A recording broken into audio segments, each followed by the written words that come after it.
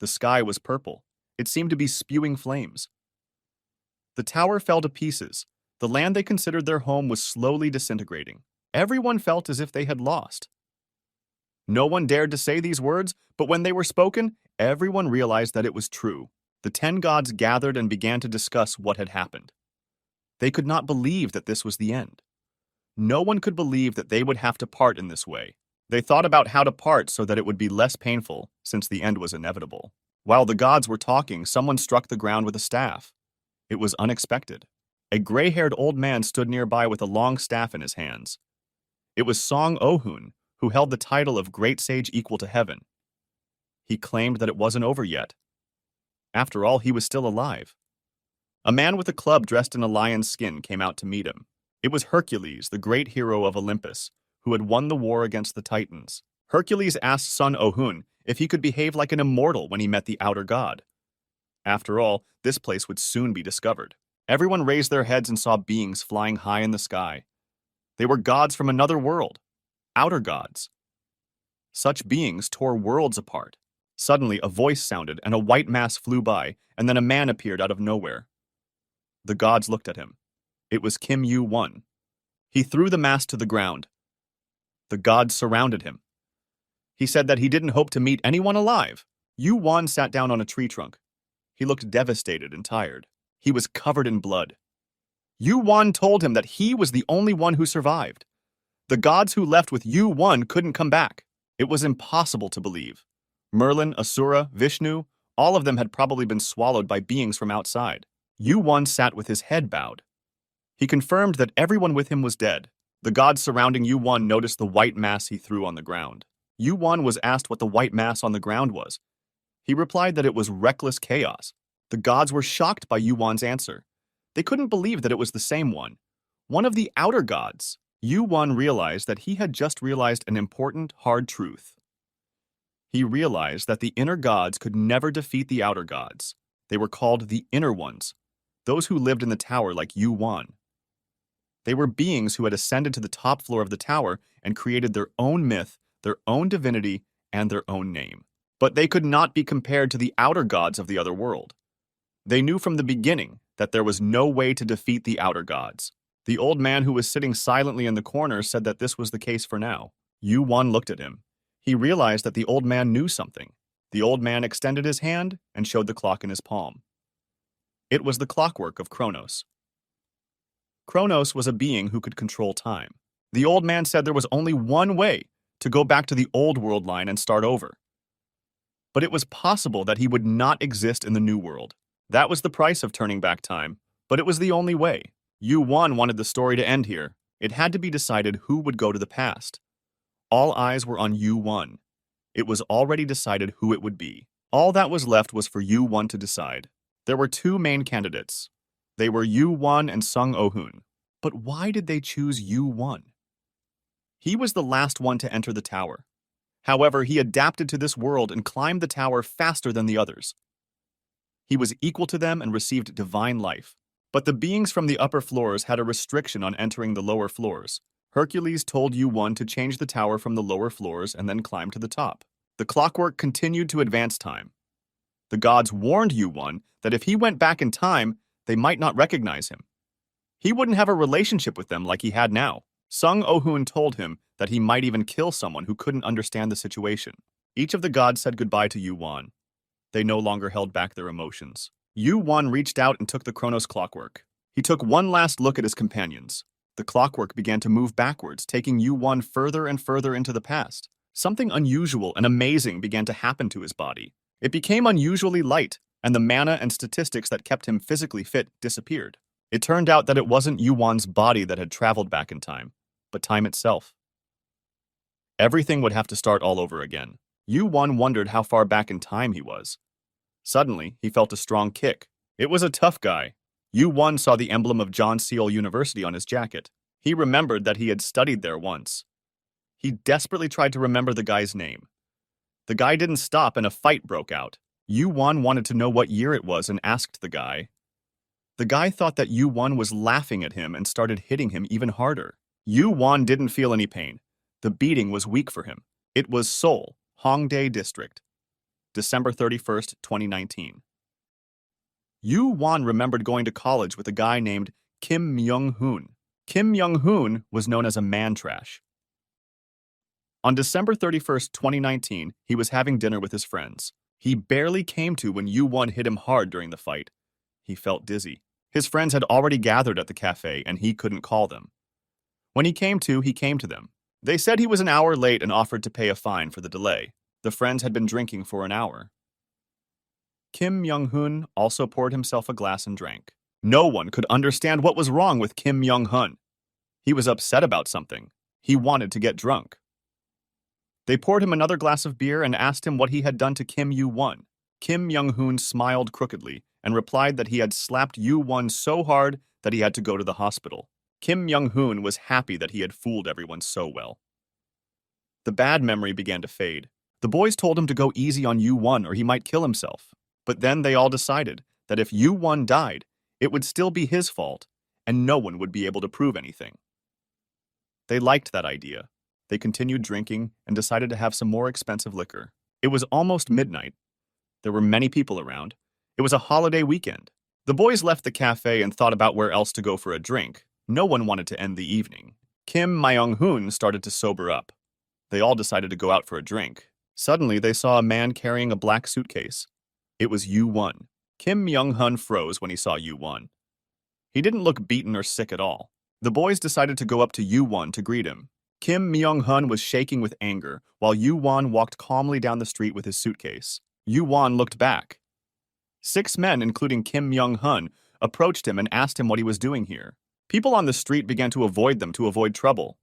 A fight could break out at any moment. Yu-won looked at his watch. It was almost midnight. He took the watch off his wrist and threw it on the ground. Yu-won said that in 3 minutes, all hell would break loose. The boys didn't understand what he meant. Kim Myung-hoon approached Yu-won in a threatening manner. A suitcase opened, and Kim Myung-hoon saw its contents. Kim Myung-hoon took a few steps back in horror. The suitcase contained knives, a machete, an axe, and a bag with unknown contents. The boys began to tell Kim Myung-hoon that he should apologize to Yu-won. After all, he was the one who drove Yu-won to the point of carrying around a suitcase full of weapons. A crowd gathered around them. Yu-won grabbed an axe. Some people started calling the police. Then he grabbed a knife. They started to calm him down and told him to drop the weapon. Yu-won took a bag from his suitcase and put it on his shoulder. There wasn't much time left. Yu-won looked around. There were enough people here. The electronic clock showed midnight without a second. It was about to start. Suddenly, there was a cracking sound. Some people fainted from the sound. The landscape around them began to change. The ground split open and plants never seen before grew out of the crack. Hundreds of thousands of people in the streets of Honda covered their ears. As soon as the horrible ringing stopped, people heard a terrible roar. The tutorial had begun. It was a zombie invasion. The more people in the area, the higher the difficulty. Since there were more people to cooperate with, there should be a large number of monsters. The tutorial was fair. Everywhere you looked, there were zombies. Soon, all the streets would be drenched in blood. Yu-won's mission wasn't much different from the previous ones. Yu-won watched in horror as people ran away from the zombies, but there was too little space on the streets to escape the zombies. There was only one way out. If you couldn't run, you had to fight. Everyone was given a weapon. Yu-won was given a simple weapon, an old knife. It was impossible to kill a zombie with this knife.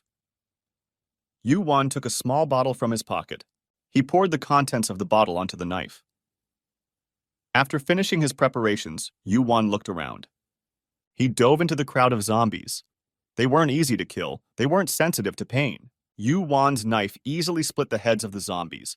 His arms and legs became stronger and stronger. His body became lighter and lighter. He was gaining experience. Yu-won's body moved faster due to the increase in strength. The zombies seemed to be slower than before. He struck one blow after another, and the zombies fell one by one. His level increased with each zombie he killed. Yu-won cut off the heads of the zombies with the speed he was capable of. People who saw Yu-won chopping off zombie heads by himself thought that the zombies were not that strong. The most fearless people also began to join the battle. Some of them would probably make it to the upper floors of the tower. After all, The rewards from the early stages of the tutorial were priceless. However, the zombies did not die as easily as before. The blades of their knives and axes had become dull. Some of the humans had been bitten by the zombies. The poison from those bites could be fatal to humans. Yu-1 noticed that the effect of the stabbing was not as strong as before. He continued to cut the zombies, but they were insensitive to pain. Yu-1 took another bottle from his bag. He smashed it with his sword. The contents of the bottle moistened the blade. Yu-1 smelled a salty odor. He remembered the distant past when he first entered the tower. One of his companions had told him that he had only survived on the first floor of the anti-zombie tower because of the salt water. Salt is the zombies' weakness. They can't stand the touch of salt and die. Again, Yu-Wan's knife started to cut the heads of the zombies thanks to the salt water he moistened the blade with. A great result was achieved. 100 zombies were destroyed in 10 minutes. Yu-1 received 3 unassigned stat points. It was incredible luck. He hadn't expected such a reward. He decided not to use them now, but to save them for later. Even though many people who had earned points were using them now to increase their strength, the streets were filled with dead zombies and humans. Yu-1 walked through the chaos. The number of zombies could increase at any moment. Yu-1 searched for the right place and thought he had found it. Kim Myung-hoon tried in vain to cut off the zombie's head. He failed, but at the same time, Yu-1 killed the zombies one by one. The zombie with its head cut off made a horrible sound. The stench of the zombies was unbearable. Kim Myung-hoon saw Yu-Wan's skill in dealing with the zombies and wished for the same weapon that Yu-1 used. After falling down, the zombie got up and attacked Kim Myung-hoon. Kim Myung-hoon and his friends were surrounded by zombies. They remembered Yu-1. They could only survive by his side. The number of zombies increased and the boys couldn't fight them off. Kim Myung-hoon rushed at one of them and swung his knife. Myung-hoon's knife broke in two. Now he had nothing to defend himself against the zombies. Meng-hong realized that the moment of his death had come. The zombies were at arm's length from Kim Myung-hoon. They were about to tear him apart with their rotten teeth. This was the end. Myung-hoon could already smell the stench coming from the zombies' disgusting mouths. Suddenly, a white powder fell from the sky. The zombies began to fall and melt. It had a salty taste. It was ordinary salt. The zombies began to fall. The levels were rising. Yu-1 climbed onto a roof and threw salt on the zombies, jumping from roof to roof. He got the last bag of salt. The zombies squirmed. Their bodies and heads began to disintegrate into pieces. The first tutorial was over. Rewards were given according to the number of enemies killed.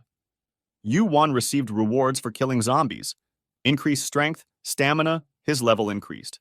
In a while, the second tutorial would start. There was no time to rest. There were many survivors. Suddenly, a voice came from somewhere. It was the voice of a real person. People began to listen to the voice. Yu-1 realized whose voice it was. The voice belonged to the lackey of the tutorial administrator. He started talking about ways to return home.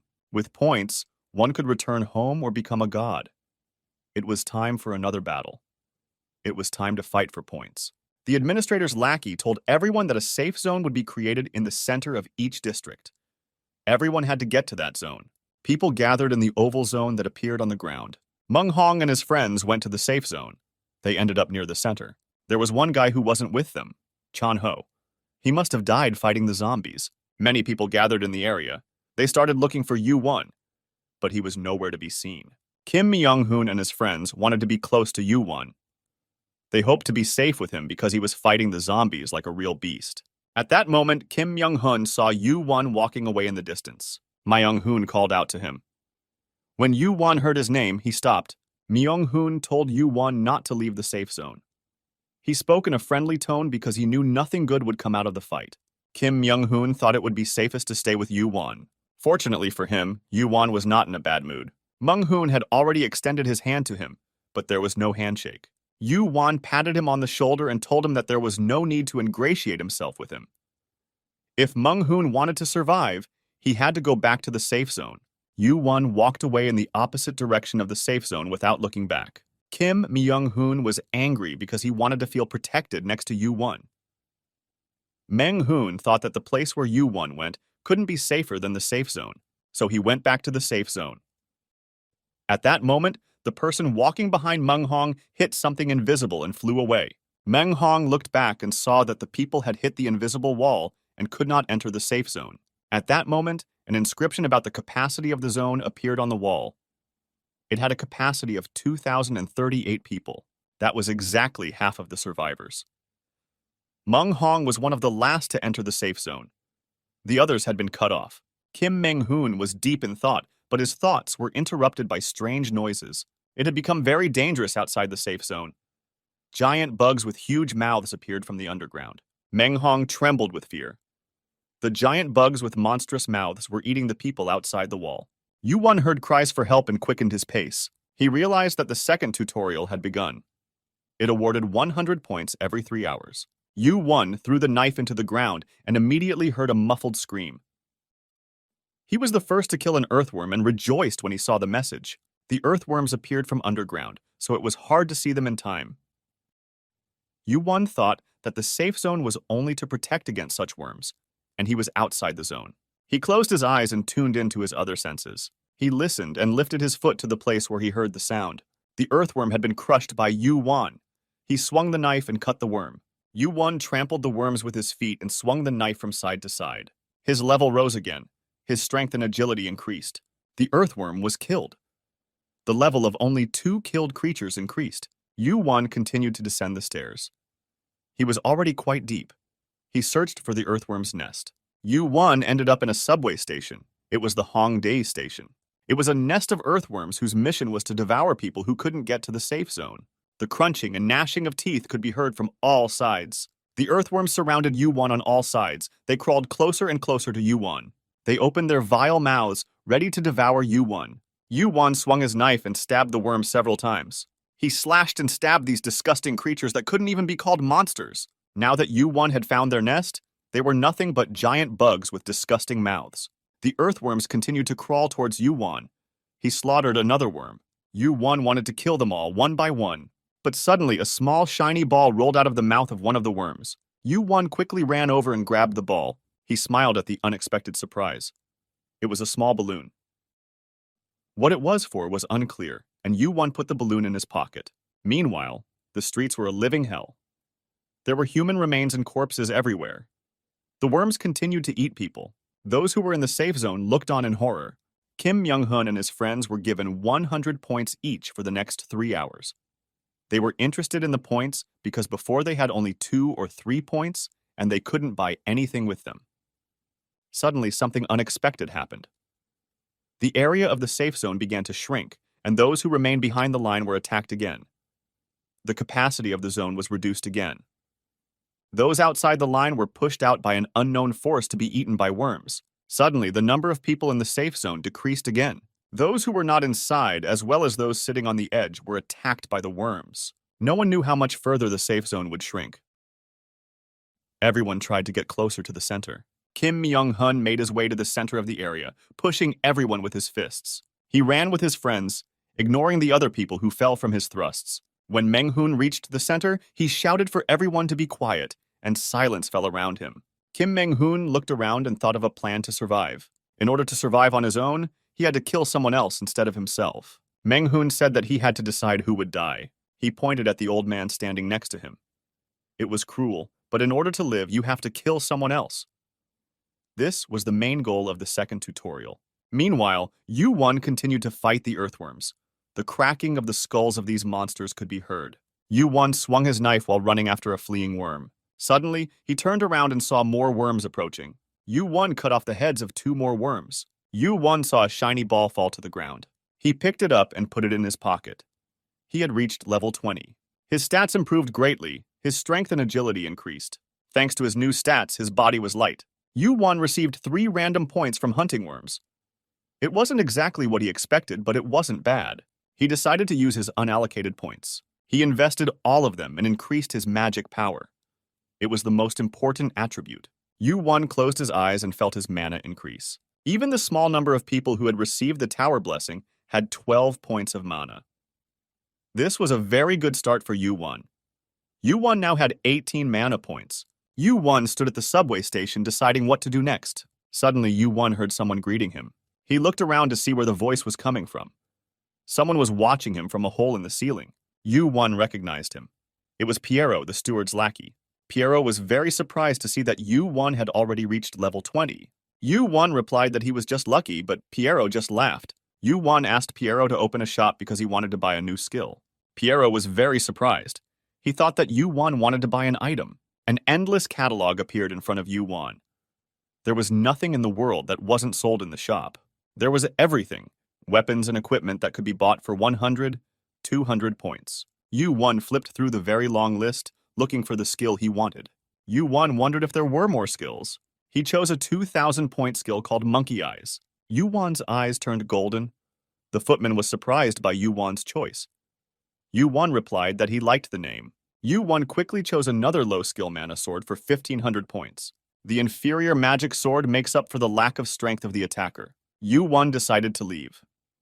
The footman wished him good luck and said that he had high hopes for him. This meant that Yu-Wan stood out from the other participants in the tutorial and was constantly being watched. Yu-Wan thought that he was legitimately successful and didn't care if he was being watched or not. The only thing he was worried about was the return. The clockwork mechanism for the return was created by Kronos. He was the being who had fought against the outer gods, whose attack had caused the destruction of the tower. Yu-Wan knew that he now had monkey eyes that expanded his field of vision and enhanced all 5 senses. As he walked deep into the station, he saw a large group of earthworms. There was one giant worm that was many times larger than normal earthworms. It was feasting on the human bodies brought to it by other earthworms. It was the mother of earthworms. She carried many eggs from which the earthworms would hatch. They brought food for her. The earthworm mother walked toward Yu-Wan. Yu-Wan drew his inferior magic sword. The speed at which the mother worm was crawling towards Yu-Wan was senseless. She wanted to swallow him with one bite. Yu-Wan swung his sword at its head. The mother worm howled in pain. Yu-Wan thought that the mother of worms was not like a monster that devoured people. The mother of worms was very attached to her children, but she didn't have much of a brain either. Clumsily, she turned around and crushed them with her body. Yu-Wan took advantage of this moment and climbed onto her back. When she felt someone on her back, she turned around and exposed her weak spot. The blue light of Yu-Wan's machete shone brightly. At that moment, Yu-Wan's axe and machete pierced the mother of worm's abdomen. As long as her stomach was open, this was Yu-Wan's chance. Yu-Wan swung his weapon ruthlessly, and a fountain of blood erupted from the mother of worm's stomach.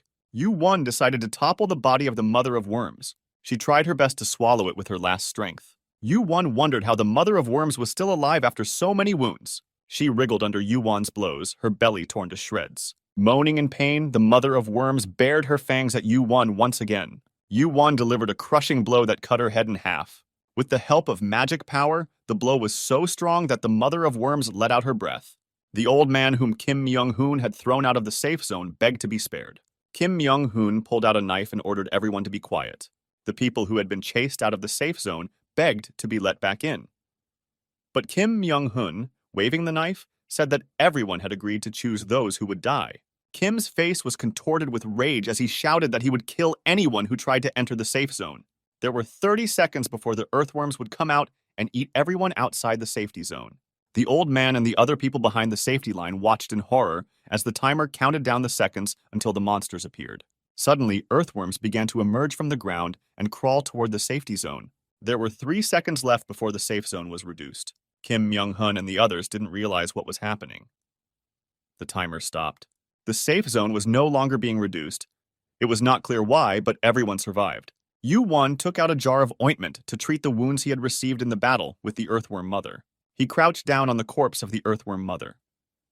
There were mountains of earthworm corpses all around. Yu-Wan saw the administrator's lackey approaching him. The lackey was very surprised that an ordinary person had come here in only 2 tutorials. Yu-Wan sat for 30 minutes. The lackey should have come sooner. Yu-Wan had a reward for killing the mother of worms, and the tutorial administrators were discussing what to offer Yu-Wan. The administrator's job was to manage the tutorials. They rewarded or punished people who passed the tutorials. In the tutorial system, there was no reward for killing the mother worm, but the lackey agreed to give Yu-Wan a reward. He offered him a choice of 3 rewards. The first was the right to go directly to the 5th tutorial, which would contain the rewards and information for the 3rd and 4th tutorials. The second was points. Points are money, and money is power. The 3rd reward was a link to Olympus. The lackey said that the tutorial was the starting point of this world. Olympus is one of the authorities in the tower. If you get her support, you can be safe in the tower. Yu-Wan chose the second point. The lackey couldn't believe that Yu-Won gave up Olympus's support. He suggested that Yu-Won choose again. Yu-Won thanked the footman and refused. But seeing how nervous the lackey was, Yu-Won thought of a way to use his points. Yu-Won asked for an appointment with the administrator, which was worth 1,000 points. Suddenly, the subway station shook. It seemed like the world was falling apart. The administrator agreed to meet with Yu-Won. Yu-Won decided to meet the administrator for the sake of his future goal. The administrator was surprised by such a request. It was possible to meet him in the tower, but not here in the tutorial, especially for only 1,000 points. The administrator went to see Yu-Won. He had a lot of questions for this guy who knew about his existence from somewhere. He asked Yu-Won if it was true that he had killed 1,000 zombies in the first tutorial. The administrator told Yu-Won that he had heard a lot about him. The lackey told the administrator that Yu-Won killed over 1,000 zombies during the first tutorial. The administrator asked Yu-Won how he knew he existed, and how he knew how to ask for a private conversation with the administrator. The footman signaled Yu-Won not to tell the administrator about Olympus. Yu-Won knew that all the information about the tutorial was for the participant to find out on his own without the help of the administrator. The administrator had the ability to distinguish truth from lies in all words spoken. Yu-Won said that there was an intervention, that he was helped by Lucky. The administrator realized that Yu-Won was not lying to him. Yu-Won told the administrator that Lucky contacted Olympus because Lucky offered sponsorship from Olympus as a reward. Lucky tried to tell the administrator that he had said nothing of the sort, but the administrator was furious. The administrator swung his hand, and the footman's body shattered. The administrator shook the drops of the footman's blood from his hand. The administrator thanked Yu-Won for getting rid of the traitorous footman with his help. He said that all the achievements of the participants should be compensated with a reward proportional to the merit. Yu-Won said that he spent all his points to summon the administrator, and with his help, the administrator got rid of the traitor. When the administrator heard Yu-Won's words, he couldn't say anything and laughed. He stroked his beard and said that Yu-Won was right again, and that he was the first member to kill Lucky. He sat on the floor, crossed his legs, and thought about it. He offered Yu-Won a reward for his incredible achievement. The administrator extended his hand to Yu-Won. Touching hands was a common method of bargaining in the tutorials. It was a magic hand. This ability could come in handy for Yu-Won. Not understanding his intention, Yu-Won grabbed the administrator's outstretched hand. At that moment, Yu-Won had received the Mana Master skill. Yu-Won's magic power increased by 5 points. A blue light surrounded his body. The administrator smiled and asked Yu-Won if he liked this reward. He said that it was time for him to go back and teach the delinquent lace-davers a lesson. The administrator told Yu-Won that they would meet again after the third tutorial. The interior of the station rumbled again. With the same sound, the administrator tore the fabric of space and disappeared. Yu-Won looked at his hand. His Mana Master skill and S+ level had appeared. He felt the magic power in his hand. This was the strongest skill that determined who was strong or weak. To control mana, one had to learn it. A blue ball appeared in his hand, and it kept changing. This was proof that he couldn't control mana yet. Yu-Won looked at the ball in his hand. It couldn't maintain the right shape yet, but it was undoubtedly an explosion of mana. For the art of controlling mana, the magic power index should be 40. Yu-Won's magic power index barely reached 26. Yu-Won began to practice his magic power. The power within him exploded, damaging the ground. Yu-Won realized that he still didn't have full mana mastery, but it was already much better. When Yu-Won received his reward, there were almost 14 hours left to complete the second tutorial. His goal was to regain the power he had before the time rewind. The earthworms weren't just in the subway station, they inhabited every subway room. Yu-Won cleared one passage after another. He had no choice, as the earthworms were the only monsters in the second tutorial. There were 10 minutes left before the end of the second tutorial. The people gathered in the safe zone discussed whether there would be a third or fourth tutorial. Yu-Won decided to return to the surface. He saw a safe zone in the distance. Inside the circle, the people were still arguing. They wanted to split into two groups, those who accepted this world and those who didn't. It was a confrontation between the strong and the weak. Kim Myung-hun had already gathered a group of people to rob shops and restaurants to get more food so that they wouldn't starve. Those who were destined to die would meet their end. Those who were destined to live would survive. This was the basic rule of the second tutorial. Suddenly, they noticed a man walking down the street toward the safe zone. People were surprised to see a daredevil or crazy person walking outside the safe zone. It was Yu-Won. Suddenly, the ground shifted behind him. It was earthworms. One of them jumped out to bite Yu-Won. It had already opened its mouth.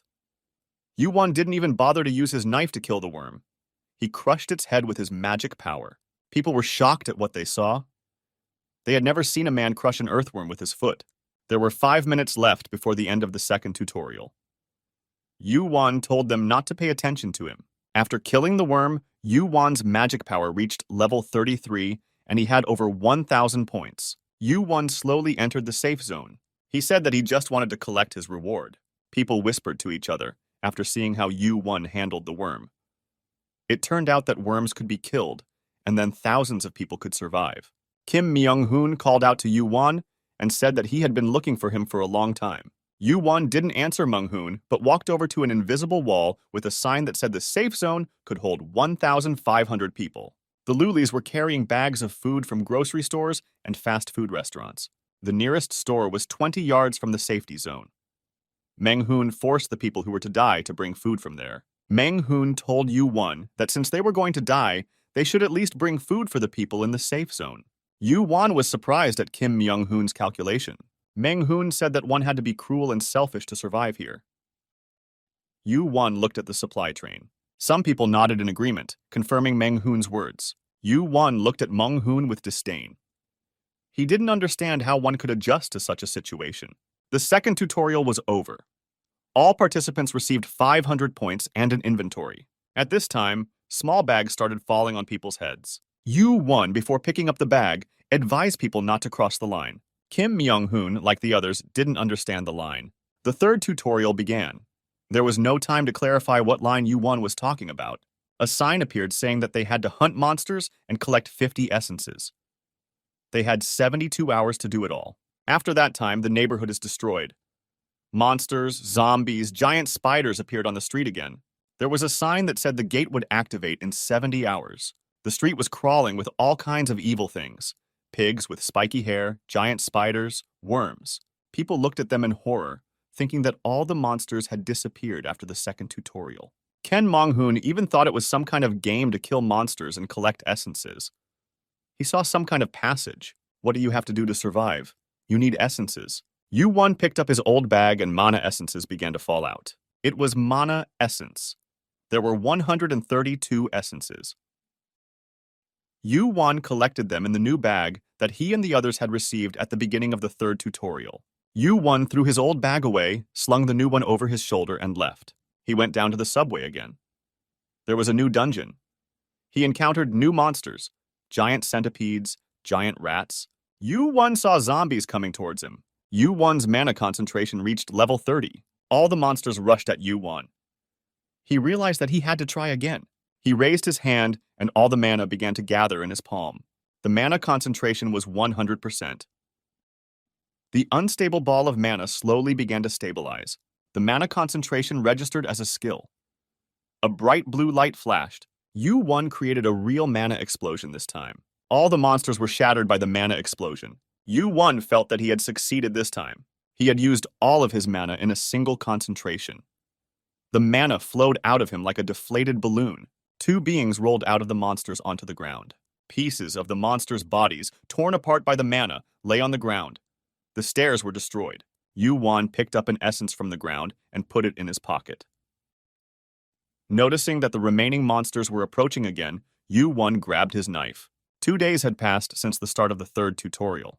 2 guys and a girl entered the subway station. They wanted to hide from the monsters here, since 400 of the 1,400 people outside were still alive. With them was a girl named Im-ju Yeon. All 3 of them were very hungry.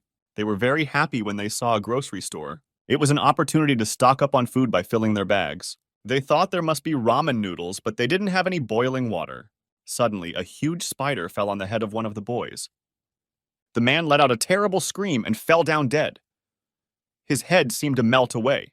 The boy and girl watched in horror. One by one, monsters man-eating rats, zombies, and giant spiders emerged from the cellar. The girl pulled out a knife from somewhere, and the guy swung a hammer, but there were too many monsters.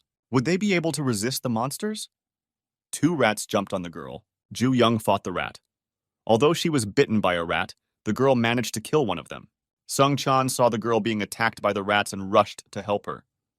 2 against 6 monsters, it was an unequal battle. If only there were 3 of them. But her companion was killed. Another rat attacked the girl. While she was fighting the rat, Songchan saw a zombie approaching. Its head was very close, and a terrible stench came out of its mouth. Songchan let out a terrible scream as he was bitten by the zombie. The guy was already being attacked by 3 monsters, a spider, a zombie, and a rat. At that moment, one of the rats jumped right into Ju Young's face. She desperately wanted to survive, but she would die from the cannibal rat's teeth. At that moment, something flew through the air and the ogre rat's body exploded. The girl was covered in the rat's blood, but she couldn't understand what had happened. Yu-Won came out of the shop holding a glass and said that they woke him up. Ju Young's eyes widened in surprise. She couldn't understand how it was possible to kill such horrible monsters with a glass. Yu-Won had a can of soda from the store. He felt his power activated, his senses sharpened. He raised his hand and threw the can with all his might. Then he threw the second can. The zombie that was biting the man lost its head. Another tin flew into the head of a moss spider. Another spider was crushed by Yu-Won's boot. Ju Young stared at the tin, speechless. She could not even express her gratitude to her savior.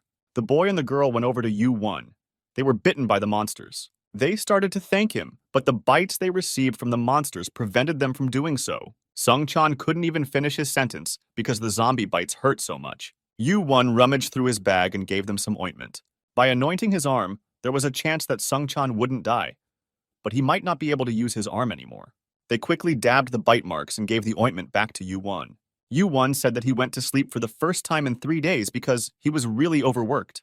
He used a powder that removes all odors, and the monsters that hunt their prey by smell couldn't find him. Yu-Won turned around and started to leave, but the girl asked him if he hunts here all the time. Yu-Won joked that he has a rest area and a cafe here, and his hunting grounds are somewhere else. Ju Young and Sung-chan followed Yu-Won's lead. Yu-Won said that there was another dungeon 1 floor down. He asked them why they came here if they knew it was dangerous. The girl replied that it was chaos upstairs. Everyone is fighting over essences. People are killing each other over tiny balls. Yu-Won assumed that the guy and the girl were being attacked up there, so they ran away. But here in the dungeon, they almost died, but survived thanks to Yu-Won.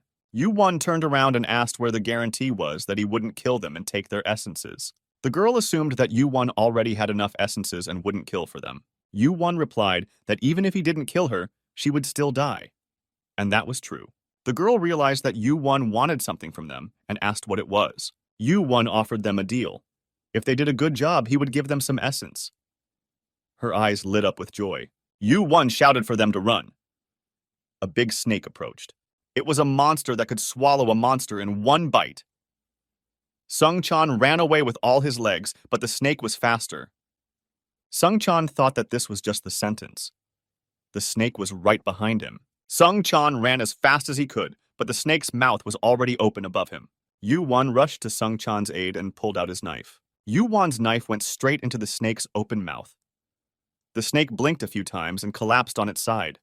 Its blood splattered everywhere. Suddenly, Yu-Won saw a 2-meter-tall red lizard. It was heading straight for Yu-Won.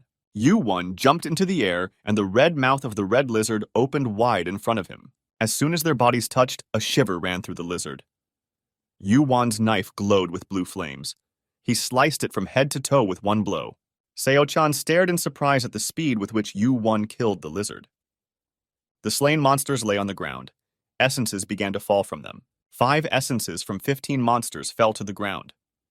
If Yu-Won had hunted upstairs, he would have earned much less. Yu-Won quickly collected the falling essences. The last monster dropped another essence. In 2 hours of hunting, they had collected 50 essences. Yu-Won quickly picked up the last essence and put it in his bag. Sung-chan looked at Yu-Won and thought that he was superhuman for killing monsters so easily. Yu-Won gave an essence to Sung-chan.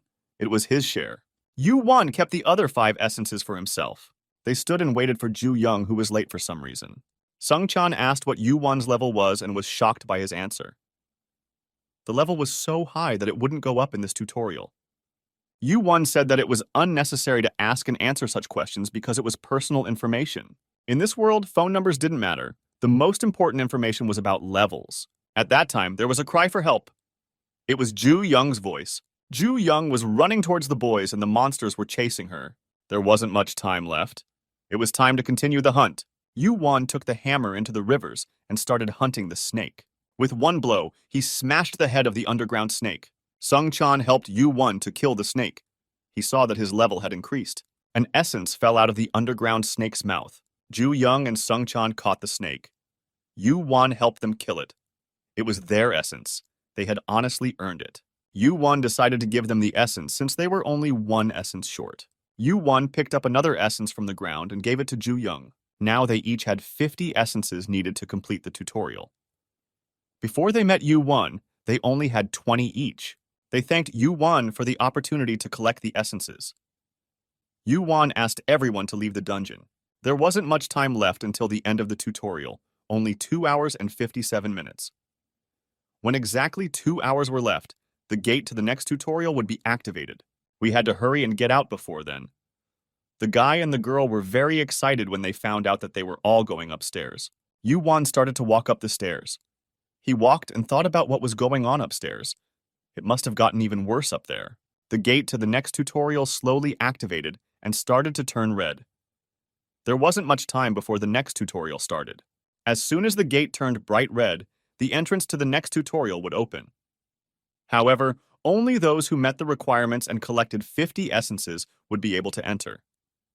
Everyone stood there as if nothing had happened, but everyone had a knife hidden behind their backs. Those who lacked essences hoped to take them from others, even if they had to kill. A large number of people gathered in the center of the safe zone.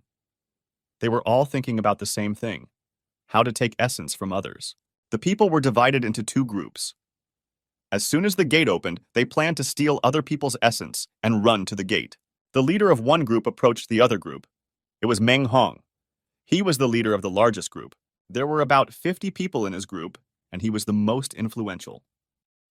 He told the leader of the second group that a bloodbath was about to begin. Meng Hong asked the leader of the second group how much essence they all had. The leader of the smaller group replied that they had 800 entities. Meng Hong replied that his group needed 700 more. This was a lot, but Meng Hong said he would only give him 400, and then there would be no conflict between them. The conflict was about to begin, but at that moment, someone entered the safe zone. It was a man carrying a large box. It was Yu-won. His appearance silenced everyone. The first person to greet Yu-won upon his return was Meng-hoon. Yu-won went to the center and put the box on the ground. Meng-hoon asked Yu-won where he had been for so long. Inside the box that Yu-won put on the ground were a huge number of beings. Meng-hoon went over to Yu-won and greeted him. He was curious about how many essences Yu-won had collected, so he asked Yu-won. Meng-hoon's face was distorted with anger. He couldn't understand how Yu-won could collect so many essences. There were 50 people behind Meng Hong's back, and they were all dreaming of getting essences. No matter how strong Yu-won was, he couldn't handle such a crowd on his own. Yu-won told Meng Hong to look down. Out of nowhere, a line appeared. Yu-won said that he didn't need any more entities because he had too many. People started shouting at him to give them the essences. Everyone wanted more essences. A circle formed around Yu-won, and a line was drawn around him. Yu-won said that he was willing to sell the essences for 100 points each, but only those who wanted to buy the essences could enter the circle. People were upset because 100 points was a high price. Not many people had the 100 points. Meng Hong and his group approached Yu-won. Their attitude was aggressive. Meng Hong asked what would happen if he didn't have 100 points. Yu-won replied that it was a voluntary matter, and he didn't force anyone to buy the essences. Most people didn't have enough points. They used up their points in the third tutorial. Yu-won said that they could sell their items to Lakai in the store. However, they would have to pay in advance. People were surprised that it was possible to sell their things and get points. None of them had thought of this before. Meng Hong was furious. He told Yu-won that Yu-won probably stole those essences from someone and now wanted to sell them. But then Ju-young and her friend ran up to them. They recognized Meng-hoon because he was the one they escaped from in the dungeon, and he was the one who killed their comrade. The 50 men approached Yu-won. They surrounded him, Ju-young-sai and Sung-chan. Meng Hong thought that no matter how good Yu-won was with the knife, he wouldn't be able to do anything on his own. Meng Hong ordered his men to kill all 3 of them. The men swung their knives at Yu-won, but they forgot what he had warned them about. There was a line on the ground that could be crossed with Yu-won's permission to buy essences. The people ran with the intention of killing Yu-won and the 2 with him and taking their essences. Yu-won got up from his seat. He said that they had forgotten the trait. Meng-hoon just laughed. His men crossed the boundary. They swung their knives and tried to reach Yu-won. Suddenly, something unexpected happened. All those who crossed the border were beheaded. A fountain of blood erupted. Yu-won stood up and activated his lower sword. Others rushed at him, waving their knives and trying to kill Yu-won. Meng-hun shouted at them to kill Yu-won once and for all. As long as these people didn't cross the line, they were alive. But as soon as they crossed the line, Yu-won's sword hit them. This was enough to scare the others, including Meng Hong. Meng Hong gritted his teeth in anger. How could so many people, including him, be intimidated? He shouted again with all his might, calling for his men to massacre Yu-won while he himself rushed to escape. Yu-won caught up with Meng-hun with a jump. Yu-won swung his sword and Meng-hun's head rolled on the ground, bleeding. The moment his head was severed, his essence bag disappeared. Meng-hun's men started to hesitate. They realized that they wouldn't be able to defeat Yu-won. Yu-won took the essence bag. There was chaos in the circle. Yu-won took the box out of the circle and said that it was possible to get the essence under the same conditions as before. People began to approach Yu-won. They wondered how he could handle so many people by himself. There wasn't much time left. Suddenly, a man approached him and said that he wanted to buy an essence. The other man offered Lucky his sword, for which he had received 500 points to buy the essences. Meanwhile, the gate was getting more and more red. The man asked Yu-won for 7 essences and gave him 700 points. He held out his hand for a handshake because that was how points were transferred. Yu-won received 700 points from the handshake. People realized that you could just buy an essence and enter the gate to go to the next level. The person who had already bought an essence from Yu-won went to the gate. Lackeys appeared, who took back to the store things that people had bought before. The lackeys were doing business at people's expense, buying from them cheaply what they had sold to them at the beginning of the tutorial. And people kept coming up to Yu-won and buying essences from him, paying with handshakes. Yu-won received another 100 points from the man who bought 10 entities from him. Yu-won had sold 160000 points worth of essences. He thought that this amount was enough. Ju Young, who was standing nearby, asked him if he was going to leave.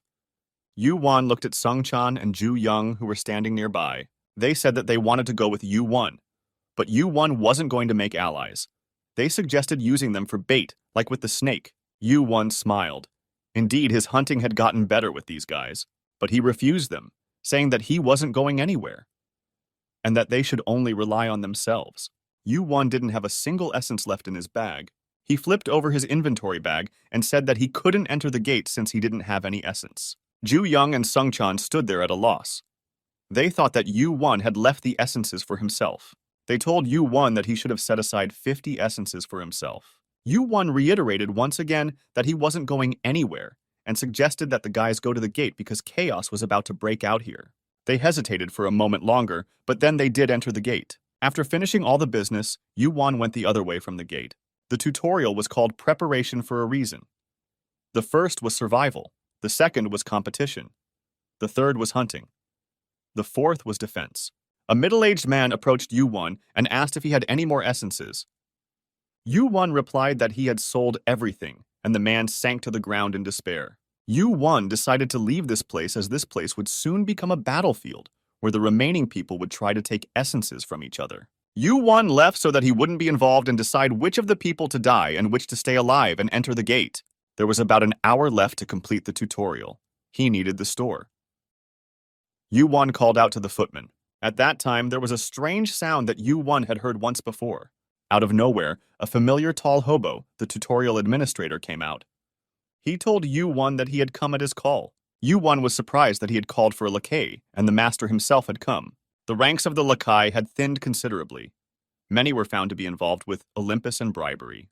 The administrator told Yu-won that many lackey were in this sector because of him, and so progress in other sectors had slowed.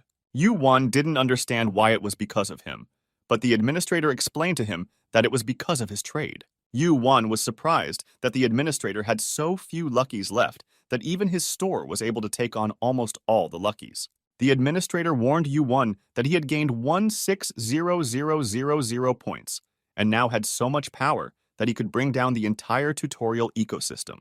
Yu-won replied that this is exactly what he wants and is moving in that direction, and that he wants to use the store.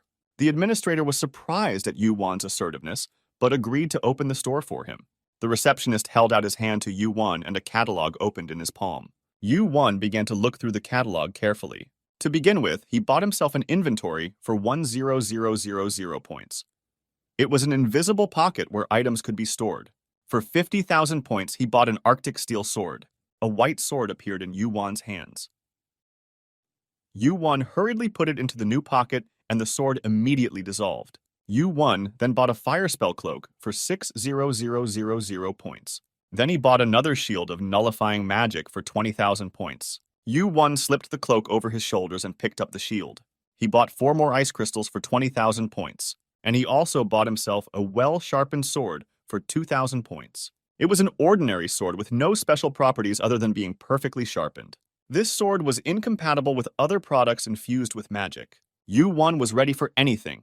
No human would be able to touch him now. Suddenly, there was a ticking sound. There were only 10 seconds left. Yuwan looked up and saw the timer that was counting down the last few moments. The 4th tutorial had begun. The 4th tutorial was starting. Everything had changed around them. The monsters and bizarre plants had disappeared. But most of all, the sky had changed. A huge invisible barrier separated the sectors. The destruction of the neighborhood began. The sky turned scarlet in color and the temperature suddenly rose dramatically. Yuwan walked down the street. He wasn't too hot thanks to the robe he was wearing. His robe was made of a special material. It had an increased resistance to fire. Yuwan was getting hotter and hotter. He wrapped himself tightly in the robe to protect his body from the fire. Yuwan heard screaming and crying somewhere nearby. It was the 3 survivors who were dying from the heat. Yuwan approached them, and they were very surprised to see Yuwan here. They thought that he had crossed the gate with the others. Yuwan looked at their faces. They were dousing themselves with sweat, their bodies unable to cope with the heat. The ground was heated to the extreme. It trembled and began to crack. Flames began to rise from the cracks. The temperature began to rise rapidly. The 3 begged Yuwan to save them. Yuwan thought of the ice crystals from his inventory. But suddenly, the man, followed by the woman, burst into flames and burned. It was already too late. Everything was on fire. There was nowhere to run. Suddenly, there was a sign that 176 giant appeared. Yuwan looked into the distance. He saw the world changed in an instant. From a crack in the ground, a long, skinny arm appeared. It was burning. It had no skin on it, only bones. The owner of the hand climbed out of the ground. It was a skeleton. Its clothes were made of flames. It was a demon named Skull. He held a torch in his hand. Along with the flames, hundreds of thousands of skulls began to pop out of the ground. Yuwan looked at the size of the demon horde and was horrified. There were so many of them. These demons were not full-fledged demons. Rather, they were the servants of the demon. There was a rumbling sound, and all the skulls bowed their heads. Something appeared. It was a Sarutra low-grade demon that appeared. Yuwan remembered him. It was indeed a 176 giant, but in the previous time, it was the size of a mountain. Right now, it was the size of a large house. A giant hand made up of flames appeared from the ground. Sarutra had a skull-shaped face and a body as red as magma. In his hands, he held a flaming sword. He was Sarutra's 176th child, one of the weakest. Sarutra lowered his head and noticed Yuwan. When Sarutra looked at Yuwan carefully, he was surprised that Yuwan had eyes like the monkey from Huagu Mountain. Sarutra was smiling devilishly. He was most likely reminiscing about the old days. The ground rose up, forming a gigantic fiery throne. Sarutra sat on it and looked at Yuwan. All the skulls that were standing nearby and watching began to approach Yuwan. Once they were close enough, Yuwan slashed one of them in the head with his well-sharpened steel sword. At the same time, there was an explosion as Skull's body exploded. Sarutra praised Yuwan, who had split the skull with a single blow. The smoke from the explosion cleared, and Yuwan emerged from the black cloud, unharmed. It was the robe that protected Yuwan from the explosion. This meant that demons like Skull couldn't harm Yuwan. Yuwan told Sarutra that he was well prepared to fight back. Sarutra smirked back and asked Yuwan how he was going to get to him. Yuwan laughed and said that Sarutra couldn't get up from his seat because his ass was too heavy. Yuwan decided it was time to take action. He jumped to the center of the crowd and turned sharply. The sharp turn created momentum on the end of his sword, and Yuwan swung it. Yuwan shattered 6 skulls in an instant and raised his level. Explosions rang out again, and a cloud of thick smoke enveloped Yuwan. Yuwan decided to use the inventory he had bought for this purpose, as the explosions were too strong. He jumped out of the smoke while holding the magic nullification shield in his hands. Fortunately, the skull's explosions didn't prove to be that dangerous to Yuan. The shield and mantle protected him reliably. Yuan's agility, stamina, and physique increased by 1 level again. Despite the robe, Yuan was still hot because he had been breathing hot air for 2 hours. Although exploding skulls are not very painful because there were so many of them, Yuan's body overheated and ached. To protect himself, Yuan had to use too much magic power. For a long battle, this method was not suitable. In the past 2 hours, Yuan had killed over 1,000 skulls. Now he decided to call out to Suruta. Yuan told him to stop sending his skulls to fight and go out on his own. After Yuan said that, the ground trembled. Suruta finally stopped resting his chin in his hand and stood up. Suruta told Yuan that he had a good chance of going up to the tower and becoming a ranker. Yuan replied that he has a different goal. He is going to defeat Suruta. Suruta, hearing what he said, laughed loudly in response. He raised his sword to the sky. Yuan looked at the sword and thought that it had already gotten very hot being next to Suruta. Suruta's sword was hot enough to burn everything around it to the ground. When Suruta's sword began to descend, Yuan thought that this was the end. His shield gave many cracks. The shield broke and the sword fell right on top of Yuan, crushing him to the ground. Unable to withstand the pressure, the ground failed and a huge hole formed in the center of the Honda. But Yuan still had his monkey eyes. Suruta looked down into the hole. Fire was blazing from there. Suruta pondered while looking into the middle of the crater. Suruta thought, what did Yuan do this on purpose? Why did Yuan take the attack instead of dodging it? Of course, Yuan didn't fall under the ground because he was weak. He did it on purpose. For such an act, Yuan had his own reasons. Suddenly, Suruta saw something that really surprised him. Yuan was slowly walking outward from the fire pit. It was the Kinta 1 cloud, capable of striking lightning and reaching the end of the universe in an instant. Yuan's magic power appeared boundless. It was now impossible to fight him. But most importantly, his eyes turned scarlet. In his eyes, everything looked new now. His monkey eyes had evolved and became 1 level higher. Yuan's eyes had become flame eyes. The only way to get flame eyes was to swallow the demon's fire. They can tell the difference between truth and lies, good and evil. They have a strong resistance to fire. When Yuan came out of the fire pit, his body was covered in burns. Yuan stuck his hand into his invisible pocket and took out a sword and an ice crystal. He swallowed the crystal, the burns began to calm down and the temperature began to drop. The ice aura that had penetrated his body collided with the fire aura that had accumulated in Yuan's body, and they neutralized each other. Yuan swallowed 2 ice crystals and he was beginning to freeze. His body temperature was dropping drastically. It was an energy completely opposite to Suruta's energy. Yuan began to exhale the frost. Although he was still surrounded by a sea of fire, Yuan no longer felt hot. This was thanks to the swallowed ice crystals and the Arctic steel sword, which possessed a powerful ice aura. Suruta's flames were gradually being absorbed by the cold. The temperature was steadily decreasing. Suruta realized that the aura emanating from Yuan and the sword could destroy him. Suddenly, a huge flame engulfed Yuan. But instead of dodging, he struck the flames with his sword. Flaming eyes, ice crystals, and the Arctic steel sword helped Yuan break through Suruta's flames. Yuan cut his way through the flames and came very close to the demon. He landed a blow on Suruta's torso. At this time, the Flame Eyes skill triggered and predicted the outcome of the fight to Yuan. Suruta's body slowly turned black. Suddenly, a scarlet-black infernal flame burst out from his hand.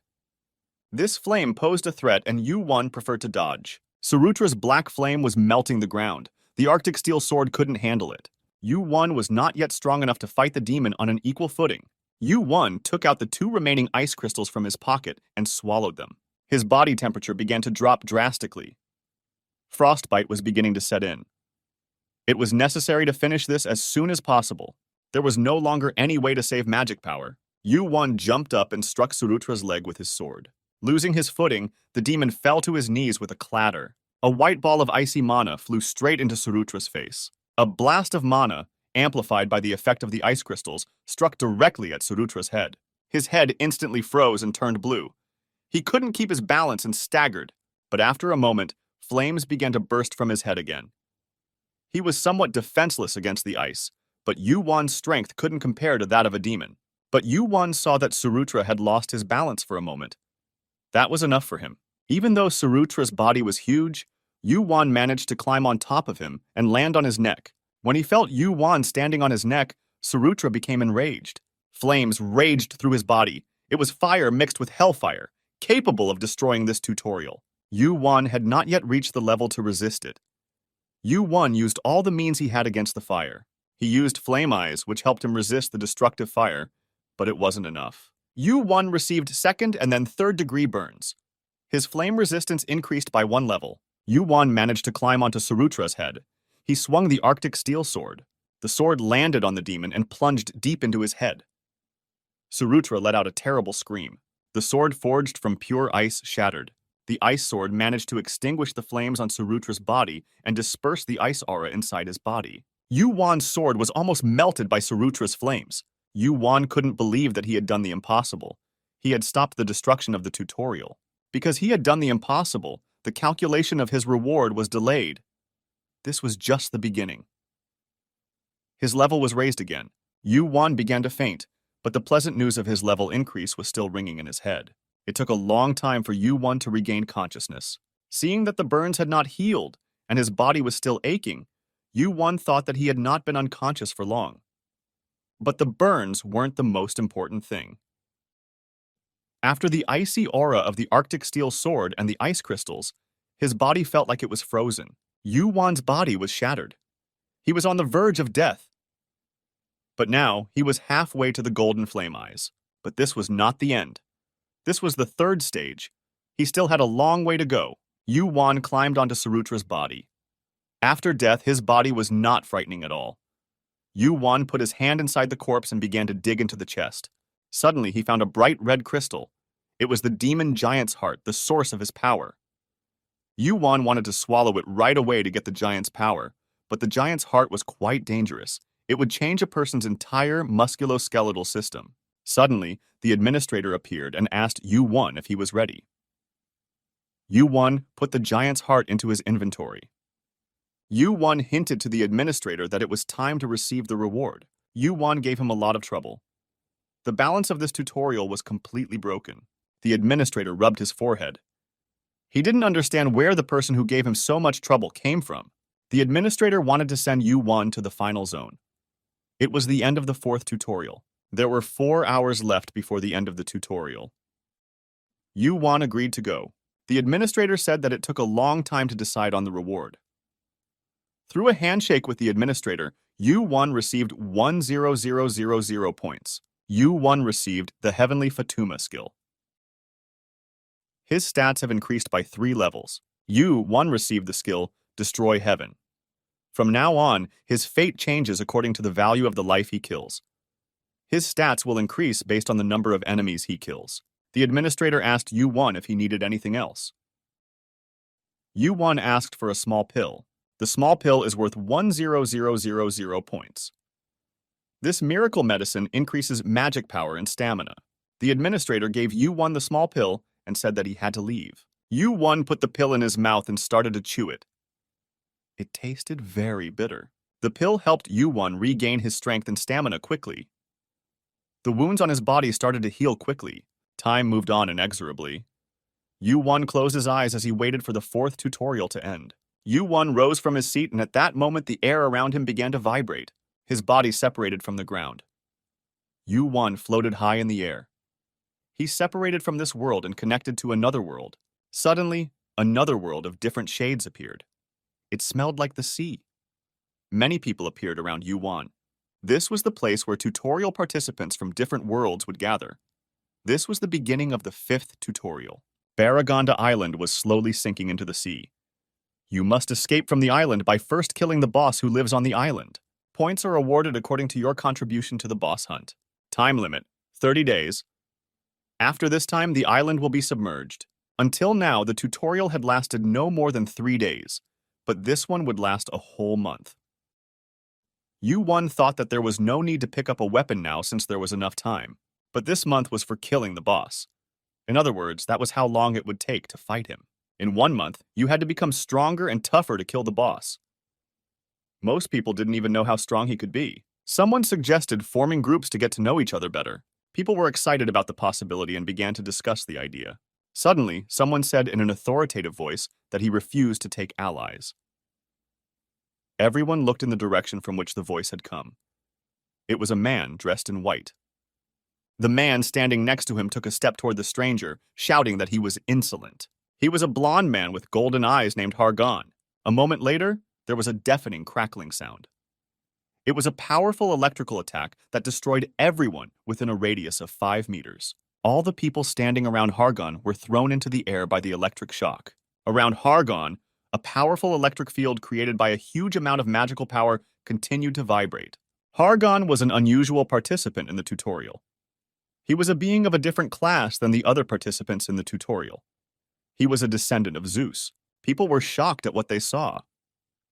Hargon possessed magical abilities that were impossible for an ordinary person.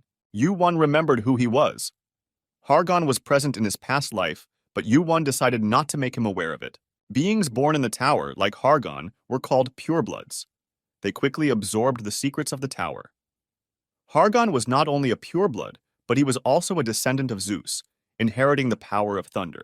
He was the one who'd done the most to defeat the boss in Yu-Won's past life.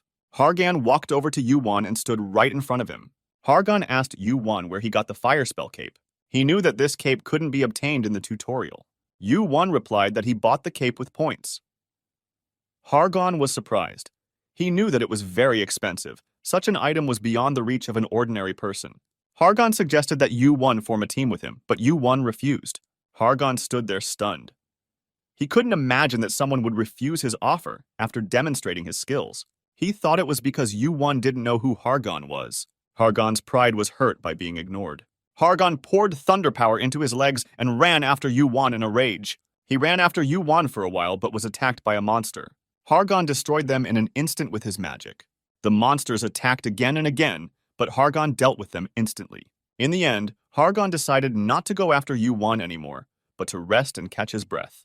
The distance between them had grown so much that Hargon could no longer see Yu-Won. So far away had he run. Hargon was stunned. He ran as hard as he could, but he couldn't catch up with Yu-Won. This meant that Yu-Won was running with the power of his indicators. Hargon smiled and let out an electric current. He thought that he definitely wouldn't get bored.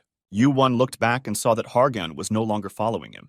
He decided to stop. Hargon's advantage seemed to be brute force with electrical abilities rather than running speed. Yu-Won realized that the balance of the 5th tutorial was completely out of whack. And it wasn't just him.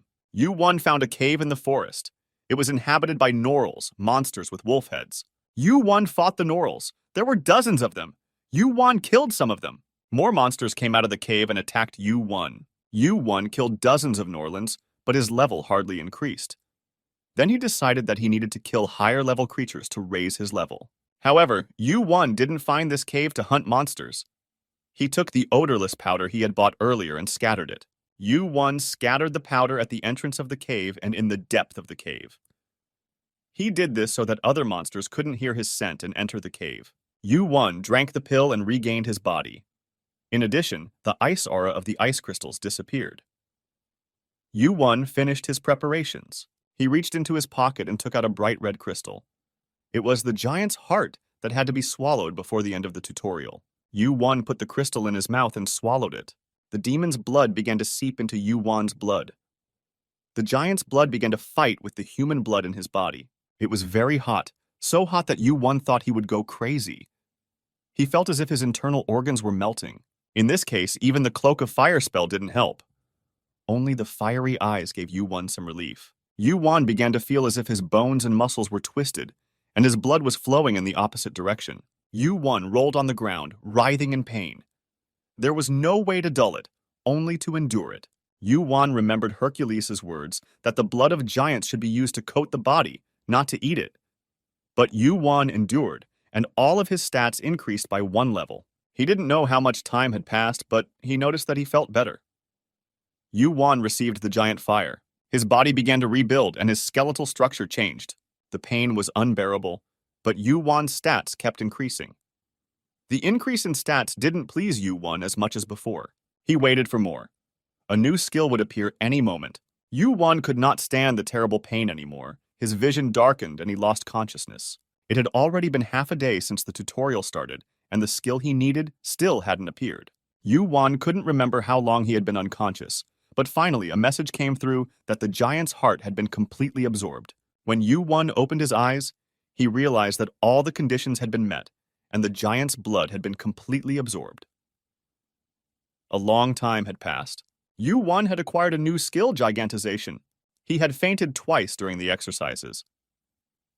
Looking at his watch, Yu Wan realized that he had spent about half a day unconscious. He had to finish this as soon as possible.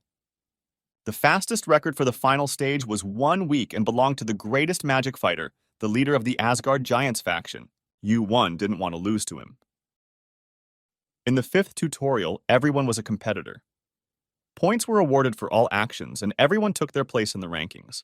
Hargon was in first place, followed by Yolcha in second, then Paladinte. In fourth place was Lee Sung-yoon. Yu Wan wasn't even on the list. The siblings Elidor and Paladinte, both ranked from a world of advanced magic and swordsmanship. Yolcha was second on the list. Yu Wan had never heard of her before. Fourth on the list was Lee Sung-yoon, who, judging by his name, was from the same world as Yu Wan. Yu Wan decided not to think about them anymore because he didn't want to team up with any of them. Yu Wan carefully checked his condition and noticed that the effect of absorbing the giant heart was a significant increase in strength and agility. As for giant fire, the new skill he had acquired, the skill was at level 0. Yu Wan stepped out of the cave. The sun was directly above him. He closed his eyes against the bright light, which seemed even brighter after being in darkness for so long. Yu Wan activated the flame eyes and began to look at the forest. He began to see what was previously invisible. With Yu Wan's will, the flame eyes could make visible what could not be seen before. Yu Wan walked forward and saw a horde of monsters with pig heads and green skin. They were orcs. The orcs noticed Yu Wan. They decided that he was a good prey for them.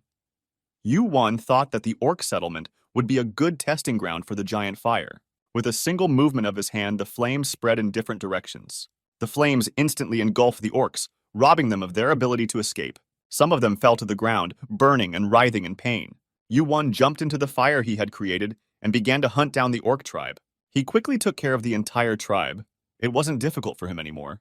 With the help of killing the orcs, Yu Wan's ranking had increased greatly, and he had entered the tutorial ranking. Kim Yu Wan's name was now in the 2nd position. Hargon saw Yu Wan's name on the list. He immediately realized that this was the guy he couldn't catch up with. Hargon told Lee Sung-yoon that he wanted to recruit someone for the team. Lee Sung-yoon was from Hargon's team and immediately guessed that he wanted to recruit Yu Wan. Lee Sung-yoon didn't know Yu Wan, but they were both from a world called Earth, and Sung-yoon also had many talents, the most important of which was controlling magic power. The difference in points between Hargon and Yu Wan was rapidly decreasing. Hargon wanted to form a team of 10, but the last spot was still empty. He decided that Kim Yu Wan should take that spot. He wouldn't miss it next time. The hunt would begin. Hargon knew that there was a hole in the forest here, but it was hard to find. It might take all day to find it. A half-breed elf came to the rescue and found the hole right away. Paladinte was a mixture of a dark elf and an elf native to Panthemium. Hargon struck the ground where Paladinte pointed, and the ground rose up. A huge hole opened in it. Harrigan ordered everyone to stand back to avoid being electrocuted. Putting on his golden gloves, Harrigan clenched his fists tightly, raised them high, and shone a light into the hole. Without thinking, he rushed into the hole and climbed down the walls. At the bottom, everything was spacious and the ceiling was covered with colorful stones. It took him half a day to find this place. It was one of the entrances to the central area. Hargon ordered his companions to descend into the hole. It would have taken several days to find the entrance if it wasn't for Paladin. Everyone went down into the cave. It was quite large. Paladin ordered his spirits to look around and examine the cave before moving on. Hargon, who had been smiling broadly before, suddenly became pensive. He sensed that something was wrong here. He kept waiting for a message about the discovery of the cave, but it was silent. The message never came. This could only mean one thing. Someone had found it before Hargon. Sung-yoon called to him to check the ranking. Hargon was confused, but decided to check anyway. In first place was Kim Yu Wan. Hargon had moved to second place, and in a short time their positions had changed. There was thunder and a volley of electric shocks that shook the cave. Hargon was furious. He threw thunderbolts and lightning bolts, and the multi-legged monsters that lurked in the cave were torn to shreds. Paladinth and Elidor walked hand in hand, watching Hargan's electric attacks, which were staggering in their power. Even though they were not the target of his attacks, they still felt the lightning strike them. Elidor thought that Hargan was so angry because of his wounded ego. After all, he considered Yuwon a rival. Yolcha suggested splitting the team in two to be able to hunt successfully. She was a woman with closed eyes and long black hair down to her waist. The road split into two directions. In each team, Elidor and Paladin were responsible for finding the road and communicating. Yolcha, Lee Sung-yoon, Elidor, Fape, and Typhoon were all on the same team. Hargan, who had calmed down and was back in command, told them to go to the right. Yolcha was the second most powerful person after Hargan. She could be trusted. She specialized in magic. When Hargan had attacked, Yolcha had held back, but now she was free to hunt monsters with her magic power. Yolcha bared her two swords. The concentration of magic power increased. She swooped between the monsters. Yolcha swung her sword, and dozens of centipedes screamed at the same time. The magic power began to concentrate, and a huge explosion was formed, destroying everything around it. It took a lot of magic power to create, but the result exceeded all expectations. In an instant, the herd of centipedes was destroyed. They had used up a lot of magic power hunting for hours, and Song-yoon thought that they should conserve their magic power. Suddenly, a huge, massive door appeared in front of them. It was probably the door to the boss's room. Sung-yoon looked at the door and said that in the world where he lived, there were bosses behind similar doors. They decided not to relax, as they could be attacked by new monsters at any time, and the obscure door was no place to let their guard down. Sung-yoon continued to watch the rankings. Yuwon was still in first place, but the gap between him and Hargan had stopped growing. Suddenly, the ground inside the cave shook as if something heavy had fallen. It happened outside the door. Yolcha ordered everyone to stand by and told Song-yoon to take cover in the back. The door was ajar and the group stood near it, expecting an attack at any moment. Yolcha, Sung-yoon, and the rest of the group entered the boss's room. What they saw stunned them. A mountain of centipede corpses as well as the boss's corpse tens of meters long. Yuwon's rating skyrocketed to 10000. After all, he was the one who killed the boss single-handedly. The sweep was complete. Yuwon, who was sitting on top of the boss, looked dissatisfied. The monster with hundreds of legs was called the Parasite Dragon. Although it looked like a giant insect, it was very difficult to kill. However, because of this, Yuwon was able to increase his level. His strength and agility increased by 1 level. Yuwon gained a lot from defeating the boss. Aside from the level increase, he was able to utilize his entire arsenal of skills, allowing him to properly assess his current fighting strength. The speed of the task increased very slowly. Yuwon thought that he needed to kill higher-class monsters to increase the speed of the task. Yuwon was sitting on the corpse of a giant centipede when the door suddenly opened and a group of members entered the cave. They were shocked to see the condition of the boss room. There were hundreds of dead centipedes, not to mention the corpse of the giant boss that resembled a dragon parasite. The group members noticed Yuwon sitting on the monster's back when he told them that they were a little late.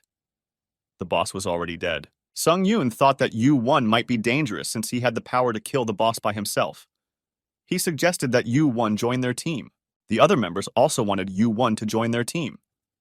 After all, there was a reason why Hargan had left a place for him in the team and wanted Yuwon to join the team at all costs. Yuwon continued to sit on the back of the monster he had killed and thought. He thought that this was a pretty good team. All the members were strong and had a lot of potential. He thanked Sung-yoon for the offer but refused to become a member of the team. Yuwon was already strong enough to not need the team, and all the members realized that, but they were still upset by his refusal. Yolcha said that the 5th tutorial was a team effort. The boss could not be defeated alone, and 1 month was a month to bond and become a team. Yuwon thought that Yolcha was probably right. This was the stage where the team had to defeat the boss who couldn't be killed alone. Sung-yoon decided to tell Hargan that they had found Kim Yuwon. There was thunder and the ground shook. Hargan immediately appeared and started throwing lightning bolts. They jumped up and flew straight at Yuwon. The thunderbolts flew in all directions. Hargan shouted that he had finally captured Yuwon. At that moment, Yuwon's eyes went black, and he flew backwards from a strong blow to his head. Yuwon had used Hargan's momentum against himself. The participants' eyes widened in surprise. Yuwon asked Yolch what they wanted. to survive or to become rankers.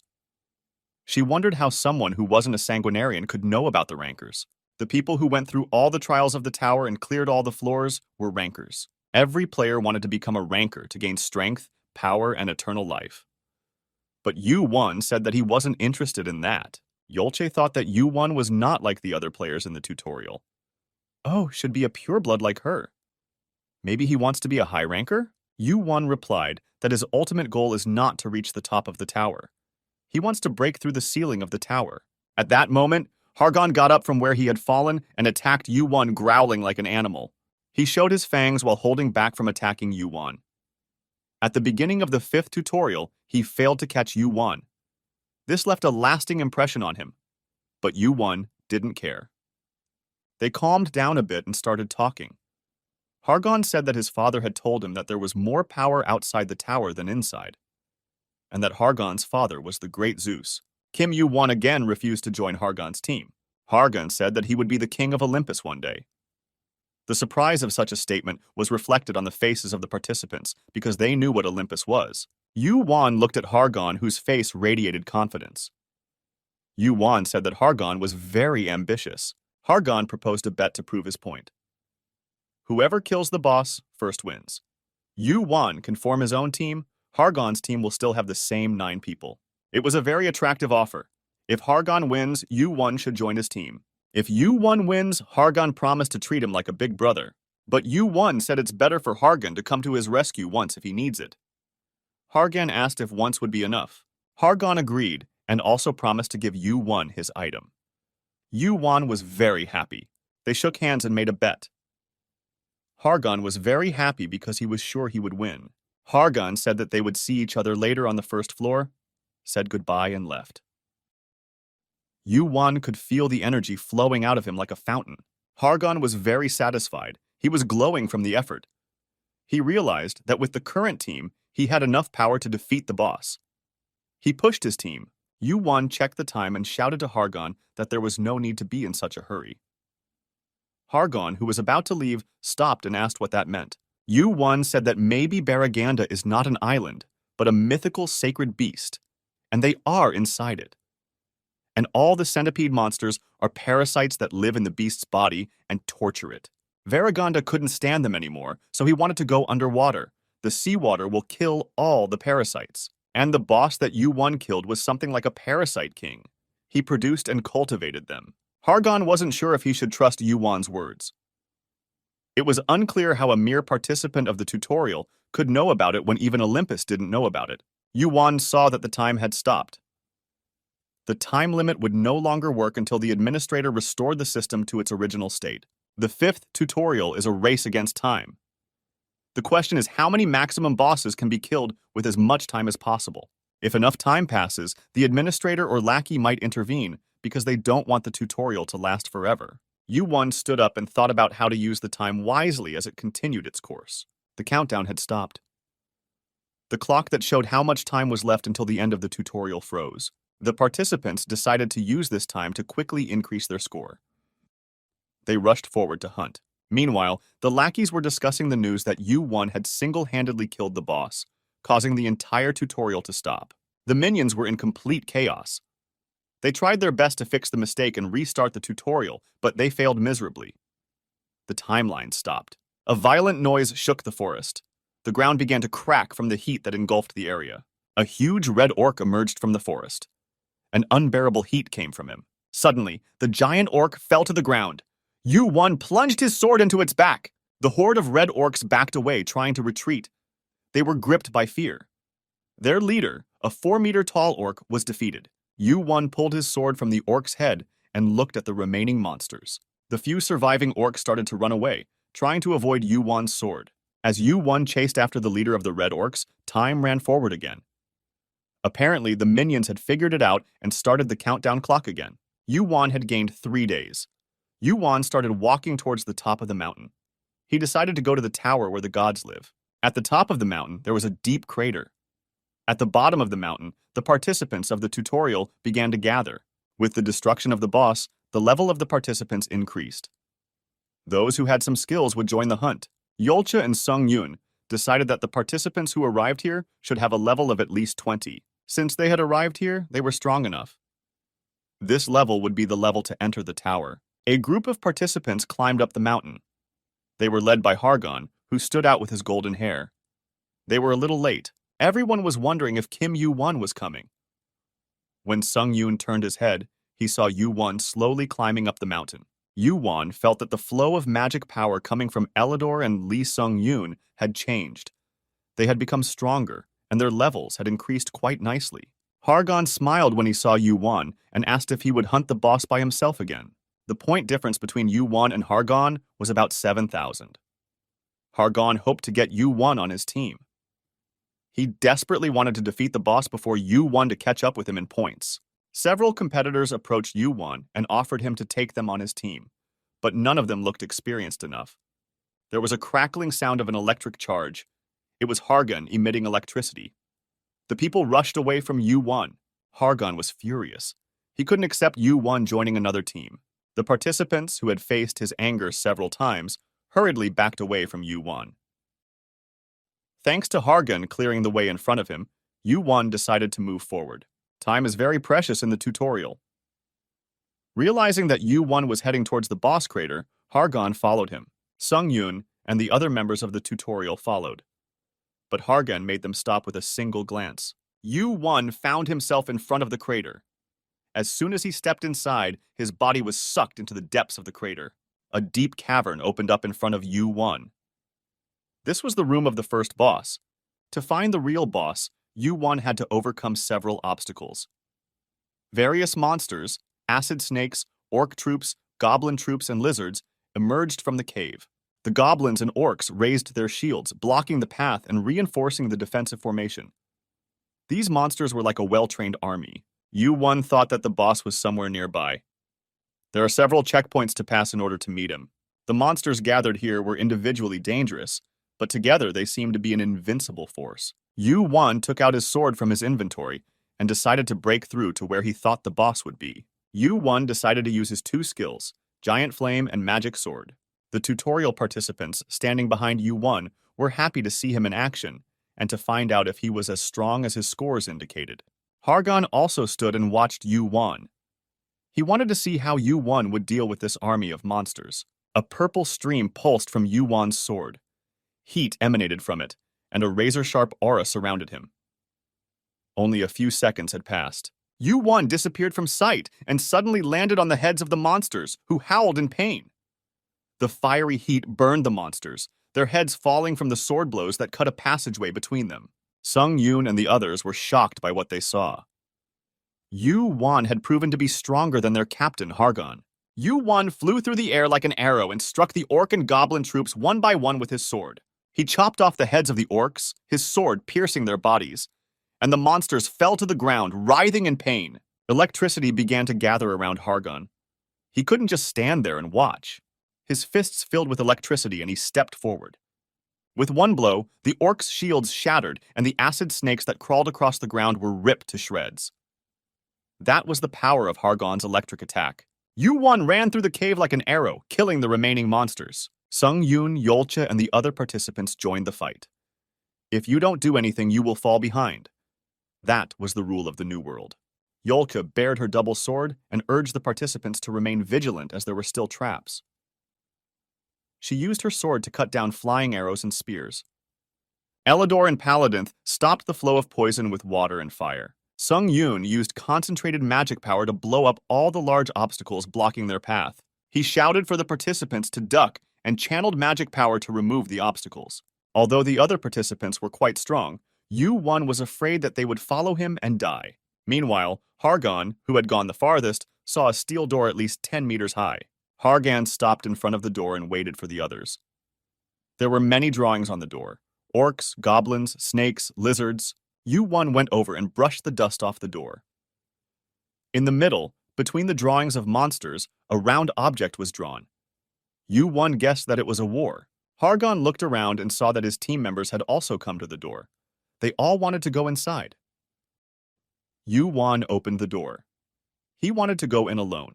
When Yu-won took a step to enter the open door, a terrible scream came from there that made his body go numb. All the participants trembled at the sound. It was the scream of the boss. No one knew what a monster that made such horrible sounds looked like. Hargan gathered some electricity in his hands to illuminate the room, and they entered. It was a long cave whose walls formed a dome at the top, and under the dome, chained behind thick bars, was the boss. His body was 10 meters high. He screamed again, and from that one scream, their bodies seemed to go numb. It was a mixture of different monsters called Chimera. All of them entered the third boss's room. It was necessary to kill the boss to break the Chimera's seal. This was the final boss of the tutorial. A person who broke the Chimera's seal could subdue it, become its master, and control it. Next to the chamber where the Chimera was, there was a staff with a crystal on it. This was the Chimera's seal. You had to get the crystal before the other competitors to become its master. The Chimera's master gets extra points based on the number of competitors killed by the Chimera. This is a test where, in addition to killing the Chimera, it is important to protect the crystal from people who are considered allies. Yu-Wan took a step toward the crystal. Hargan snuck up behind him and grabbed his shoulder. Hargan reminded Yu-Wan of their argument. He asked Yu-Wan if he would betray everyone. Yu-Wan replied that he would win the argument and finish the tutorial. Hargan realized that Yu-Wan was about to break the Chimera crystal and grabbed his hand. But Yu-Wan quickly pulled out his sword from his inventory. Yu-Wan swung his sword and shattered the sealing crystal in the distance. The crystal shattered into small pieces. There was a rumbling sound, and the Chimera was freed from its chains. The steel rods surrounding the monster disappeared. Yu-Wan had become the Chimera's master. Tutorial offered to kill the Chimera now that it was free of its chains. Hargan felt betrayed, but Yu-Wan's next action wasn't what Hargan had expected. Yu-Wan ordered the Chimera to destroy the wall. After freeing herself from the chains, Chimera ran to the wall. As she threw herself against the wall, the entire cave shook. The wall collapsed. Behind the collapsed wall, another cavern opened. Hargan was still holding Yu-Wan's shoulder. He still didn't trust him because he couldn't understand Yu-Wan's plans. Yu-Wan explained that the Chimera wouldn't attack the participants while he was controlling it, because the Chimera would only move on Yu-Wan's orders. But they have a completely different enemy. The Chimera is a monster created from various monsters on the island, but it's unknown who created it. Hargan listened to Yu-Wan with his eyes wide open. It was not clear who created the Chimera. The message clearly said that the Chimera must be killed, but it looked like Chimera wasn't the real boss. Yu-Wan decided to continue. After the wall was destroyed, a dark tunnel opened, and Yu-Wan went into it. Hargan and the rest of the team followed Yu-Wan. Inside the tunnel, they saw something horrible. What looked like human body parts were scattered and hanging everywhere. Soon, they entered a cave with many torches inside. This made it appear red. This was the fourth room of the tutorial that was not announced in advance. There were human body parts hanging inside. Yu-Wan felt that this was the location of the new boss they were supposed to kill. It was the creator of the Chimera. It was an old man with a very bony and pale face who hadn't seen the sun for a long time. The Chimera let out a scream that was a mixture of pain and anger. The old man was surprised that Yu-Wan, who had gained the right to control the Chimera, had not betrayed the other participants and had come to this room instead. He smiled as he looked at both Yu-Wan and Hargan. The old man looked at Hargan and said that he had the blood of Zeus in him, and even though he was a half-breed, he could be useful. Hargan hated being called a half-breed. He asked Yu-Wan who the old man was. Yu-Wan replied that he was the Dark Mage child, Rancor, who had disappeared from the tower long ago. Hargan was stunned. He had heard that this Rancor had used the players in the trial as test material. By mixing various monsters, he had created a Chimera. Yu-Wan said that there was nothing to be afraid of because he had shamefully lost to a player, and because he broke the rules, he was sent to the boss creation tutorial. But he won't get his power back. Chilled felt uncomfortable listening to someone talk about him. He asked Yu-Wan how he knew him. Yu-Wan smiled and pointed at his eyes. They had turned red. They were monkey eyes that see everything that is hidden. The child was furious. A black magic power began to form around him. Yu-Wan put his hand forward to defend himself with fire. Hargan asked Yu-Wan, how could the child have such a huge magic power if he lost it? Yu-Wan replied that if it was full power, they would have died by now. Child yelled at Yu-Wan that his eyes were like a monkey's. That's what he called the Great Sage. Yu-Wan said that he wouldn't answer his questions because he came here for something else. After saying these words, black magic flooded the ground, and the corpses lying on the ground began to move. Their heads, arms, and legs were sewn together. Yu-Wan ordered his chimera to get ready. Human-type chimeras created from the body parts of the tutorial participants rose from the ground. Fortunately, Child hadn't had time to perfect them yet. Hargon was ready to attack them and urged the other participants to deal with these monsters. Yu-Wan ordered his chimera to deal with the human-type chimeras, and it stomped and tore them apart. Hargon's teammates began to fight the chimeras. Yu-Wan thought that his chimera would fight the human-type chimeras while he fought Childa. But thanks to Hargon and his team, he had time to deal with Childa. Yu-Wan calmly approached Childa. The black magic power rippled around him. Yu-Wan resisted it by turning on his flaming eyes. Suddenly, a coffin appeared out of nowhere and swallowed Yu-Wan whole. It was a coffin of absolute strength. Even the chimeras once inside couldn't get out. Childa pointed an ebony staff at the coffin. Black, shining magic power flowed from the staff. He wanted to turn Yu-Wan into the chimera inside the coffin. But suddenly the coffin began to crack. The child could not believe his eyes. There was a bang from the coffin, and the coffin shattered into pieces.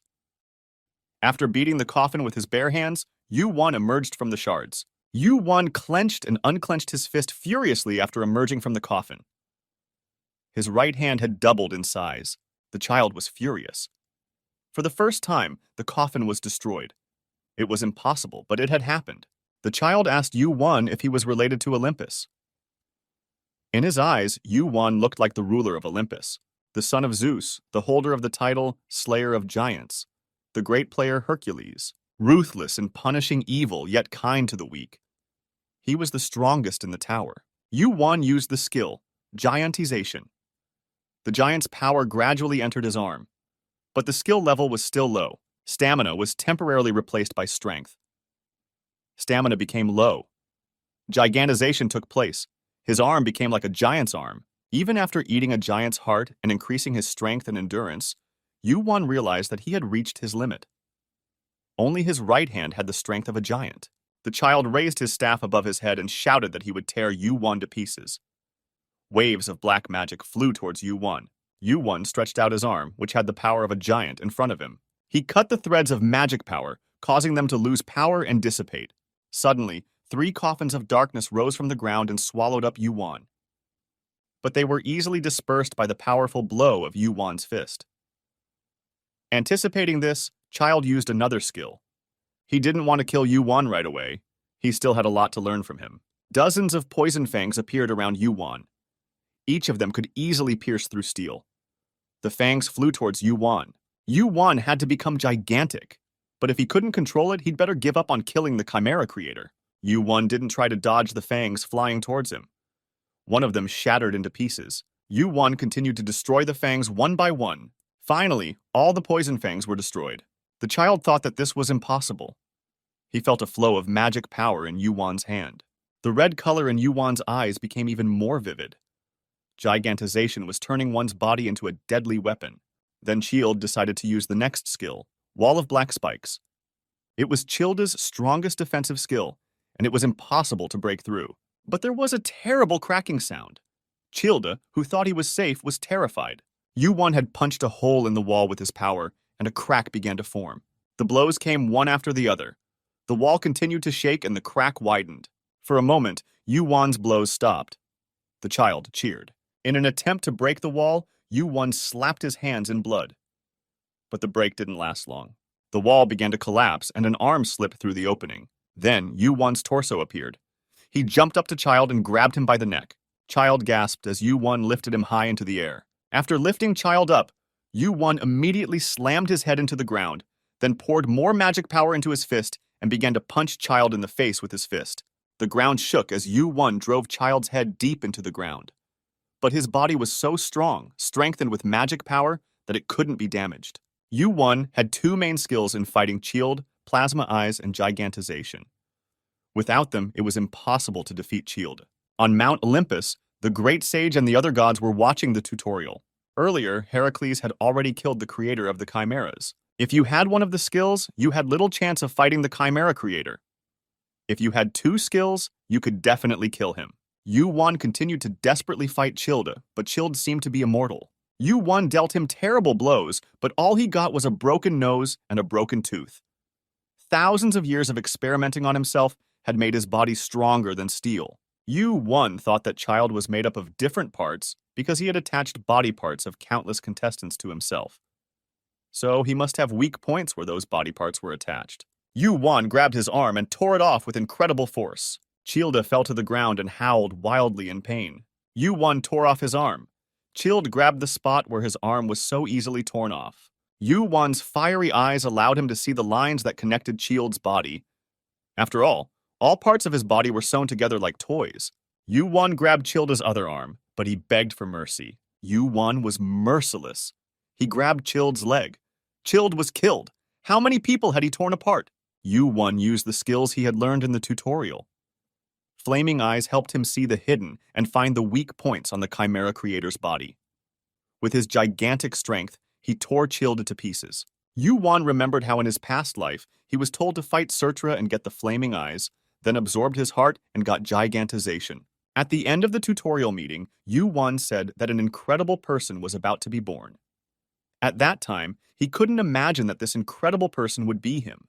The Chimera Maker has been destroyed, an incredible achievement. Due to the incredible nature of the achievement, the reward count will be delayed. Tutorial completed.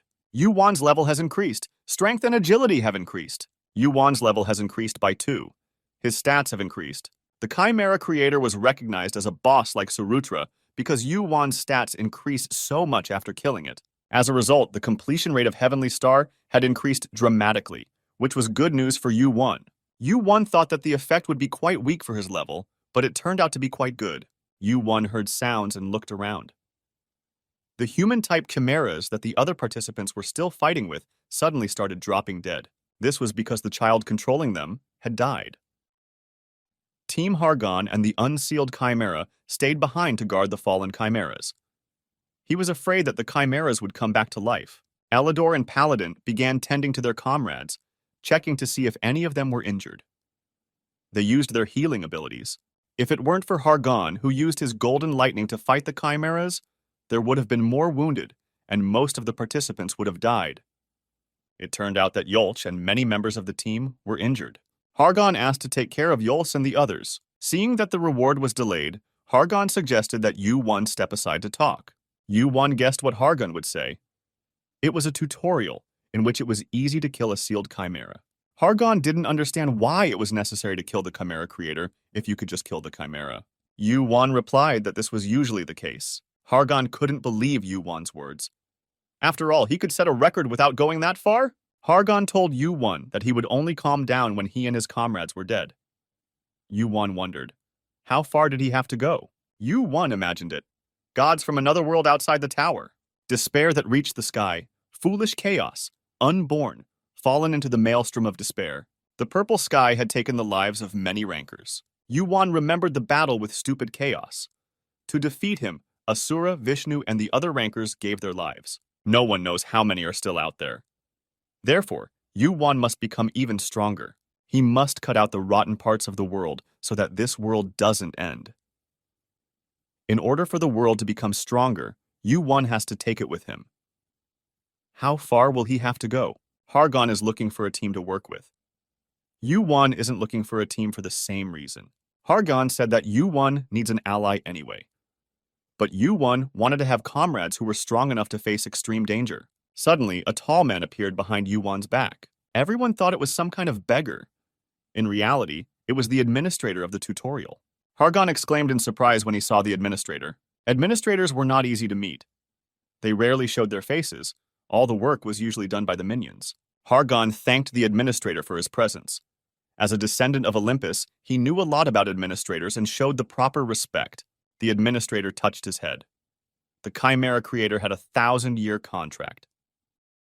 He was preparing a replacement for Sealed Chimera, but he was killed without preparing the next boss. Yu-1 asked the administrator for a well-deserved reward.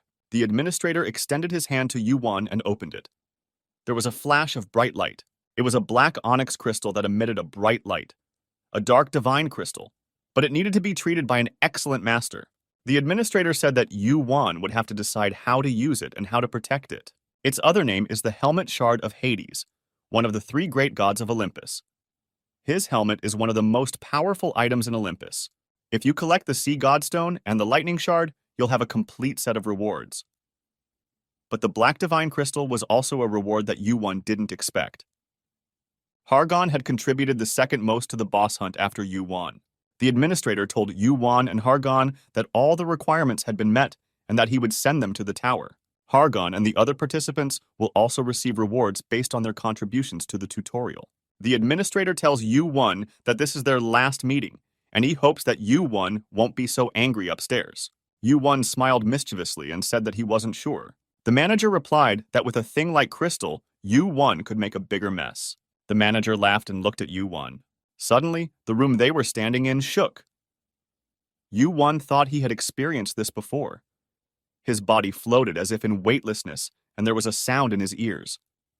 The administrator looked up. Yu-Won's ranking was the highest. He had received extra points. The clock showed the time of the tutorial. Yu-Won put his hand into his inventory and felt an egg-like object the size of his fist. It was an extra reward, but Yu-Won didn't know what to do with it. Yu-Won reached the first floor of the tower. The ceiling of the first floor was as high as the sky. It was a world apart. Yu-Won thought that the egg reward came to him while he was moving. He saw that it was possible to choose another reward that didn't even have a name. Hargon also reached the first floor of the tower. It was a place on the first floor of the tower called the Step of Beginnings. Tens of thousands of participants who had earned the title of player gathered around Yu-Won. The former players who lived on the first floor looked at the newcomers with astonishment.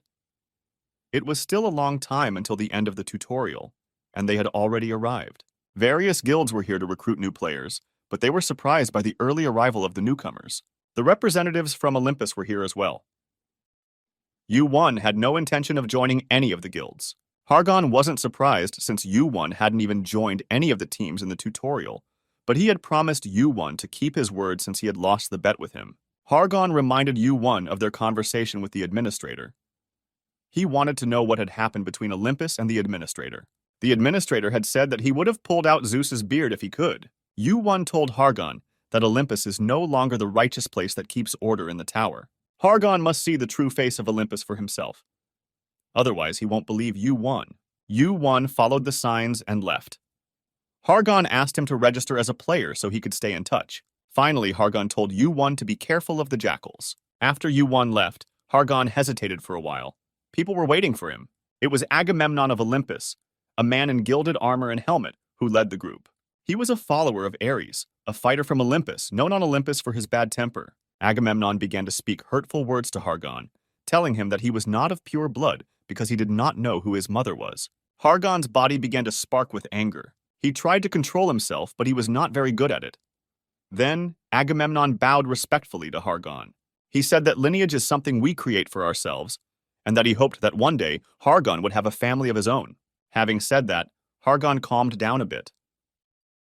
If he inadvertently went too far and offended the people of Ares, it could ruin the relationship with Olympus. Hargon said they could go. Agamemnon bowed and said goodbye to Hargon. But before he left, he asked who the man was who was with Hargon the other day. He asked about Yu-Won. Hargon replied that the man was almost like a friend to him. Jackals. This nickname was given to those who didn't want to go to the next floor and just waited for the end of each tutorial. They wear wolf masks. Jackals attack and rob new players who have not joined a guild. Their favorite prey is those who go solo, like Yu-Won. They call it harvest time. Yu-Won felt that there were about 20 of them after him. The Dark Divine Crystal holds the magical power of infinite darkness, but it has to be processed because it has not been refined yet. The jackals ambushed Yu-Won. It was lucky that he was wearing the cape, and more importantly, he was alone. Their eyes gleamed in anticipation of easy prey. Fatayo, their leader, was especially excited. Some of the jackals still smelled something bad and suggested not to attack Yu-Won, but most of them persuaded Fatayo to attack Yu-Won. Yu-Won decided to test the Dark Divine Crystal and picked it up. At that moment, it disappeared. The jackals took out their weapons, swords, spears, bows, and prepared to fight. But the man who had just walked down the street disappeared. He was nowhere to be found. Fatayo gritted his teeth. He had already heard the screams of his men. One by one, the jackals in the ambush fell dead.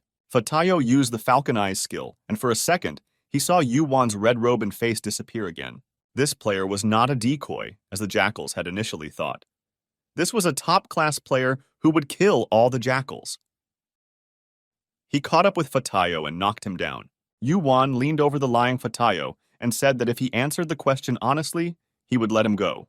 Fatayo shouted for his men to kill Yuan. One put his foot on Fatayo's shoulder, and Fatayo screamed in pain. He shouted that he would tell Yuan everything. Yuan asked Fatayo where the man called Cloudless was now. Fatayo was shocked by Yuan's question. He was unable to answer. The sudden change in his face made Yuan smile. It was a jackpot at the first attempt. Yuan arrived in the city. It was the central area of the first floor where many players lived. Yuan went to a restaurant where players paid for their food with their points. Yuan ordered fried meat. The owner of the restaurant brought the food to him. Yuan had not eaten for decades, but now he ate with appetite and relaxed. He sat in the restaurant and felt comfortable. He looked out the window and saw the city. People were going about their peaceful lives. They went to the market to buy food. This world seemed to be very peaceful and beautiful. Yuan went to a cafe and ordered some tea. The tension was gone. He drank his tea without thinking about anything. When Yuan finished his tea, he took a piece of Hades' helmet out of his pocket.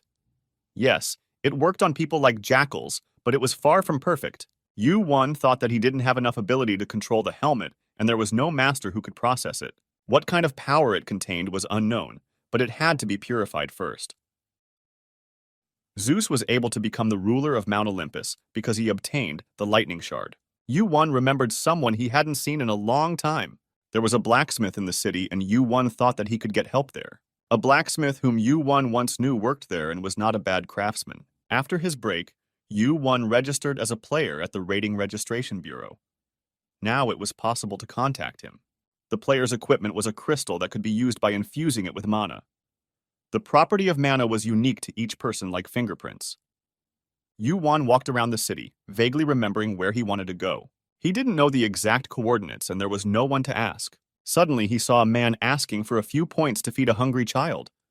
Beggars who could not get higher gathered here. Yu felt a knife being held to his chest.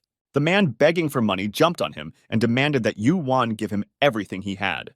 There were 5 of them, but Yuan quickly scattered them in different directions. Yuan said that if they couldn't stand living like this, they should go upstairs instead of looting. He broke the arm and leg of every player who attacked him.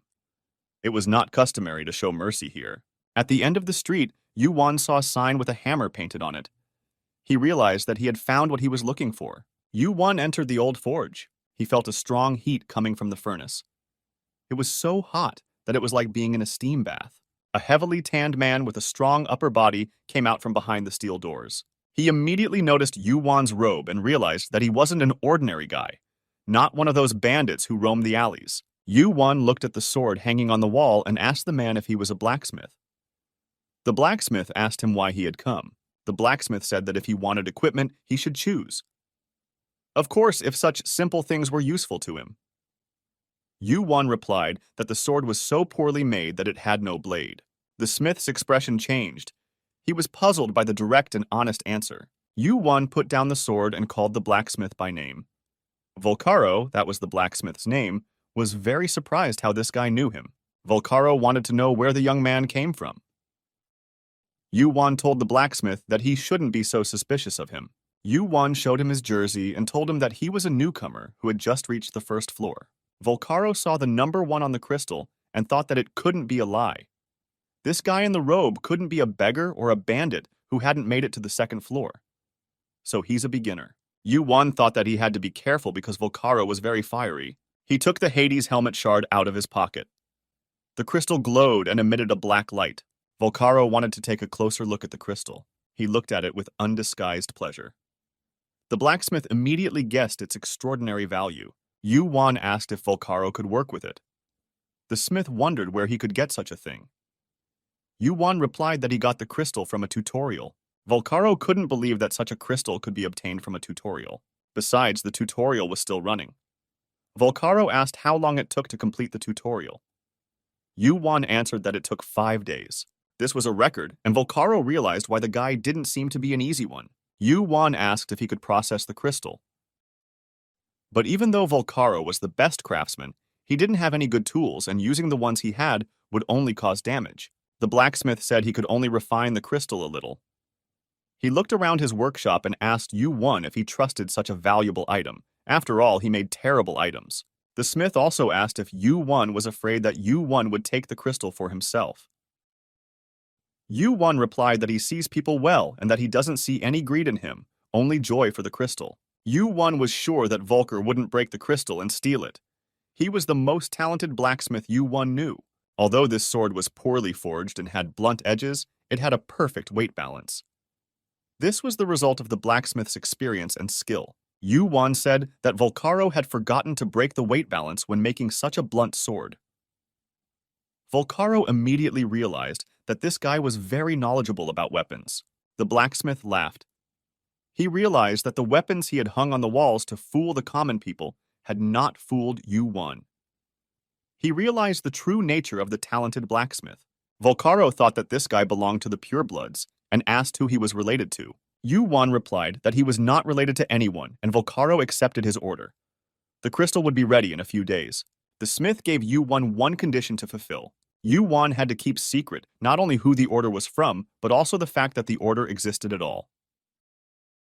Yu-Won promised to fulfill the condition. Yu-Won gave his number to Volcaro and found a hotel. He had to stay somewhere for 10 days until the job was done. Now all he had to do was wait. Due to the influx of players, all the hotels were full, but luckily Yu-Won found a decent hotel with good food. Yu-Won sat in the restaurant and thought about his plans. He learned from the jackals he caught that the meeting would take place in 2 days. He wanted to kill all the jackals, but it was impossible to do it alone. Suddenly, a man with broad shoulders and golden hair sat down in the chair across from him. It was Hargon. He had found Yu-Won through his connections. Yu-Won thought that it wasn't very difficult for a relative of Zeus. Hargon asked Yu-Won for the player's number. As they exchanged numbers, the waiter brought Hargon's food. Yu-Won asked when Hargon planned to climb the tower. Hargon replied that in 5 days. Yu-Won asked Hargon to help him kill the jackals on the first floor. Hargon was surprised because it was difficult to see them in the crowd.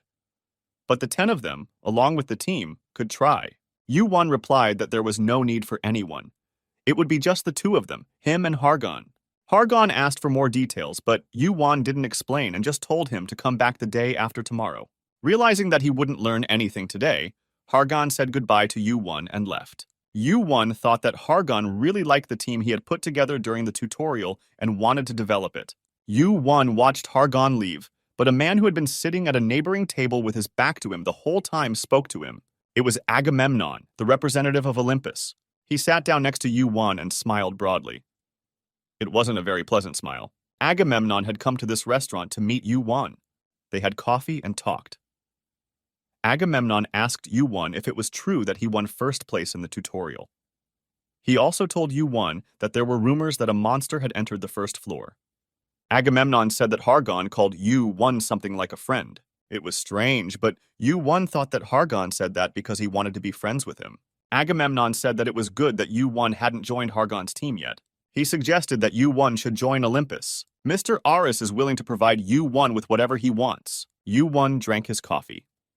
He already knew what his answer would be. Agamemnon told Yu-Won that Ares is the legitimate son of Zeus and Hera, who has already become a ranker. He convinced Yu-Won that it was better to become a follower of Ares than to work with a mudblood. Yu-Won asked him to stop saying mean things about Hargon. Yu-Won finished his coffee and Agamemnon sat waiting for an answer. Yu-Won thanked him for the coffee and said goodbye. Agamemnon could not believe that Yu-Won had refused to cooperate with Olympus. Yu-Won reminded him of all the hurtful words he had called Hargon. Hargon was furious at Yu-Won's behavior. Yu-Won told him that he wouldn't work with such unworthy people and left. The restaurant quickly emptied as the customers felt Agamemnon's rage and anger and quickly left the restaurant. Agamemnon's subordinates approached him. They searched the entire city for him. Agamemnon asked how many jackals they could mobilize. The subordinate said that they could mobilize jackals in a few days, since they were now robbing the new players. He advised Agamemnon to think carefully because Yu-Won had set a record in the tutorial, and he couldn't break it with a small number of jackals. Agamemnon agreed with the advisor and ordered to gather 100 men. As soon as the harvest season is over, they must kill Yu-Won. 2 days later, Yu-Won met with Hargon again. Hargon was very curious about how Yu-Won was going to exterminate the jackals. Yu-Won said that there was someone he had to meet first and suggested that Hargon follow him. Hargon didn't understand why they had come to the market since most of the shops were already closed. Hargon kept looking into Yuwan's eyes and thought that Yuwan might be related to Monkey. Monkey was called Sun Wukong, the great sage equal to heaven. He was the highest-ranking person in the tower, a fighter with the best natural qualities. But Kim Yuwan not only used flame eyes, he also controlled the same fire as Apollo. It's unclear who he is. He doesn't join any guilds, doesn't join Olympus. He also possessed the ability of gigantization. Only Hercules, who killed 10,000 giants, had such an ability in Olympus. But the descendants of the giant lineage all have this ability. Hargon thought that maybe Yuwan was from the giant race. Suddenly, Yuwan stopped at the door of a shop. Hargon followed Yuwan into the shop.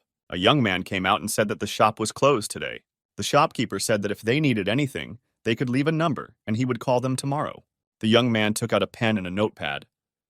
Yuwan said that they were looking for a man named Mu Woon Cheon. Suddenly, the young man jumped up and ran to the door. Kim Yuwan quickly grabbed him by the neck.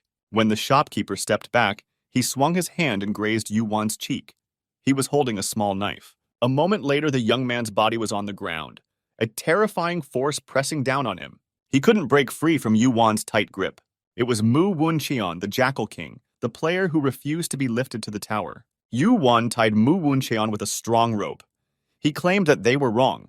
Hargon watched with a confused look on his face. The guy was crying, and Hargon thought it was too categorical to claim that he was the king of jackals just because he tried to run away. Then Yuwan showed Hargon the knife with which Mu Woon Cheon had stabbed him. It looked like an ordinary knife, but the marble floor on which the knife lay melted. It was the strongest poison that couldn't be found on the first floor. It was the poison from the upper floors. It was very strange that such an item was in the sleeve of an ordinary shopkeeper. Woon Cheon's face began to change. He seemed to have aged in a matter of seconds. His voice changed as well. Hargon now fully believed Yuwan that this man was the king of jackals. Woon Cheon began to threaten and said that Yuwan didn't realize what kind of people were behind him. He looked at Hargon and the color of his hair and called him by name. It turned out that he knew Hargon, the son of Zeus. Hargon remembered that Yuwan had asked him to react properly before entering. He raised his hand, and after a second, electricity began to accumulate in his hand. Seeing this, Woon Cheon began to mutter that Olympus had betrayed them. Hargon couldn't believe his ears. He stared at Yuwan in utter confusion. At that moment, Yuwan approached Woon Cheon and asked him if it was true that he took orders from Agamemnon. Yuwan told him that the ruler of heaven was interested in the affairs of the first floor, and that his son had just finished a tutorial. Yuwan spoke convincingly and asked if Woon Cheon wanted to continue serving Agamemnon like a dog. Yuwan said that if everything went well, the Lord of Heaven, Zeus, would personally take care of the pack of jackals. If Woon Cheon followed Yuwan's instructions, the Non could be given an important role on Mount Olympus. Woon Cheon immediately agreed to fulfill Yuwan's request. Yuwan wanted to know how many jackals there were on the first floor. Woon Cheon replied that there were about 1,000. Yuwan gave Woon Cheon a note and told him to gather everyone at the designated place by midnight. Everything must be kept secret. Agamemnon's men must not find out. Yuwan touched Hargon's shoulder with his hand, and they left the shop. Hargon asked Yuwan for an explanation. Hargon was furious. He could hardly contain his anger. He was angry that Yuwan had used his father's name to trap the jackals. Yuwan looked Hargon straight in the eye and said that Olympus was working with the jackals. Yuwan said that Hargon should take off his rose-colored glasses and see the real Olympus. Hargon remembered that the tutorial administrator had said bad things about Zeus, and that the relationship between Olympus and the administrators had become very bad. Yuwan told him to see for himself. The next day, as night fell, Yuwan waited for Hargon on the outskirts of the central city. Hargon arrived a minute before the appointed time. Yuwan wanted to go alone. He asked Hargon if he had thought about it and what his decision was. Hargon replied that he was born and raised on Olympus, that it was his home and family, and that his father was his idol. Although Hargon did not remember his mother well, he remembered her voice and what she had once said to him. Hargon's mother had asked him to remember the pride of Olympus. Hargon was faced with the choice of going with Yuwan and betraying Olympus, or leaving things as they were and still being proud of Olympus. Hargon made his choice. The jackals on the first floor must disappear. They are like vermin, disturbing the normal life of the tower. If this was a shameful defect of Olympus, Hargon vowed to cut out the jackals with his own hands. The great cave was damp and dark. It had once been home to a tribe of human-like lizards, but they had long since disappeared. Suddenly, many torches lit up the cave. A group of people gathered here. They were gamblers wearing jackal masks. They were making money by robbing the players on the first floor. At that moment, at least 1,000 jackals had gathered in the cave. This was the first time they had gathered in one place. Before, they were all scattered. There was a silence. A man with a red mask stepped into the middle. It was the king of the jackals. The jackals started whispering to each other. No one had ever seen the king of jackals before. All the jackals got down on their knees and bowed their heads to their king. After enjoying the cheers, the jackal king ordered everyone to stand. The crowd rose and roared. The king of the jackals, who was known as Woon Cheon, raised his hand with his sword and told everyone to be quiet. Woon Cheon lowered his sword and said that they had a very important task to do, a task so difficult that it would require the strength of all the jackals. The jackal king raised his hands above his head and said that after today, all the jackals would rise to the sky. The crowd murmured in agreement. The jackal king introduced two men wearing the same red masks to his subordinates. They were Yu Won and Hargon, introduced by the jackal king as their supporters and benefactors. Woon Cheon bowed to them and thanked them for their presence. He held out a thick envelope filled with bills. This was the Asgard currency, which could be used like real money. Each bill was worth 1,000 points, and there were a lot of them. This was the money the jackals had looted the last time. Yu Won thought that if it was the Asgard currency, then it was a reliable currency. So Woon Cheon had decided to side with Yu Won completely by giving him all the money that Agamemnon was waiting for. Yu Won took the money as if nothing had happened and put it in his inventory. It was time to say goodbye. Woon Cheon was ready to fulfill any of their orders. Yu Won raised his hand and magic power began to gather at his fingertips. He flicked his fingers lightly and fire suddenly appeared. Yu Won used the skill of colossal fire. The flames began to spread throughout the cave. The jackals ran around the cave, trying to escape the fire. They couldn't understand anything. The cave was in chaos. The ground was wet. Woon Cheon thought it was water, but it was oil, which helped the fire to spread even faster. The jackals ran for the exit, but Hargon blocked their way. Yu Won and Hargon stood at the exit of the cave and prevented the jackals from escaping the flames. Hargon took off his mask, and Yu Won took off his as well. Woon Cheon realized that their goal was not to cooperate at all. The Jackal King was furious. He attacked Yu Won and Hargon with his last strength. He shouted that they weren't from Olympus. But Hargon said that Woon Cheon was wrong. Hargon is from Olympus, and the jackals are dishonoring him. Then Woon Cheon shouted to the jackals that he was wrong, and that these people wanted to kill them. The only one who could help the jackals was Agamemnon. Woon Cheon took out his playing equipment. It was impossible to send a message. Woon Cheon tried again and again to contact Agamemnon, but it was all in vain. More than half of the jackals were already burned alive. The fire was getting hotter and hotter. Yu Won laughed. No device would work in such a fire show. Woon Cheon realized that the player's equipment wouldn't help him. The fire was getting closer and closer. With no other choice, Woon Cheon drew his sword and lunged at Yu Won. In order to survive, he had to fight. Yu Won turned his head and they hit each other. For a second, Woon Cheon's body was frozen, unable to move. With one swing of his sword, Yu Won cut Woon Cheon's body in half. A red streak appeared on the jackal's body. Before he died, he heard Yu Won say that he would use the money Woon Cheon gave him to his advantage. Suddenly, there was a rumbling and cracking sound. The cave collapsed from the fire. Yu Won and Hargon, who had been guarding the exit, ran out. Hargon crouched on a rock. Yu Won didn't look tired at all, unlike Hargon. He thought Hargon wasn't tired. He had never killed so many people before. Hargon had never been in a war, so he wasn't used to killing people. He couldn't understand how Yu Won could be so calm after everything. Yu Won said that killing and robbing was the main occupation of jackals. Killing just one jackal could save dozens or even hundreds of people. Yu Won told Hargon that it would be more comfortable for him to wallow in guilt. A second ago, Hargon was filled with guilt, but now, after the exchange, he was smiling. Hargon perked up quickly after Yu Won's words. Hargon told Yu Won that he really was a very fair person. Not everyone is able to be the first to take on a case that doesn't promise any benefits. Hargon remembered that Yu Won had also acted while looking far ahead during the tutorial. Yu Won was even slightly embarrassed by Hargon's words. He took out a bundle of money from his inventory and said that there was a benefit after all. Yu Won offered the money to Hargon since he had contributed a lot to the fight against the jackals. Hargon bowed his head at the difficult decision, but took half of the money from Yuan anyway. Yuan told Hargon that he was second in the tutorial. Hargon confirmed it. What kind of award Hargan got for coming second in the tutorial was what Yuan was interested in. Agamemnon pounded his fist on the table in anger. He had no way to contact Wu Cheon. He wondered why there was no communication. The jackals wouldn't dare run away after taking all the money. The money the jackals gave to Olympus was an impressive amount. They helped the Ares Guild a lot. Agamemnon's aide came and said that they had found the jackals. But it was better to see for oneself. Agamemnon came and saw a collapsed cave with dead jackals inside. There were many of them. Agamemnon was shocked. So many dead, and most importantly, Wu Cheon was dead. Where was the money that had been collected? Agamemnon wanted to know the fate of the money. Agamemnon shouted with all his lungs. When Yuan counted the money, it was 384,000 points.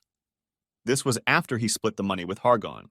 Thanks to this, Yuan did not have to worry about food and lodging. Yuan wanted to exchange the money for points. But then the Olympians would immediately know that he was the one who exterminated the jackals. Yuan put the money back into his inventory. Maybe it would be enough to create an item containing the dark divine crystal. This stone was already the most valuable item in Yuan's inventory. Meanwhile, in the hands of the tower's best blacksmith, it would take shape and show its true power. Yuan lay on his bed and thought. He reached into his inventory and took out an egg. This was his second reward for the tutorial. Whose egg it was and what would hatch from it was unclear. Yuan had never seen such an object before. It was unclear what the egg was for. Hargon received the Lightning King's glove for second place. That's a very valuable item even for ranked ones. In that case, there must be something unusual in the egg. But Yuan couldn't even guess what it was. He took a closer look at the egg and noticed that a purple pattern had appeared on it that wasn't there before. In Yuan's mind, he had the feeling that he'd seen this pattern before. Suddenly, the egg started talking to him. Yuan looked at the egg in his hand and couldn't figure out who it was. For several days, the mysterious egg occupied all of Yuan's thoughts. Maybe it was the symbol of the outer god. Would the creature that would hatch from the egg be an ally, or would it destroy everything? Most of the creatures that would hatch from the egg would recognize the one they would first see as their mother.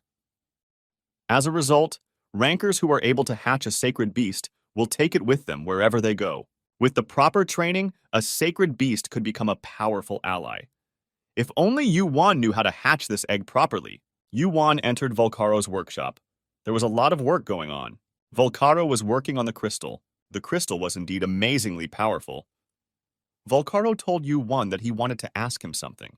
They sat down on wooden chairs facing each other. Volcaro asked what kind of weapons Yuan preferred and what kind of armor he wore. Volcaro showed a bottle of black powder. He happened to have this powder after processing the crystal, and he suggested that Yuan make some weapons. Since the crystal has great power, this kind of powder is very valuable. Yuan asked what other materials were needed besides the powder. Volcaro went to the wall and said that he didn't have any material suitable for making weapons, but he would find something similar. He took an armature made of mithril, a rare material that had a good conductivity of magical power, from the wall. Yuan had said that mithril was an expensive metal. Usually half a kilogram was enough for an item, but this was over a kilogram and a half. If the jackal currency could be exchanged, Yuan would have enough money, but as it was, he would only have to buy 600 grams. Volcaro suggested that Yuan take the mithril on credit. Yuan asked if Volcaro was afraid that he would take the item and not pay for it. Volcaro replied that the value of the crystal Yuan entrusted to him was much higher than the mithril. That's why he trusts Yuan. Yuan stopped himself from smiling. Volcaro was exactly the same as he remembered him. Volcaro was a gambler and a workaholic. He himself wanted to create a suitable item as soon as possible. Yuan took the sword he had bought in the tutorial from his inventory. He asked Volcaro to make a new sword based on it, something like a blade that wasn't too heavy. Volcaro smiled, for he was the best at making blades. A week later, in the Olympus Guildhouse, Agamemnon put on his heavy silver armor. He had a plan to get away with mismanaging the jackals. He thought he had completely lost his position, but he had been given the opportunity to make things right. If everything was handled well, everything would be the same, if not better, when the Lord of Heaven suddenly took notice. Agamemnon was informed that all the players from the 1st to the 10th floor were assembled. There were about 200 of them.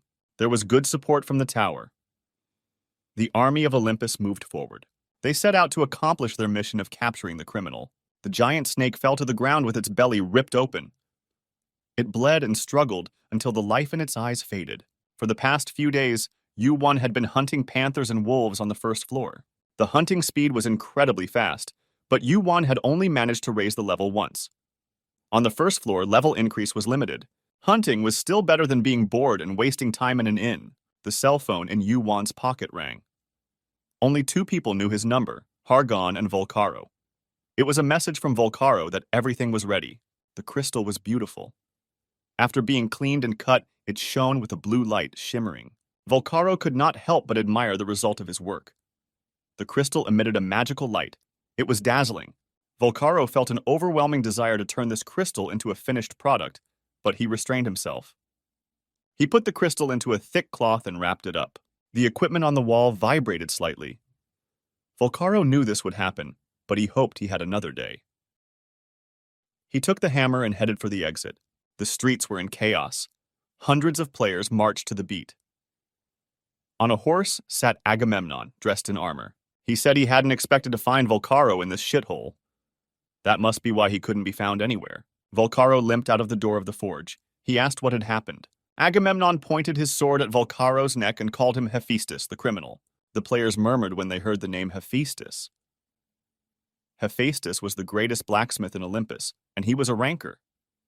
How could they, mere players, capture rancor? Agamemnon reassured them by explaining that on the first level, rankers receive a significant limit to their power. Hephaestus struck the air with his hammer, creating a massive sonic explosion. Players standing nearby ruptured their eardrums. The players, led by Agamemnon, rushed Hephaestus. He had no equipment except his hammer. Agamemnon signaled, and a man in white stepped forward. Agamemnon said there was also a ranker on their side. It was the high ranker of Olympus Chris, and he wore a red robe. Hephaestus's eyes widened as he recognized the man. He told Chrysis that he would be punished, for the Olympus rankers could not interfere in the affairs of the first floor. Chrysis replied that he didn't care, since Hephaestus was also a ranker. Hephaestus's body grew hot, and a blue light began to emanate from his eyes. Hephaestus struck his hammer, and fire appeared around him. Arrows and spears were deflected by the swing of his hammer. Hephaestus swung his hammer in the opposite direction of Chrysos. The shockwave blew the players' heads off. The hammer blows came one after the other. The players writhed in agony. Chrysis looked at Hephaestus and said that he had always respected him. Even though Hephaestus had become ranker a millennium ago, he did not seek greater power but continued to do what he loved. Hephaestus swung and his hammer made another terrible sound. It was a vibration that shook the air. Hephaestus's eyes burned with red fire. This attack could have been the climax of the duel. Chris told Hercules that he had attacked players much lower than himself, and that he would be severely punished by the tower. Chrysis reiterated that he respected Hephaestus for giving up power for principles. That was why he didn't want to fight Hephaestus. Everything around them was filled with the magical power of Chris and Hephaestus. This power burned the atmosphere around them. From their clash, all players in the vicinity were burned. Suddenly, Hephaestus's body turned gray. His arms and legs began to turn to stone. Chrysos pulled out a shield with Medusa's head with snakes instead of hair. Anyone who looked at it would be petrified. The most interesting thing was that Heracles himself had once made this shield. It was a replica, but it was enough to turn anyone who looked at it to stone. The power of Medusa's monster turned Heracles to stone. Hephaestus fell on his side because of his mangled leg. Although many died and Chrysis was badly wounded, he was satisfied with the result. When Agamemnon saw Heracles fall to the ground, he trembled with joy and ordered him to be dragged away. Suddenly a voice was heard. The player who had suddenly appeared said he would not allow it.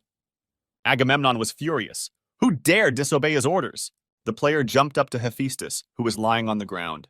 Kim Yu-1 stood in front of them and looked at everyone with hatred. Agamemnon looked at Yu-1 and clenched his fists in anger. Kim Yu-1 covered the body of Hephaestus on the ground with his body. Agamemnon's eyes were fixed on Yu-1. He recognized Yu-1 as the winner of the tutorial. Chrysis was angry when he saw that Yu-1 had interfered even by himself. He thought that Rancor had come and that he was just a player. Yu-1 looked at Rancor. He recognized Chris. He couldn't understand how two rankers of that level could fight in the narrow streets of the slums. Yu-1 didn't move from his seat. If the fight dragged on and the administrator intervened, Olympus would lose its influence on the first floor. Agamemnon asked Yu-won how long he would stand there blocking their way. Yu-won replied that he would not leave until Hephaestus's petrifaction was over. Suddenly, Agamemnon saw Hephaestus move faintly. Since the shield was a replica, Hephaestus's petrification should not take long. Once the petrification was over, Hephaestus would be able to move again. Agamemnon ordered his subordinates to kill Yu-won and retrieve Hephaestus. His subordinates hesitated. No one wanted to kill a newcomer and be punished. Then Agamemnon announced that he would make the first one to kill Yu-won, the leader of the first floor. The players began to attack. Everyone wanted to be the first to kill Yu-won in order to get the manager position. Yu-won put the power of giant fire into his magic sword. Yu-won slashed the players who attacked him with his fire-soaked sword. The players who couldn't dodge were burned to the ground. With the help of the Flame Eyes, Yu-won found a way to dodge the players' attacks.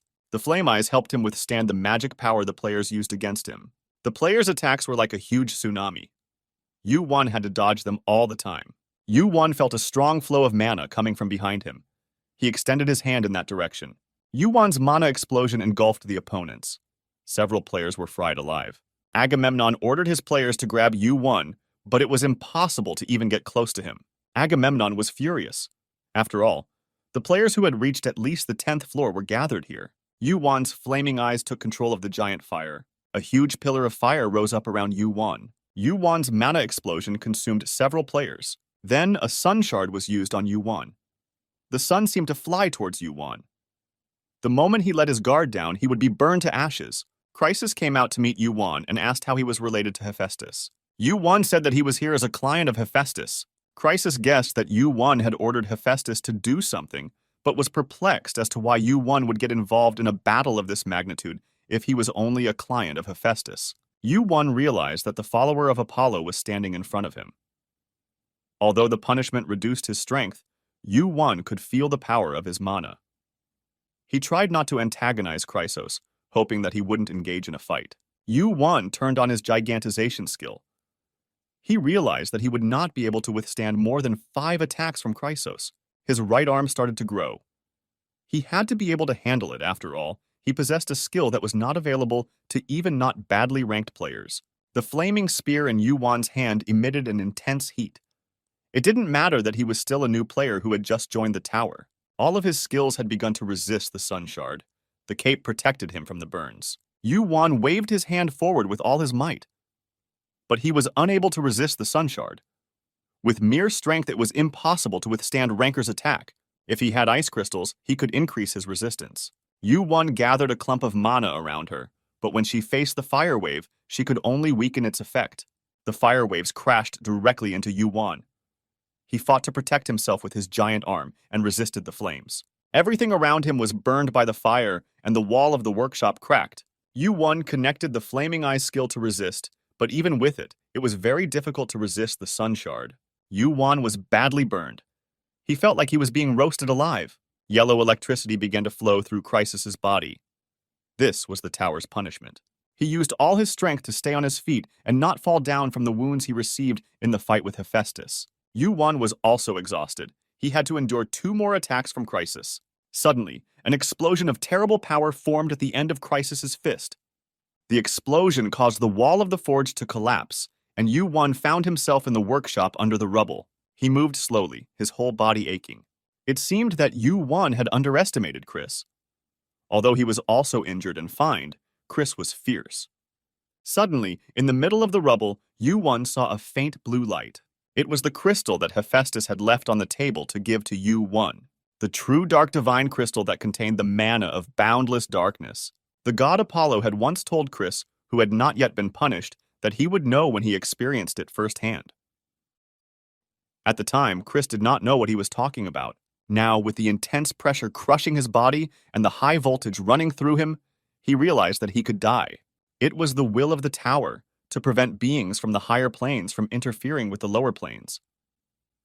Suddenly, Agamemnon approached Chrysos and bowed his head, thanking him for a job well done. He ordered his subordinates to take Hephaestus, see if there were many dead, and tend to the wounded. Agamemnon looked at the collapsed building where Yu-won was buried. Chrysis said it was best to leave him alone. Shocked by Chrysis's answer, Agamemnon said that Yu-won could be dangerous in the future. But Chris said firmly that the work is over and they have already violated the rule of the tower. Therefore, he wants to avoid unnecessary killing. A cloud of dust rose from inside, and a person came out of it. It was Yu-Wan with a sword in his hand. He was holding a crystal in his other hand. Agamemnon told Chrysis that Yu-Wan was clearly trying to fight them. Chrysis shook his head.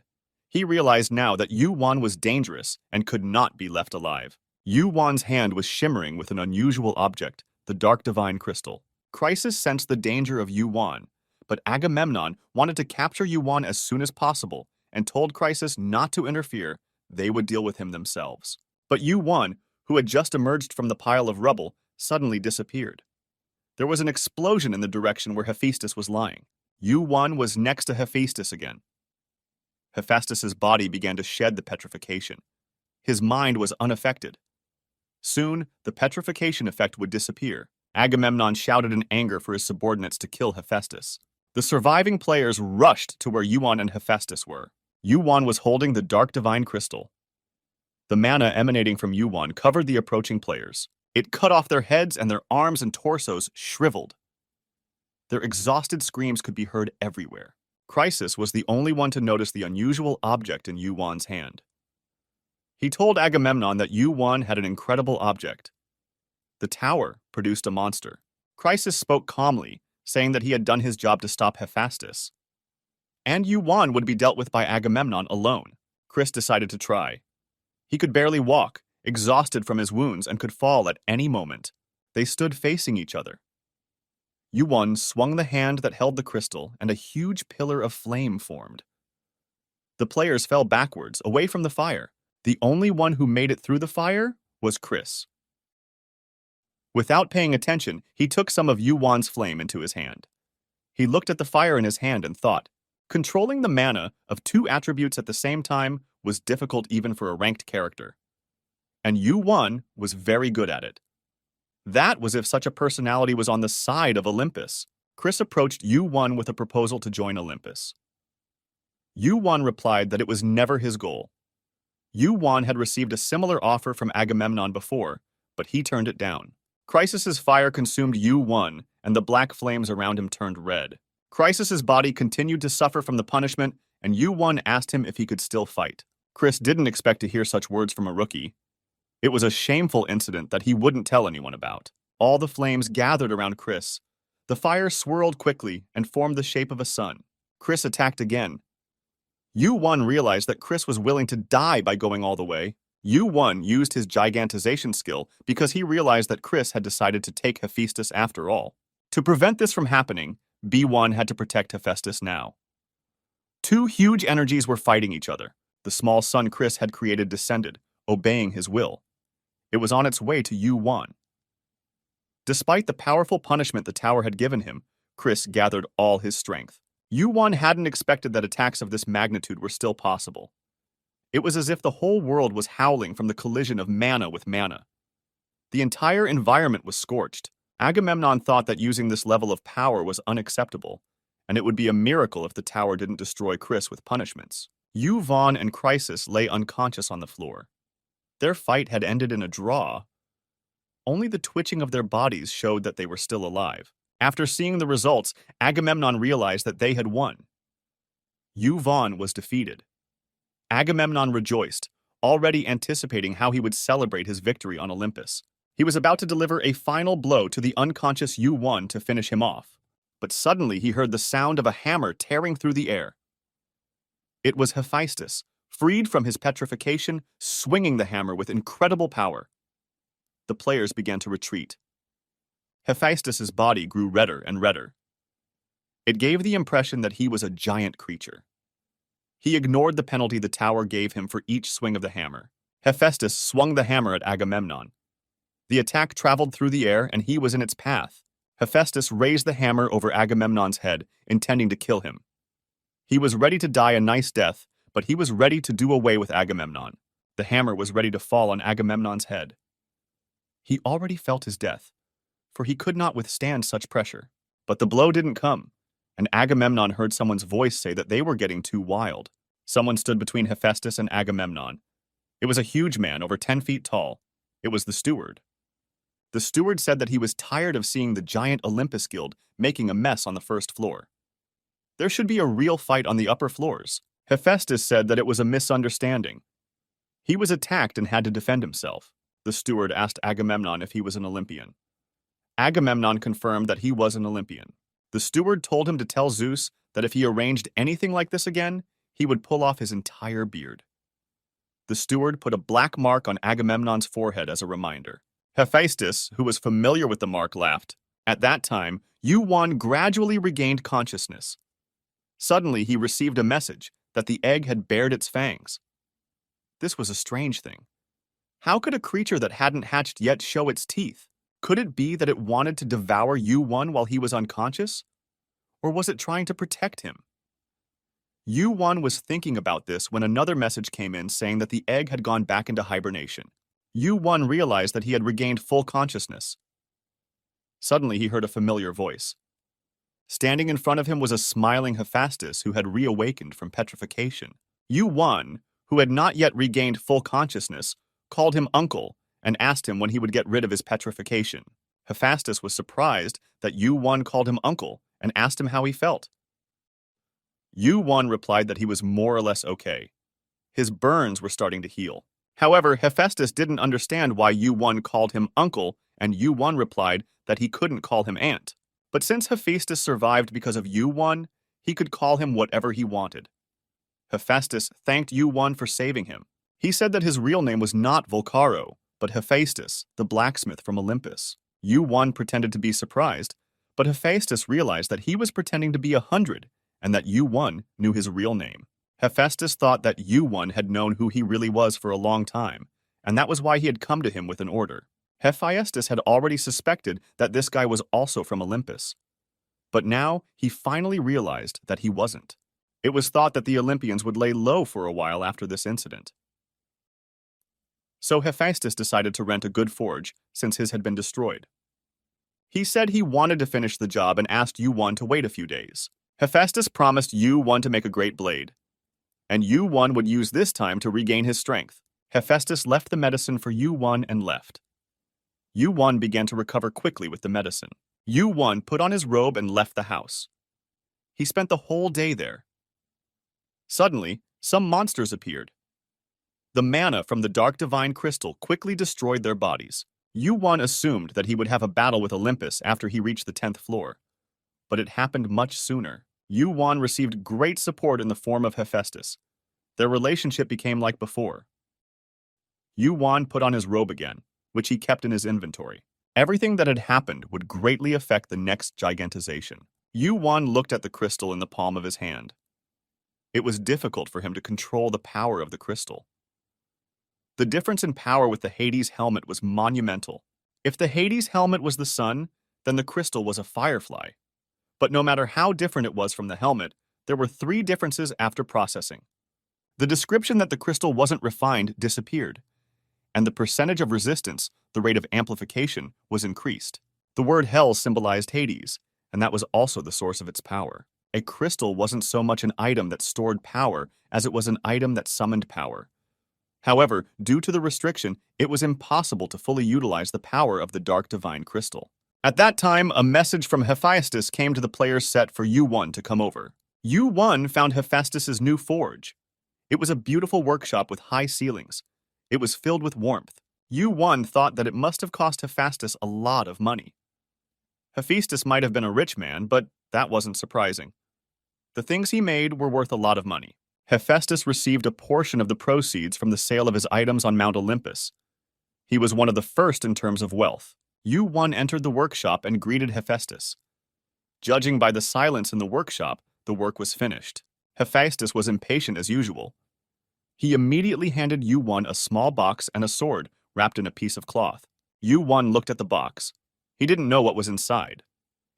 They had agreed on a blade, and here was a sword and an obscure box. Yuan realized that the cloth was wrapped with the blade, but when he opened the box, there was nothing inside. He thought it was a surprise box. Hephaestus told him to take a closer look. When he put his hand into the box, he felt something smooth. It was an invisible glove. Thin gloves made of a special transparent material, with increased mana permeability. It was not easy to make transparent items. Yuan put on the glove. He couldn't feel anything. There was a small indentation on the back of the glove. Yu-Wan put the crystal inside. Hephaestus didn't explain to Yu-Wan how the glove worked. Apparently, he had made the glove to make it more comfortable for Yu-Wan to wear the crystal. The crystal attached itself to the glove and disappeared. Yu-Wan unrolled the cloth. On the table was a magnificent blade. Its shape and length were the same as the well-sharpened sword Yu-Wan had asked for. Yu-Wan pulled the sword out of its sheath. It was an amazing blade. Just by holding it, one could feel how sharp it was. Hephaestus suggested that Yu-Wan choose a name for the blade. Yu-Wan carefully examined the blade. He wanted to name it not only by its appearance but also by its characteristics. Yu-Wan named the blade the Sword of Dark Night. It was the Sword of Dark Night, a creation of the blacksmith Hephaestus. Because of its properties, it could sustain a fight in the dark almost indefinitely. With such a sword, one could fight endlessly and tirelessly. The reality exceeded Yu-Wan's wildest expectations. Hephaestus was overwhelmed with pride and joy when he saw Yu-Wan's endless satisfaction. Hephaestus asked Yu-Wan about his future plans. Yu-Wan said that he would continue to climb. Hephaestus nodded his head to show that he thought so. Hephaestus was also curious about what Yu-Wan was going to do with Olympus. Yu-Wan had a ready answer. He was going to bring Olympus down from here. Hephaestus felt sorry for him because he was the reason why Yu-Wan got to Olympus, and that was too high for a beginner. But Yu-Wan didn't seem worried at all. He was determined to bring down Mount Olympus. They said goodbye. Hephaestus looked at Yu-Wan as he left and thought that he was an amazing guy, without fear or hesitation. As they left the workshop, Yu-Wan looked at the door. The goodbye was dry. But Yu-Wan knew that Hephaestus remained the same as before. The bond between them had begun a long time ago. Back then, Yu-Wan had fought against the outer gods and lost his sword. He came to Hephaestus without a sword, and Hephaestus forged him a new one out of adamantium. But it was hard to find even a single piece of this material in the tower, and Hephaestus made a great sword of it. When Hephaestus handed him the sword, Yu-Wan noticed that Hephaestus's fist was bandaged and covered in blood. Yu-Wan realized that Hephaestus melted his adamantium hammer to make a sword and used his fist instead of a hammer. Yu-Wan realized that it was as if Hephaestus ripped his heart out of his chest and gave it to Yu-Wan. Yu-Wan grabbed the hilt of the sword on his belt. Yu-Wan bowed to the workshop and mentally thanked Hephaestus once again. The Colosseum was the stage where the first floor trials were regularly held. It was also famous for its indestructibility. In the tower, there were many tests that had to be performed. On the first floor, the test was always the same. There were many information boards in the room. There was a lamp on the table. There was an elfin woman with long hair sitting at the table, the director of the Shuri Colosseum test. She was eating chocolate and watching the players. She saw Kim Yu-Wan. His recording of the tutorial, the best in history, arrived on the first floor 12 days ago. Shuri looked at Yu-Wan's picture and thought that there were a lot of good newcomers this time. It was a beautiful female ranker. She thought that Hargon also had good skills, and it was interesting. But Yu-Wan beat him. Yu-Wan came alone to the test that the team was going through. There didn't seem to be anyone on this floor who was his equal. Shuri thought that he definitely couldn't pass this test even if he was a ranker. So let him try as hard as he wanted. The test room on the first floor of the Colosseum was quite solid. Even players from the higher floors would come down here to duel. The purpose of the trials on the first floor was simple. It was to defeat the opponent. It was clear to Yu-Wan that he would pass this test. Yu-Wan looked at the ranking of the Colosseum. Sun Wukong had the highest ranking, Hercules had the second highest ranking, and Odin had the third highest ranking. Yu-Wan remembered that his previous record was in the 12th round. Yu-Wan noticed a familiar name. Hargon had gone 16 rounds. Players who wanted to be ranked higher would defeat their opponents and move up to the next level, and so on. Yu-Wan thought that Hargon got a higher rank because of the Thunderhand he got for finishing second in the tutorial. Yu-Wan thought that no matter what floor Hargon was on, he would catch up with him soon. The trial had begun. The first opponent had to be defeated. With that, the doors of the Colosseum opened. A huge orc with heavy armor and a spear stepped out to meet Yu-Wan. Standing over 2 meters tall, he didn't look like an ordinary orc. His body resembled that of a well-trained soldier. He saw Yu-Wan and prepared to attack. When he saw the sword in Yu-Wan's hand, the orc showed his bloodlust by baring his fangs. Yu-Wan used the Sword of Mana skill. A mana-emitting light began to gather around the sword. In an instant, the sword sliced through the orc's body from top to bottom, including his armor. The orc's body fell to the ground. A message appeared for Yu-Wan. Yu-Wan had passed the test on the first floor. However, this was just a checkpoint to pass through. His mission had just begun. The next challenge begins. The second round began. Shuri, who watched the trial, wasn't surprised that Yu-Wan had passed the first round so easily. After all, even Hargon could easily handle the orcs. Yu-Wan was faster than Sun Wukong, the great sage equal to heaven. Yu-Wan passed the second test with ease. He slaughtered a few more orcs. Then he chose the third trial. Yu-Wan passed trial after trial. He hadn't used any of his skills yet. Yu-Wan fought non-stop. He survived the 9th and 10th rounds. The 11th and 12th rounds were over. It was as if Yu-Wan couldn't even see the trials he was going through. When Yu-Wan passed the 15th round, he was asked again if he would accept one more round. Without hesitation, Yu-Wan replied that he agreed. Yu-Wan's flaming eyes took control of the giant fire. He fought against the great beings of the tower. Yu-Wan released a bright red flame from his hands. The two swords collided. The opponent's blade was about to be destroyed. Yu-Wan thought that he shouldn't prolong the fight too long. The flames roared. Yu-Wan's powerful attack shattered his opponent's armor. It was a crushing defeat for the opponent. The helmet flew off his head, and Yu-Wan saw his face. It was a man, his face covered in wrinkles. One eye. This was his second defeat.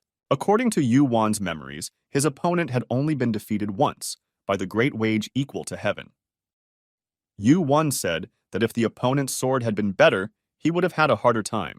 The opponent said that because of Yu-Wan, he was able to fight with joy again and died with his eyes open. Yu-Wan stretched out his hand and closed his eyes. All of Yu-Wan's statistics increased by 1 level. He again received the message that he had passed the 19th level. He had reached the same record as Sun Wukong. There was still the 20th level that no one could pass. A message appeared asking him to pass the last challenge. The answer had to be given within 30 seconds or Yu-Wan would be automatically moved to the next level. This challenge didn't give anyone time to rest. Yu-Wan agreed to do it. He realized that if there was enough time to rest, the Colosseum test would be meaningless. The last, 20th test had begun. As soon as this announcement was made, there was a rumbling sound. The floor of the Colosseum shook. The door swung wide open and a faint scream could be heard from inside. Yu-Wan sensed murderous intent in the scream. Tense, Yu-Wan let the giant's power flow into his right hand. He grasped the sword with both hands. The sound came closer and closer, and the ground trembled more and more. Finally, the head of the final trial appeared. The head that came out of the door immediately towered over Yu-Wan. Yu-Wan was surprised. This creature was moving so fast that it was hard to see its shape. It slammed its head into Yu-Wan's sword. The impact threw Yu-Wan backwards. If he hadn't held his sword tighter, it would have flown out of his hands. The brute force overwhelmed him even with the use of gigantization. Yu-Wan, who had shown incredible strength on the first floor, was now thrown backwards and could barely stay on his feet. He hooked his hands to the ground to stop his backward movement and prepared for another strike. Sun Wukong had fought this monster before, but he had fainted from the impact of its tail and lost the challenge. It was only because of his survivability that Sun Wukong stayed alive. For others, it would have been an imminent death. Only a head and a tail, but it was definitely him. Even though this is the last trial, would such a creature be in the Colosseum? Maybe Sun Wukong was mistaken, and it's just a similar creature. Yu-Wan realized that this snake was a shard of the outer god. It was a snake with 8 heads and 8 tails, so huge that it could encompass 8 mountain peaks. It was a creature that had been gripped by all the wrath of the world since its birth. Yu-Wan had heard that it had been sealed in Susanu's sword for a long time. He had not expected the snake to be here. The message to get rid of the 8th head of Yamato no Orochi appeared. It was the most dangerous monster in Yu-Wan's memory. Yu-Wan couldn't believe the difficulty of the challenge. It only had 1 head and it was smaller than Yu-Wan remembered. But it was still a terrifying monster. Its fangs alone were as big as Yu-Wan's. Orochi started to attack Yu-Wan. As it swung its tail, Yu-Wan jumped aside with his hand on the ground. Although the snake only had 1 head, Yu-Wan realized that if he made one wrong move, he would die on the spot. Yu-Wan dodged countless blows with his tail. Yu-Wan swung his dark divine crystal energy-filled sword wide. The snake's hard scales and tough skin protected it from Yu-Wan's blows. The wounds that Orochi received from Yu-Wan's sword blows were too shallow and bled easily. Yu-Wan used mana to inflict wounds on Orochi one by one. The number of wounds increased. The wounded Orochi began to swing his tail with more and more force. Each attack was very powerful. Yu-Wan began to avoid Orochi. He realized that he had to buy some time. Orochi opened a huge mouth with fangs as big as a man's and prepared to swallow Yu-Wan. Orochi stopped screaming and was overcome with rage. He chased after Yu-Wan with incredible speed. Even with the Dark Knight sword forged by Hephaestus, it was impossible to cut through Orochi's strong scales to inflict a fatal wound. The scales were so strong that it was as if the blow never happened. When one acts like this, the challenge is impenetrable. But the tower never gives impenetrable tests. Therefore, he had to look for a weakness, or he wouldn't be able to kill the monster. Yu-Wan activated the flaming eyes and looked at a certain spot. Examiner Shuri stood up after seeing Orochi in the Colosseum. This test was so difficult that no player would be able to pass it. She saw that Yu-Wan stopped attacking at one point, as if he realized his self-confidence. She watched as Yu-Wan's body was thrown back by a tail punch. Shuri mentally urged Yu-Wan to give up, saying that it was enough for him to wound Orochi. Yu-Wan said that he had found him. Shuri didn't understand what he was talking about. Shuri saw Yu-Wan's eyes turn crimson. Yu-Wan immediately jumped onto Orochi's back. Orochi fought to shake Yu-Wan off, but it was useless. He ran down his body using his scales as stepping stones. When Yu-Wan was in the middle of his body, he grabbed his sword in a different way. Finally, Shuri realized what Yu-Wan was doing. On Orochi's body, near the heart, there was an area that was not covered with scales. It had been made by Susanoo during his fight with the snake. It was Orochi's only weak spot. Yu-Wan aimed his sword at that spot. Yu-Wan gathered all his mana and struck a decisive blow. Yu-Wan's sword pierced Orochi's body where there were no scales. He didn't scream, but stopped making any sound at all. Orochi flailed his tail in agony, causing rocks to fly off the walls of the Colosseum. His eyes grew misty. The vicious snake, whose body could encompass 8 mountain peaks and 8 valleys, was defeated. Yu-Wan delivered the final blow to Orochi's heart. It was the only way to pass the test. It seemed that Yu-Wan had straightened out the 8th head of Yamato no Orochi. Yu-Wan's level had been raised. His strength, agility, and stamina had increased. The last test had been passed. Yu-Wan's achievements were recorded in the Colosseum. He had become a legend. There were 31 levels left before the 100th level. The level increased faster than Yu-Wan expected. Yu-Wan heard his name spoken by a woman's voice. He looked over to where the voice came from. In front of him stood an elf woman with 6 blades at her waist and behind her back. She was the examiner of Shuri's first trial. She was shocked that Yu-Wan passed the test and killed Orochi. She asked Yu-Wan if he knew about the snake's weakness. Yu-Wan replied that the tower doesn't give impossible tests. The difficulty seemed unbelievable, so he took a closer look. He found the solution. Yu-Wan stood in front of Shuri and she looked into his eyes. They were red. She asked about Yu-Wan's burning eyes. Shuri remembered seeing those eyes in the past. Flaming eyes and gigantization. A player with the skills of the highest ranks. Shuri looked at Yu-Wan carefully and assumed that Yu-Wan was the heir of the great sage equal to heaven. So he is from the heavenly realm. Yu-Wan decided not to explain the true situation to Shuri. Besides, she had no right to reveal information about the player. Shuri unbuckled one of her swords and offered it to Yu-Wan. It was an extra reward from the administrator. The sword was to be given to the player who passed all the tests, but Shuri thought that day would never come. Yu-Wan accepted the gift.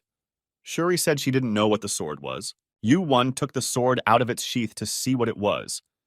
The sword started to emit amazing mana, but it broke in half. Shuri herself was surprised that the sword was broken. The sword even stunned the examiner. Yu-Wan looked at the sword and saw its reflection. It was a shard of the sword that Susanoo had used to seal the 8-headed snake.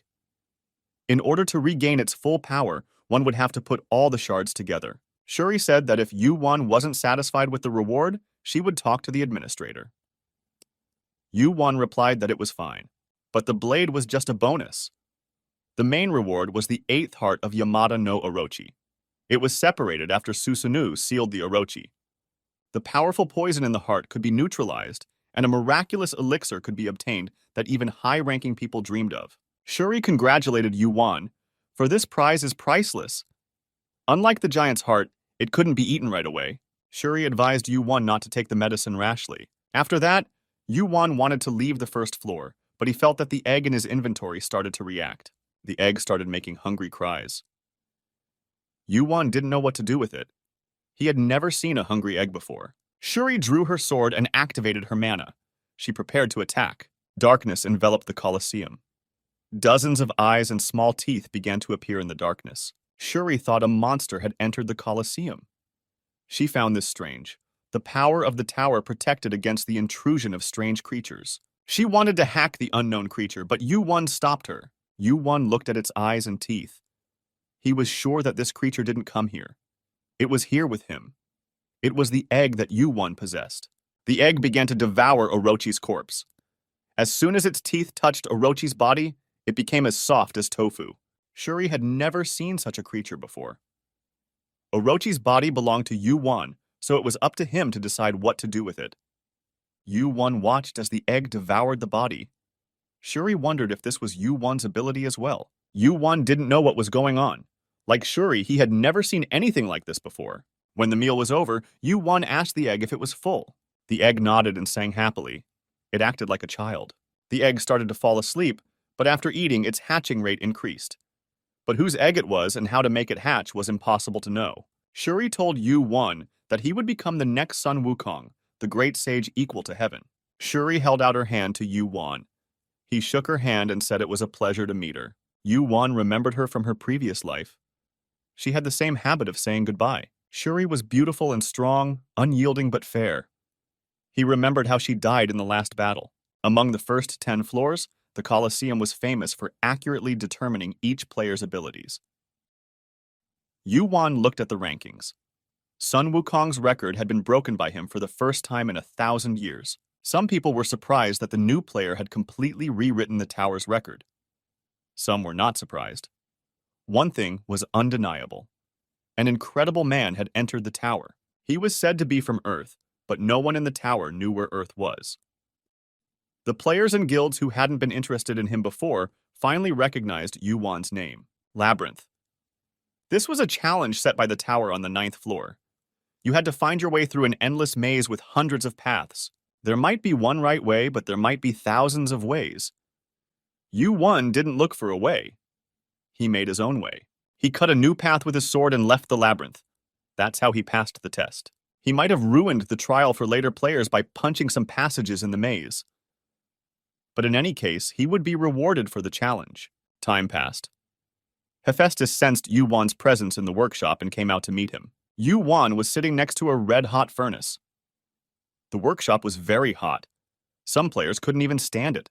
It had been a month since their last meeting. In that time, Yu-Won had climbed up to the 9th floor and passed all the tests. Yu-Won said that he came for his mission. Hephaestus replied that he would be finished soon. Hephaestus thought it was so hot in the workshop that even he was drenched in sweat, while Yu-Won sat there as if nothing had happened. So strong was his resistance to fire. Hercules asked why it took so long for him to be tested on the 9th floor. Yu-Won said that it took time to make new paths. Hercules grinned and said that Yu-Won is never like normal people. How is he going to pass the next test? What Hephaestus did this time, Yu-Won will definitely need in the next trial. Hephaestus grabbed the sword and pulled it from its sheath. It was a blade made of several materials. It had poor mana conductivity, but a very sharp blade. Yu-Won took the blade. The mana conductivity was low, but the resistance was high. Yu-Won thanked Hephaestus. It wasn't so much a sword as it was a sword-like armor. Yu-Won paid Hephaestus 1,000 points of Asgard currency. Hephaestus hadn't expected to be paid so much for his work. He tried to refuse, but Yu-Won insisted. Yu-Won couldn't afford to get used to free things. He said goodbye to Hephaestus. Yu-Won left the workshop and saw a portal. For 10 coins, one could teleport to any floor. Finally, Yu-Won went to a 2-digit floor. Yu-Won teleported to the 10th floor, the Marima world. The martial realm opened up before his eyes. A huge continent surrounded by an ocean. Unlike the other floors, the test on the 10th floor began immediately after ascending. The test was to choose one of the many martial arts schools, learn their martial arts, and pass the test. People shouted and invited Yu-Won, each to his own school. Thousands of people invited Yu-Won to join their clans. Yu-Won thought that it looked like a market. A man with a sword behind his back approached Yu-Won and greeted him. His speech was like a salesman praising his goods. He invited Yu-Won to join his clan. It was the Blue Blade clan, and the man raved about its benefits. Yu-Won brushed him off. Big schools wouldn't look for players in a place like this. The players themselves were interested in the big schools, so there was no need to lure them there. Yu-Wan didn't listen to the man. He said that he was looking for another school. The representative of the Blue Blade clan got angry. How dare Yu-Wan ignore his invitation? The man drew his sword. He may not have wanted to kill Yu-Wan, but he certainly wanted to scare him. Yu-Wan was annoyed by the ridiculous situation. The man was showing off his strength by pressing down on the player who had just gotten up. Yu-Wan warned him that it would be bad for his station's reputation if he touched a player who had just gotten up. The clan representative said through clenched teeth that it was too late to beg for mercy. Yu-Wan replied that he had no intention of doing so. Yu-Wan took a step forward. The man remained silent for half a word. Yu-Wan's gaze changed. He took another step towards the man. The headmaster felt as if he had seen those eyes somewhere before. His nerves were at their limit, and he swung his sword. In an instant, he found himself on the ground. He noticed the crowd watching him. He tried to get up, but his legs gave out and he fell back to the ground. He could hear the crowd whispering. He was ashamed to have fallen in front of everyone. He picked himself up, lowered his head, and tried to get out of there as fast as he could. He held a grudge against Yu-Wan. The next time they met, he would kill him. 10 days passed. After Yu-Wan arrived on the 10th floor, he was on his feet all the time and kept moving. There was no other way to move around here. In 10 days, Yu-Wan had traveled over 4,000 kilometers. Suddenly, a huge mountain and a clear blue sky appeared in front of his eyes. It was the 10th floor Heavenly Mountain. Yu-Wan began to climb up the mountain. By the time he reached the middle of the mountain, the sun had already begun to set. Suddenly, he heard a rustling sound. Yu-Wan activated the flame eyes and saw a group of 20 people in the darkness. Yu-Wan said aloud that he was not an enemy and there was no need to be so cautious. The 20 people surrounded him. He remembered that this had happened to him before. It was like being surrounded by jackals right after entering the tower. The Heavenly Demon Clan. This was a group that had opposed the Martial Arts Alliance for a long time. They couldn't go beyond Heavenly Mountain. Kwang Ha-Muk was a pureblood of this clan. He had traveled over 40 floors. He looked at Yu-Wan and decided that this guy was not easy at all. He asked if Yu-Wan wanted to join their clan. Yu-Wan shook his head. He didn't want to join them. He wanted to pass the test of the Heavenly Demon Divine Cult. The clan members were surprised. It had been a long time since a player had taken the Divine Clan trial. But if he had come this far, he should know why players avoided this trial. Yu-Wan suggested that the probability of passing was very low. Kwang Ha-Muk said that was not true. He replied that the probability is not small. It just doesn't exist. So far, no player has been able to pass the test. That's why no one comes here. Ha-Muk motioned for Yu-Wan to follow him. Ominous mana began to surround Yu-Wan. Yu-Wan tried to resist the mana, but his resistance was suppressed. There were dozens of paths in front of Yu-Wan, and the true path had to be found. But if he took even one wrong step, he would fall under the influence of a hallucination. The road is not like the one they have been following so far. Yu-Wan has to find the real road among dozens of others. Ha-Muk turned his head to warn Yu-Wan, but immediately fell silent. Yu-Wan had disappeared. He had been standing nearby a moment ago, but now he was gone. Yu-Wan walked forward. As he followed the path, another intersection appeared. Yu-Wan chose the path again and walked forward.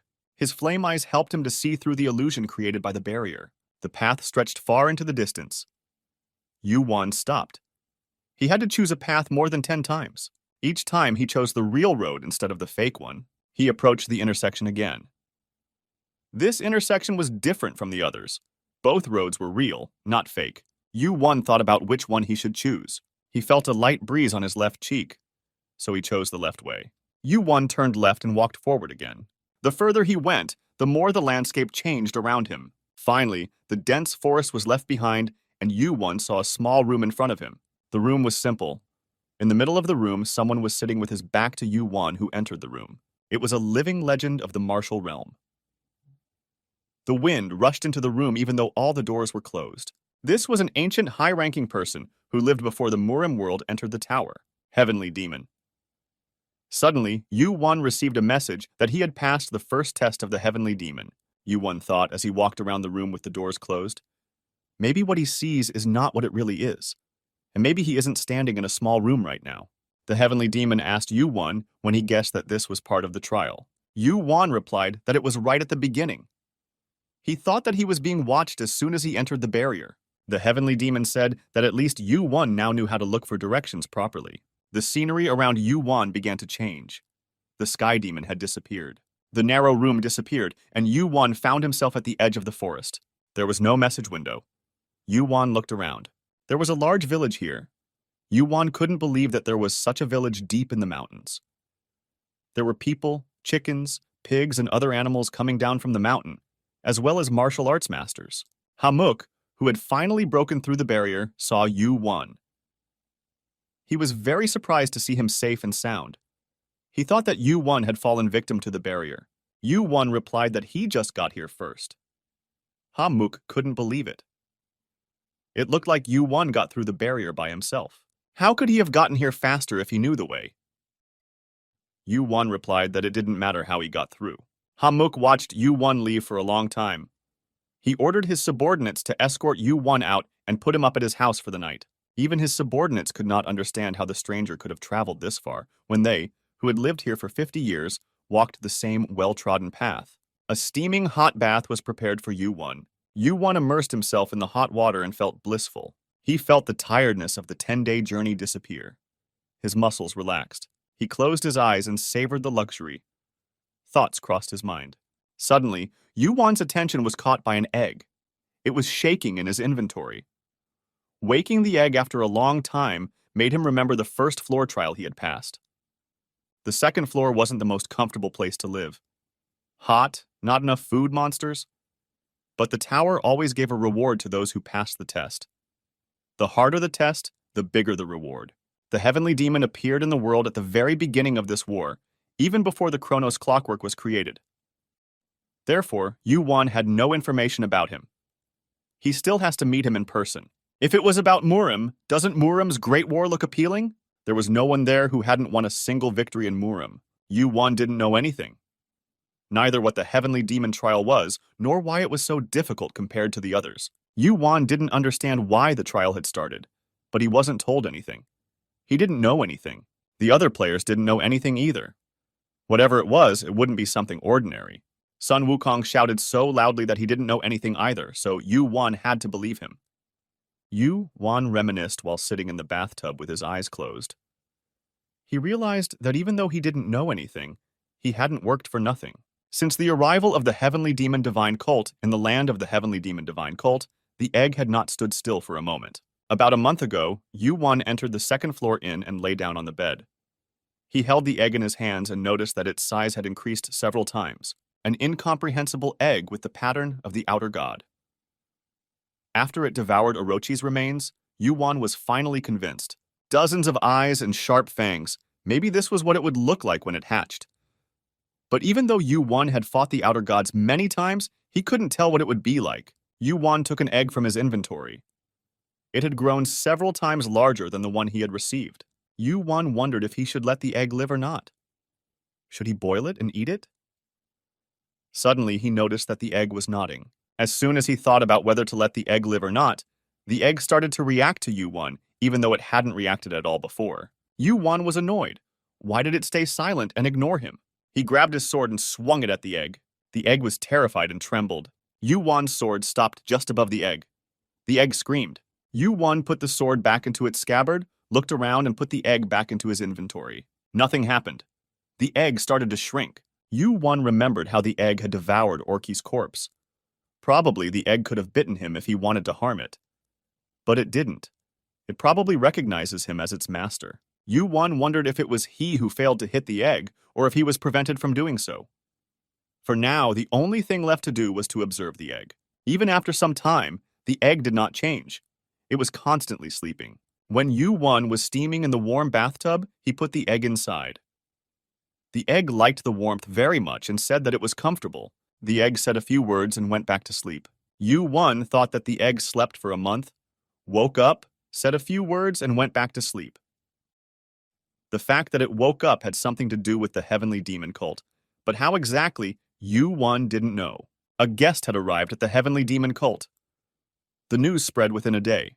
The 4 leaders of the heavenly demon cult gathered together. They sat around a round table. The four heavenly lords were Lord Spear Lord, Lord Tao Lord, Lord Blade Lord, and Lord Fist Lord. Lord Spear said that for the first time in decades, there was a new challenger for the heavenly demon cult trial. Fist Lord replied that it had been 34 years. Who is this new guy whose name is Kim Yu-won? The lords began to blame each other for not knowing anything about him. The oldest of them, Lord Blade, asked everyone to stop arguing and tell him who Yu-won was. He was told that Yu-won was a newcomer who had risen to the top by rewriting the rankings of each floor. Lord Blade found this hard to believe, but the records in the tower didn't lie. The four lords discussed Yu-won for a long time until they came to the conclusion that it would be best to see for themselves. The Spear Lord nodded in agreement and raised his hand. The thousands of kneeling martial artists raised their heads and obeyed his gesture. They clasped their hands, ready to obey his every command. Suddenly, the door swung open and a man appeared in the doorway. He wasn't nervous at all in front of so many masters and lords.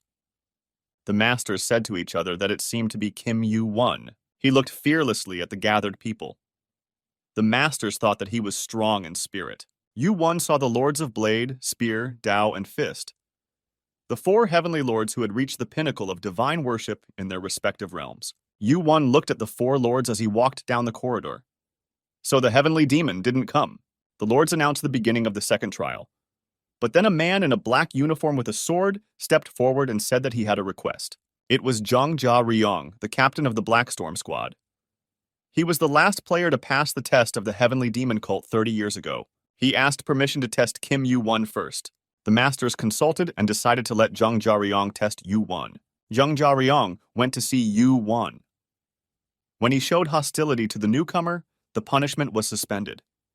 This meant that the tower did not recognize the test as official.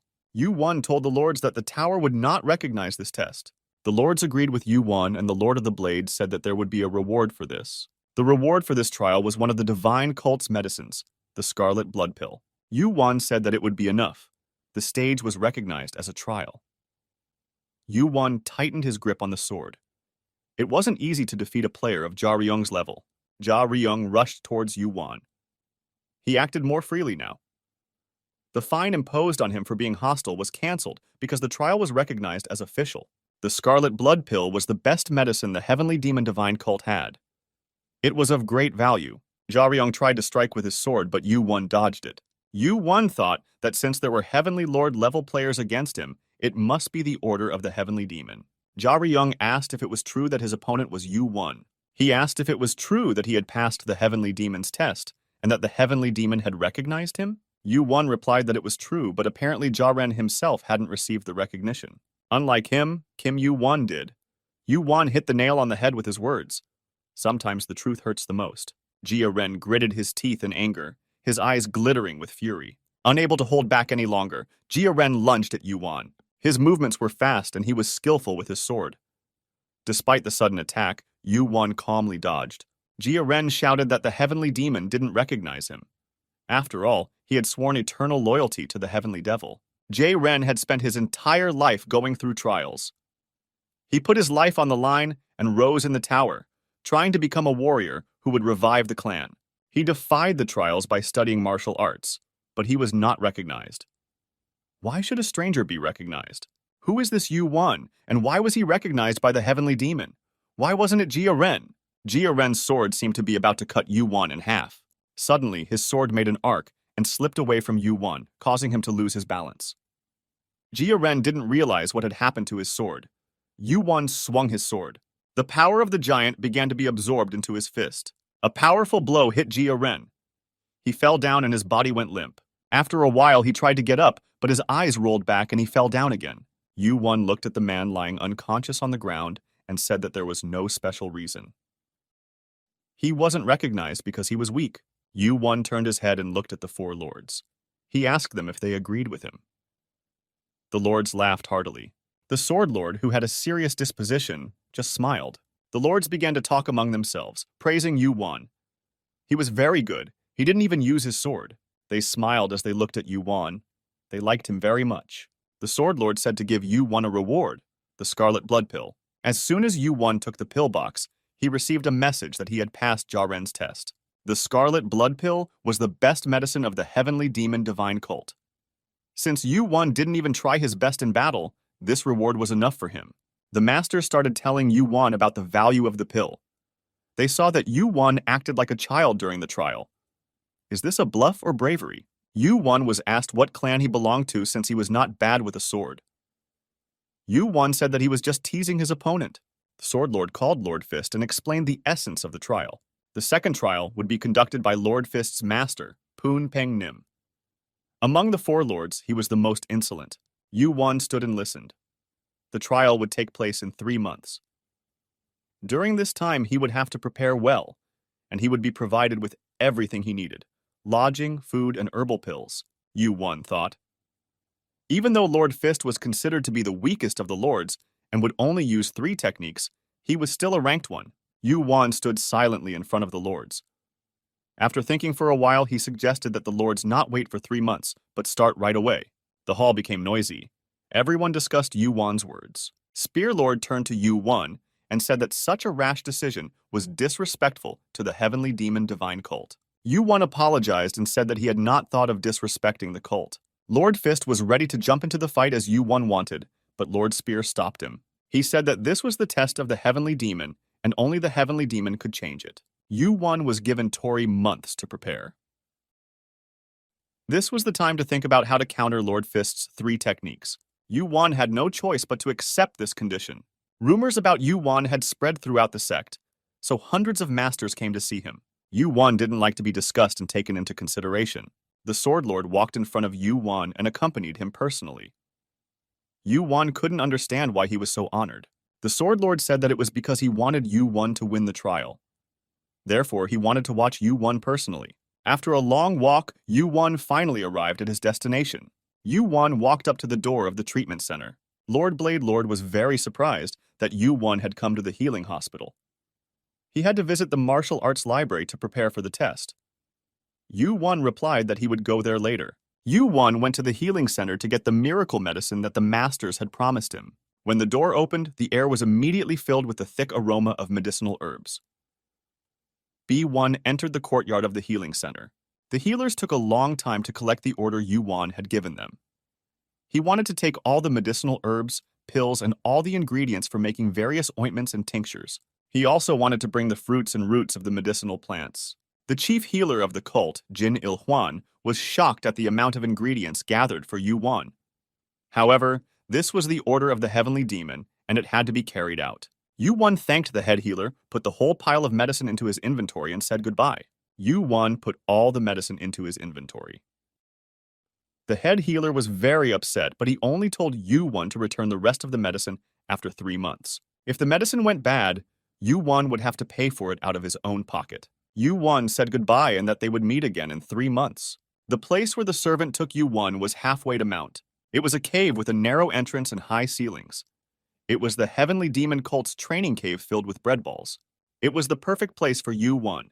The doors could only be opened from the inside, and one could only enter the cave from the outside by breaking the doors. Yu-Wan began to take all the medicinal herbs he had taken from the cave out of his inventory. It was a ton of medicinal herbs that filled a part of the cave. Yu-Wan sat down on the ground and prepared himself. First, he ate deer grass, and his resistance to poisons increased slightly for 24 hours. Then he ate aster root, and his resistance to poisons increased again. After that, he ate banchok flower. He had never realized that these herbs were so bitter. Yu-Wan's stomach turned.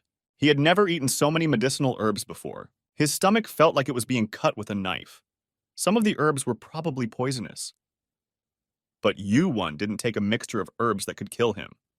So everything was limited to stomach pain. Yu-Wan did all this for the last dish he had left, the Orochi heart. The 8th Orochi heart was a red stone that contained the strongest poison. Yu-Wan kept wondering where he could get so much medicine to neutralize the poison of the Orochi heart. And then he finally got lucky. Yu-Wan noticed that the egg opened its mouth. Apparently, it wanted to eat Orochi's heart as well. Yu-Wan threatened the egg that he would roast it if it even thought about it. The egg was terrified. Yu-Wan's threat had an effect on the egg, and it fell asleep again. Yu-Wan gnawed at Orochi's heart with his teeth. It was as if fire entered Yu-Wan's mouth. The poison from Orochi's heart spread through his body. His poison resistance increased by 1 level. Yu-Wan barely had time to grab a handful of grass and eat it. He felt as if his entire skin and muscles were burned. Yu-Wan writhed in pain. He needed more medicine or his body would be poisoned. An endless stream of mana-boosting messages. The pain in his stomach was unbearable. Yu-Wan didn't expect such an incredible mana increase. A message appeared that Yu-Wan had become a mana master. It was as if the mana was flowing into his body by itself. Yu-Wan once again took an armful of grass to eat and drank all the mana from Orochi's heart down to the last drop, neutralizing the poison. This went on for several days. Yu-Wan hadn't realized that it would be so difficult. Even though blood dripped from his lips due to the internal wounds caused by the poison, Yu-Wan smiled. A month had already passed. The cult warrior stood at the door of the cave, waiting for Yu-Wan to come out. All he had brought with him was a pile of grass. The warrior said that they had not heard a word from Yu-Wan for a month, and it was possible that he would stay in the cave for the whole 3 months. No one who made it to the 10th floor would miss an opportunity to learn at least one secret fighting technique, but Yu-Wan was sitting in a cave. The warriors couldn't understand why he was acting this way. Lord Fist has gone to a secluded hall and is practicing in a way that would shake the heavenly mountain. The entrance to the training cave opened. Yu-Wan stepped out of the cave and immediately saw the 2 warriors coming to greet him. The warriors hardly recognized Yu-Wan. He was thin and pale. From the looks of it, he wouldn't be able to withstand even one technique, let alone 3. Yu-Wan was hungry. They went to a cafe and Yu-Wan was very hungry. It turned out that Yu-Wan had been starving for a month. He took a huge chicken leg and started eating it with great appetite.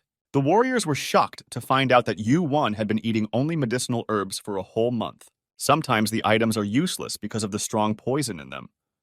Most people don't take them, but if a good antidote is found, such items can be taken. Yu-Wan ate everything on the table, got up, thanked the warriors, and wanted to say goodbye. He was asked where he was going. Yu-Wan asked them to accompany him to the martial arts library. The martial arts library was the most important place in every martial arts school. Yu-Wan went to a building with a beautiful staircase. At the gate of the library, there were warriors with swords. Yu-Wan thought that there were impressive guards here. He approached them and thought that they were players, or maybe some of them were rankers. A man in white clothes approached Yu-Wan and said that he had been warned about Yu-Wan's visit and would accompany him. They were in the book depository. There were huge shelves filled with books from top to bottom. Yu-Wan had the opportunity to read all the books. Yu-Wan had seen martial arts libraries before, but this was the first time he had seen such a huge one. He grabbed the first book he saw and looked through it. It was a picture book about fist techniques. Yu-Wan was already somewhat familiar with this technique. He decided to try by imitating the drawings in the book. There had to be a way to stand up to Lord Fist. Yu-Wan closed the book because he already knew the technique. Yu-Wan was sure that the way to defeat the Lord was described in some book, but how could he read so many books in 2 months? It was an impossible task even for him. Yu-Wan was looking for the beginning of the Heavenly Demon Cult, the technique created by Jung-Mu Jin, the Heavenly Demon. Yu-Wan picked up a book and began to leaf through it. His intuition told him that it must be here. Mu-Guk listened to the subordinates' report that Yu-Wan had spent a month in the training cave and now a month in the library reading martial arts books. When the subordinate checked on Yu-Wan, he was sitting there reading books as if he wanted to read them all. Mu-Guk put down the teacup and said that it's impossible to read all the books even in 3 years. Yu-Wan is doing strange things. First he ate herbs, now he's reading books. A faint smile appeared on Mu-Guk's face. It's impossible to understand or predict his actions.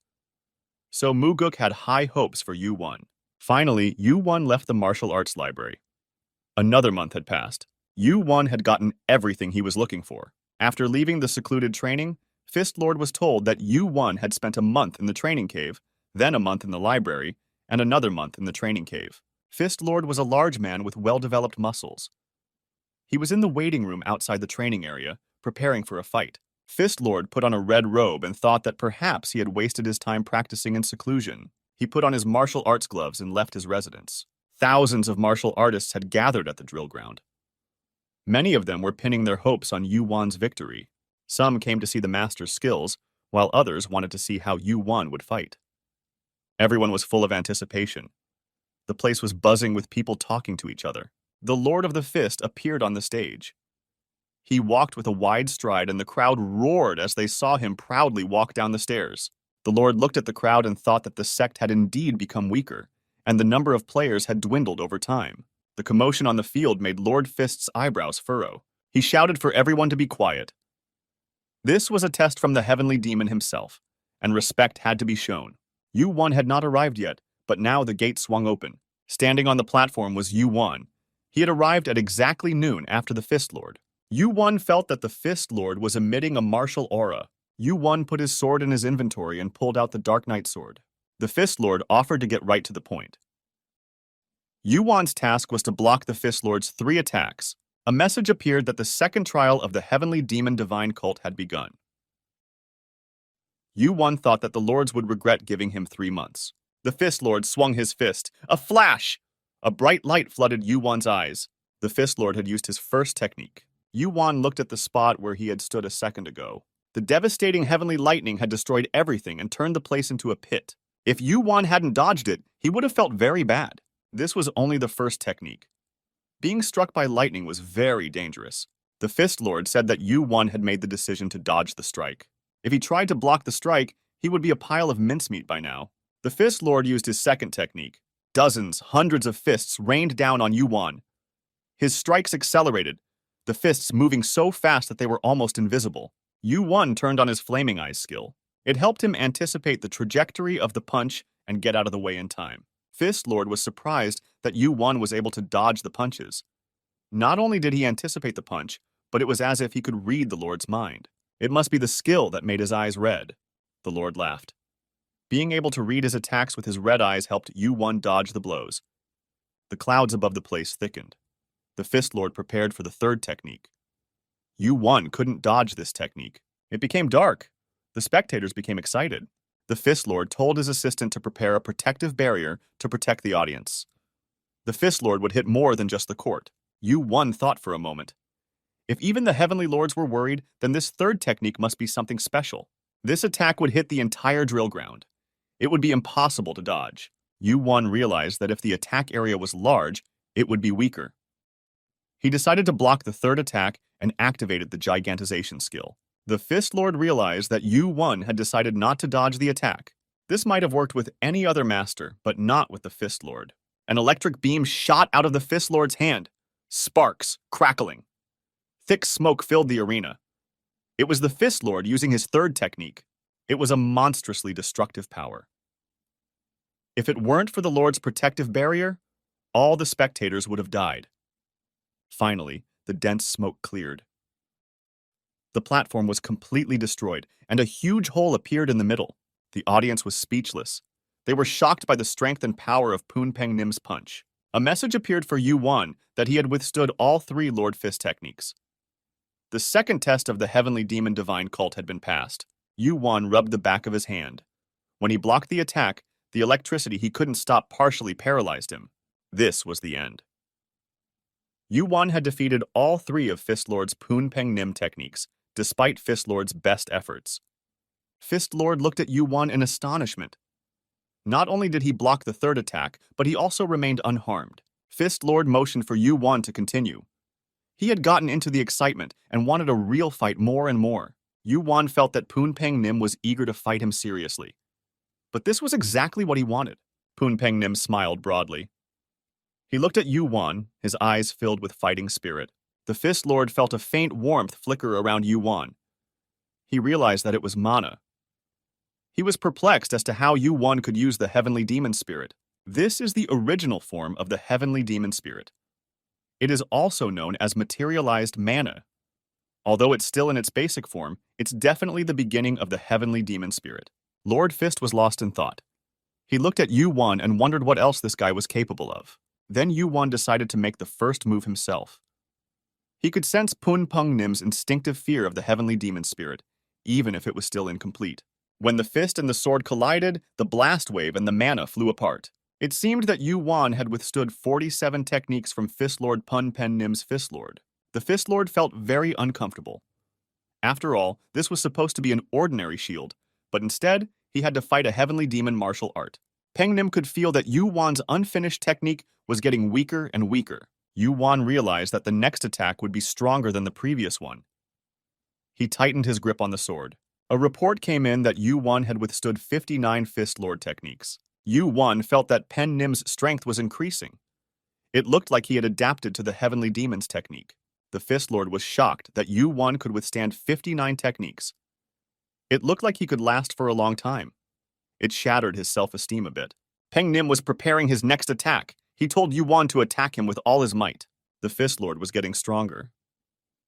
Yu-Wan had little physical strength left. Lord Fist sensed that Yu-Wan was preparing an explosion of mana. Fire rained down on Lord Fist. His body was slightly burned. Lord Fist thought that Yu-Wan was definitely abnormal. When he reached the 10th floor, he would definitely be able to compete with him, Lord Fist. He thought that both of them were abnormal to enjoy such a fight. They charged at each other with renewed vigor, attacking and retaliating at the same time. Lord Fist jumped up. Yu-Wan moved like a dancer. Lord Kulaka kicked Yu-Wan with force. Yu-Wan tried to block the attack. A message appeared saying that Yu-Wan had blocked 89 of Pen Nim's attacks. The next moment, Lord Fist attacked again, but Yu-Wan managed to dodge the blow. Lord Kulaka said that this was finally going to be fun. Yu-Wan thought that things had just become less fun for him. The spirit of the Heavenly Demon started to weaken, and Yu-Wan had no way to attack. He thought he was finished. Yu-Wan was constantly dodging attacks and moving faster than lightning. Lord Fist encouraged him to let Yu-Wan show what he could do. Yu-Wan wanted to close the distance between them so that he could use gigantization to immobilize Lord Fist for at least a moment. He activated the gigantization skill, and the giant's power began to concentrate in his hand. All of Yu-Wan's energy was temporarily replaced by physical strength. Yu-Wan stretched out his arm. The power of the Fist Lord's strike was absorbed by Yu-Wan's palm. With his feet on the ground, Yu-Wan was able to stop the Fist Lord's punch with his hand.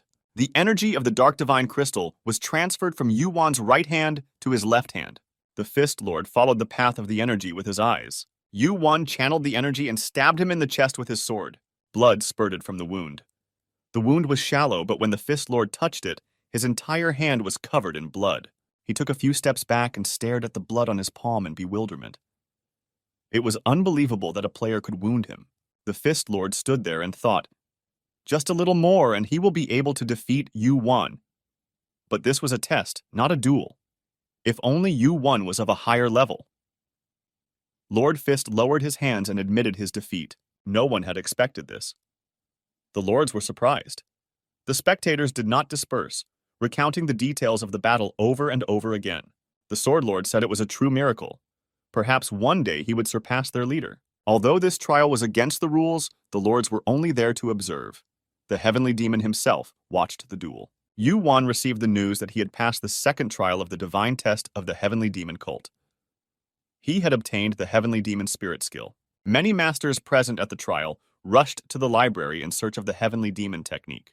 However, not everyone was able to not only master the technique, but also find it among other similar books. The Sword Lord said that finding and mastering the Heavenly Demon technique was a challenge in itself. Peng Nim sat across from Lord Mecha with his foot on his leg. He said that he was honored to have such a fight with Yu-Wan. Yu-Wan was looking for a chance to counterattack, and he found it. One day he would become the highest ranked. That was the opinion of the Lord of Fists. Peng Nim smiled and said that maybe this guy would even surpass the cult chief one day. The Sword Lord said that the cult chief would have to meet Yu-Wan in person soon, Heavenly Demon, and perform the final test. Yu-Wan was lying on a bed in the treatment center. His right arm was broken. He remembered the fight with the Fist Lord and thought that if the Fist Lord didn't admit defeat, he would lose 100%. His wound should have healed in 2 days. Yu-Wan tested his new skill. The Heavenly Demon Spirit gave him the ability to create a clone. Most ranked players could only dream of having such an ability. Yu-Wan sat down on the bed. He was thinking about the upcoming final test. His thoughts were interrupted by a knock at the door. Yu-Wan was told that a Heavenly Demon wanted to see him. A servant escorted Yu-Wan to the Heavenly Demon's residence. Yu-Wan remembered that the Heavenly Demon was a person who didn't care about formalities and didn't like complicated things. Yu-Wan entered the residence. It was a small room with a high ceiling. He looked around but didn't see anyone. Yu-Wan walked forward. In the semi-dark hall, a gray-haired old man wearing a red robe was sitting on a high chair. Heavenly Demon Chun Mu-jin looked at Yu-Wan and greeted him. Yu-Wan bowed and said that he heard the Heavenly Demon calling him. Chun Mu-jin asked how Yu-Wan felt and how his arm was. The Dark Knight sword activated and accelerated the healing of the wounds. As soon as darkness set in, its effect intensified. The heavenly demon noticed the sword on Yuan's belt and said that he wouldn't mind using it. Yuan remembered that Mujin had always been greedy for swords. Yuan replied that it was impossible that the person who made this sword would eat him alive if he didn't keep his weapon. Mujin immediately realized that the sword was made by Hephaestus because he was the only one who had the habit of saying such words. The heavenly demon stood up and asked Yuan to proceed to the final test. Yuan objected that he couldn't fight with a broken arm. Mujin said that Yuan would not need his hand in this test. He turned around and walked to a blank wall with nothing on it. Yuan realized that it was an illusionary barrier. Mujin disappeared behind the barrier with a small flicker. Yuan took a step and cautiously entered the barrier. There was a sound in his ears and he felt dizzy. The barrier was so strong that he almost fainted. A large hand grabbed his shoulder and pulled him inside. Yuan entered the cave of the celestial demon. He found himself in a huge cave, with Mujin standing not far from him. Yuan made a fire to light the cave and held it in his hand like a torch. The heavenly demon said that he had enjoyed Yuan's duel with the Fist Lord and wished him good luck in the future. The egg in Yuan's inventory woke up, bared its fangs, and began to swallow spit. Yuan saw a purple, flickering light at the end of the cave. It was similar to mana, but different at the same time. Yuan was sure that this power did not come from the tower, but from outside. It was absorbing the energy of the outer god. That was why the egg showed activity. The celestial demon explained that they called it the Holy Flame. The cult exists to protect this flame and to find a master for it. Both the first and second celestial demons, as well as the celestial demon standing before Yuan, have dedicated their lives to preserving this flame. Before the cult was proclaimed, it was a religion, not a martial art. And like any religion, when the faith weakens, the support shakes. There are stronger factions in the tower than the cult, and there are people who are stronger than the Sky Demon. Those who wish to join the Sky Demon cult must pass a test to prove themselves worthy. Mujin explained to Yuan that such difficult tests were created to protect the cult and the sacred flame. Yuan looked at the flame floating in the distance and asked the Sky Demon if anyone had made it this far. Blade Lord Shin Muguk had reached this challenge, but he had failed. Now Yuan faces his final test. If he can endure the holy flame, it will recognize him.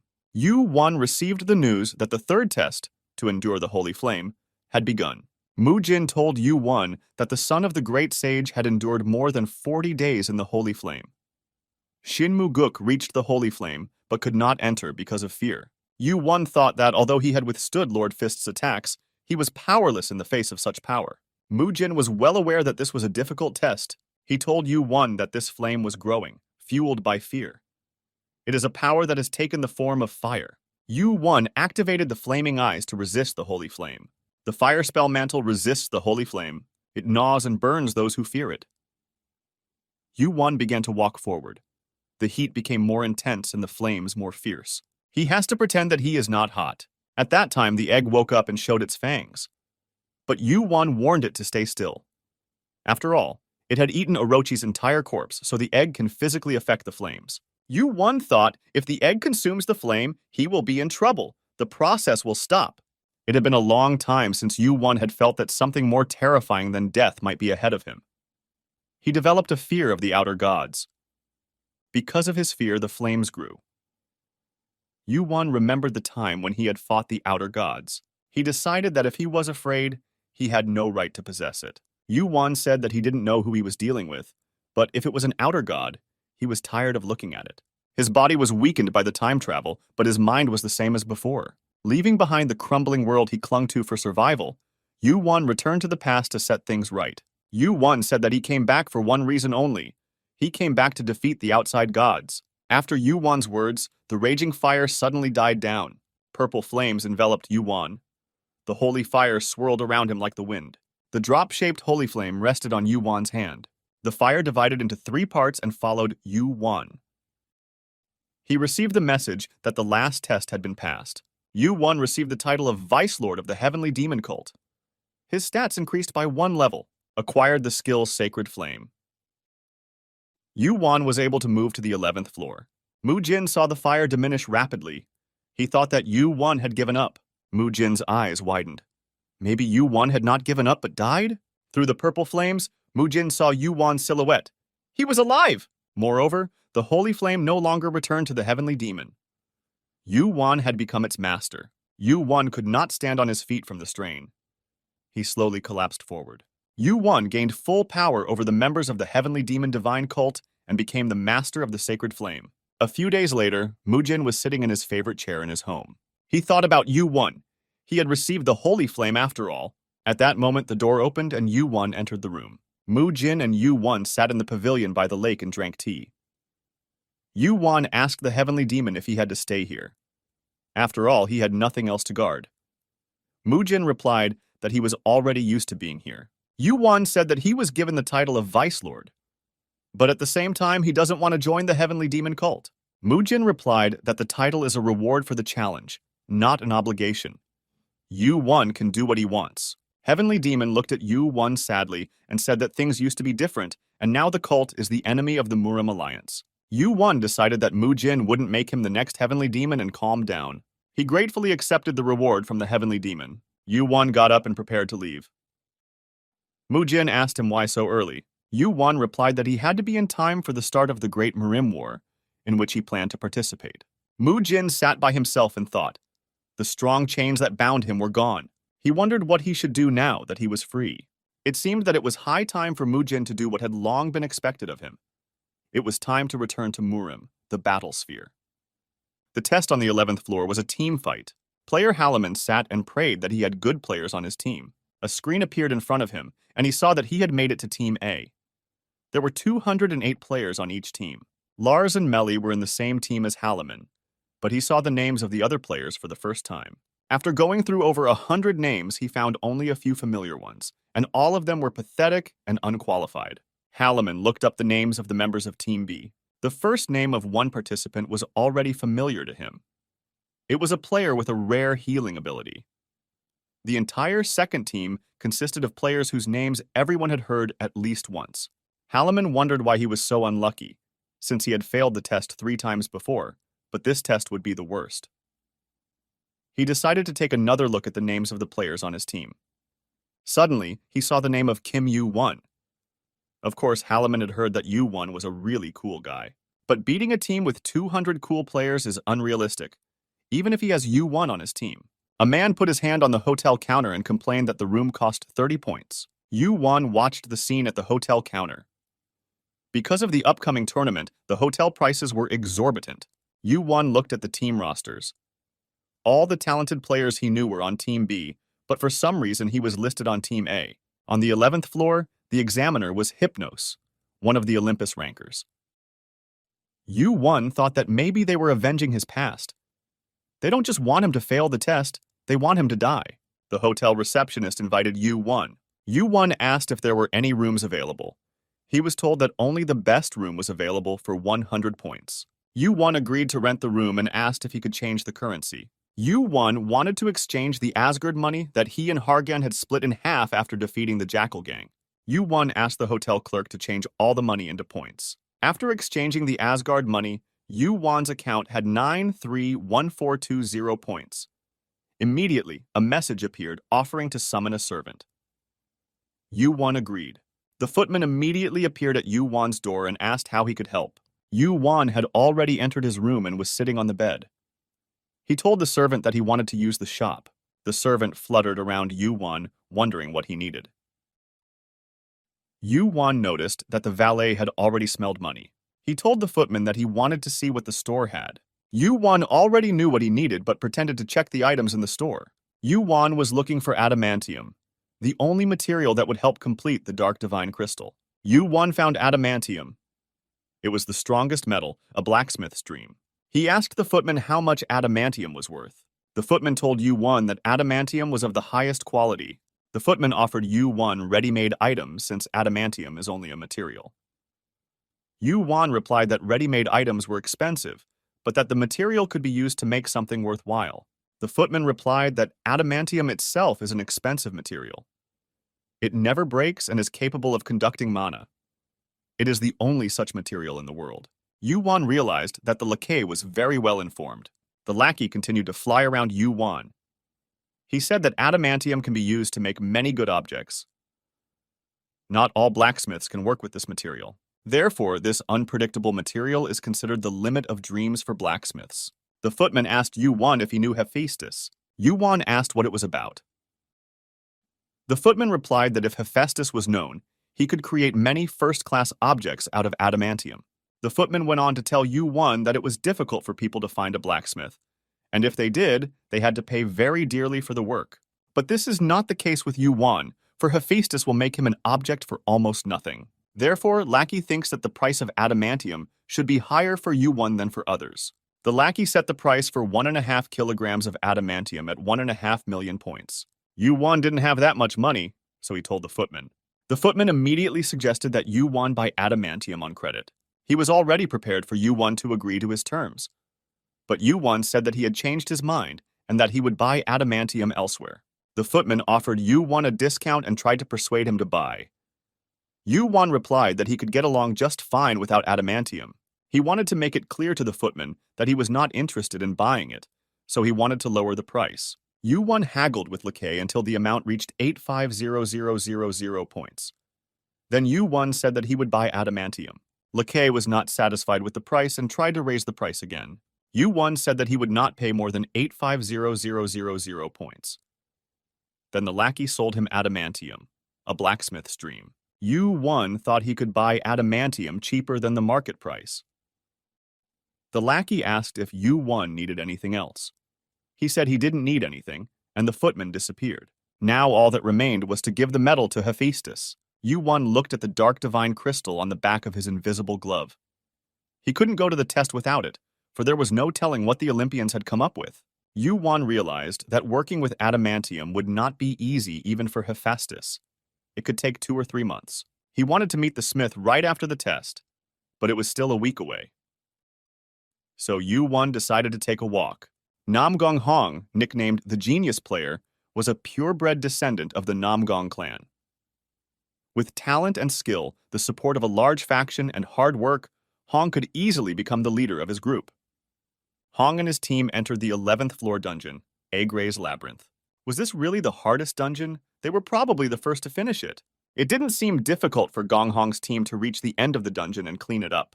The captain of Nam Gong-hoon's team ordered them to hurry up because they needed to rest after the cleanup before the test. They went through a huge tunnel and talked about how they could easily handle the A-team because they were all weaklings. Of course, there's Yu-won. They heard that he passed the Heavenly Demon test. Gong Hong said that they must do their best under all circumstances. The captain thought of Kim Yu-won. He had never seen him in person, although he had heard a lot about him. He wanted to meet him at this trial. Gong Hong and his men entered a huge cave. Inside the cave, purple flames were blazing. The captain ordered everyone to stop. There were dozens, if not hundreds, of burnt spider corpses all over the cave. One of the team members pointed to the ceiling and everyone saw a huge spider, the size of a house, with dozens of legs. It was dead and so burnt that it appeared black. However, there were dozens of eyes on its back. It was the chief of the dungeon Agraya, the queen of the spiders, who could not be defeated for many years. It looked like someone had already been in the dungeon. It was clearly burned, but there was no sign of fire around it. Hong examined Agraya's body carefully and saw the deep wound caused by the sword. The spider's skin had been softened by the fire, making it possible to stab it with a single blow. It is unclear who could kill such a monster with a single blow. Gong Hong could only explain everything that had happened by involving a ranker-level master. He ordered his men to return as this dungeon had already been cleared. The Spider Queen Agraya's thread. Harder than steel, it is a superconductor of mana. After checking what he had taken from the dungeon, Yu-won placed a skein of Agraya's thread in his inventory. He decided not to sell the thread and use it later. After leaving the dungeon, Yu-won called the holy fire into his hand. He wanted to practice before the trial began. He didn't feel any burning because holy fire was a skill that only destroyed the targets Yu-won specified. Its power depended on the strength of the opponent's emotions. As the mana and completion rate increased, the power of the skill would also increase. Yu-won went to his room and thought that he was less than 10% away from completing Fatum of Heaven, and the growth was faster than he thought. Back at the hotel, Yu-won saw a group of players waiting for him at the door of his room. It was Halliman and the other members of Team A. Halliman asked Yu-won if it was true that he was Yu-won. Yu-won looked at them and nodded his head. Halliman told Yu-won that they were on the same team. Half of the players on his team had already quit, and the other half hadn't quit yet. Yu-Won realized that it was because of him. Yu-Won didn't care. Each of the players had heard his name at least once. Halliman said that Team B was full of skilled players, but only Yu-Won could handle them. The players wanted to say that they believed in Yu-Won, but he stopped them. Yu-Won immediately realized that they had no points. The players had to pay for each test. The team members added that the penalty for failing a test was also not small, 1,000 points. Yu-Won said that he realized that they just want to give it to someone strong. But if they don't want to die, they should give up. Halliman was shocked by what he heard. He realized that Yu-Won did not want to surrender. Yu-Won asked them to leave and opened the door to his room. Before closing the doors, Yu-Won told the players that there was no point in them losing their lives in this ordeal, and that he should be the one to take the risk. The door closed behind Yu-Won. The players didn't leave immediately. He could hear their excited voices. What were they going to do? It didn't seem like Yu-Won was going to cooperate. Some of them decided to give up. They left, but Halliman stood there for a long time with his teeth clenched. He decided not to give up. The day of the test came. A dark forest was chosen as the place for the test. Hypnos, the examiner, looked at the list of participants. The difference between the two teams was too great.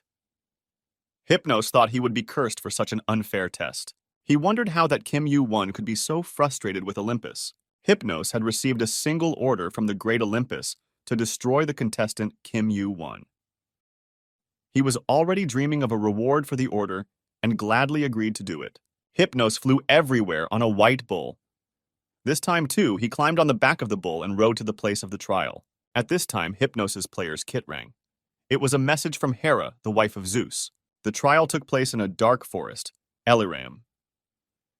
Team A had 4 times fewer players than Team B, and the teams were also very different in the quality of their players. Hypnos said he expected fewer players from Team A. He was surprised to see such a large number of Team A players. They were all hoping to see Yu-Won. Yu-Won arrived at the last minute.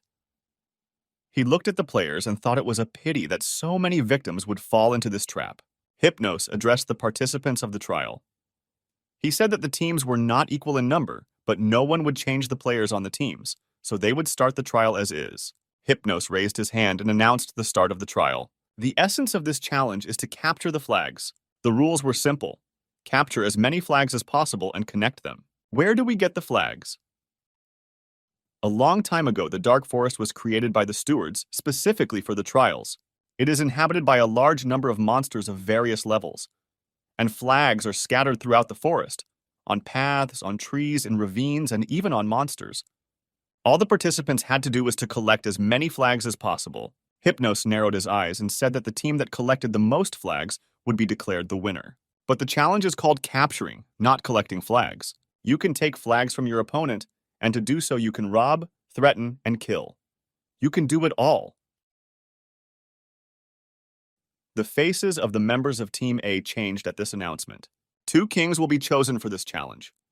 2 contestants will be randomly selected from each team. Finally, Hypnos said that this was not chess, and a team would not be considered a loser if a king died. He wished everyone good luck. The members of Team A looked at Yu-Won. They wanted him to be the king. But the king was chosen randomly. Hypnos held out his hand and a flash appeared. The trial had begun. The view around them changed. The members of Team A were transported into a dark forest. A glowing scoreboard appeared, displaying the flags they had collected. The time limit for the challenge was 24 hours. Halliman's body began to glow. He was proclaimed king, which he was not happy about at all. Halliman did not know what to do. Yu-Won turned and walked the other way. The king ran after him, shouting that he, the king, must be guarded, and Yu-Won left. Yu-Won replied that if the king wanted to stay alive, he had to stay here and not go anywhere, and he would go and collect flags. Unlike Team A, there was not the slightest tension in Team B. They wanted to finish the challenge quickly and go to celebrate the victory. The mood of the participants was completely relaxed. Only Hong from Team B thought it was too early to be so relaxed. After all, Team A had a competitor named Kim Yu-Won. A woman of stunning beauty with blonde hair called out to Hoon, saying that he was nervous. Hong knew her name. It was Roel, nicknamed Angel. She got her nickname because of her unearthly beauty and her healing abilities. A light breeze blew from her. Roel was a cheerleader.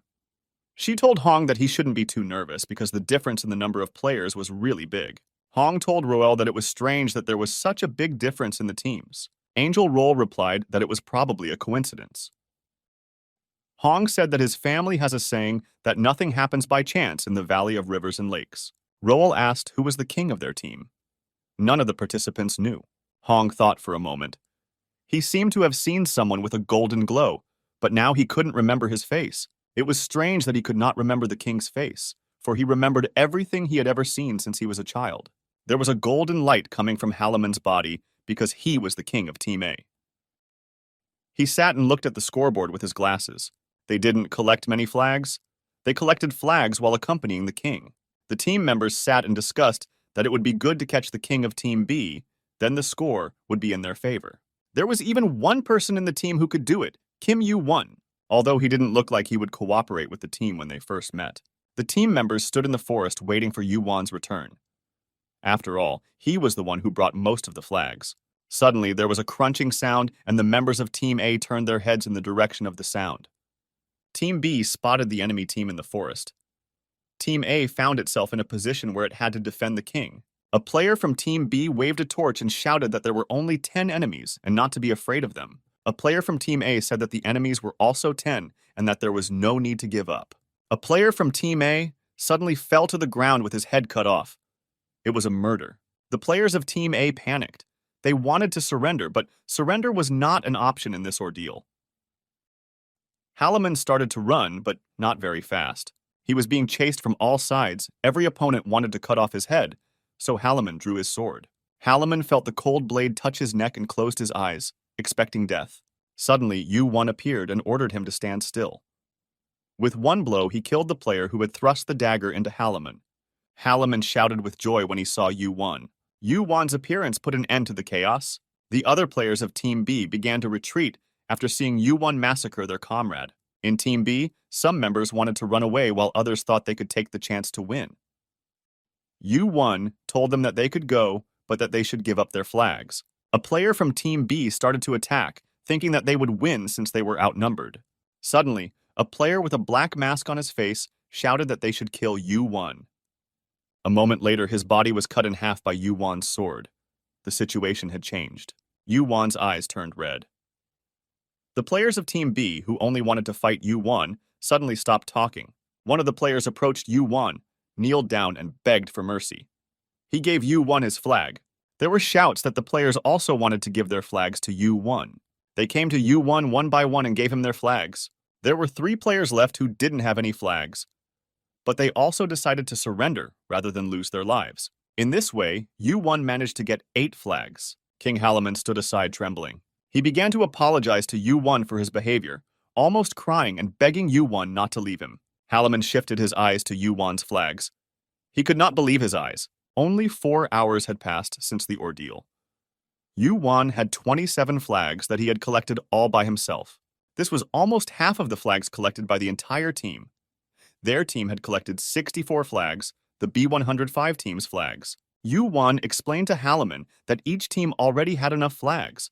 Therefore, the opponents would go after the players instead of the monsters. Halaman was scared and confused. Surely they will come for the king again like they did recently.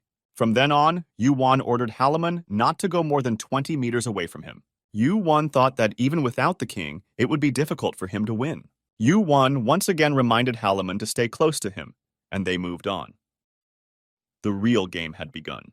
Hong asked his comrades why they had given the flags to Yu-won and run away. A member of Team B replied to Hoon that he didn't even have time to see Yu-won expose his blade. He said that Yu-won's eyes were red like a demon's. Hong was angry that a group of 10 people ran away from one Yu-won. Suddenly, Roel came over and asked if it was true that Yu-won had met with the king. If so, he would now protect the king. Roel ordered to contact other experienced players. Hong thought for a moment. They still have enough time. Stop running after flags. They still have enough great players. He may be Kim Yu-won, but he's alone. And they have many good players, including Hong and Roel. There were no other good suggestions. The decision has been made. They will get Yu-won and the king. It was the 12th hour of the trial. Yu-won was collecting flags in the forest, and the king was nearby. Halaman realized that it was no longer a competition between 2 teams, but 200 people trying to catch a monster named Kim Yu-won with their combined efforts. By this time, Yu-won had already collected 100 flags. Yu-won still didn't trust Halaman. Yu-won wanted to give the flags to the king at the last moment of the challenge and double his score. There was no problem as long as the king was under his care, but suddenly the king's flags would be stolen or he'd be killed, then things would be bad. Nevertheless, Yu-won decided to give the flags to Halaman just before the end of the trial. Recently, the players of Team B surrendered immediately and voluntarily gave him the flags when they saw Yu-won. Yu-won asked Halaman if Team B had any information about him. He thought that the opponents had already exchanged information. It seems that everyone in Team B knows that Yu-won is now with the king. Yu-won explained to Halaman that they probably agreed among themselves to just give the flags to Yu-won and run away. Halaman couldn't understand why they would do that since they couldn't win that way. Yu-won caught an arrow right in front of the king's face. They want to kill Yu-won and the king along with him, but they want to kill the king first. Halaman fell down in surprise.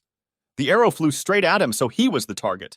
The king was killed first. Yu-won caught the arrow with his hand, so Team B chose the encirclement strategy. Yu-won looked around. A large number of players surrounded him. He thought that it was a heavenly net, a technique that had long been used in the martial realm to surround someone. It was a trap that was impossible to escape. Yu-won picked up his sword and swung it. Halaman groaned, thinking that Yu-won wanted to kill him. But Yu-won drew a circle with his sword and told Halaman not to leave it, or he would die. Halaman didn't understand Yu-won's order to stand in the open instead of hiding in the forest. He thought that Yu-won had left him in the circle to die. Yu-won told Halaman to clearly follow his order not to take a step outside the boundaries of the circle. Yu-won repeated that he had told him once before not to move anywhere, but the order was broken and they lost a team member. If Halaman steps outside the circle, death is imminent. Yu-won turned and walked towards the forest while Halaman stayed inside the circle. He was very afraid and ran after Yu-won. Yu-won turned around and pointed his sword directly at Halaman. He ordered him again not to leave the circle. More than 50 men from Team B waited in ambush for Yu-won. They saw Yu-won leave the king and go to the forest. A player from Team A named War told everyone to stand back and prepare to spear. Var dreamed of defeating Yu-won so that someone from a big guild would pay attention to him. He threw the spear with all his might and aimed it at the king. Var launched the spear perfectly, but before it reached its target, the spear suddenly stopped. The spear Var threw froze, floating in the air. Suddenly, the spear disappeared, and a terrible sound was heard right beside Var. The head of his companion standing beside him was pierced by the spear. An unknown force lifted the players up and broke their necks. Suddenly, Var saw a red cloak flash through the air. It was Yu-won. He slowly approached Var. Yu-won asked him where Namgung-hoon was now. Yu-won disappeared as suddenly as he had appeared. He suddenly appeared behind the back of the player with the Thousand Eyes skill. It was a complete surprise as the players were sure that Yu-won and the king were surrounded by the heavenly net. People started coming out of the forest. Finally, the main characters, Namgung-hoon and Rail, appeared. They asked Yu-won why he left the king alone. Could it be that he wanted to win the battle? Hoon told Yu-won that he was sorry for what had happened. Even though it was not his will, he formed a good team, unlike Yu-won. Therefore, Hoon is not ashamed of the situation. Hoon suggested that Yu-won, surrounded on all sides, should surrender voluntarily. He did not want to win this way. Yu-won smiled and raised his sword, showing that he had no intention of surrendering. He told Hoon that he was too talkative. Hoon expected this answer. He ordered everyone to step back and prepared to fight Yu-won himself. Yu-won asked Hong if he wanted a one-on-one duel. He didn't care about the number of opponents. Hoon's sword made an arc. Their swords clashed. Hoon's sword was heavy and he himself was very strong. Watching Hong, Yu-won thought that Hong was a martial arts genius. He skillfully wielded the heavy sword and moved surprisingly fast. The sword of the Namgang clan is heavier than any other sword, and it can be used to deal devastating blows if you can hold it in your hands. Yu-won had to use mana to stop the Hun's attack. Hoon's sword was deflected, and when it hit Yu-won's sword again, he felt as if his feet were off the ground. He clearly lacked strength. Suddenly, Hong's strength began to increase unexpectedly. The angel's blessing gave him strength. It was Rael who channeled some of her power into Hoon. She said that if, even with the help of the increase, neither opponent could win, then the fight should be stopped. Purple fire appeared around Yu-won. This fire made Hong think of Agrea's dungeon. Is it possible? So Yu-Won was there and he was the one who killed the Spider Queen Agreya? Hoon thought for a moment. The man who defeated Agreya could have easily destroyed him. Hong gritted his teeth. Yu-Won doesn't kill him for some reason. It seems that Yu-Won is giving in to Hoon. Yu-Won looks at both Hoon and Rail. Hoon has decided to stop the fight after all. Rail doesn't understand why they stopped the duel. Hoon told everyone that they were retreating. Hong asked Yu-Won if he was the one who cleared the Agreya dungeon that had not been subdued for a long time or not. Yu-Won nodded. He thought that Hong had changed his mind about fighting. The mention of the Agreya dungeon shocked the players. For many years, no one had been able to defeat Agreya. Hong's unexpected decision to leave was not supported by all the players. Some tried to convince him not to give up before the battle. After all, they still had a chance to win. Hoon asked bitterly what kind of victory they were talking about. Kim Yu-Won single-handedly closed the gap between the teams. Roel told Hoon that he was a coward. But he replied that if they wanted to continue the battle, it would be without him and his men. Hoon said she could say whatever she wanted, but he valued the lives of his comrades more than his pride. The players supported their leader's decision. After all, you can always pass the test again, but you can never get your life back. Roel turned and walked away. She couldn't bear to see Hong and his comrades leave. Yu-Won had no intention of stopping them. It was better for him if there were fewer opponents. In the future, many of them would become rankers and fight against the outer gods. It made no sense to slaughter his own army. If Hercules had been in his place, he could have come out of the battle without killing anyone. He has all the abilities of a hero. Yu-Won respected Hercules endlessly, but he couldn't be such a hero himself. Yu-Won told Rael and the other remaining players that he hoped they would leave voluntarily, but now it was unknown how it would end. Rael used the skill Divine Defense. It protected the players, making their bodies lighter and stronger. She ordered the remaining players to all attack Yu-Won together. The holy fire began to blaze around Yu-Won. His will made the fire burn more and more intensely. He was about to enter the battle. The players tried to fight their way through the flames, but the fire reflected all their skills. The fire became a demon to the players. Their fear created a monster out of the flames, ready to devour them with its fiery maw. Yu-Won realized that the fire was absorbing her fear and growing. If the flames grew too big, it would be difficult to control. Therefore, Yu-Won reduced the holy fire slightly. One of the players, obeying Rael's order and under her protection, tried to kill Yu-Won. Yu-Won directed the sacred flame at him, and this and other nearby players fell from the flames, unable to fight. The members of Team B who could still stand on their feet and hold a sword lasted so long because of the reinforcement they received from Rael. Rael used the skill Giant Wings, Yu-Won used the skill Giant Strength. Even though Rael has used reinforcements for the players, once they reach the flames, they are frozen with a terrible fear. Where is the talk of defeating Yu-Won? It's impossible to even get close to him. Roel gritted his teeth, focused his gaze, and pointed the punitive sword at Yu-Won. It was Angel Rael's only punishment skill, but it was considered one of the most deadly for humans. Rael swung her arms and commanded the sword to kill Yu-Won. A deadly golden sword appeared above Yu-Won's head. Yu-Won, who had been standing still all this time, drew his sword. He swung his sword, and Rael's sword broke into pieces. There was a bright flash of light, and small shards of the punishment sword fell to the ground. Everyone standing there was dazed and blinded by the bright light. Roel's sword was destroyed by a simple swing of Yu-Won's sword. Rael remembered that Hong had ordered his comrades to retreat because the battle was pointless. Angel Rael thought how right Hong had been when he gave that order. If she and her comrades did not surrender now, they would face imminent doom. Rael decided to retreat. She addressed all players telepathically and ordered them to retreat. Although she mentally gave the order, Yu-Won realized that they wanted to leave. He told them to hand over the flags, and he would let everyone go. Rael was shocked that Yu-Won had understood her.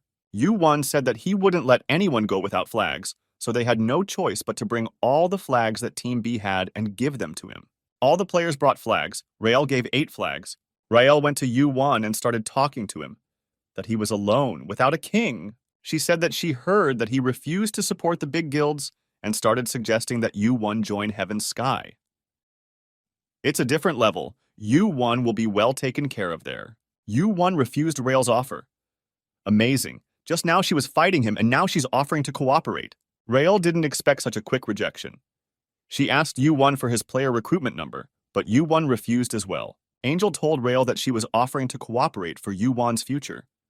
She realized that he had a purpose. Climbing the tower alone is very difficult, and she offers the support of a large guild comrades. Rael asked Yu Wan why he wanted to make this very difficult journey alone. Rael was persistent, that's why she was able to advance so quickly in the tower. Yu Wan replied that he could not accept help from the guilds, for they were fighting each other for the rights to the tower and might ruin everything out of pride. He must become strong on his own. Yu Wan said that he could climb the tower without a team or help from the guilds. He finally refused Rael's offer. He will do it alone. At this time, King Halaman stood in the circle that Yu Wan had drawn with his sword and hiccuped with fear. He was scared to death and could not wait for Yu Wan to come. Suddenly, fire flew towards him and exploded just above his head. Halaman screamed in terror. 5 players from Team B came out of the bushes. They saw the king standing still in the circle, not moving. He was easy prey. Halaman wanted to run into the forest, but he remembered Yu Wan's words about not going anywhere outside the circle. He closed his eyes and prepared to die. He realized that if he ran, he would be captured quickly, and if he fought, he had no chance of winning. Still, Halaman decided to buy some time, believing that Yu Wan would surely come back for him. He drew his sword and prepared to fight. His opponents laughed, thinking he had gone mad with fear. Without leaving the circle, Halaman swung his sword with all his might. One of the players broke into the circle and began to attack Halaman. One blow and Halaman flew to the other side of the circle. His opponent's strong arm lifted him up. Halaman fought hard not to leave the circle.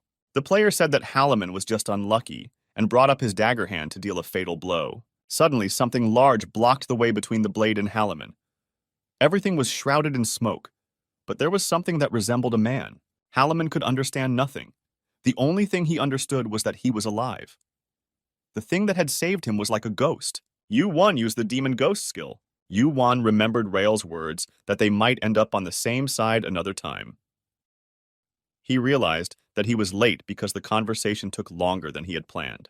Yu Wan left, thinking that as long as Halaman kept his word and stayed in the circle, there shouldn't be any problems. Yu Wan heard a rustling in the direction where no one was. Then a golden light appeared out of nowhere, and a voice asked how long ago Yu Wan had noticed it. It was a man in a black cloak and mask with a golden light, symbolizing the king of Team B. The masked man looked around. According to the kind of fire that was raging here, everything should be burned. But there wasn't the slightest trace of fire. Yu Wan asked what the examiner with the strange mask was doing here. The masked man was in shock. Yu Wan clearly saw his face. Yu Wan activated his flame eyes and was able to see rancor even through the mask. Hypnos was amazed at Yu Wan's skill. He said that he didn't expect Yu Wan to fight Team B alone. He became king, hoping that Yu Wan would come after him, but he was wrong. A faint flicker spread from Hypnos. Yu Wan's vision and mind blurred, but he tried to hold on. Hypnos was a rancor who was famous for his illusion skills. Yu Wan thought that if the administrator found out that rancor had interfered with the trials, it would be a big problem. Yu Wan drew out his mana and lit the holy fire. Hypnos looked at Yu Wan and thought that if a normal player released that much mana, he would fall asleep immediately. Yu Wan, on the other hand, resisted Hypnos' mana. Just before the trials began, Hera sent a message to Hypnos, ordering him to kill Yu Wan at any cost. Finally, Hypnos activated his strongest ability, Dark Night. It causes all living things in the area to hallucinate and fall into a deep sleep. This skill was much stronger than the previous one. It became difficult for Yu Wan to fight the sleep. The sweet voice of Hypnos sounded in Yu Wan's head, suggesting him to fall asleep and have a nice dream. Yu Wan's eyes began to close, and he fell asleep standing up. Hypnos began to approach Yu Wan. Hypnos pulled out a dagger he had hidden in his clothes. Hypnos' knife glittered. He thought it was Yu Wan's own fault that he had managed to mess things up with Olympus. Hypnos thought that Yu Wan would be able to brag about fighting rancor if he survived, but his dagger relentlessly approached Yu Wan's neck. He had to be finished. Suddenly, Yu Wan swung his sword, and a bleeding wound appeared on Hypnos' body. It was unexpected. A deep cut went all the way across his chest. Hypnos realized that Yu Wan was pretending to sleep. Yu Wan said he didn't like to brag about fights with rancors, but he could tell about the fight with the dastardly Olympic overlord for laughs. Hypnos' eyes glittered with anger. The battle had begun. Hypnos presented mirages. It was not clear where the real Hypnos was and where the illusion was. But thanks to Hypnos' skill, it was now a dark night, and Yu-1 had his sword made by Hephaestus activated, and its stats intensified. The knight did not belong to Hypnos alone. Yu-1 held his Dark Knight sword, his eyes burning with red fire. The knight did not belong to Hypnos alone. Even though Yu-1 was able to wound Hypnos, he was still an Olympian. He uses the mana of darkness, which creates illusions. Yu-1 felt his power. Gigantization began to flow into his hand. He could feel the power of the sacred fire and the dark divine crystal overwhelming him. The hypno-mana that had spread around them began to move. The distance between them began to decrease. A sharp blade of Hypnos flew towards Yu-1.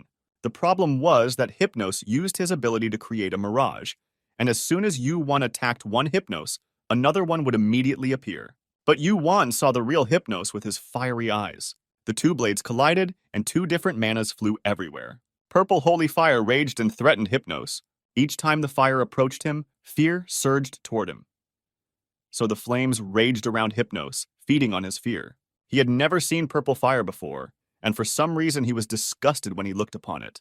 Hypnos was shocked that the fire could rise and fall with the power of fear. He slashed at the fire with his sword.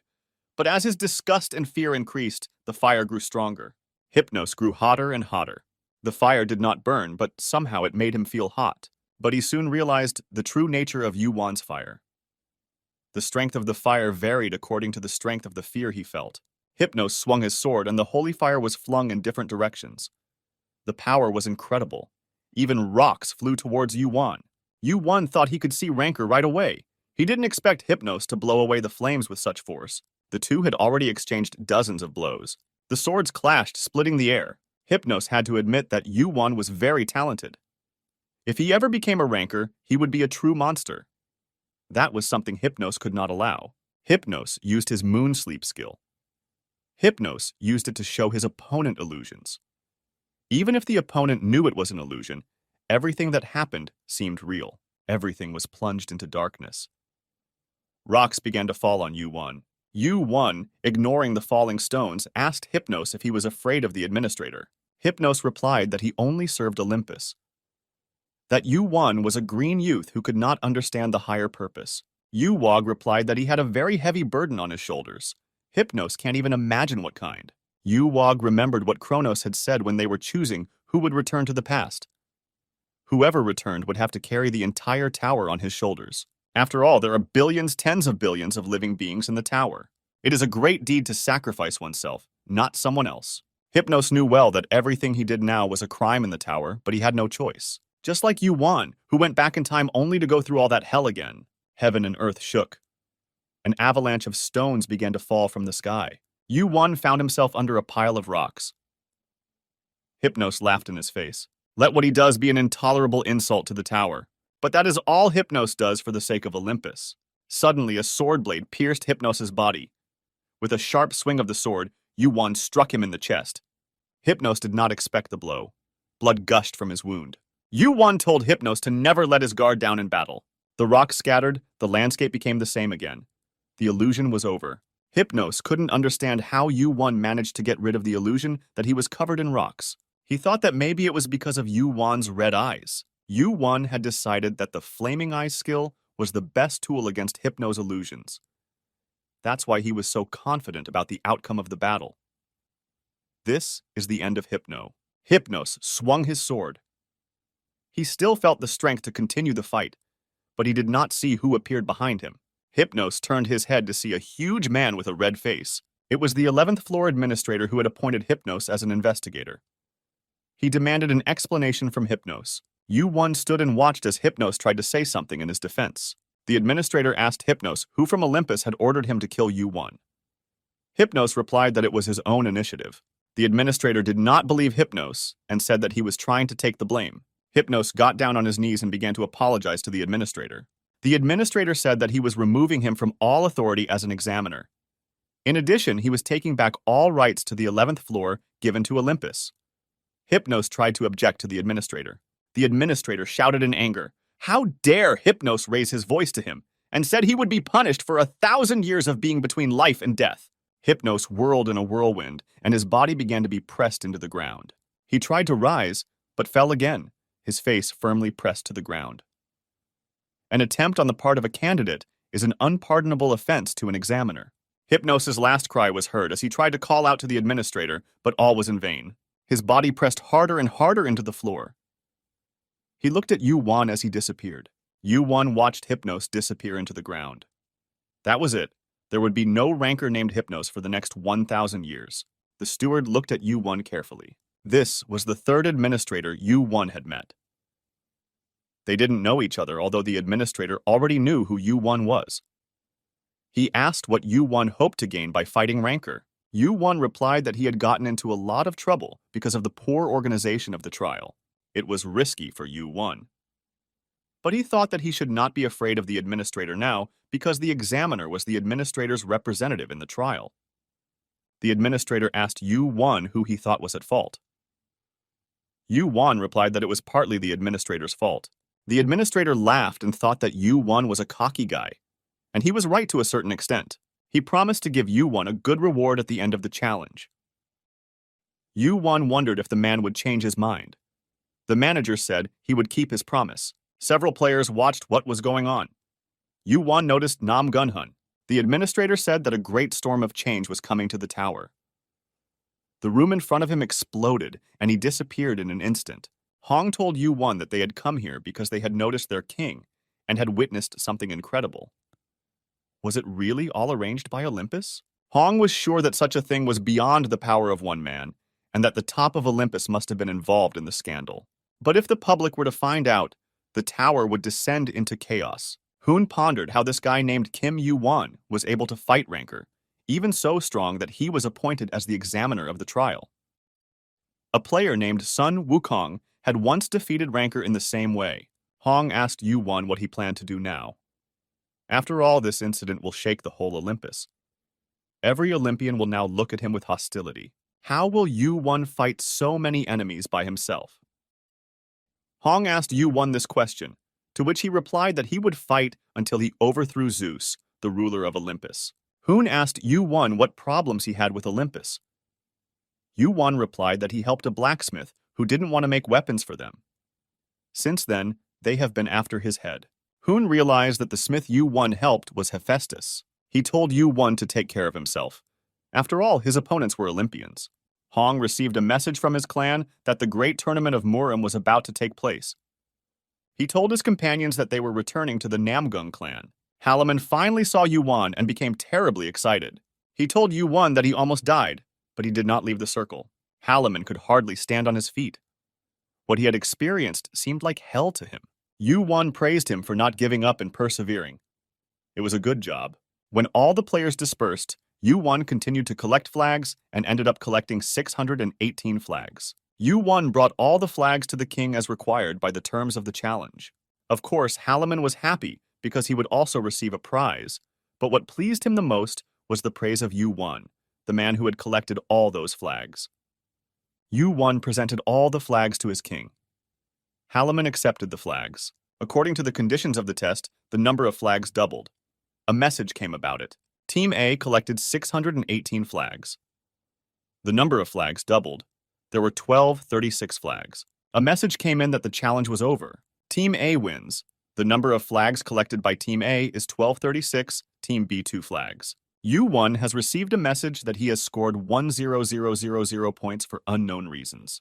The 11th floor ladder has been updated.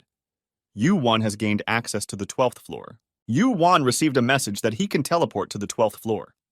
The updated player ladder for the 11th floor has opened. Kim Yu-Wan was in first place. A new record was set on the 11th floor. Yu-Wan sat in a small hotel on the 12th floor and looked at the leaderboard. He had over 20,000 points. It was a large amount. The extra points were probably given by the administrator. The king of Team A, Halaman, was ranked 36th. He risked his life to fulfill his role, so the award was well-deserved. The 11th place was Sun Wukong, but it was quite low for his level. But that was because he wasn't suited for team tests like this. Hargon was ranked 6th. After the match with Yu-Wan, Hargon had steadily improved his ranking, and the point difference between 6th and 4th place was minimal. Hargon showed a lot of promise at the beginning. But as he climbed the tower, he became stronger and stronger. Yu-Wan thought that he would like to see Hargon. He probably wasn't the same now as he was when they first met. The Namgun clan was the center of the world on the 10th floor run by the Martial Guild. It was the second largest organization in the martial world after the Heavenly Demon Cult. It was an elite clan that produced many glorious rankers, including the highest rankers, Nam Gongji Wonghun's father, a man with a pointed beard and sharp eyes. He led the once-endangered clan to prosperity and glory. Hong entered his father's study and bowed in supplication. His father said he had heard that the trial on the 11th floor had ended in scandal. Hong replied that even the steward had intervened in the matter. Hong did not want to inform his father through the player's kit, so he came in person before the appointed time. Hoon briefly told his father that the Olympians had found Hephaestus and wanted to recruit him, but Yu Wan had prevented them, and told what had happened during the trial. Ji Woon realized that Yu Wan was fighting Olympus alone. He asked his son if he had a man named Gibbons in his team who was sponsored by Asgard. Hoon replied that he did. Then it is only a matter of time before Asgard finds out everything. Rising star Kim Yu-won is about to find himself in the middle of a big storm.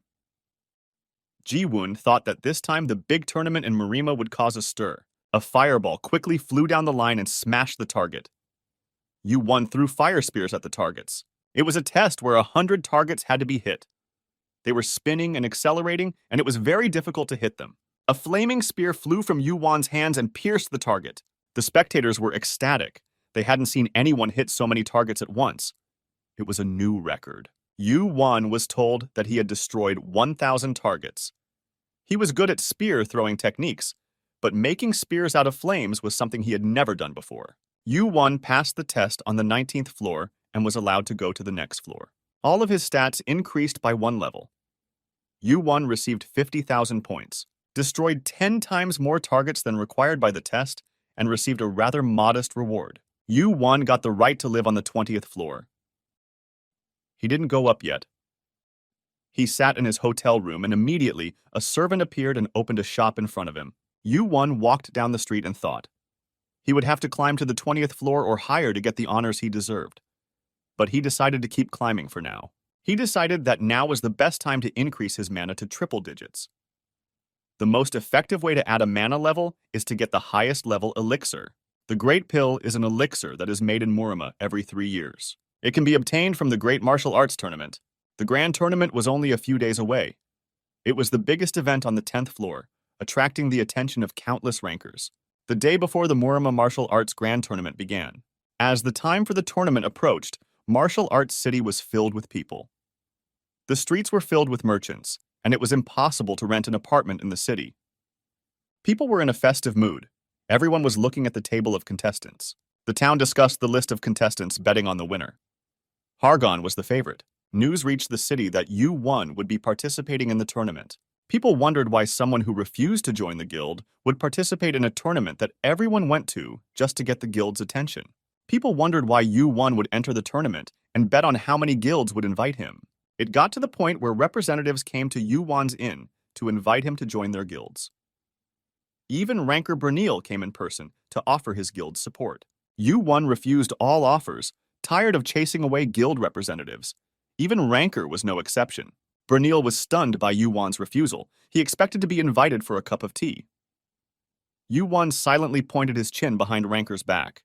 There stood Sariel, the ranker of the Heavenly Guild. He saw Yu-won reject Bernil and asked Yu-won if he would accept him. Yu-won also refused Sariel, saying that he was the 13th in today's count. Sariel left Yu-won a business card and asked him to let him know if he changed his mind. Yu-won was in his style and said he wouldn't call even if he took the business card. At that moment, a new visitor appeared. Yu-won, who was about to go to his room, stopped when he heard a familiar voice. It was Hargon, a chiseled, handsome man with golden hair and piercing eyes. Hargon looked just like they said he did. Yu-won told Hargon to leave as well, hiding a smile. The rankers who came to see Yu-won were shocked. He refused even Hargon. Yu-won turned to Hargon and said he was joking and to go inside. The door closed behind Yu-won and Hargon. The rankers had no choice but to leave with nothing. Hargon looked at Yu-won's home. It was luxurious. Yu-won replied that since he had gone to the lower floor, he would at least live in comfort. There was a knock on the door. It was another guild representative who entered. Yu-won told Hargon to ignore it. Hargon thought that even though Yu-won had rented a nice room, he would not be able to rest in it. So many visitors come to see him before the grand tournament. Hargon told Yu-won that it was easy to find him because he was very famous. Yu-won said that he could have just called. Hargon replied that he wanted to surprise him, but Yu-won didn't seem surprised to see him. Yu-won asked him about the team. Hargon replied that everyone came with him. He asked Yu-won if it was true that he was the one who stopped the Olympians from taking Hephaestus. Hargon said that when he heard about it, he thought that Yu-won had gone crazy, fighting against Olympus. Yu-won was surprised that Hargon, the son of Zeus, came to him after hearing about it. Hargon replied that he did not depend on people's opinions. Yu-won asked Hargon if Zeus knew about the incident. Hargon said that Zeus was concentrating on passing the last floor of the tower and had not been on Olympus for a long time. The 100th floor of the tower is now called the last floor of the tower because no one has passed through it.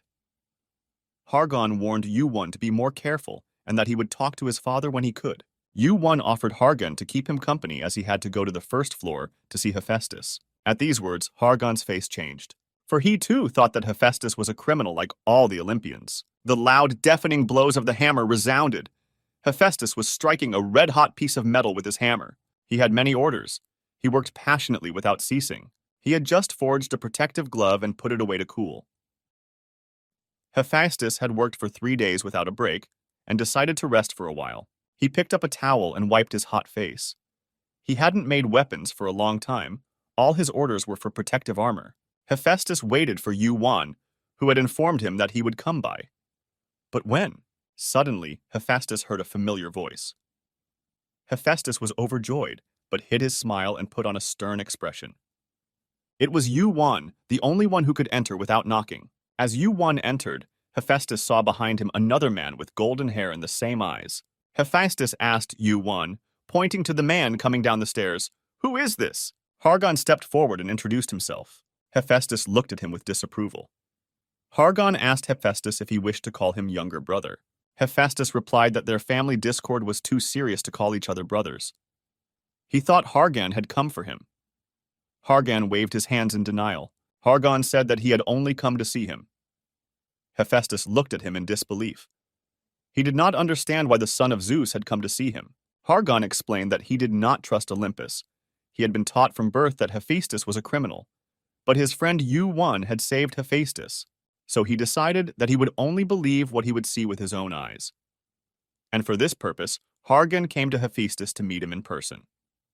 Hargon was very much like his father Zeus, whom Hephaestus used to respect more than anyone else on Olympus.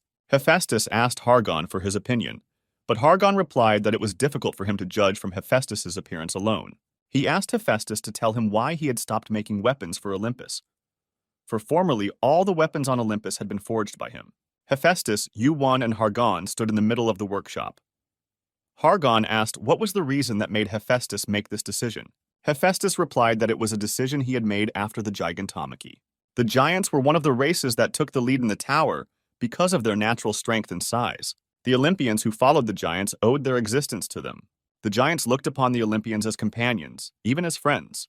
Hephaestus also regarded the giants as his friends. But one day his friends, the giants, were stabbed in the heart with a weapon with which he had bound himself.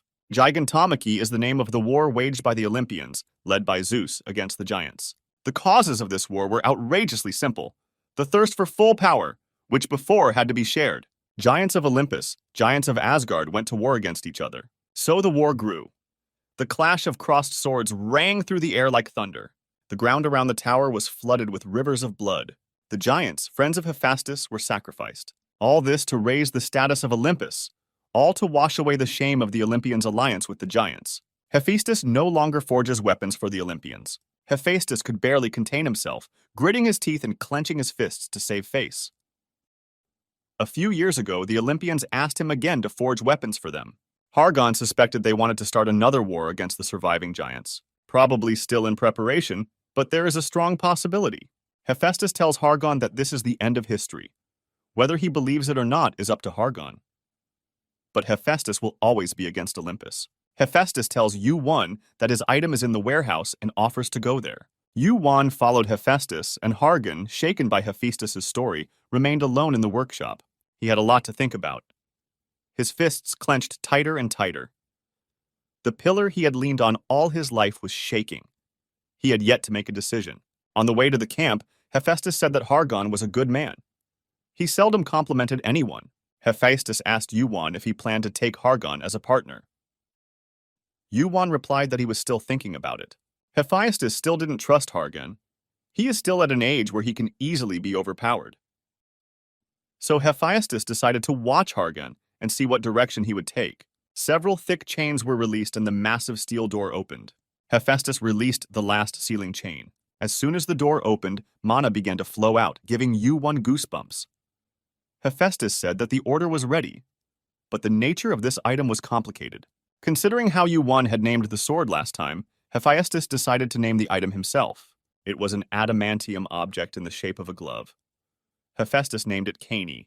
Yuan thought that the helmet of Hades, created by Hephaestus in the past, was also called Kani. The glove floated in the air and emitted mana. Hephaestus used up all the adamantium Yuan had brought with him. He placed the crystal on the outside of the glove, but it was not visible. Yuan tried on the glove.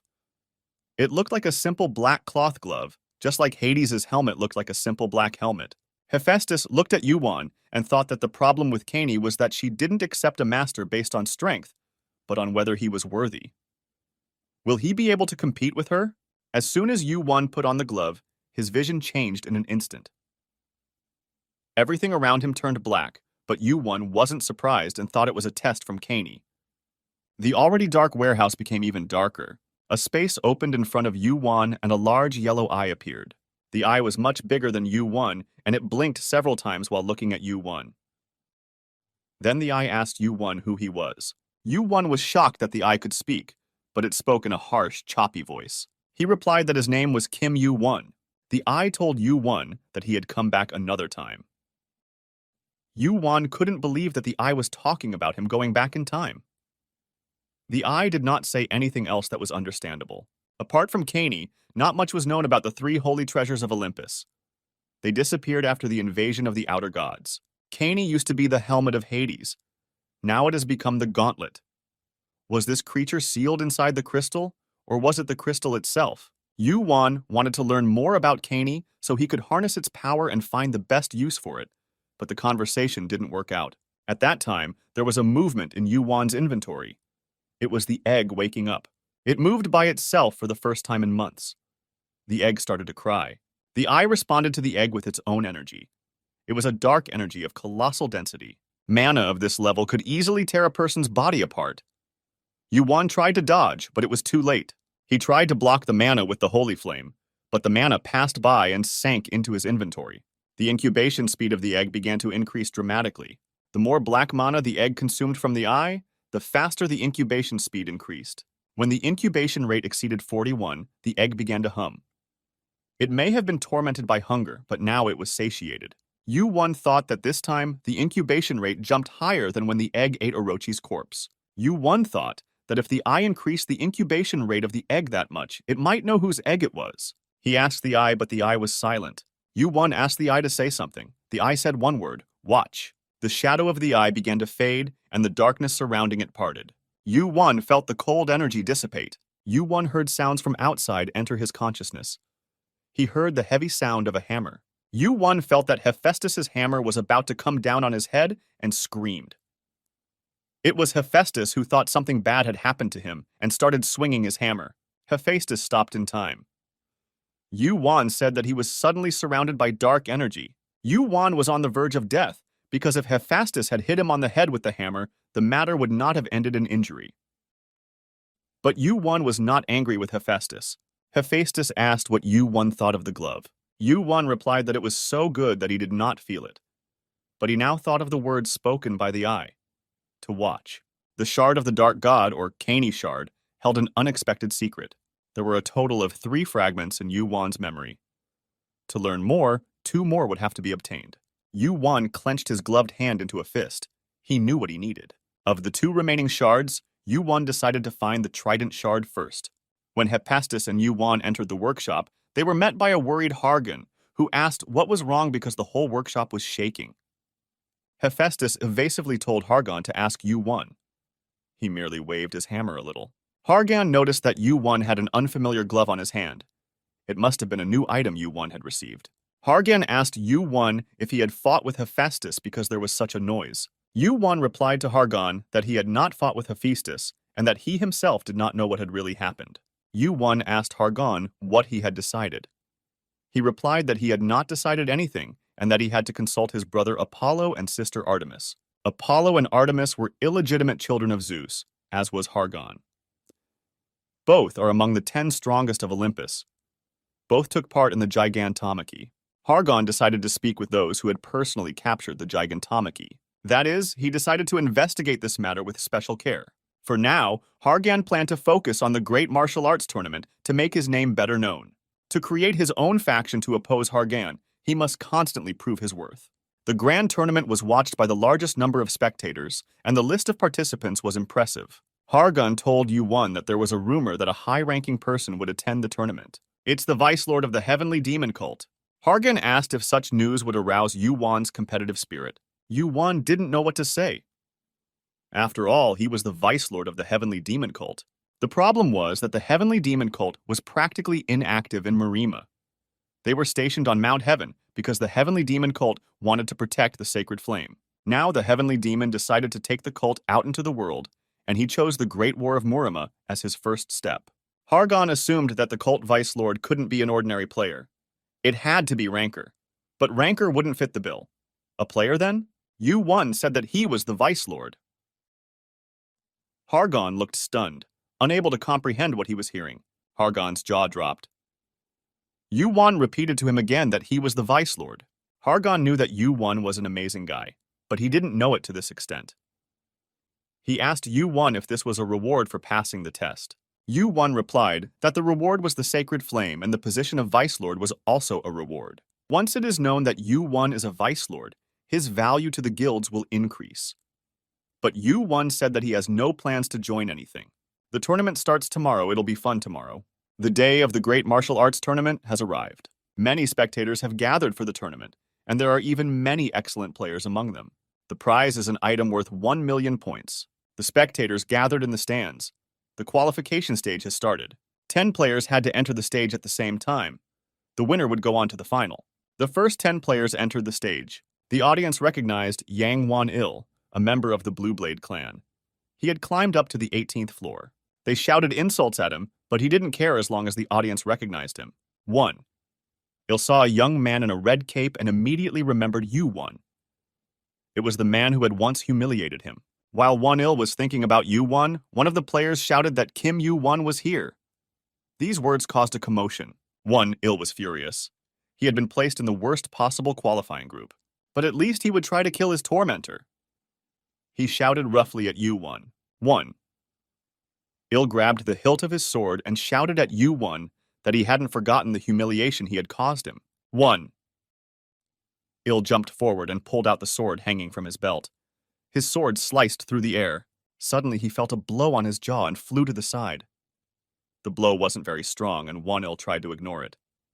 But no matter how much he tried to gather his strength, he couldn't move. His arm weakened and the sword fell to the stadium floor. Yu-Won asked Won-il who he was. He didn't even remember him. But judging from Won-il's demeanor, they had met before. Won-il couldn't answer because he lost consciousness. The other players stood cautiously in the distance. A player from the Co Moon clan also recognized Yu-Won by his black hair and fire spell robe. Yu-Won told the players to attack. If they didn't attack, he would. He didn't want to prolong the first stage and wanted to end it quickly. After a moment, several people were thrown aside. Another player was thrown into the air and fell to the ground screaming. Almost no one could see Yu-Won's movements, so fast were they. Co Moon Chang could only see the tip of his sword, but had no way to react. It was as if Yu-Won was flying through the air, attacking from all directions, and it was impossible to guess where he would strike. Yu-Won's sword caught up with Chang a few strikes earlier than he could have expected. Chang tensed and thought he was already dead, but the blade of the sword only touched the tip of his nose. It was a very precise and light strike. The players defeated by Yu-Won groaned and rolled on the floor. It was impossible to continue the fight in such a state. Some had broken ribs while others were unconscious, but all were alive. This was a tournament where people fought with weapons, so it was inevitable that someone would die. But it was no accident that Yu-Won did not kill anyone. Kim Yu-won was announced as the winner of the first qualifying group. He decided to stay and watch Hargon, who was to compete in the next group. Hargon came on stage, and just like Yu-won, he killed all the players in the second qualification group. Hargon was declared the winner of the second group. There were still remnants of Hargon's electric attack in the arena. Even Yu-won was impressed by how strong Hargon had become. His ranking increased at an incredible rate as he climbed to each successive floor. If the rumors were true, Hargon had already reached the 25th floor. He could already compete with high-level opponents. But he still needs to find a worthy opponent. Yu-won saw no point in watching the rest of the matches and left. Suddenly, a man with an angry face jumped out at him. Yu-won remembered that he had just fought him. It was Won-il. The man walking behind Won-il grabbed his shoulder as he tried to get closer to Yu-won. He greeted Yu-won and said that Won-il had been rude to Yu-won. He introduced himself as the head of the Sapphire Sword clan named Moon-ju-baek.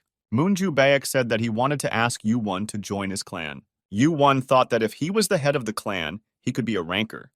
Yu-won refused the offer. Ju-baek said that he was expecting this answer, that rumors had reached him that Yu-won was refusing all guilds. Yu-won asked why he came if he knew he would refuse. Ju-baek tried to convince Yu-won to join the guild. He praised his martial arts school. Yu-won said that he had never heard of such a clan and that he was not interested. Ju-baek put his hand on Yu-won's shoulder and squeezed it. He said that this was not an offer. He would not accept a refusal. Yu-won looked at his face. Ju-baek was no longer smiling. Anger was written on his face. Yu-won looked at the hand on his shoulder and asked Ju-baek if he knew what would happen to someone who messed with a tournament participant. And is he not afraid of the Namgong clan? Ju-baek immediately changed his attitude and smiled mischievously. He said that the chief of the Chagall clan was his own brother, so he was not afraid of Namgong. Yu-won understood why Ju-baek was so arrogant. Although Ju-baek was smiling, he was still acting arrogant. He said that he shouldn't be rude to Yu-won since he had extended his hand to him. Yu-won grabbed Ju-baek's wrist and said that he refused his offers. Ju-baek felt how painfully Yu-won grabbed his wrist. Yu-won had great strength. Yu-won continued to hold Ju-baek's hand and said that he only believed in himself. Ju-baek pulled out a sword. It was the blue sword of the head of the Sapphire Sword clan. He wanted to force Yu-won to join his clan. It seems that Yu-won is very strong. But Ju-baek decided that the tournament was in full swing so that no one would hear them. Yu-won was in no hurry to fight him. He said that he had someone he could rely on. Ju-baek felt someone approaching from behind. Ju-baek saw a tall man approaching them. It was the Lord of Heavenly Fist. He bowed and greeted Yu-won, calling him the Vice Lord. Ju-baek was confused. The Lord had called Yu-won a sub-lord, and he said that he didn't belong to any guild, so he is the Lord of the Heavenly Demon Cult. Lord Fist asked Yu-won if Ju-baek should be punished for being rude. Yu-won replied that it didn't come to a fight, so let him go. Ju-baek didn't want to become an enemy of the Heavenly Demon Cult. He lowered his sword and apologized to Yu-won. Wiping the cold sweat from his forehead, he apologized again and walked away. Yu-won watched Ju-baek walk away. Lord Fist was not happy that Yu-won let him go so easily. Yu-won walked ahead, and Lord Kulaka followed him. Yu-won asked him who had spread the rumor that the Vice Lord would participate in the tournament. Lord Kulaka laughed out loud. As they left, Yu-won ordered Lord Fist to take care of the Sapphire Sword clan under the patronage of the Chagall clan. Lord Fist invited Yu-won to a gala dinner hosted by the Namgong family to celebrate the end of the tournament. Yu-won said he wouldn't come because he didn't like the gatherings. He knocked on the door and heard an invitation to enter. At the most expensive house in the neighborhood, the Heavenly Demon waited for Yu-won. They sat at a table and talked. Yu-won asked if Heavenly Demon had seen his performance. Heavenly Demon replied that he already knew that Yu-won would win. Mu-jin poured a cup of tea for Yu-won. The weight of the cup was incredible. The flowing tea infused with Mu-jin's mana was like a waterfall. Yu-won felt as if a ton had been placed on his shoulders. It was a simple yet difficult challenge. Yu-won poured his mana into the chalice. It felt like a huge waterfall falling from a single point. A small crack appeared on Yu-won's cup. Yu-won thought it was impossible for it to break. From the outside, it might have looked like Mu-jin was just pouring tea into the cup. Mana Kani started flowing out of the cup. This was the most difficult thing for Yu-won to endure. Mu-jin put the teapot on the table and said that he trusted Yu-won now. He asked him why he was taking part in the children's games Miriam's Great War. Yu-won replied that he wanted the grand prize, a big pill. Mu-jin turned around and looked out the window. He said that it was a good prize. Thanks to him, Miriam's Great War had reached such a large scale. Yu-won asked Mu-jin why he and his clan came here.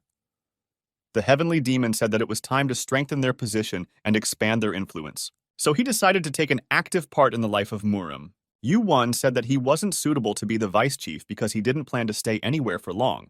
But Mu-jin said that as long as he recognized Yu-won as the vice chief, no one would mind. Yu-won asked Mu-jin if he would support Yu-won even if there was a risk that the cult would fall because of him. Mu-jin showed surprise on his face. Yu-won said that he was an enemy of Olympus. Mu-jin immediately guessed that Yu-won was talking about gigantomachy. It looks like he wants to prevent a new war. Yu-won further clarified that Mu-jin was willing to risk losing the cult because of the conflict with Olympus. Mu-jin said that you can't go out to sea for fear of a storm. Yu-won didn't understand why he answered like that. After all, Yu-won was a stranger in the cult, and Mu-jin was agreeing to a journey that was hard, even for his brothers. Mu-jin told Yu-won that if he wanted to understand his motives, he should remember one thing. Everything else is irrelevant. Yu-won sat and listened to what the heavenly demon had to say. Mu-jin said that from now on Yu-won is a member of the heavenly demon cult. After the preliminary round ended, the dinner party began. Everyone was busy talking about the tournament. The head of the Blue Blade clan sat gloomily. He drank tea in silence and listened to the talk about Yu-won. Suddenly, he broke the silence and said that Yu-won was the vice lord of the heavenly demon clan. He began to tell that he had heard the clan lord call Yu-won by that title. He made up a story about how he went to greet a hopeful newcomer, but the clan lord pointed a sword at him and ordered him not to approach the vice lord. The head of the Blue Blade clan said that the demon cult was an enemy to the power in Marima that could shake their long-established authority. The people began to voice their discontent. The head of the Blue Blade listened intently. It was said that a representative of the heavenly demon clan could not be allowed to win. He was asked how to prevent Yu-won from winning, and he said that he had a plan. People came closer and listened to what the head of the Blue Blade cult had thought up. 2 days passed. During that time, the news that the rules of the tournament had suddenly changed had spread to everyone. On the morning of the tournament, Hargon showed up at Yu-won's house. He was shocked to see Hargon lying on his bed. Hargon asked Yu-won's opinion about the rule change. Instead of one-on-one fights, all players would fight at the same time. But why did Hargon leave his comrades and lie on Yu-won's bed? Hargon's friends went out to have fun and walk around the city. Yu-won asked that if they were in the finals, would they not be in the finals? Hargon replied that as soon as they found out that Yu-won had entered the finals, they immediately refused to participate. A message appeared on the player's dialer about the tournament starting soon. Hargon looked excited. Charges of electricity emanated from him. He suggested that they go to the stadium where the tournament would be held. Yu-won didn't object, and they went to the tournament grounds. Many spectators were gathered in the stands. Everyone was waiting for the final match. Hargon was silent all the way to the stadium, and Yu-won noticed that he was slowly getting used to the fight. Yu-won looked at the stands. Today it was much more crowded than the last time. Hargon also noticed that a lot of people had gathered. Suddenly, a young man approached Yu-won and Hargon, and Yu-won recognized him as Nam-kun-hoon. Hargon was surprised that they knew each other. Yu-won explained that they had recently taken a test together on the 11th floor, but as opponents. Hargon was surprised that Hoon had survived being Yu-won's opponent. Hargon shook hands with Hong and introduced himself as the heir of the great Olympus. Hong parried that Olympus had many heirs. Hargon did not take offense at the joke. Hong overheard the cult leaders at the dinner party plotting an insidious plan to eliminate Yu-won. He overheard the unflattering comments about the demon cult clan and realized that all these conversations were directed against Yu-won. Hong thought that perhaps the sudden change in the tournament rules was meant to destroy Yu-won. He tried to stand up for the heavenly demon cult by asking the people present what exactly the cult had violated. Hong said that you can't reject someone just because they're not from Marime. Jegal clan member Jin Cheon told Hong to stand aside and mind his own business. Hong realized that the clan members were plotting against Yu-won. He decided to warn him. Yu-won noticed that Hong wanted to say something to him but hesitated. He asked Hoon about it. Hoon said that he had experienced Yu-won's skill and had nothing to worry about, but he still advised Yu-won to be careful. That was all he could say. All the finalists were invited to enter the arena. Hargon didn't understand what kind of caution Hong was talking about. They arrived at the stadium and saw a huge arena filled with countless contestants. When Yu-won saw the crowd of thousands of participants, he realized what Hoon had warned him about. He felt that about 100 participants were openly hostile to him. When Yu-won entered the arena, the eyes of the participants were on him. Zhuge Zong was the head of the Zhuge clan and the master general. He had snake eyes and a sharp face. Hargan put on a gauntlet and told Yu-won not to let anyone defeat him because Yu-won was Hargan's only rival. Yu-won parried that Hargan should take better care of himself. Hargan and Yu-won shook hands. Yu-won saw the rivalry in his friend's eyes. As the competitors entered the arena, a tall man in a red robe walked down the corridor. The head of the Zhuge clan told the head of the Blue Blade clan that he had come up with a great plan. Otherwise, all the glory would have gone to the Heavenly Demon cult. The clan leaders sat around a table in a room and agreed on how they would visit each other after they defeated the Heavenly Demon cult. Upon hearing this, the head of the Namgong clan realized that the guilds were rotten to the core. Now Murim was ruled not by those who were stronger with the sword, but by those who were stronger with words. The fact that the head of the Zhuge clan was now even more powerful than Namgun was Namgun's own fault. Therefore, he also decided to make some changes in the Murim. Namgung decided that he would make the Great War of Murim a turning point. The doors to the room opened. People were surprised, thinking that all the heads were already here. The room overlooking the arena was the place of the martial arts guild. A stranger couldn't enter it. The man who entered the room was less than 2 meters tall. He didn't look like an ordinary person. After looking around at those present, the man asked if he was late.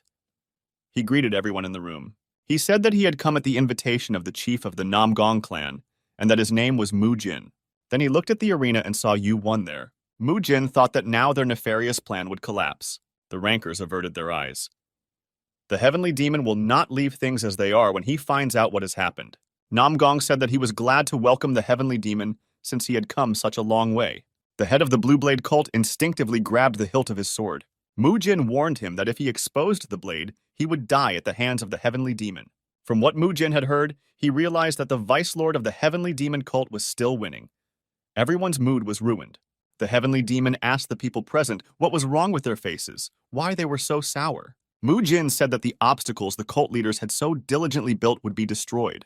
As the battle in the arena began, everything became chaotic. Suddenly, a knife flew past Yu-won's head. Yu-won turned to see a man with a sword flickering with blue light. Yu-won knew that it was a key magic weapon, and someone who knew how to use it must be quite talented. In the next moment, Yu-won's blade blocked the spear that flew at Yu-won from above. One by one, the players scattered around the arena began to approach Yu-won. They were all aiming at Yu-won, as the Heavenly Demon cult was considered a longtime enemy of the Marima Alliance. Zhuge Zong thought that changing the conditions of the tournament was an easy and effective way to defeat Yu-won. When several thousand people gather at the same time, it's natural for the strongest to be mobbed. Yu-won activated his magic sword by filling it with mana. However, an unknown force blocked the mana. The effectiveness of the magic sword was reduced. Zhuge Zong saw that Yu-won was living up to his fame. But contrary to the rumors, Yu-won was still far from Ranker's abilities. Zhuge Zong thought he could be handled. Zhuge Zong opened his fan and signaled for an attack. The players rushed towards Yu-won. Suddenly, an electric charge passed through Yu-won. The players who rushed towards Yu-won were thrown back and burned by the fire. It was Hargon who used his attack, but Yu-won was unharmed. The players kept moving as they watched Hargon. Zhuge Zong asked him if his attack meant that he was on Yu-won's side. Hargon confirmed that it did. Zhuge Zong said that his clan and Hargon's clan could have a good relationship. Hargon said that he did not know in whose mind such a foolish thought had arisen. Zhuge Zong could not bear such an insult and rushed at Hargon. Zhuge Xingchong shouted that he would deal with Kim Yu-won as soon as possible and that he would fight Hargon. His confidence rallied the people around him. In a moment, Hargon stood in front of Zheng Chong. One blow, and Zheng Chong was thrown back dozens of meters by Hargon. The participants marched in a large crowd toward Yu-won with weapons in hand. It didn't take Hargon long to see the players rushing towards Yu-won. He unleashed his electricity and struck them one by one. His attack even burned the pillars in the stadium. The players lost their morale as they watched Hargon fight Xinchong. Xinchong's attack made him realize how strong Hargan was. Hargan's blow landed right on his chin, causing Xinchong's head to snap back. He never expected to be so helpless against Hargan. Sun Chong shouted at Hargan that if he hadn't intervened, they would have eliminated Yuan. Hargan mockingly asked if they would have enough strength even if they rushed at him with the whole crowd. Yuan decided to take care of the annoying bit players before the final battle began. He activated his sword, mana poured out of it and struck the players. Hargan and Jin Chong clashed again, Chong's sword against Hargan's electric fist. The mighty impact of Hargan's electric attack silenced the arena. Xin Chong was again knocked aside by Hargan's powerful electric strike. After Hargan's powerful attack, the players were dejected. They thought that Hargan would also fight Yuan, but it turned out to be the opposite. The players began to surrender. They dropped their weapons and surrendered, unable to resist Yuan. The crowd of players fled the arena, dropping their swords just to escape Yuan's merciless sword. Only 2 players remained in the arena, Hargan and Yuan. Hargan had waited a long time for this encounter. His eyes burned, and electricity emanated from him as if he were about to explode. Yuan said that he wanted to ask Hargan 2 things. Hargan irritably replied that he should hurry up and ask, since he was so eager to start the fight.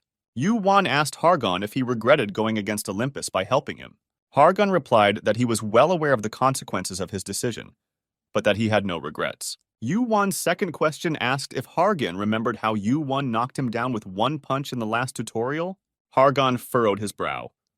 Of course, he hadn't forgotten how a guy who wasn't even a ranker had defeated him immediately. Hargan in turn asked Yuan how he thought Hargan looked now. How was it then? Yuan said that Hargan seemed even smaller. Hargan understood Yuan. He has hidden his power, but Hargan will bring it out. Yuan's sword and Hargan's fist were at arm's length. Yuan didn't try to dodge Hargan's attack. He planned to fully take it on. A cracking sound resounded throughout the arena. Sword and fist collided.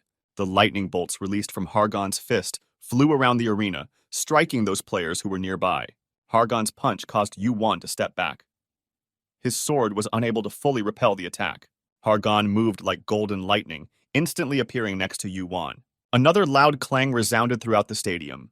The players standing at the edge of the arena shouted for Hargan to contain his power, or else they would all die. Their weapons and themselves were struck by Hargan's lightning. They could not be here. Hong watched this battle and thought that this fight could be called a worthy finale. Hong had heard of Hargan, but he hadn't expected such power. Trying to fight him would be pointless. Hong thought that Yuan was having a hard time right now. He was having a hard time stopping Hargan's attacks. The fist strike again. This time, Yuan deflected the blow with his sword. Hargan was emitting electricity, while Yuan was glowing with blue mana. Light was bursting out of the 2 of them. Hargan attacked again and again. He told Yuan that he was quite strong. Hargan stepped back, feeling the warmth on his shoulder. He was hurt, but he didn't pay attention to it. He struck again with the electric shock. An explosion erupted. There would be few people in the world who could survive such an attack. Hargan asked Yuan if he was alive, and he said he was. Yuan's sword cracked and fell apart after Yuan's many electric attacks. Despite the blood gushing from his wound, Hargan was ready to fight. He grabbed the wound with his hand and saw that his hand was covered in blood. But that did not stop him. Hargan thought that Yuan probably had much higher physical strength than him. They faced each other again in a fight. Hargan made the decision to break Yuan's sword. Like a boxer, he threw punch after punch. Yuan's sword shattered like shards of glass, flying in all directions. Hargan was confident of his victory. He thought he had done it. At this moment, Yuan's mana began to repel Hargan's electricity. Hargan felt a blow to his face. He started to lose consciousness. Hargan's body flew into the air and fell to the ground. The players who were still in the arena froze. Yuan said that the fight wasn't over yet. Many players were scattered around the arena. Yuan decided to leave them alone. He had a great desire to finish it all quickly. Yuan saw on the screen that he had been declared the winner of the tournament. His name and image was on the screen. The tournament was broadcast to sets of players not present in the stadium. All players saw the winner's name. Yuan picked up the broken sword forged by Hephaestus from the ground. Yuan used it to control the mana to be about the same level as Hargan. The sword's control of mana made Yuan look equal to Hargan. Yuan did this to deceive the rankers. The lackey appeared and announced Kim Yu-won as the winner of the 834th Great Martial Arts Tournament. The lackey tried to interview Yu-won, but Yu-won was speechless. He said it was fun and didn't say another word. The footman suggested moving on to the awarding. He brought out the Great Scarlet Healing Pill. This elixir cost a great deal of money and took a long time to make. It was the dream of every ranker. There was a powerful energy emanating from this pill. Yu-Wan thought it would take a long time to digest it. Yu-Wan put the pill into his inventory. The 20th floor was waiting for him. But before that, there were many things to finish. Yu-Wan decided to start by raising characteristics since the healing pill was very good at raising mana. Zhuge wondered why Hargon was siding with Yu-Wan. After all, he is the son of Zeus and should have been on the side of Olympus. The heads of the cults, who had been weaving intrigues against Yu-Wan not long ago, were now applauding him. The heavenly demon was being congratulated on his cult's victory by those who had been slinging mud at his cult an hour ago. Zhuge went to settle things with Namgong Jinwun, the head of the Namgong cult. He asked him why he had brought the heavenly demon to the tournament. Jinwun replied that he had offered him a formal alliance. Zhuge didn't understand what kind of alliance there could be between Murim and heavenly demon. Jinwun replied that was it better to let himself be consumed by Olympus? Now, after Yu-Wan's victory, Jinwun held a higher moral position. Xing's shoulders slumped. He thought that it was all over. Now that the Namgong clan and the demon cult had united, it would be hard for the Zhuge clan to resist. Seeing that Zhuge was not resisting, the rankers also lowered their heads. Xing thought that Jinwun might have already known about his connection with Olympus, and he might even have proof. Now was the era of the noble Namgong clan and the heavenly demon cult. Before leaving, the heavenly demon asked a question. He asked after looking around the room with the rankers, which one was Moon Seobek. Seobek suddenly found himself standing alone in the middle of the huge room. Looking at the heavenly demon's ferocious face, he thought that it was all over for him. A few days later, Yu-Wan came to the Namgong clan's training cave. Yu-Wan rented it for 10 days. Like the training cave on Heavenly Mountain, it couldn't be opened from the outside, only from the inside. Normally, you couldn't get in here, but they made an exception for the winner of the tournament. Once upon a time, in his past life, Yu-Wan had dreamed of becoming a ranker of the Namgong clan. Yu-Wan sat down on the ground and took out the scarlet healing pill he received as a reward for winning the tournament.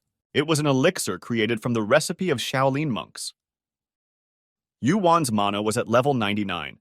He wanted to raise it to 3 digits. He was only 1 level away from 100. But it wouldn't be easy. He remembered that from his past life. The benefits brought by a pill greatly depended on the person taking it. In Marima, everyone talks about breathing techniques, but Yu-Wan knew that the most important thing was concentration. He took the pill in his hands. Yu-Wan swallowed the pill. The question was exactly how much energy he could take. Yu-Wan sat down on the floor in a comfortable position. The pill had a completely different effect depending on who takes it. A very dense, transparent energy began to flow into Yu-Wan's body. Sweat was running down Yu-Wan's face. The more he strained his will, the more resistance the energy had. It seemed to him that the energy was leaving his body and flowing outward. Over time, Yu-Wan managed to hold on to the energy. The waves raging in his body began to subside. His energy was still at the same level. 20th floor. Portuga Sea Kingdom. On Neptune, one of the 12 islands, there was endless fighting. Players were threatening a tall guy and a girl. They were giants. They were no more than 10 years old if judged by human age, but they were over 2 meters tall. It was getting harder and harder for them to hide because of their size. Ever since Asgard had broken good relations with the giants, situations like this were commonplace. The muscular guys demanded that the giants tell them everything. The red-haired man was a member of the Scarlet Wolf Harang Guild. He told the giants to tell them about the legend of Portuga Stone of the Sea. There is a legend in Portugia that whoever finds the Stone of the Sea will become the god of the seas. The giant boy said it was nonsense and a child's tale. Harang drew his sword and said that he had heard that the giants were hiding the Stone of the Sea with them. He began to threaten the boy with his sword and said he would kill them both if they did not tell him where they were hiding the sea stone. Harang had already given the command to kill the giants, but they heard an unfamiliar voice and saw a cloaked man heading towards them. Harang, seeing that only one man was coming, told him to get away. The man in the red cloak came closer. Yu-Wan activated the skill Flaming Eyes. Battle prediction. He closed his eyes and remembered the Namgong clan's training cave. Sweat trickled down Yu-Wan's face. His senses had sharpened. Yu-Wan was sitting on the floor. An incredible amount of energy was circulating in him at a tremendous speed. The energy index reached the level of 100. Mana itself was striving towards it. By crossing the characteristic threshold, a new skill had opened up for Yu-Wan. His eyes turned red and his senses sharpened by 50%. Yu-Wan had obtained the sensory field skill. This skill helped him get information about all objects and creatures within a radius of 50 meters around him. The players who attacked the giants thought it was the vice lord of the heavenly demon cult, Kim Yu-Won. The giants heard that the players called the man who came in as Yu-Won. They also heard about the winner of the tournament. Horang was a player much higher than the 20th floor. Therefore, he perceived Yu-Won, even though he was the winner of the tournament, as a 20th floor player. There was a deafening cracking sound and rocks sprinkled down the mountain. Yu-Won, with red eyes and a sword in his hand, jumped high up. He activated the sensory field skill, which allowed him to see the intentions of the players and the outcome of the battle. Yu-Won flew into the air above the heads of his opponents. They stood with their heads back and didn't realize what was happening. Horang furrowed his eyebrows and clenched his sword in his hands. It was just one guy, even though it was Yu-Won, but he might have his comrades nearby. Yu-Won flew right in front of Horang. Horang was furious. Although he was great with his sword, there was nothing he could do against Yu-Won. He shouted at Yu-Won to stay out of it and get out of here. When Horang examined Yu-Won's face closer, he had no doubt that the winner of the tournament was in front of him. He spread his arms and pretended to be happy to see him. He gave a strange smile and said that it appeared that the deputy head of the heavenly demon cult himself had come to see them.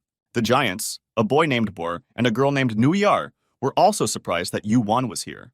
Horang thought that he had too few men to fight Yu-Won. He decided to retreat. His companions were against leaving, but they obeyed Horang's orders. Horang ordered everyone to leave. They left, grumbling and regretting that the giants had been lucky today and had not managed to kill them. Yu-Won held his sword in his hands and looked at the departing players. Horang decided to urgently see the warden of the 20th floor. The giants stood back, and when everyone had left and the danger was over, they thanked Yu-Won for saving them. Yu-Won asked them why they didn't fight, since they were so big and it wouldn't have been hard for them to kill a man. The giant boy replied that Yu-Won must know the giants well. Boyer said that since Yu-Won is a human, he wouldn't help the giants for nothing. So he needs something in return. Yu-Won said that he needs the Stone of the Seas, too. The boy replied that they don't have the stone. Unlike the others, Yu-Won knew that the Stone of the Seas existed and knew how to find it. He knew that these giants didn't have the stone. Yu-Won wanted to meet the other giant. When the boy and girl heard that Yu-Won wanted to see their elder Urfa, the giants made surprised faces when they heard the name of their elder. Bor said that the elder does not receive anyone, especially people. And if Yu-Won didn't leave, Bor would squash him like a fly. Yu-Won realized that the giants were gifted with great power from birth, but they have to hold back because disagreements with humans could lead to a new extermination of the giants. Boyer told his sister that they had to leave, but Nuyar stopped him. She said she had contacted the elder. After all, this man saved them, and the elder must know that Yu-Won wants to see him. Nuyar said that it is not up to them whether Yu-Won meets with the elder or not. Urfa will make the decision himself. Yu-Won's interest grew at the mention of the giant he was looking for. The elder was waiting for him. Boar snapped his fingers and a pack of wolves appeared. They were very large wolves. They got on the backs of the wolves and rushed through the forest. Yu-Won was able to easily subdue a huge wolf over 2 meters tall and over 10 meters long. The beast became as docile as a dog. Boar didn't understand why the elder wanted to meet Yu-Won. The sister told Boar that Yu-Won was not an ordinary person, but the brother told her that he didn't like Yu-Won anyway. The giants galloped ahead, followed by Yu-Won on his huge wolf. There were huge rocks ahead, but the wolves jumped off them, flying like birds. At last they came to a huge tree and stopped. When everyone got off their wolves, the wolf that Yu-Won was riding on started licking his face. Boar even yelled at the wolf, saying that it wasn't food. They arrived at a place near a huge tree that went crown to crown into the clouds. Boyer said that this was the great tree of Adam, which neither falls nor burns. Yu-Won remembered that this tree, which was thought to be eternal, had burned to the ground during the second gigantomachy, even before his return in time. After admiring the scenery, Yu-Won followed the giants downstairs where they were already waiting for him. His brother and sister warned Yu-Won to watch his every move from now on or he might get trampled. Glowing crystals were embedded everywhere as natural light no longer penetrated here. They traveled through a tunnel between the roots of a tree and found themselves in a settlement of giants. The giants they passed by were whispering as they looked at Yu-Won. They couldn't believe they were seeing a human being. Since Yu-Wan was walking beside Bor and Nuyar, it was clear that it was a guest. Nuyar said that Yu-Wan had nothing to fear since he was a guest of the Elder. At last they came to the Elder's house. It was a sturdy house with a steep staircase. A blue light streamed from its windows. Yu-Wan saw a door about 10 meters high. Yu-Wan and the brother and sister stopped near the staircase. Bor asked in an unexpectedly soft voice if the Elder was home and was told that Yu-Wan could enter. The door opened by itself and Bor stepped aside, letting Yu-Wan go through. Yu-Wan was greeted by the Elder of the Giants, a high-ranking player who lived before the first Gigantomachy. Yu-Wan looked at the giant. It was someone who was called a living legend among the giants. The Elder of the Giants, Urfa, sat in a chair and stroked the wolf cub lying in his lap. He said he was getting old and asked Yu-Wan to tell his name again, which he had forgotten. Yu-Wan introduced himself, and Urfa said he had heard much about him from little Hephaestus. Urfa asked if it was true that Yu-Wan was at enmity with Olympus. After all, he is not even a ranker, but a young man who has barely reached the 20th floor. The Elder tells Yu-Wan to stop going against Olympus if he cares about his life. To Olympus, he is a pathetic crumb that can be swept away at any moment. Yu-Wan stood in front of the giant. He said he had heard that the Elder was a pacifist. Yu-Wan smiled and said that Urfa was just afraid. Urfa's eyes flashed with anger. He asked how dare Yu-Wan mock him. The room shook, and Mana squeezed Yu-Wan's shoulders. Yu-Wan replied that Olympus was busy preparing for the second Gigantomachy. Would the giants just sit around and wait to be exterminated? Warmth appeared in Urfa's eyes, and his tone became soft. Urfa's energy refused to harm Yu-Wan. There was not an ounce of fear in Yu-Wan's gaze. The Elder of Giants said that Yu-Wan was really fearless, as they said about him. Yu-Wan felt that he had absorbed the mana of Ufra. The Elder said that Yu-Wan is right, and the giants may be destroyed in the near future. Ufra stroked the sleeping wolf cub. He said he had heard from Hephaestus that Yu-Wan was searching for the Stone of the Seas. Ufra knew where it was. Yu-Wan asked why he had decided to tell about the Stone of the Seas. The Elder gave 2 reasons. The first was because of Hephaestus's recommendation. He could be sure that Yu-Wan was not in league with the Olympians. The second reason is because you are the strongest player of the era. Ufra remained seated in his chair with the wolf on his lap when Yu-Wan said goodbye to him. Yu-Wan was given a room as a guest. Yu-Wan went down the stairs and decided to take a walk. Yu-Wan looked at his black-gloved hand. In the same way, Ufra looked at Kylie. Yu-Wan remembered his words about being the strongest player of the era. Suddenly, bright flashes of mana appeared around Yu-Wan. Had Ufra just conducted a test to determine if Yu-Wan was worthy of the Stone of the Seas? Either way, the location of the Stone of the Seas would soon be known. Yu-Wan climbed onto the branch of the huge tree that served as the giant's dwelling, and he wanted to test all his skills. With his current abilities, he couldn't harm the tree. It was hard to leave even a single scratch on it. Yu-Wan decided that he could go wild with his heart. Hundreds of sacred flame fireballs appeared above Yu-Wan's head. He thought that he wouldn't be able to control so many fires. Soon they would fly in different directions. Yu-Wan activated the Flame Eyes skill. Then he activated the Sensory Field skill with obtaining information about all objects and creatures within a radius of 50 m. Inside the field, Yu-Wan's senses were amplified many times. Fire blazed around Yu-Wan, glowing with a purple color. On the only island where there was no fire, Yu-Wan landed. He started practicing with the sensory field and noticed his skill increasing. The activation of the Flame Eyes gave Yu-Wan a headache. Because he was using multiple skills at the same time, he felt his brain boiling. He could now use 2 skills at the same time, which was much more efficient, but it was greatly overloading his brain. Yu-Wan decided that he needed to practice some more. He applied a sensory field to his flaming eyes, but it made everything around him much clearer to read. Suddenly, a familiar voice sounded in the silence. A young giant named Quantum and several other giants stood looking at Yu-Wan, talking amongst themselves. The giants began to approach Yu-Wan. They had intimidating faces. They wanted to fight with Yu-Wan. They believed that all humans were their enemies. Yu-Wan only smiled. They were like children not listening to their teacher. At this time, Ufra sat in his rocking chair and dozed. He was having a nightmarish dream. He dreamed of men killing giants. The whole earth was drenched with blood. Suddenly, the sea rose into the sky. It was a tsunami. A powerful wave swept over the giants and dragged their bodies into the sea. Ufra gazed far out to sea. On top of the wave that swallowed the giants, a man appeared with a trident in his hands. Ufra realized that this was Poseidon, the god of the sea. The elder awoke. He remembered every moment clearly. He was afraid. He could no longer count how many times he had had this dream. But today he saw it especially clearly. The wolf cub, sensing his master's anxiety, clung to him more tightly. Was Ufra seeing this dream so clearly because of the visit of the human child, Kim Yu-won? There were shouts that a fight was going on.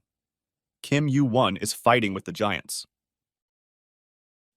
Ufra got up from his chair and walked out. He thought that this time it would not be the way Poseidon wanted it to be. Yu-won realized that the giants were acting like big kids, so easily provoked by his laughter. He raised his hand and stopped Quantum's fist. The size of Quantum's fist was bigger than Yu-won's head. Quantum possessed tremendous physical strength. He decided that he would crush Yu-won like an ant. They both grabbed each other's hands. Yu-won squeezed Quantum's hand. Quantum crumpled and screamed in pain. His bones began to break. With his arm shattered and broken, Quantum fell to his knees, screaming in pain and shame. He tried to hit Yu-won with his other hand, but it was useless. The giants were shocked. How could a person who had only reached the 20th floor defeat a player like Quantum who was of a much higher level? Yu-won suggested that the giants call all of his friends. He would play with them for as long as they wanted. Yu-won was fought by all comers. Another giant named Tulkar was lying on the floor squirming in pain. Yu-won repelled the attack of the giant attacking him. He activated the skill partial gigantization. The giant's power began to flow into Yu-won's arm. Yu-won activated the Flaming Eyes skill and asked the giants to attack all at once instead of one at a time. There were about 100 giants gathered around Yu-won. They were all young giants who really wanted to fight. Boar was also eager to fight with Yu-won, but his sister kept stopping him. She was against fighting with the elder's guest, but since Yu-won was asking for it, Yu-won saw Boar with his sister. He thought that it's not every day that you see the descendants of the god of giants fighting. Yu-won was approached by two particularly large giants. They were Boar and his sister in VR. Boar's fists had been itching from the minute he saw Yu-won. He wanted to fight so badly. Yu-won's eyes turned fiery red. Yu-won was electrified. He felt stronger than he expected. Boar took a few steps toward Yu-won. Yu-won activated the sensory field skill. He could now sense even the movement of Boar and Invyar's muscles. Boar made a hand movement, and his fist flew over Yu-won's head. Yu-won tried to approach Boar but decided not to get close, as Envyar was preparing to attack him from behind. Boar tried to land a leg kick to Yu-won's jaw, but Yu-won blocked the kick. Yu-won felt pain in his arm and realized that the giants were much stronger than he expected. Yu-won was sandwiched between Boar and his sister. Envyar clenched her fist, preparing to strike. Her fist and Yu-won's sword collided. Envyar's fist remained unharmed. Yu-won's sword was thrown back. Yu-won thought that it was unreasonable to fight them with just physical strength alone, without using mana. But if he decided to train, he would only use the skills that needed to be practiced. Boar asked Yu-won if he knew why he never argues with his sister. Because she is stronger than him. Yu-won once again found himself sandwiched between Boar and Envyar. He had nowhere to go. Boar was preparing to strike a decisive blow. Yu-won decided to use another of his skills. Yu-won jumped so high that he was above the giants. He applied his new skill step of Hermes. With the Hermes step, the strength of the jump was increased by 50%. Yu-won bought this skill from the store with the points earned on the 11th floor. Yu-won wanted to practice another skill. He had already made a jump, but he had one more skill left unworked. Yu-won swung his sword in a jump, and Envyar got a long cut on his arm. Boar became enraged at the sight of blood gushing from his sister's arm. His furious fist strike split the air again. The brother and sister became furious. They decided to crush Yu-won. Even when the two of them fought together, they couldn't hit Yu-won. He moved like lightning, not only dodging sideways from their blows, but also jumping up. 1330. Boar thought he was only hitting the air instead of Yu-won. The giants had no way of knowing where Yu-won would be heading in the next instant to strike him. Boar's rage was getting stronger and stronger. Energy began to gather around him. Noir was surprised to see that her brother's mana had become abnormal, that he was furious. She called out to Boar, but it was too late. Yu-won watched as Boar's fist flew at him. He activated the Flaming Eyes again and saw Boar's attack, but decided to take it. A massive energy swooped down along with Boar's fist. A massive wave of energy was coming from Boar. Yu-won decided not to use his mana, otherwise the training threatened to turn into a childish brawl. Using his Flame Eyes, Yu-won calculated the path of Boar's fist. Now Yu-won saw things clearer than before and had more time to make a decision. Boar saw the tip of the sword coming at him. He thought, is Yu-Won really going to attack? Yu-Won didn't use his energy, but attacked with physical strength. Boar thought that Yu-Won was even more reckless than himself. It was as if Yu-Won had read his mind and thought it was true. Boar, seeing Yu-Won's sword at his throat, remained motionless. He admitted his defeat. His sister Noor, who was also fighting Yu-Won, was perplexed. Her brother had put in all the effort and Yu-Won had just gone all out and won. Yu-Won extended his hand to Boar and said that he and his sister were better than the rest of the giants and he had fun training with them. Boar thought that tomorrow he would take revenge on Yu-Won. They shook hands and Yu-Won thanked Boar for the battle. 10 days passed. During that time, Yu-Won fought the giants every day, the last evening before the test came. Yu-Won sat at the table with the giants and ate meat. They discussed plans for the evening. Everyone enjoyed fighting with Yu-Won. Yu-Won said he didn't want to fight tonight because he was going to the 20th floor test tomorrow, and he needed to conserve his strength. Noir remembered how the 5 of them fought against Yu-Won. But even the 5 of them couldn't defeat him. That's how strong Yu-Won was. Yu-Won asked Noir why she was so pensive. Noir replied that she remembered their fight. Yu-Won has gotten stronger in these 10 days. Yu-Won replied that he hadn't noticed anything. The giants and Yu-Won sat at a table and talked. Yu-Won said that he still hasn't tasted some skills yet. As dinner was coming to an end, Boar asked Yu-Won if he was looking for the sea stone. Yu-Won said he was going to find the sea stone before he went to the next floor. Boar's eyes widened. After all, Yu-Won had just said that he was going to the test tomorrow. Is the sea stone really that important? Why didn't the elder tell them anything about it? Yu-Won said that if his father is one of the giant gods, then he must know about the sea stone. The elder told Yu-Won about the stone because Yu-Won is the strongest player. Quantum was furious. How many times had he been hurt by people because of that stone? Several times he almost died. He was not the only one who suffered because of the stone. All the giants were attacked by humans, but could not answer them. Why couldn't the stone be given to the humans? Is the stone more important than the lives of the giants? Noir said that she was attacked several times by humans. A sword was thrust in her face, and she could not defend herself. Quantum's face was contorted with anger. Why does the elder think the stone is more important? Yu-Won answered them that if the stone was kept in the settlement, all the giants would have been long dead. This secret saved them from extermination. Quantum lunged at Yu-Won with his fists. Who did that boy think he was to talk like that? Yu-Won grabbed Quantum by the collar and pulled him to the ground. After all, Yu-Won was someone the 5 of them couldn't defeat. Yu-Won pinned Quantum to the ground as he tried to break free. He told the lying Quantum that Urfa was trying to protect them. Yu-Won told the giants that there was no need to blame the elder. After all, Urfa didn't tell them anything about the stone, so they wouldn't blabber anything. Yu-Won turned and silently left the room. The giants tried to calm Quantum down, but he decided to go to the elder to explain everything to him.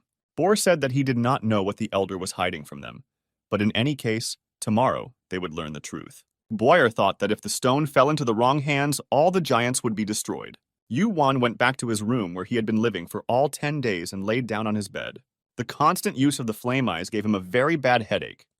He wanted to get some sleep before tomorrow's test. Suddenly, his right hand, wearing Kanei's glove, vibrated. Perhaps the glove was reacting to the stone of the seas, which was a shard of Poseidon's trident. Yu-Won's glove was exuding mana more and more since Yu-Won had climbed to the 20th floor. It and the stone had the same energy. If Yu-Won's speculation is correct that Kanei reacts this way to the sea stone, then the glove can be used like a radar. Yu-Won needed to learn how to control Kanei's energy. He extended his hand clenched into a fist. Yu-Won realized that Kanei's glove wanted to find the missing part. After all, the glove and the stone were once part of the same whole. Yu-Won began to summon the yellow eye that had come to him once.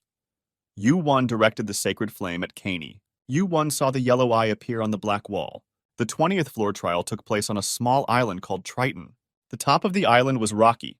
Various monsters lived there. Huge monkeys and bears lived in the forest. By Urfa's order, Boar and his sister accompanied Yu-Won to the place of trial. They walked along, chatting merrily among themselves and remembering how Boar had almost been eaten by a chimera in that forest. Boar and Noir walked Yu-Won to the place. It seemed to them that nothing difficult was going to happen. But Yu-Won felt that this ordeal would not be an ordinary exam. Yu-Won stood silently to the side. He didn't utter a single word. The brother and sister realized that the test would be much bigger than usual. Yu-Won realized that Ufra was keeping the secret of the stone for the safety of the giants. Now he has revealed all the cards and Olympus will find out about everything sooner or later. The giants are under attack. A message appeared that the test would begin in 20 minutes. Yu-Won said goodbye to Boar and NVR and went to the mountain, while his brother and sister stood and watched him go. Yu-Won said goodbye, that new times had come for the giants, since Ufra had allowed them to leave the forest in which they lived. Yu-Won wished them that they would not fail the elder. Boar replied that they would try and that they had long waited for this day. The giants looked after Yu-Won, and in the meantime several men were watching them from behind the bushes. Chief among them was Horang. These men rushed after Yu-Won to seize him and prevent him from reaching the place of trial. They paid no attention to the giants as they never put up any resistance to them. But not this time. Boar lifted Korang in his arms and threw him against the ground with force. There was a great rumbling sound and rocks sprinkled from the mountain. Korang, lying on the ground, shouted to the giants that they were cowards. But now they could not be so called. Boar and Nuar worked their fists, blows raining down generously on Korang and his team. Nuar's eyes burned with the cold blue fire of hatred. Horang couldn't understand why suddenly the giants, always cowardly and weak, had changed so much. Boar pounced on Korang and grabbed him by the throat. He said that they would always fight now, and it was unlucky for Korang that he had gotten in their way. There were two men standing on top of the mountain. It was the 20th floor examiner and his assistant. His player set received a message that Kim Yu-Won has sided with the giants. This was reported by Korang of the Scarlet Wolf Guild. The examiner of the 20th floor was Theseus. The assistant told him that it had come to light that the giants had accompanied Yu-Won to the island and were protecting him. Theseus thought that Yu-Won was no match for the guys from the Scarlet Wolf Guild. After all, he had already slapped Olympus himself twice. Theseus told his aide to make sure that his men made sure that Yu-Won didn't get to the place of trial. Theseus wanted to deal with Yu-Won personally. What was strange was that the giants were helping Yu-Won. After all, they should have hated humans after the Gigantomachy. Theseus was the illegitimate son of Poseidon. His father ordered Theseus to find the sea stone, and then he would recognize him as his son. For this purpose, he appointed Theseus as examiner on the 20th floor. Poseidon even went against Zeus for the opportunity to possess the stone. Kim Yu-Won sided with the giants. As soon as he appeared, the giants left their forest. Theseus thought it all had something to do with the stone. He could see no other reason. The message came again on the player's kit. Theseus's men had failed to stop Yu-Won. Yu-Won stood on top of the cliff and looked down. A message came that the trial was starting. Yu-Won had a lot of interference, but he still made it in time. And the giants would be able to fight back. They had endured for so many years. There are various sea monsters living on the island. According to the terms of the challenge, for each monster killed, participants receive sea hearts. Points will be awarded according to the number of hearts. Yu-Won was standing on top of a mountain. He wasn't going to just peacefully participate in the challenge. He was going to win. Yu-Won tilted his body downward. The waves were hitting the rocks. Yu-Won closed his eyes and jumped down. He slowly plunged into the depths of the ocean. When Yu-Won talked to Ufra, the latter told him where the sea stone was. Yu-Won was sinking deeper and deeper. He activated the flame eyes to see his way.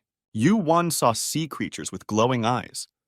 He remembered Urfa's words that he would have to descend to the deepest depths of the sea. There would be the most dangerous creatures there, and defeating them would be the easiest of the trials that awaited Yu-Won. With the help of his red eyes, Yu-Won continued to search for what he had dived here for. In the depths of the sea lives a sea turtle whose shell is this island. The sea stone is hidden in the turtle's belly. Suddenly, a huge monster several meters long appeared out of the sea. The participants of the test stood on the shore and shared their impressions. They thought the trial was easy enough. They had already collected 15 hearts. But only half of the time allotted for the challenge had passed, and they were going to earn more points by killing sea creatures. There was still time left for an additional reward. Kim Yu-Won still hadn't been seen by anyone at the challenge. Orders came from Olympus to find Yu-Won and stop him from winning. Theseus asked if the players had found Yu-Won or not. He was told that they were looking for him everywhere, but could not find him. Several hours passed, but he was nowhere to be found. The trial participants gathered on the shore and decided to split into two groups. Suddenly, the ground beneath them began to shake. Huge waves came up. The team reacted quickly. Someone was approaching the shore. It was a man. He landed safely. His hair was wet and he was wearing a red cloak. The participants could not believe their eyes. In front of them stood a man who had jumped out of the sea. Yu-Won raised his head and asked the participants if they were from Olympus or not. Akil was confused. How did Yu-Won know their affiliation? He knew that Yu-Won had a feud with Olympus. What could Yu-Won do to them? All the Olympus players froze and looked at Yu-Won. Yu-Won turned his back and said that he wouldn't fight them. The sea became agitated, and some circles appeared on the water. A monster over 20 meters long emerged from the sea. It was a sea serpent with a huge mouth and burning eyes. Akil began to count the monsters that appeared before him. How many were there? Hundreds? Thousands or tens of thousands? Akil was told that the monsters were attacking from the other side as well. Akil ordered the players to leave the island immediately. Some players were afraid that they would be disqualified if they left. But something incredible happened during the trial. Yu-Won said that there was nothing wrong with the trial. He changed the conditions slightly. Akil felt that Yu-Won was at the center of the turmoil. Akil noticed the system message that the conditions of the test had been changed. What should he do now? Run away? By breaking the seal on the turtle can be awakened. The stone of all seas is inside the tortoise. The important thing now was to survive. Monsters were coming from all directions. A long time ago, an old giant raised this turtle himself. He made it swallow the stone of the seas and put it into a deep sleep. Yu-Won fought desperately against the sea monsters. When the ordeal was over, Olympus tried to attack Yu-Won and take the stone away from him. Urfa warned Yu-Won of the impending danger and promised not to let the stone fall into Poseidon's hands. Yu-Won had to protect the stone at all costs. The monsters sensed the power of the stone and came at its call. They only attacked Yu-Won. The sea turtle woke up. The target of the trial was changed. Thousands of monsters approached Yu-Won. Yu-Won thought that he had broken the turtle's seal long ago and that the turtle had just awoken. A message came that the test site had been moved to the turtle's body. Theseus received a message that his men still couldn't find Yu-Won. Theseus thought that Yu-Won couldn't have escaped the test, that something was wrong here. The ground continued to shake and tremble. Theseus looked into the distance and wondered what Yu-Won was up to. A message came in that Theseus had been removed from his position as examiner due to the changed conditions of the test. Theseus was so surprised that he almost dropped the player's kit. Suddenly, the rocks began to sink. The ground began to shake even more violently. The sea turtle finally woke up and began to move. The sea turtle was the ruler of the 20th floor. It was the strongest sea creature with the stone of the seas in its belly. After the turtle awoke, the challenge became more difficult and came under the control of the administrator. Theseus decided that this was all the work of Yu-Won. He decided to inform his father and ask for help. Once the trial was over, Yu-Won would be torn to pieces. In the Scarlet Wolf Guild, there was a ranked player named Suktar. Theseus hadn't seen him since the Gigantomachy. Suktar was Ranker the Titan, son of the fire giant. They met unfriendly, exchanging barbs. Suktar remembered how the Scarlet Wolves had attacked the two little titans as a pack. Theseus realized that Suktar was trying to provoke him. He pulled his dagger from its sheath. Theseus said he understood that Suktar wanted to disrupt the trial. But he didn't care who was standing before him. It was strange for Suktar to hear such accusations. He was not interested in the trial. Suktar said that he was doing Elder Urfa's will and wouldn't even let him touch Yu-Won. Meanwhile, Yu-Won was already standing on the turtle's tongue. Yu-Won activated his Flaming Eyes skill. He saw Suktar on the shore and several giants with him. It looked like Urfa had decided to play big and sent support to Yu-Won. Yu-Won thought that he couldn't let Urfa down. The stone of the seas must go to him. Yu-Won sank deeper and deeper. The monsters attacked him from all sides. Yu-Won reached into the stomach of a turtle. There were a huge number of sea serpents that served as his food. He didn't want to fight each one of them because he had another goal. The belly of the turtle was very dark. Under the influence of the darkness, Yu-Won's mana recovery rate, stamina, and strength increased. The turtle let out a terrifying scream. Yu-Won could hear this scream even inside the turtle. Inside the turtle's body, Yu-Won could roughly locate where the sea stone was. Yu-Won fought desperately against the snakes that prevented him from reaching the sea stone. Whoever finds the sea stone will become the god of all the seas. At that moment, the turtle was the god. Yu-Won walked forward. This place was not just his stomach, but a full-fledged dungeon with its own ecosystem. Suddenly, a water dragon pounced on Yu-Won. It wanted to grab Yu-Won and eat him. Judging by the turtle's size, it could hold several tons of water. Countless snakes in the turtle's stomach met Yuan's path. The sea serpents fell from Yuan's blows. The monsters chased after Yuan, appearing and attacking again and again. Yuan's sword shattered the body of a monster that was approaching him. The monster fell into two pieces before it could even scream. The deeper Yuan went, the more the number of monsters increased. With the help of the blade made by Hermes, Yuan became invisible to the monsters. For a few seconds, the monsters lost sight of Yuan. The monsters couldn't see Yuan, but they could smell him. Suddenly, the monsters stopped moving. Yuan approached the place where the turtle's heart was. Yuan doubted that the stone was just in the stomach. It was more likely that the stone was in the most protected place. Yuan was sure that the stone of all seas was in the turtle's heart. Yuan's dagger reacted to the proximity of the stone. Yuan thought that the turtle's most important organ should be protected the most. Yuan used the flame eyes to navigate in the dark, thus lowering his mana level. If Yuan gave up the flame eyes, he could increase his other senses. Yuan activated the sensory field skill. Thousands of monsters gathered in one place. Yuan grabbed the blade and put all his power into it. Yuan thought it was like falling into a pit of snakes. There were horrible creatures standing in his way, snakes with huge teeth. A huge snake stood up on its haunches and tried to devour Yuan. Yuan used his mana to cut the snake down as it was of an unbelievable size. Yuan found more monsters in the turtle's stomach than all 20 floors. Yuan was worried that he was using up mana faster than he could replenish it. He might not have enough mana when he reached the turtle's heart. He had been wandering through the turtle's stomach for over an hour, but he still couldn't find its heart. Suddenly, Yuan felt his dagger react to the stone of the seas. He saw a pink light emanating from the turtle's heart. It was the sea stone embedded in the turtle's heart that was glowing. Yuan ran forward. The stone sparkled and became as bright as daylight.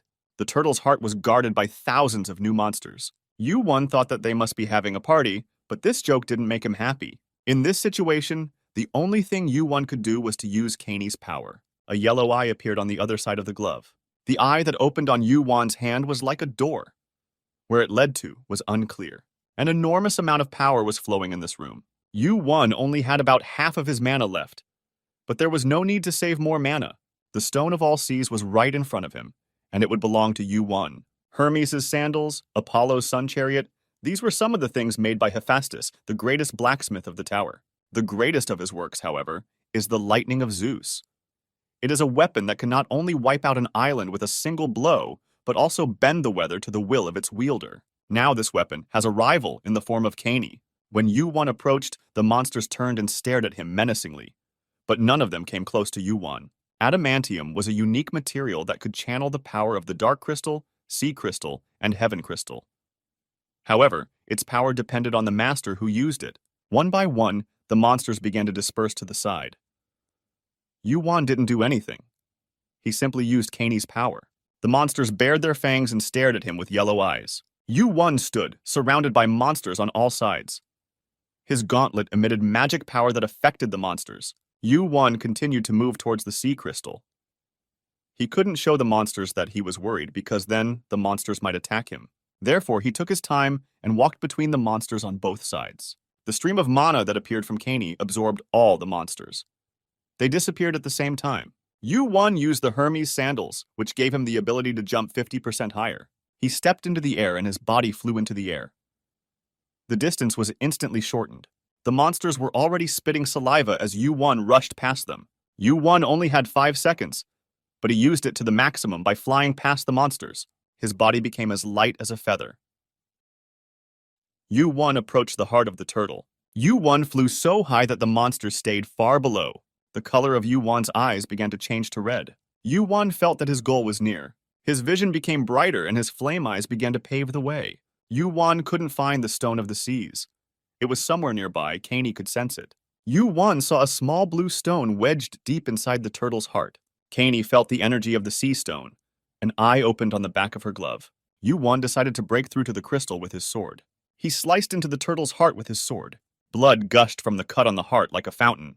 The monsters sat on the edge of the turtle's heart, forgetting their desire to protect the sea stone. Some of them were hungry, drooling from their open mouths as they looked at Yuan. Yuan felt his right arm start to tear. This was due to the huge flow of energy that his body couldn't handle. He was not very pleased with the great power of the gauntlet that exceeded his expectations.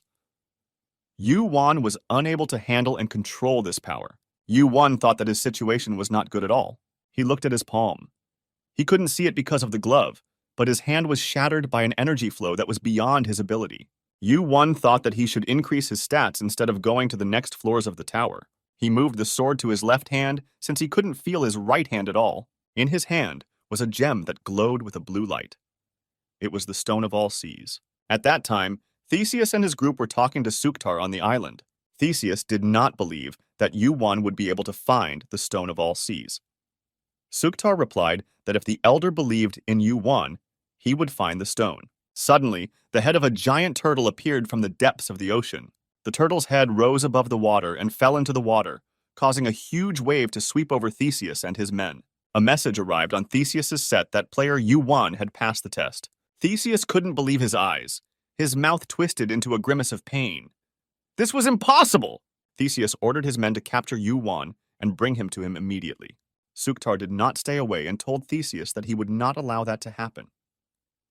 Theseus threatened Suktar that a second war with the giants might break out. A chariot of fire came out of the sea. It was covered with gold. History repeated itself. Theseus fought Suktar 3 times. Theseus reminded Suktar of their third fight when Suktar fled the battlefield. Theseus could not defeat Suktar once and for all. He suggested that Suktar withdraw, but Suktar did not agree. Suktar said that if they retreated, it would be their defeat. Suktar gritted his teeth. After all, the dastardly Theseus was the son of Poseidon. Out of the golden chariot came the rankers, who had come to help Theseus at his request. Theseus said that history was repeating itself, and now the rankers would deal with Suktar and his giants. There was an explosion, and the golden chariot shattered in the sky as the rankers disembarked. The rankers who stepped out of the golden chariot all came together to stop Suktar. They bared their swords and marched towards Suktar. Suktar did not hesitate and swung his sword. The flame that came out of the sword was as big as a house. It flew in the direction of the rankers. A monstrous scream came from the side of the turtle corpse. It was so strong that even the rankers bowed their heads. It was a gigantic wave over 10 meters high. The head of a sea dragon emerged from the ocean. It was Leviathan, a monster that had emerged from the water only a few times in history. Behind him were several thousand sea monsters of all kinds. Leviathan opened his jaws. It was a catastrophe that had never happened before. Theseus couldn't understand why all the monsters of different colors were moving here, and why Leviathan was here.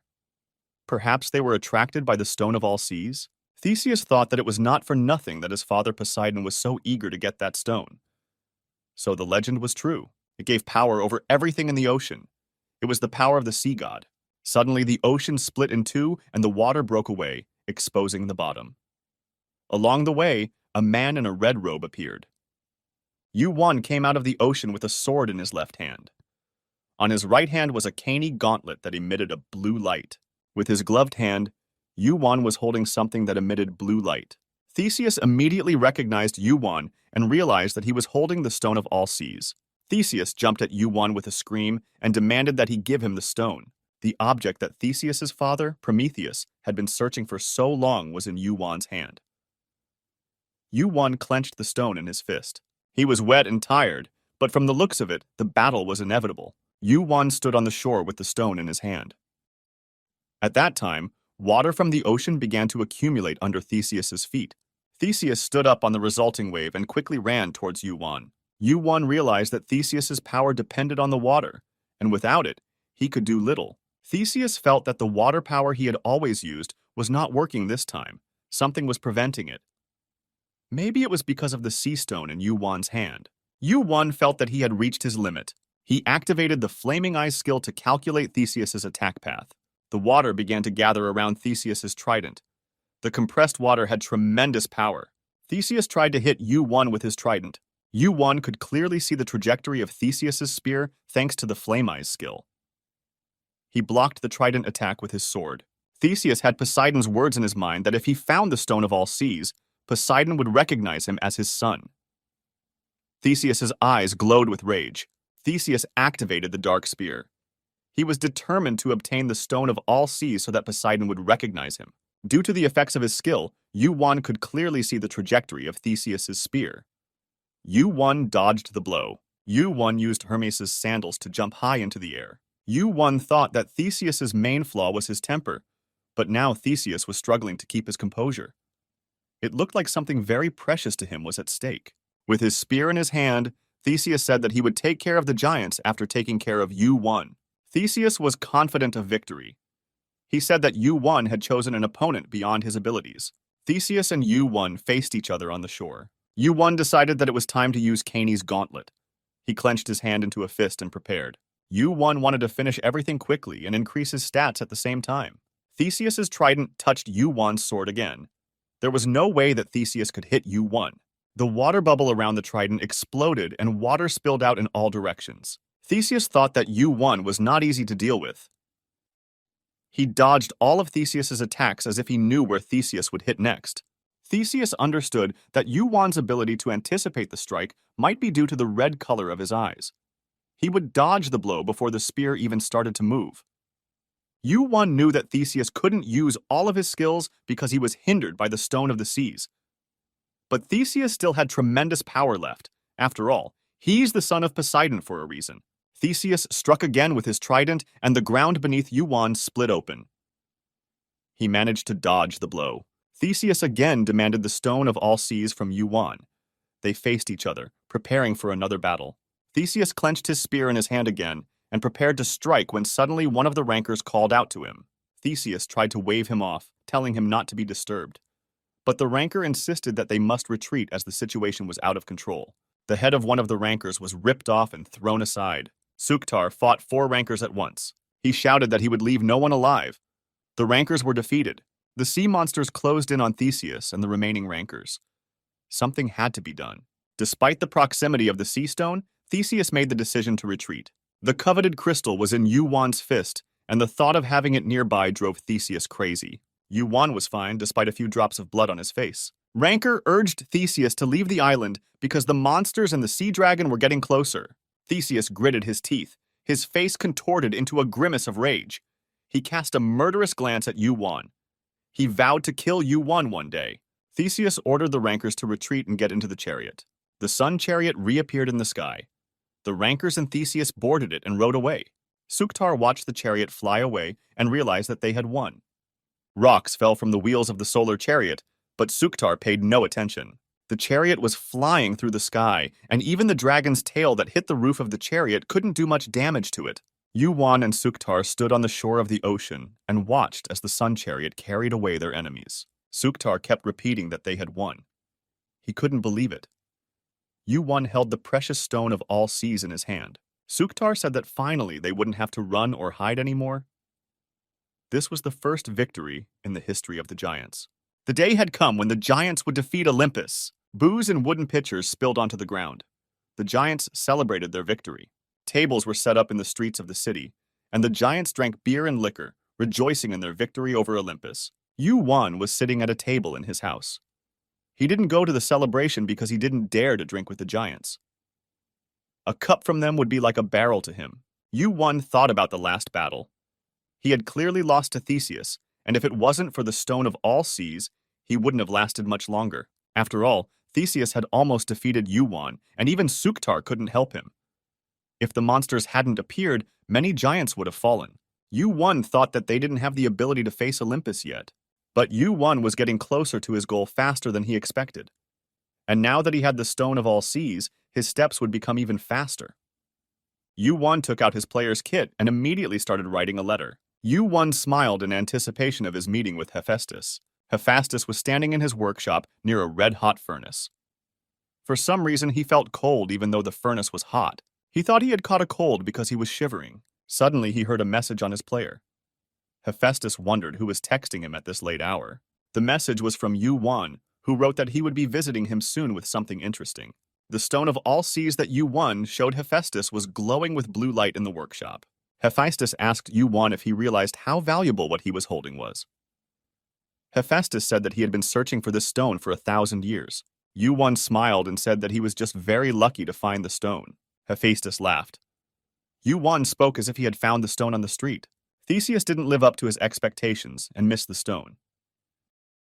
Now Olympus would stay away from Yu-1 for a while. Yu-1 gave the stone to Hephaestus and said that he wanted to rest for a while. Hephaestus thought that no matter how smart Yu-1 was, he didn't know all of Olympus's political games. However, he managed to turn the situation in his favor. Hephaestus examined the stone in the palm of his hand. It had the same power as Zeus's thunderbolt, although their properties were different. Yu-1 asked Hephaestus if he could process the stone. Hephaestus said he could, but he would need adamantium again, just like last time, and it's extremely hard to get. Yu-1 said that he would try to get adamantium even though he didn't have as much money as before. After all, he spent all his money on Caney. Hephaestus thought that Yu-1 didn't mean it. If he said he would get it, then he would get adamantium. Hephaestus asked Yu-1 if he really wanted to go against Olympus. Yu-1 replied that not only against Olympus, but against everyone. Hephaestus looked at Yu-1 with interest. What did he have in mind? Yu-1 said goodbye to Hephaestus and told him not to worry about the payment. Yu-1 walked down the street and thought about how surprised Hephaestus was. And if he knew what Yu-1 was up to, he would faint. The egg in the inventory shook again. The incubation percentage increased. This time the egg responded to Yu-1. Yu-1 told the egg that if it was hungry, it would have a chance to eat soon. Odin told Yu-1 where to have a feast for the egg. Runker Odin, the head of the Great Asgard Guild, said that such a valuable item as the Stone of All Seas should not fall into the hands of Olympus. Ranker told Yu-1 that he was putting himself at great risk by possessing the stone. A retaliation of colossal force is to be expected. But as long as Zeus is the Lord of Olympus, Yu-1 doesn't have to worry about that. Zeus won't be able to fight a player who isn't even ranked to get the crystal. Hercules, the hero of Olympus, said that the three main lines of Olympus came from the same family, although their relationship wasn't very good. The three greatest gods of Olympus have an endless power struggle. The fight between Zeus and Poseidon was the most brutal. But after Zeus obtained the divine heavenly crystal and created his thunderbolts, he gained power over most of Olympus. Zeus then realized that the divine sea crystal and the divine dark crystal should never fall to his brothers. Odin told Yu-1 that all he had to do was keep the sea stone with him until Zeus and Poseidon could deal with each other. The temple shook. Poseidon smashed everything around him in anger. His third son, Orion, stood in the hall kneeling. Poseidon's third son, Orion, had come to tell him that the sea stone had been left with Yu-1.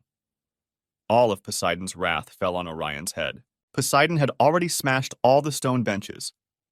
In vain, Orion tried to tell him that Zeus forbade direct confrontation with the giants. Poseidon, god of all the seas, shouted that the giants had nothing to do with this. It was all about this player, Yu-1. Poseidon realized that Zeus was afraid that the divine sea crystal would end up in his possession. The table shattered under Poseidon's fist. He asked what Orion was thinking, but Orion avoided a direct answer. Poseidon realized why Zeus had chosen practical interest over petty revenge. This made him even angrier. And at the thought of losing the opportunity to possess the sea stone, Zeus picked up the small table and smashed it to pieces. Word of what had happened on the 20th floor quickly spread throughout the tower. Everyone in the Asgard Guild told each other that the sea stone had been taken by the player Yu-1. Even the king of Asgard smiled at the good news.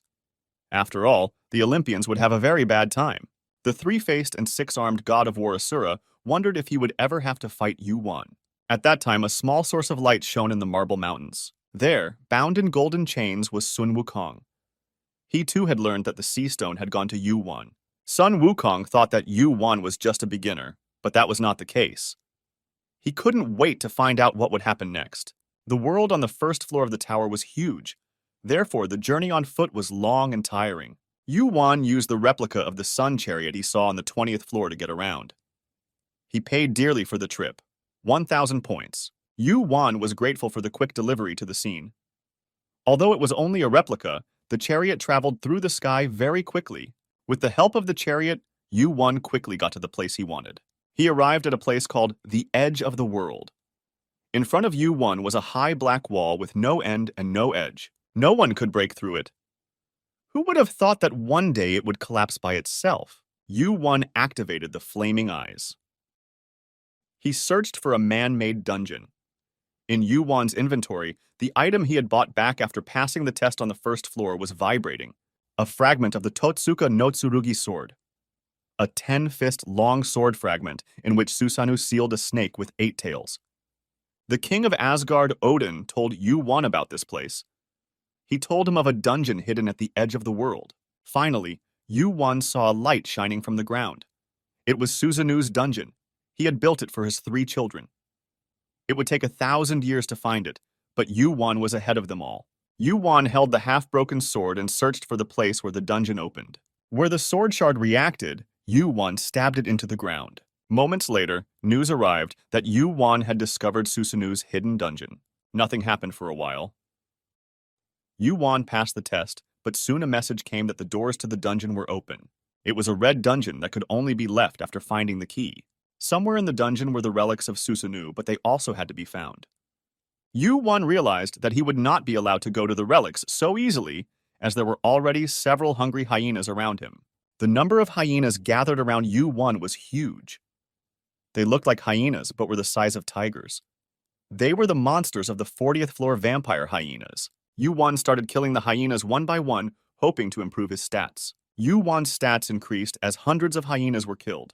Yuan found himself in front of a 2-meter-high door covered in rust. Yuan's stats increased significantly. He was at level 80. Yuan pushed the doors and saw a dungeon with high ceilings and a narrow corridor. Yuan entered Susanu's dungeon. Here, too, there was a test to pass. There were 100 floors, and Yuan thought it was a miniature version of the tower. Yuan had never met Susanu, but he had heard many bad things about him from his comrades. They said that there was no one in the world worse than Susanu. Yuan's inventory suddenly opened by itself. The sword shard suddenly began to vibrate, and a red mist began to flow out of it. Yuan saw a small purple doll the size of his palm. It was a small samurai with a sword at his side. He opened his eyes and wondered where he was. Yuan couldn't recognize who it was. Meanwhile, the samurai, who had a very bad aura emanating from him, asked Yuan where he got Totsuka no Tsurugi. Yuan looked at the samurai.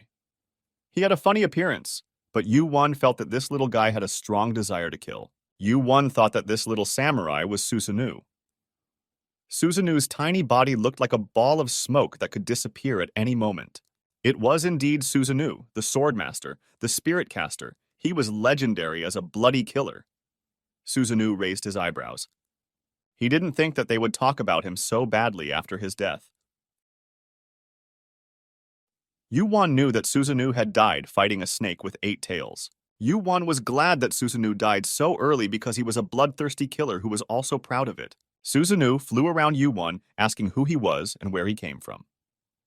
When Yuan said that he wasn't a ranker but a simple player, Susanu's eyes were disappointed. Susanu started to ask Yuan how he found this place and where he got the sword fragment. Yuan was annoyed by these questions. He told Susanu that if he wanted to know everything, he should tell Yuan where to go. Susanu pointed Yuan in the direction where the door to the next floor was. Yuan had to walk in a circle until he found the door Susanu was talking about. Yuan found the maze big and confusing.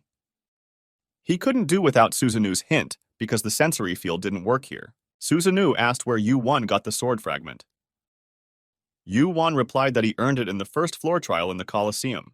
Susanu was very surprised that the sword fragment was the reward in the first floor trial. He knew it was because of Orochi. Yuan struck the wall with his sword with all his might. The wall collapsed, and in the room that Yuan opened, he saw monsters. They took the form of souls and surrounded Yuan like smoke. Yuan's hand filled with energy, and Kanei poured energy into Yuan's sword. Yuan smashed one wall after another and made his way to the upper floors. The guy with the strange glove was able to defeat Orochi. Susanu thought, who is this Yuan really? Yuan continued to advance. Susanu was very curious to see if he could make it all the way through the tower. The monsters that lived here were ghosts. Yuan could easily deal with them by killing them with his mana sword. Yuan thought that all these monsters were the souls of the people that Susanu had killed. Although Susanu looked ridiculous now, he was once strong and cruel. Perhaps he had built the tower to imprison the souls of the people he had killed. Yuan felt that he was not climbing the tower, but a mountain of corpses. The thought made him sick. Yuan reached the 10th floor. The condition to pass was to clear room #1 and defeat all the monsters. The door to the first room opened. A man with a white, emaciated face stood there. Yuan directed purple fire at the man, and divine flames engulfed the monster. Tears appeared on the man's distorted face, and he was grateful to be spared the torment. Yuan continued to burn the monsters with divine purple flames. Susanu confessed that they were the souls of the men he had killed. By killing them, Yuan freed their souls from their imprisonment in Susanu's tower. Susanoo smiled mischievously. From the sixth room on, it would be much more difficult for Yu-won. Yu-won decided that he would pass this test no matter what. As he climbed from floor to floor, Yu-won could hear the voices of the dead asking to be killed so that they could be freed from centuries of captivity. He had already reached the 40th floor, but the voices of the dead were eating away at his mind. The dead begged him to free them by killing them. Kanei's gauntlet absorbed these souls. Yu-won absorbed the insults of the dead. A report came in that Yu-won had completely cleared the 40th floor. Yu-won didn't know what it meant to absorb the insult of the dead. A report came in that he had cleared the 50th floor. On the 50th floor, Yu-won found a chest containing the first relic of Susanoo.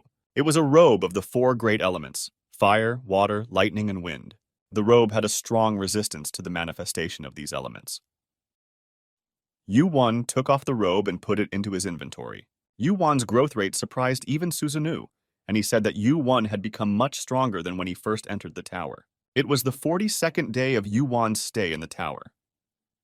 He began to hear voices every time he killed someone here and received mysterious messages about absorbing grudges. As Yu-won climbed the stairs, Susanoo whirled around beside him, chattering softly. He noticed the glove on Yu-won's hand and said that it's unusual. Susanoo asked why Yu-won didn't use it properly. Yu-won didn't know how else to use the glove except to increase his own energy. Yu-won realized that Susanoo was giving him a hint without telling him the whole story.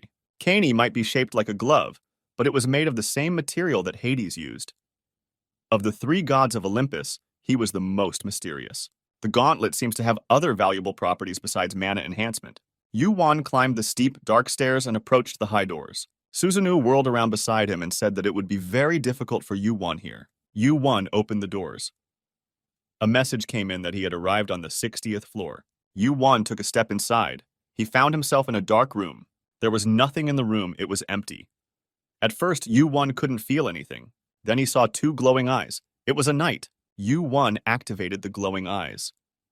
The knight was also a ghost, but this was the first time that Yu-won felt something alive in the tower. At that moment, the message, "Defeat the Death Knight," came. Yu-won's eyes widened. This knight was Arthur. Arthur had long been a friend of one of Yu-won's allies, Merlin. He was a master swordsman, and his sense of justice was stronger than the others. Yu-won remembered meeting Arthur when he was still a novice. Arthur and Merlin were inseparable friends. They practiced wrestling together and read books together. Merlin liked to sit in the library with a book, while Arthur was more interested in training. Arthur was always able to persuade Merlin to do something interesting. And so Arthur, king of all knights, king of Britannia, and leader of the Knights of the Round Table, is in Susanoo Tower in spirit form. Arthur was a high-ranking man in his lifetime, similar in rank to Theseus. Yu-won was shocked to learn that after his death, Arthur became Susanoo's slave for 1,000 years. But Arthur's sword stayed with him even in death. It was the great Excalibur. Arthur moved towards Yu-won. A blue light came out of his sword. It was the mana of the ice attribute. From the impact of Arthur's sword, the air around the place where Yu-won stood froze. The moisture in the air turned to ice and fell to the ground. Yu-won activated the Hermes sandals and jumped up. Yu-won activated the Divine Flame and the Dark Blade. In Arthur's lifetime, Yu-won would never be able to defeat him. But Arthur's spirit wasn't that strong. Yu-won thought that since Arthur could defeat Susanoo, Arthur was not as strong as before. Yu-won's sword was suddenly blocked by a huge chunk of ice that suddenly appeared between him and Arthur. Yu-won broke through the ice and was immediately hit in the shoulder by Arthur's sword. Now Yu-won realized why Arthur was the only opponent on the 60th floor. Ice spears rained down on Yu-won from all sides. Yu-won's body temperature started to drop rapidly. Yu-won felt his body turn icy and his blood begin to cool. He activated the four great elements clothes to resist frostbite. Yu-won could easily read Arthur's attack trajectory with the flame eyes, but the strikes were flawless. Yu-won's temperature began to drop again after another ice attack. Once again the clothes helped, the frostbite resistance was successful. Arthur tried to immobilize Yu-won's body with the ice aura, but failed. Yu-won activated the gigantization skill, and the power of the giants went into his hand. Now, the course of the battle was about to change. With renewed strength, Yu-won aimed his sword at Arthur. Noticing the unusual change in Yu-won, Arthur took a defensive stance. Yu-won's strength, enhanced by gigantization, was such that even a living Arthur would have a hard time. Yu-won knocked Arthur to the ground and ignited the sacred flame. The message came back that Yu-won had absorbed the attack. Yu-Won thought that Arthur could rest now. Yu-Won said it was a pity that Merlin wouldn't be able to see Arthur again. Inside Caney, Arthur's voice rang out. Yu-Won grabbed Caney's hand. When Yu-Won held the glove with his hand, he heard the voice of the dead. Now he heard Arthur say that he wanted to meet Merlin because he had a message for a friend. Merlin said that Lancelot had betrayed Britain. Yu-Won heard his words as clearly as if they had been spoken by a living person. Lancelot was an important person who made the Round Table a great guild. Yu-Won could hear Arthur thanks to the glove, but he couldn't resurrect him. That's what Arthur really wanted. But Yu-Won thought that since he couldn't resurrect Arthur, he could meet Merlin and tell him everything. Yu-Won's hand rested on the gauntlet and he could hear Arthur's voice. He decided to get Arthur's support. When Yu-Won took his hand off the gauntlet, Arthur's soul entered Caney.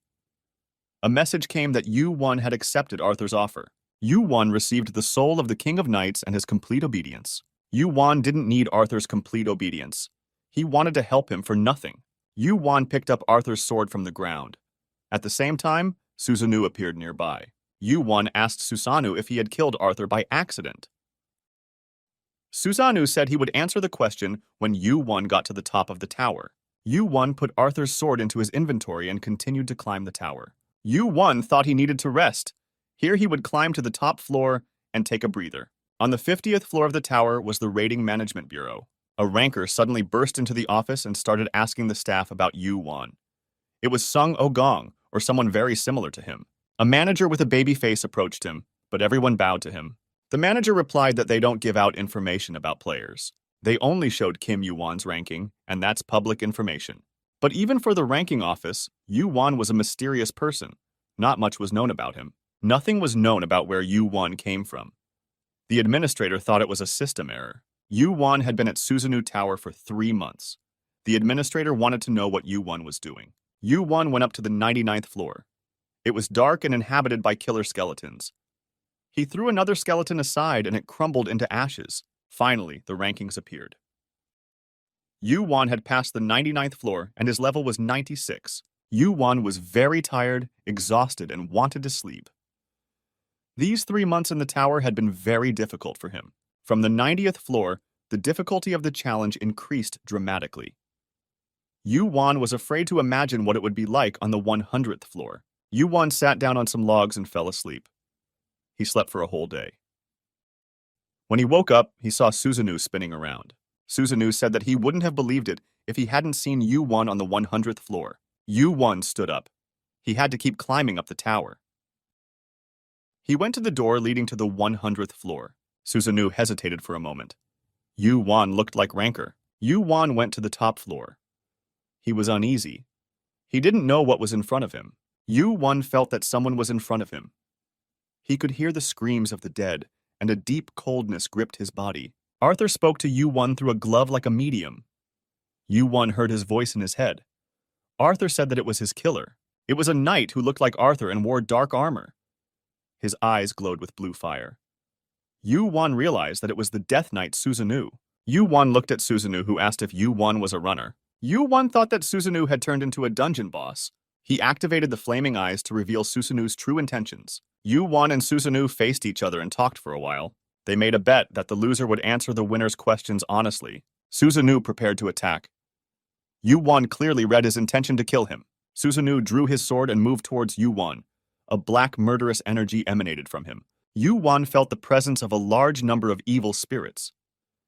They were the souls of all the people Susanoo had killed. Finally, Yu-Won realized the reason why Susanoo had built this dungeon. He wanted to live even after his death. He wanted to keep fighting and killing. Yu-Won aimed the sacred flame at Susanoo.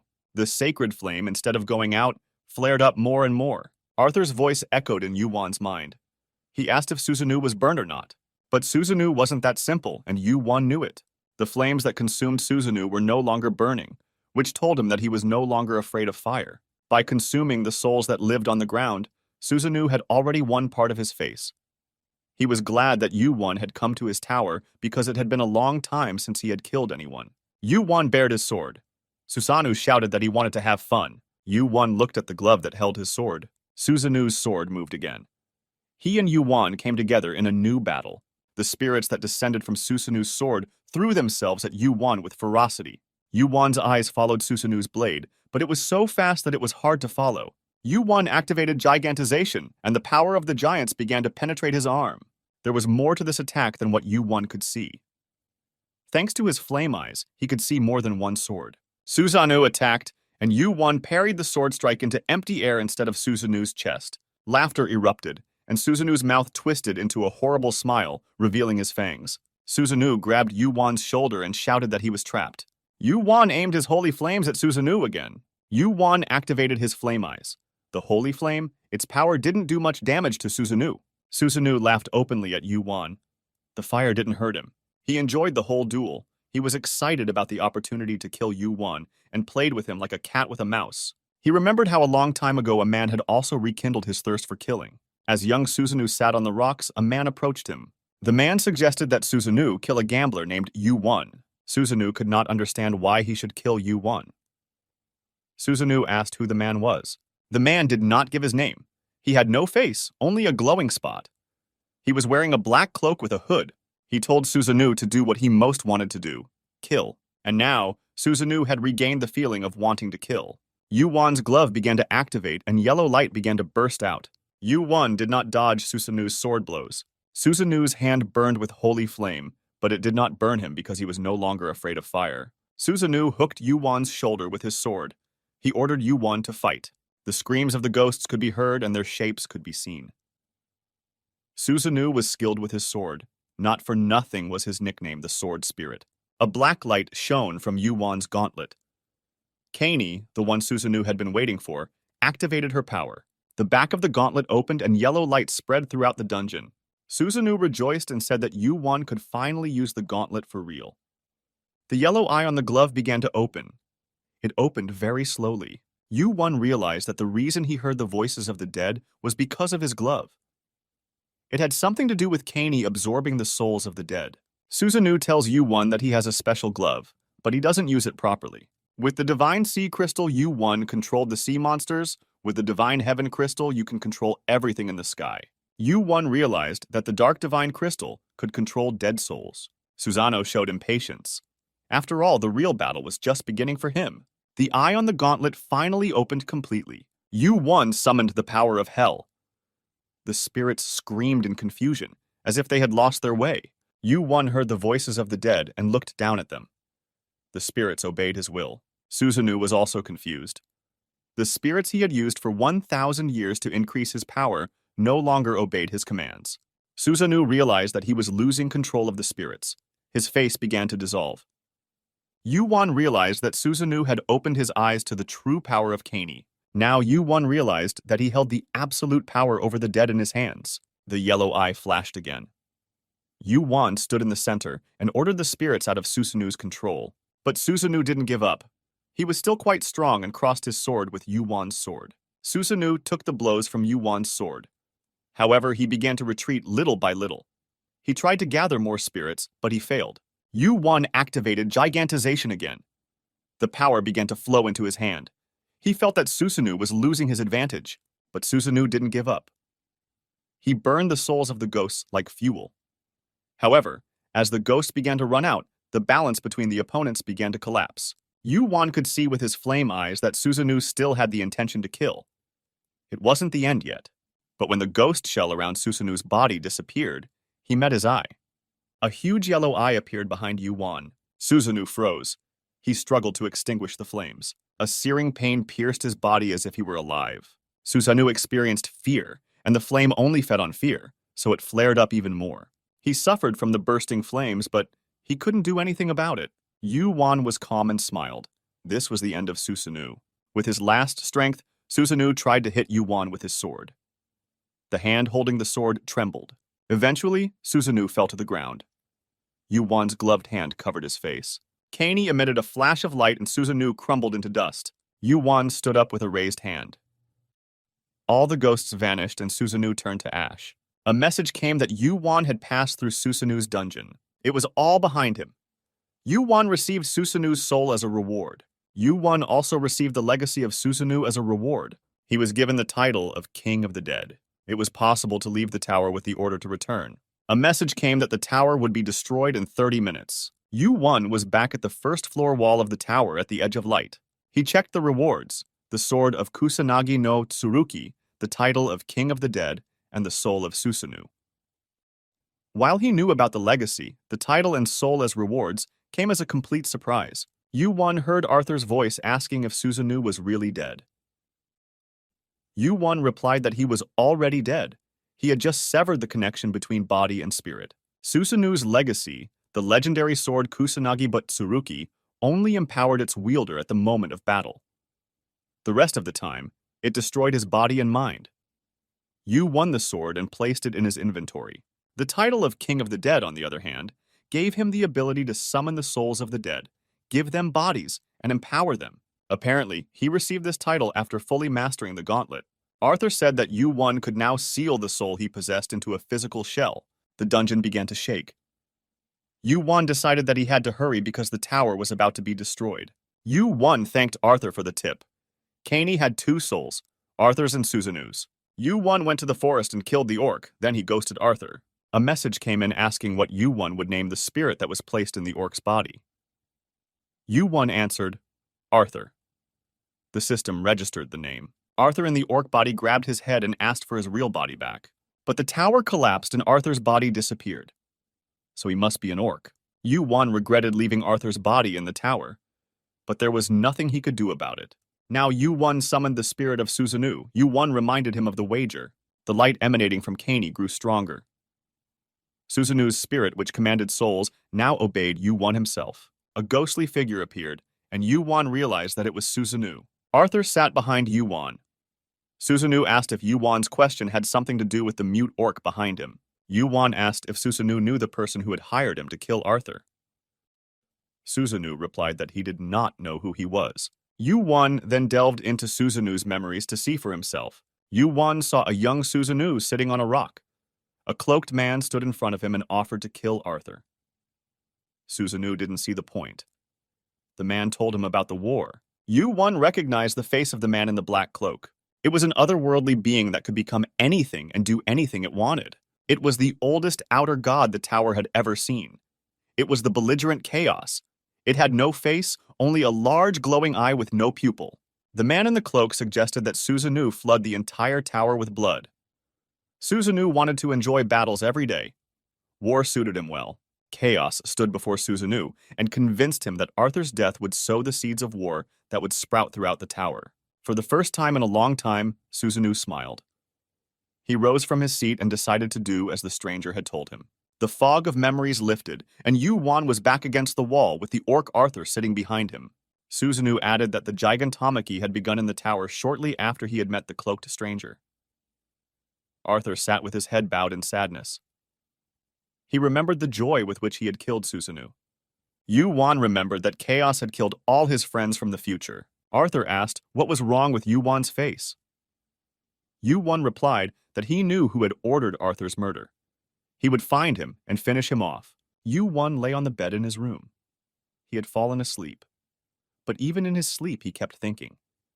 It seemed that the outer gods were one step ahead, even in time. Arthur had died thousands of years ago, and the seeds the outer gods had planted were ready to bear fruit. It turned out that Lancelot, the current king of Britain, had something to do with Arthur's murder. Arthur's death was the starting point. Yu-Won thought it was necessary to continue climbing the tower. He had to change the course of events, no matter what. Yu-Won had a dream where he saw Merlin and Arthur. Both Merlin and Arthur died. Only Yu-Won survived.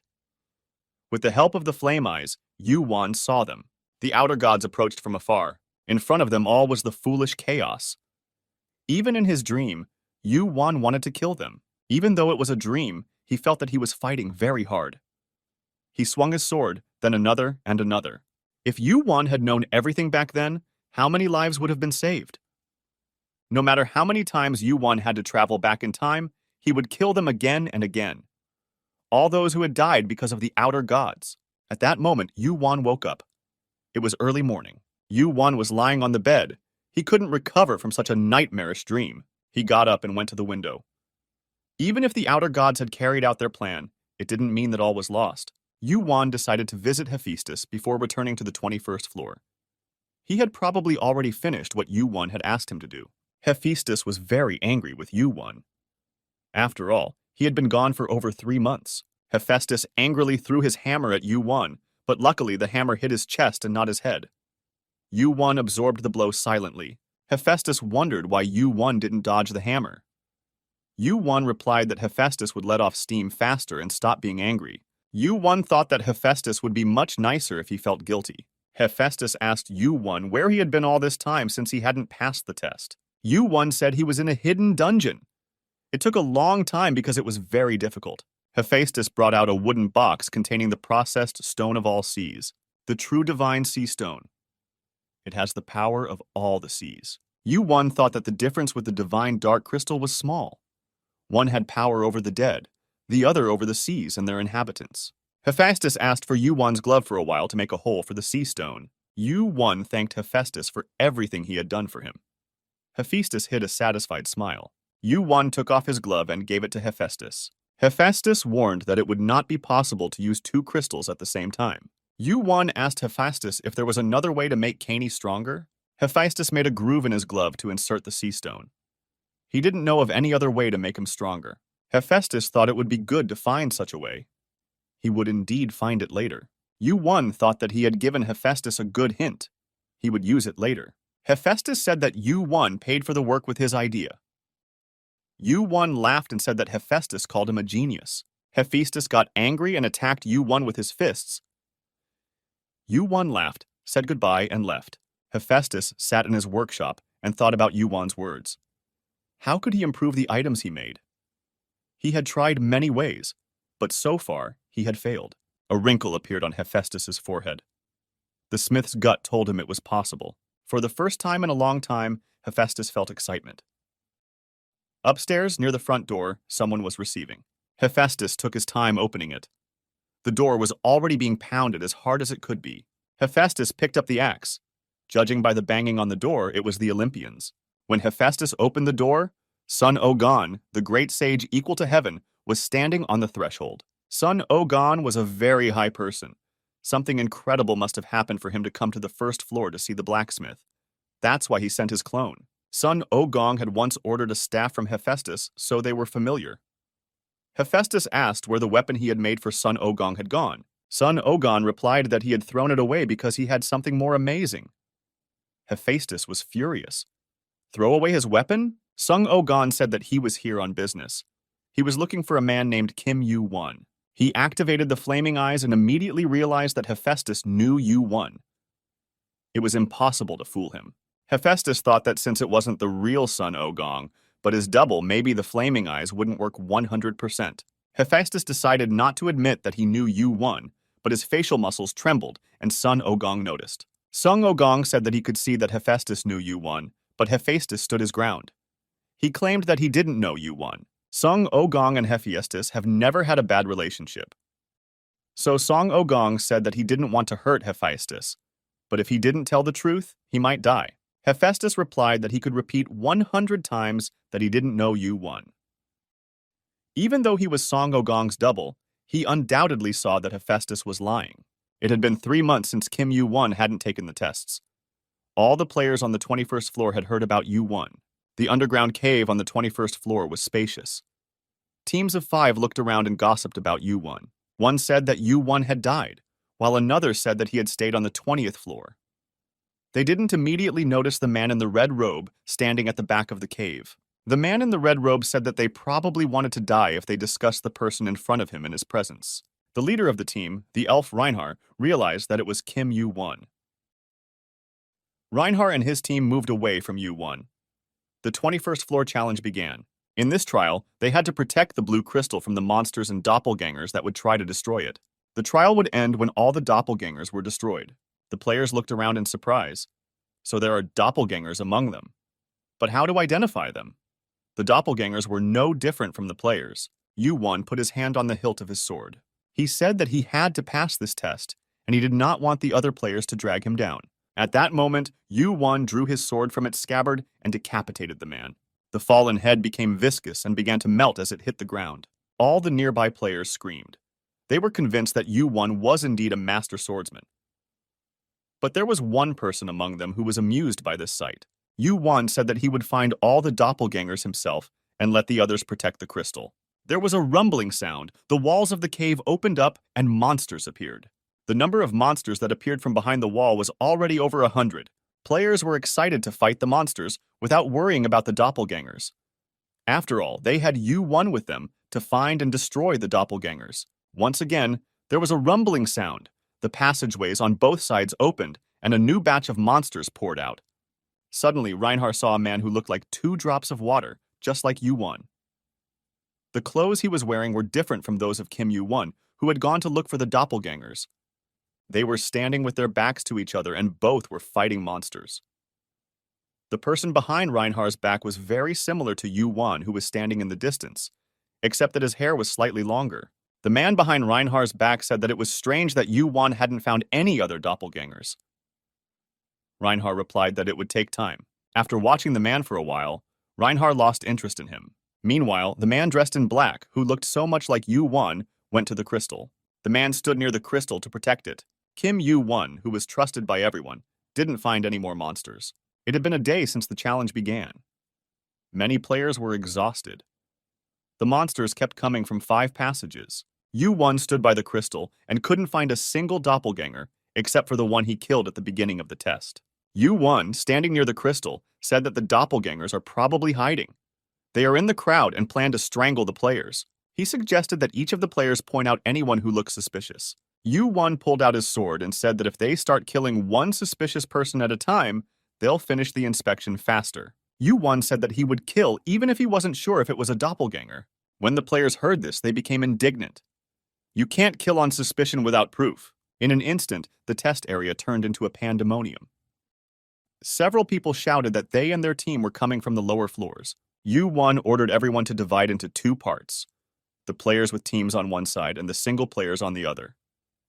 If everyone in the teams knew each other, then those who came individually would be doubles. He had already chosen one person and had already drawn his sword when someone blocked his strike.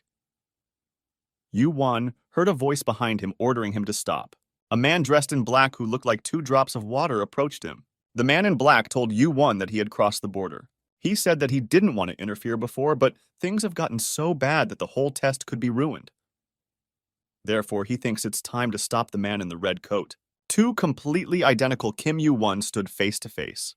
The man in the black robe said that he would deal with the imposter later. He activated the flaming eyes, and at that moment, unexpected things began to happen. The face of the man impersonating Kim U1 began to split open. Feeling the pain in his face, the man grabbed his face with both hands. The skin of his face came off and fell to the ground. The man covered his face and fell to the ground. The doppelganger from before spread out like mud, but this man remained intact. Maybe it was an imitation. The person on the ground raised his head. He had a young, pale face. He was crying and claimed to be Kim U1. U1 kicked him in the head and the color disappeared from his face. There was silence. The players were standing in 2 groups. U1 approached the group of players that the previous U1 had tried to kill. Each player was trying to prove to U1 that he wasn't a doppelganger. U1 walked past the players and approached Reinhardt. U1 raised his sword to Reinhardt's neck. Reinhardt remained calm and told U1 that he was not a doppelganger and that his team could confirm it. All of his team members started shouting that he was real and that they hadn't split up once since the ordeal began. U1 grabbed Reinhardt's neck. His breathing was labored. Reinhardt's eyes flashed. He felt that he might actually die. U1 swung around and threw a punch at Reinhardt. What followed was an incredible event. White blood began to flow from Reinhardt's head and it melted. His teammates began to scream, but U1 threw another punch at the player. A clear liquid poured out of the player's head. This player also seemed to be a doppelganger. U1's eyes told him that the doppelgangers, after transforming into humans, made themselves forget that they were doppelgangers and thus passed the test. Several white-eyed doppelgangers ran towards the crystal. U1 activated the heavenly demon spirit and destroyed the doppelgangers. A message came in saying that the test on the 21st floor had been passed and U1 could go to the next level. The man slowly opened his eyes and looked around without moving his head. His vision was blurry, but he saw the outline of U1. The real Kim U1 was standing right in front of him. U1 looked at him with his burning eyes. U1 leaned over the man and asked him his name. The man said his name was Mamos. Since the test was already over, it didn't seem like it was a double. U1 crouched down next to Mamos and asked him who he was. Mamos said that he was a doppelganger, but also a player. U1's fiery eyes told him that Mamos wasn't lying. Yu-Won thought that Mamos didn't look like an ordinary doppelganger. His father was Belial, the king of the doppelgangers, the high-ranking Belial, the monarch of lies.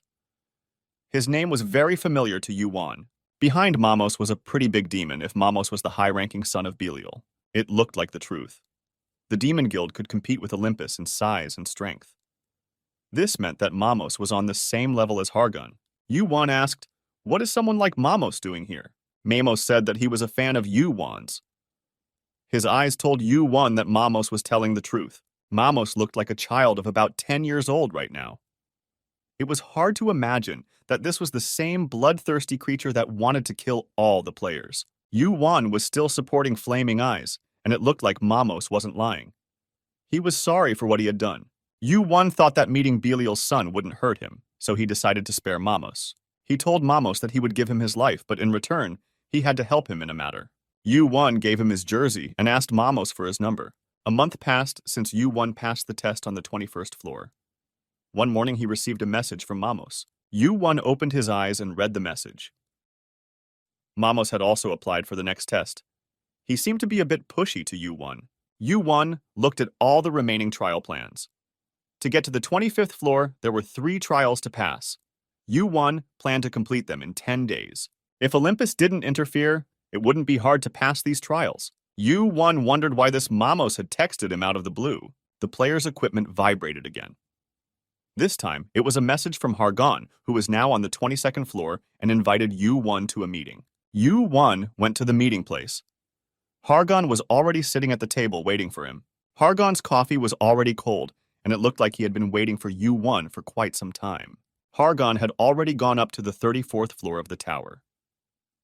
Unlike Yu-Won, who was trying to improve his stats, Hargun was trying to become a ranker as soon as possible. Yu-Won asked Hargun what he was doing on such a low floor. Hargun asked Yu-Won if it was true that he had the sea stone. Yu-Won said yes, because Hargun was from Olympus and already knew everything, so there was no point in denying it.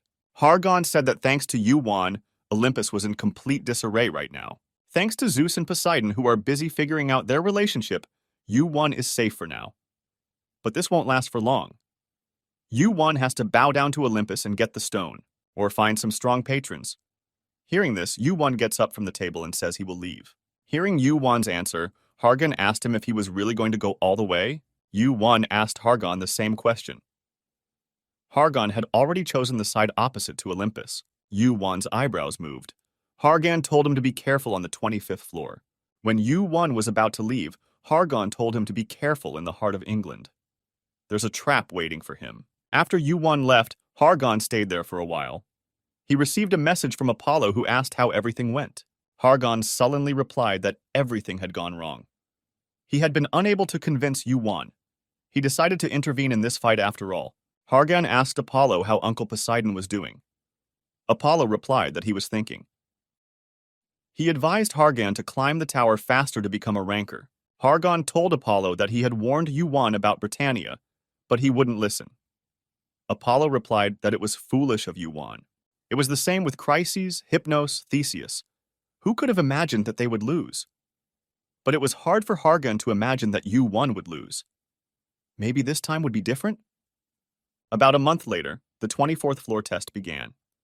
We have to stop the big cows. At each stage, the number of big cows summoned would increase. At the end of each stage, points are awarded. If a big cow is killed, the player gets 5 points. For 10 points, a cow can be summoned against any opposing team. Teams cannot leave their assigned zone. Anyone who leaves the area is eliminated from the test. When the test started, Mamos went over to Yu-Won. Mamos was happy to be on the same team as Yu-Won. There was a huge field with green grass and the players, including Yu-Won, were standing in the middle. Mamos wanted to stay close to Yu-Won so that they could go to the 25th floor together. Mamos asked Yu-Won what he was going to do on the 25th floor. Yu-Won replied that Mamos would quickly change his mind about being with Yu-Won when he found out what kind of job he had in store for him. A large circle appeared around Yu-Won and the other players. This was the area set aside for the challenge. Each player was given 10 points. Everyone started with the same amount of points. It was enough to summon a cow. Everyone thought that this test was easy. All the players thought that they were very lucky to have Yu-1 on their team. Yu-1 looked at the herd outside the circle. At that moment, the cow summoning messages began to pour in. Messages of summoning a large cow appeared from all directions. They were all the other players who had summoned cows against Yu-1's team. A large cow with red, bloodshot eyes approached them. It was as large as an elephant. Right after the cow, Yu-1's team was attacked by angry bulls. There were so many of them that it was impossible to count them. Mamos realized that the other teams wanted to eliminate the team that was most likely to win. This meant a battle between Yu-1's team and all the other teams combined. Purple lights began to appear around Yu-1. He used the mana explosion skill. The mana explosion spread out in all directions. Yu-1 used his skill on the cows approaching from all directions. The large cows were instantly destroyed. Mana explosions shot out without stopping. The charred bodies of the cows lay everywhere. The members of Yu-1's team were in shock. They couldn't understand how this was possible. Yu-1 used a lot of energy when he blew mana. He told the players to hold on as long as they could. Yu-1 told his team members that they shouldn't just stand there and watch him destroy the cows, but that they should fight if they wanted to pass this test. The players decided that Yu-1 was threatening to kill them if they didn't fight. The members of Team #3 stood around and talked. They were not attacked by any big cows. Team 5 was also idle. They were thinking about how to get Yu-1's team out of the test first. Team 9 was also waiting for Yu-1's team to lose. They were ready to move on to the next stage. After 5 minutes, the 9th stage of the test began. The cows were ready to pounce on the players. Yu-1 and his team members were exhausted from fighting the cows. Neither team had been eliminated yet. At the moment, only their team was being attacked. Yu-1 asked Mamos to hold out until the 10th stage. As they talked, 5 minutes passed. Yu-1 reminded Mamos that he had said at the beginning of the test that this would be the easiest challenge. The messages about calling the big cows came again. This time, there were even more than before. The messages came one after another without a break. There was no end to the onslaught of cows. It was unclear where the other players had gotten so many points. Yu-1 told everyone to take a break. From now on, he would go alone. Mayman was very worried about Yu-1, but he hoped that he would be okay. Yu-1 stood at the edge of the area set aside for the trial. There were big cows coming at them from all sides. Yu-1 had acquired the Mana Wielder skill. His stats had increased by 10%. Controlling mana became much easier with this skill, but it was still not enough. Purple balls began to appear around Yu-1. The 9th stage of the process had begun. The reports of defeating the cows began to arrive. The 10th, 11th, and 12th stages passed. The 13th stage began. Yu-1 received the news again. There was 0.006% left to complete the Heavenly Star. Yu-1 really hoped to get the remaining percentage before the end of the test. Yu-1's mana explosions hit one cow after another. The messages now came in a steady stream. Suddenly, there was a message about Heavenly Star's completion percentage increasing. Yu-1 continued to explode his mana. There were already more than 30 explosions that killed big cows. Yu-1 ordered Mamos to spend points to summon the cows for other teams. Yu-1 stood near the line that marked the test area. Thousands of cows towered over him. The members of his team were very worried about him. After all, he was the only one who fought against the monster cows. Mamos didn't understand where Yu-1 got so much strength from, and that strength seemed demonic to him. Reports came back that the monster cows had been defeated. This was Yu-1's mana at work. There was another message for Yu-1. The news he had been waiting for so long. He had fulfilled the condition of the Heavenly Star. The completion percentage was -100. Yu-1 had finally received the demonic body. A new demonic energy index was added. The demonic body gave Yu-1 the ability to control demonic energy. Unbridled energy danced around Yu-1. He now possessed mana and demonic energy at the same time. Yu-1 felt an extraordinary power within him. The demonic energy gave him the power of a demon. This power was much more destructive. Although there was a great change in Yu-1, almost no one noticed it. Only Mamos noticed it because he was a demon son himself. He immediately felt that there was a change in Yu-1. He asked Yu-1 how he got the demon energy. Yu-1 replied that he got a new ability, and that's what happened. He became more and more like a demon. Now Yu-1 had what he had been seeking for so long. It was time to complete the process. Yu-1 had accumulated over 24,000 points during the process. He summoned 2,435 large cows to the opposing teams. At that time, The members of the other team were lying on the grass and discussing Yu-1. Suddenly, a message came in that Yu-1's team had summoned a big cow to them. After that, the messages about summoning cows kept coming. Now, the cows were going to attack their team. The players stood in a circle and didn't realize what was happening. The cows were running from all directions. When they realized that Kim Yu-1 was involved, they saw hundreds of cows running toward them, shaking the ground. The news came that Team 1 had been destroyed. Then Team 4 was eliminated. The teams were eliminated one by one. Yu-1 summoned 200 cows for each team. One or two teams could still withstand this attack of cows.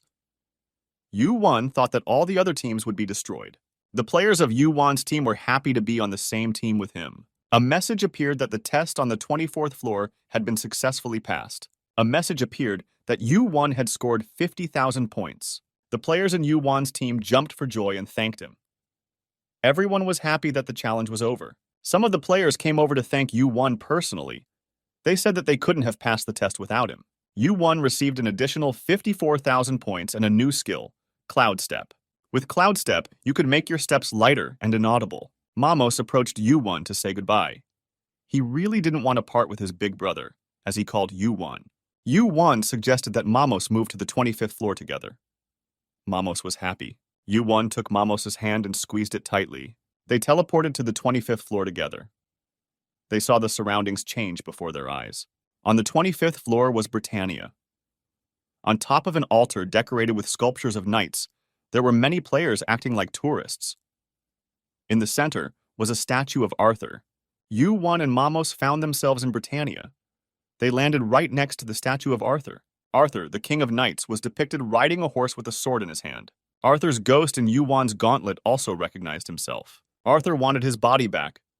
The current king of Britain was Sir Lancelot. Mamos realized that Lancelot was the temporary king of Britain. That's why there was a statue of Arthur there. Yu-1 told Mamos that the round table he knew did not exist in silence. The clatter of hooves was heard, and 3 armored knights rode up on white horses. They seemed to be the symbols of the round table. The oldest of them was the 31st knight of the round table, named Percival. He asked the players, "Have you passed the test and come up here?" The knights stood facing the players. The players called out their names, each of them desperately wanting the knights to pay attention to them. Yu-1 and Mamos stood a little apart.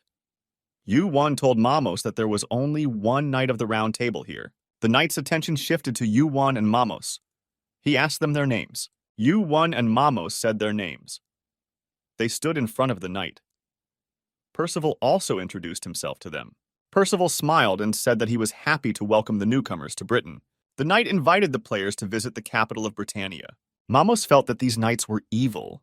They wanted to lure Yu-1 to join them. Then Yu-1 told Mamos about some situations that came to his mind. Mamos couldn't believe that the British could be as treacherous as Yu-1 said about them. Yu-1 and Mamos followed the riders along with the rest of the players. After traveling for a few hours, they stopped at a fortress wall guarded by many knights. Percival said that behind this wall was the capital of Britain, Camelot. Looking at Mamos, Percival said that they should inspect him, since it was impossible for demons to enter Britannia without inspection. Mamos's face showed anger. He asked what century they were living in. Percival said they passed such a law after the disappearance of Britannia's first king. Mamos bowed his head and asked if they knew who his father was. Mamos shouted in anger that his father was Belial, one of the 7 demon kings, one of the 100 ranks. Hearing Mamos's angry cry, the knights looked surprised. This child was the son of Belial, the king of lies. Mamos shouted childishly that he would tell his father. Percival decided to let Mamos in, since his father's information was known, so Mamos had been identified. A huge, heavy gate opened. Behind the gate was Camelot. Mamos immediately sent a message to Yu-1 that everything had happened as Yu-1 had said. Mamos was let through when he called his father's name. In the message, Mamos asked Yu-1 how he knew. Yu-1 told Mamos that he had a premonition. Camelot was huge. There were many people in the streets. At that moment, the news came that the egg had shown its teeth. The egg was starving. It rang again. It had done so many times before. The messages came one after another. The egg screaming, the egg wriggling. It looked like there were remnants of the outer god here as well. Among the buildings, a tall castle with beautiful towers stood out, looking like a king's palace. Yu-1 was walking through the king's palace, where he had been invited, when a message came that the egg was urging Yu-1 to hurry. In the courtyard of the palace, the paths were paved with beautiful tiles, the trees were neatly trimmed, and there were fountains everywhere. Yuan asked Arthur's ghost why he had been silent since they entered Camelot. Arthur replied that this castle had not changed at all. Yuan was in a large room and talked to Arthur's ghost. Arthur said that the castle was very old, even older than himself. Arthur asked why Yuan had come here since Hargon had warned him about the trap. Yuan replied that Lancelot wanted to meet him. Yuan had separated from Mamos earlier, so he came to the castle alone. Yuan told Arthur that the reason he was here was to meet Merlin, which Arthur had asked him to do. Yuan went to the balcony. Arthur said that when Yuan gave him the body of the orc earlier, he thought that Yuan was emotionless. According to Arthur, Yuan looks like a person who has plans and strong beliefs. Arthur asked if Yuan would like to meet Merlin for him. Arthur's spirit left Yuan's gauntlet and hovered around him. He said that Yuan was too emotional. He should keep his mind as clear as calm water. Yuan replied that he came here for a reason. He came to turn Britain upside down. Outside the window, beautifully trimmed trees grew and colorful flowers bloomed. The knight walked through the park, but leaves and branches fell on his head. It was the maid who was tending the garden who had clumsily broken a branch. The knight became angry. The knight almost cut off the maid's hands in anger, but then a man suddenly appeared to protect her. The maid was grateful to the man. He was a tall old man with a wrinkled face, white hair, and a long white beard. The maid realized that this was a man of high rank, because the knight ran away as soon as he saw the old man. The old man tended the roses in the garden, but he was no ordinary gardener. The maid offered to help him tend the garden. After all, the old man had saved her from an evil knight. The old man replied that he often walks among the beautiful flowers that grow in the garden. The old man climbed the white marble stairs leading to the palace. He mused aloud that the knights of the Round Table no longer had the decency they once had. Things were not the same in his time as they are now. Suddenly, the old man saw a young man in a white suit approaching him. The young man called the old man the great magician who founded Britain with Arthur. It was the great Merlin. Merlin asked the young man who he was and what he wanted. The young man gave his name. It was Kim Yuan. Merlin said that he had heard that name somewhere before. Yuan said that he was a gambler who had recently come to this place. Merlin said that Yuan must have been invited by Lancelot. He asked what Yuan's business was with him, Merlin. Yuan said it was about King Arthur and pulled out his sword.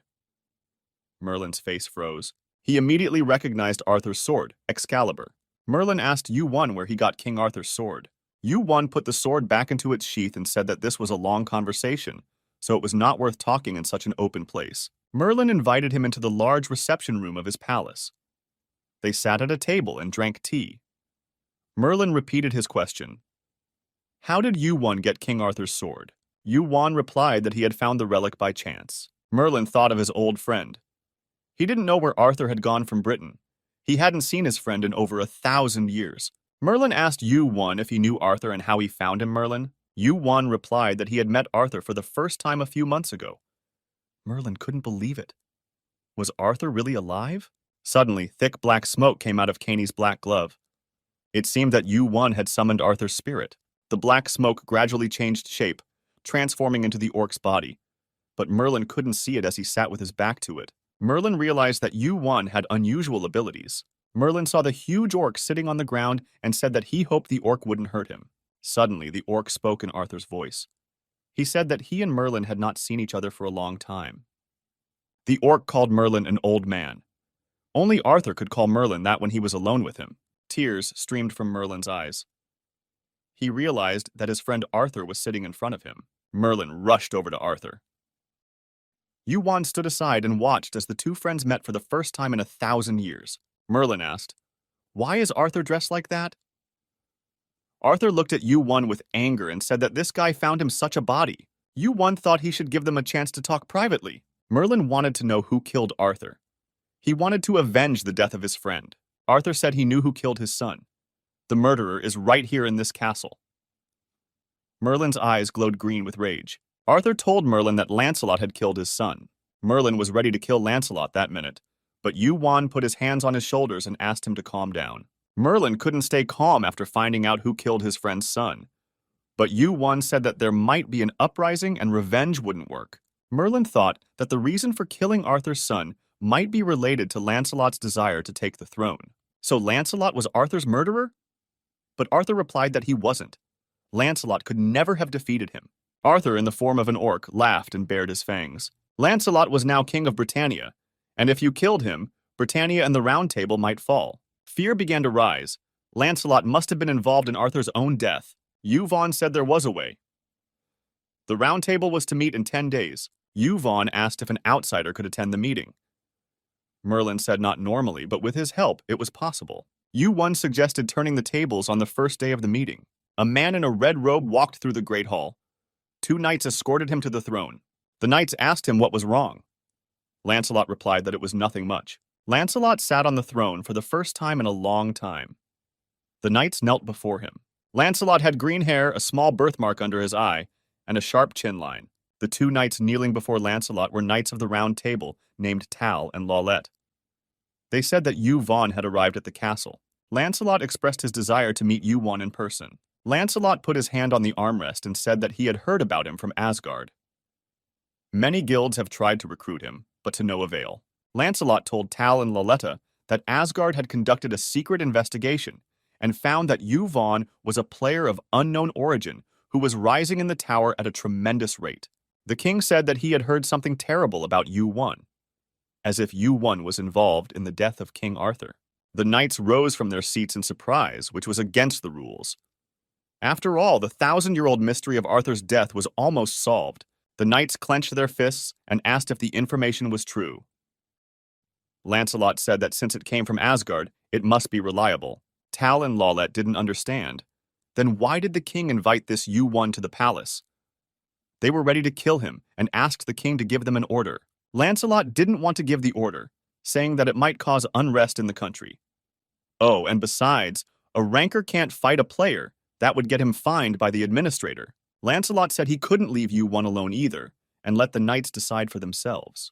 The king told the knights to do everything quietly, without leaking any information.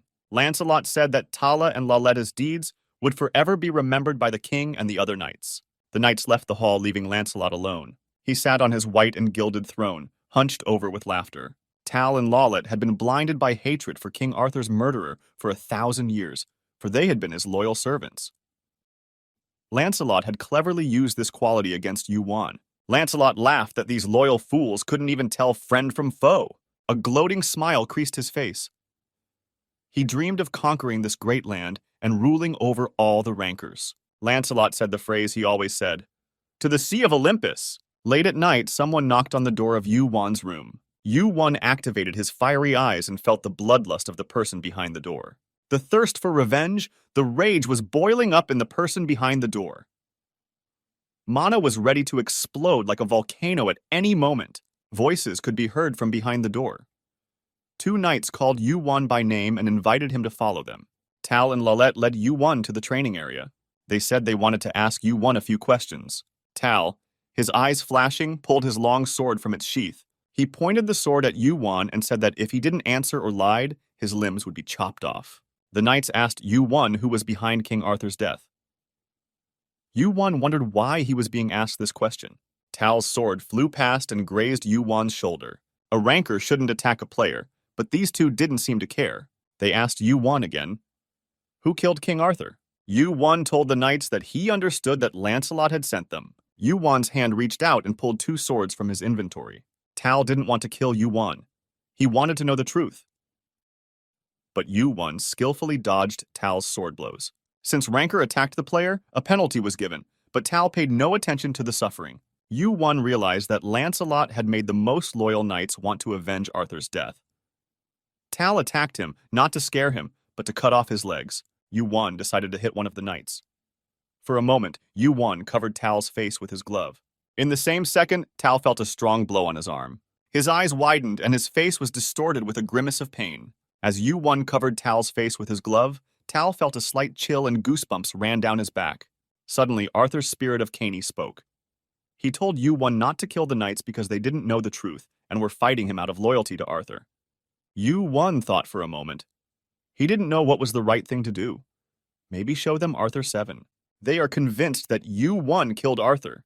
They won't believe Hugh Vaughan. He decides to hide Arthur until the meeting starts. Laulette approached Hugh Vaughan. His eyes glittered with a thirst for revenge. Laulette's steel boots crunched the ground beneath them. The 42nd Knight of the Round Table, Lawlette demanded a one-on-one confrontation. The training ground began to shift. It was an empty field with only one spectator, Tal. He was not allowed to interfere with the fight. The fight would be between Yu-Won and Lawlette. Yu-Won looked at Lawlette and Tal in turn. It looked like Tal wouldn't interfere in the fight. Yu-Won grinned. So this is what chivalry is all about? How does Lawlette expect to win? Lawlette replied that they always won that way. Yu-Won thought it was silly to talk about ways of fighting when there had been bloody wars for thousands of years before Britain was founded. Yu-Won decided to prove that Lawlette could never defeat him with this chivalrous method. He activated gigantization. Arthur threw the gauntlet, asked Yu-Won not to kill Lawlette and Tal. Yu-Won promised not to kill them. Yu-Won revealed his blade and attacked Lawlette. There was a strong flow of mana coming from Yu-Won, and there were flashes of light where he was standing. Yu-Won's blade hit the shield. The shield of the round table was extremely strong and protected Lawlette. Yu-Won gathered all his strength and hit the shield again and again. Yu-Won changed his stance to strike again, but the shield safely covered Lawlette. Without breaking the shield, it was impossible to defeat Lawlette. So Yu-Won struck at the shield. Yu-Won held his blade in his hand, which wore a black adamantium glove. Lawlette held his shield in front of him and moved forward like a tank, covered by his shield. Yu-Won also accelerated and charged directly at Lawlette's shield. Yu-Won's arm continued to be filled with the power of giants. Yu-Won slammed his fist into Lawlette's shield with great force. Tears ran down the shield. Lawlette had never encountered such incredible power before. He looked at Yu-Won in surprise. But Yu-Won had more than power. His caney glove was made by the best master from the best material. Yu-Won delivered a crushing blow to the shield. Lawlette's body was covered in blood and trembled from the impact. Mana gathered around Yu-Won as he continued to attack Lawlette. Yu-Won struck the shield with his fist and used gigantization. Lawlette fell to the ground and fled from the blows. He hid behind the shield, which still protected him from Yu-Won's blows. Suddenly, there was a cracking sound and the shield split in half. How could a mere player, not a ranked player, have such strength? Seeing that Lawlette was in danger, Tal stepped into the fray. He gave Lawlette his shield and told her to defend instead of attacking, so the punishment wouldn't be so severe.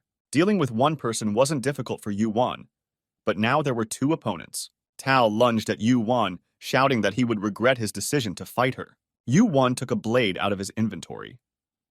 Tal's sword became even longer. A serious power could be felt in his body. Since Yu-Won didn't have a shield, he wanted to block Tal's sword with his sword. Yu-Won activated the Heavenly Step skill and jumped up. He activated his flame eyes to calculate the path and strengthened his sensory field. Suddenly, Yu-Won disappeared. Tal raised his head and saw Yu-Won in the air. Yu-Won jumped to the ground, and where he landed, there was an explosion of mana and a flash of light. Tal struck Yu-Won with his sword, but none of the blows hit the target, as Yu-Won blocked all the blows with his blade. The punishment was to destroy Tal's body more and more. If the fight dragged on, his body might not be able to take it anymore. Yu-Won wanted to end this fight as soon as possible. Tal and Lawlette gathered all their strength and charged forward. The huge long sword flew like a flash of light. Lawlette was covered in blood, but not from Yu-Won's blows, but from the penalty for attacking a player. Yu-Won decided to use his demonic energy. He didn't have more than a minute. The demonic energy was activated. An impossible situation had arisen. Yu-Won was using mana and demonic energy at the same time. The demonic energy was looking for a way to break through the mana. Everything around him sparkled and glittered as Yu-Won's demonic energy searched for an outlet. Yu-Won decided to unleash all the energy he had accumulated. There was a deafening explosion. A flash of light lit up the night sky. The training ground was destroyed. Rocks and pieces of earth fell. Tal went over to Lawlette. Because Ranker Lawlette had attacked a player, his body was being punished by the tower. Lawlette sat leaning on his sword. His body had gone limp. It looked like he was unconscious. Tal was sure that Yu-Won had used demonic energy and mana at the same time. Yu-Won's fiery eyes glowed in the darkness. Suddenly, on the training ground, Yu-Won saw King Lancelot of Britain. It was the knight of treason, Lancelot. Yu-Won had imagined him with exactly this face. The knights could hardly kneel before their king. They started to apologize. Lancelot said that Lawlette and Tal had been sentenced to death for trying to defame Britain. Lancelot swung his sword, and Lawlette's head flew to the side. The same happened to Tal. Blood poured from the decapitated bodies into fountains. Lancelot said the two men had dishonored the land. Arthur's voice roared like a lion in Yu-Won's head. Yu-Won asked Arthur to back off even though he realized how angry he was. It was impossible to kill Lancelot right here as Arthur wanted. Otherwise, in the eyes of his subjects, he would be a hero who defended Britain. Suddenly, the egg that had been sitting quietly in the inventory bared its teeth. Looking at Lancelot, Yu-Won thought that there might be an external god in his body since the egg had started to react like that. Lancelot stood before Yu-Won. He apologized for the rudeness of his knights. The King of Britain had invited Yu-Won to a meeting at the palace to smooth over the unpleasant experience. Only Lancelot stayed at the training ground. As he watched Yu-Won leave, he wiped the smile off his face. Lancelot thought that he had made a mistake. He should have sent not 2, but 3 knights, or even more, to kill Yu-Won. Merlin watched Lancelot from a distance. There was a rumbling sound, and the ground, which had been riddled with pits after the battle, began to level out. It was Merlin who had used a skill to restore order to the ground. As Lancelot looked around, the ground was back to its usual state. The knights who used the drill ground noticed that the ground had changed. They used the drill ground every day and immediately saw that the land was different. In the morning, Yu-Won was invited to the royal palace. It was a beautiful building with towers and a tall spire. Kim Yu-Won and Lancelot sat at a huge white table in a beautiful hall.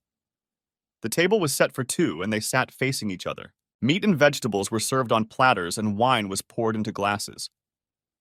Yu-Won could smell blood. Yu-Won sat down without touching the food. He just sat and watched Lancelot eat. Lancelot offered Yu-Won a taste of meat, but Yu-Won said that he didn't like that kind of food.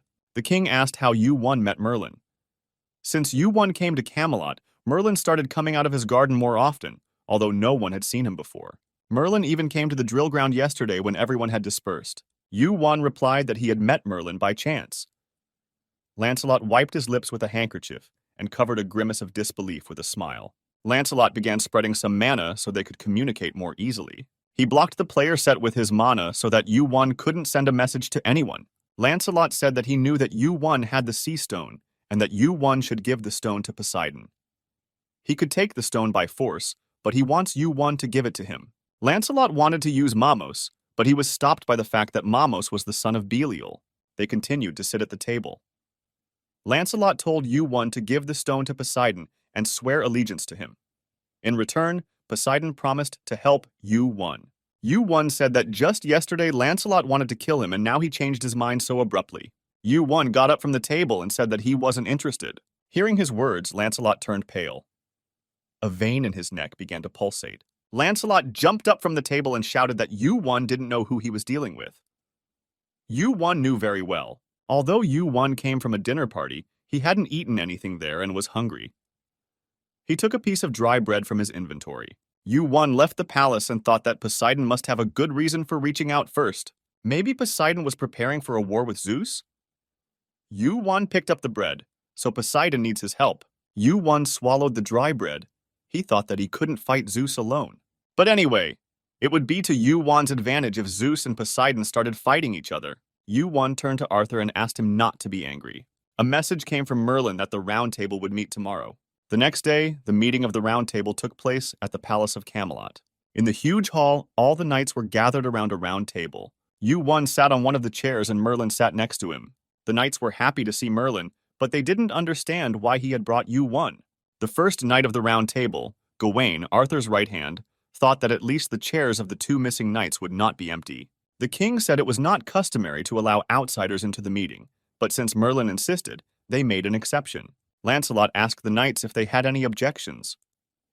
The knights didn't express any displeasure at Yu-Won's presence at the meeting. The king asked if Yu-Won knew whose seat he was sitting in. Yu-Won sat loosely in his chair and paid no attention to anyone.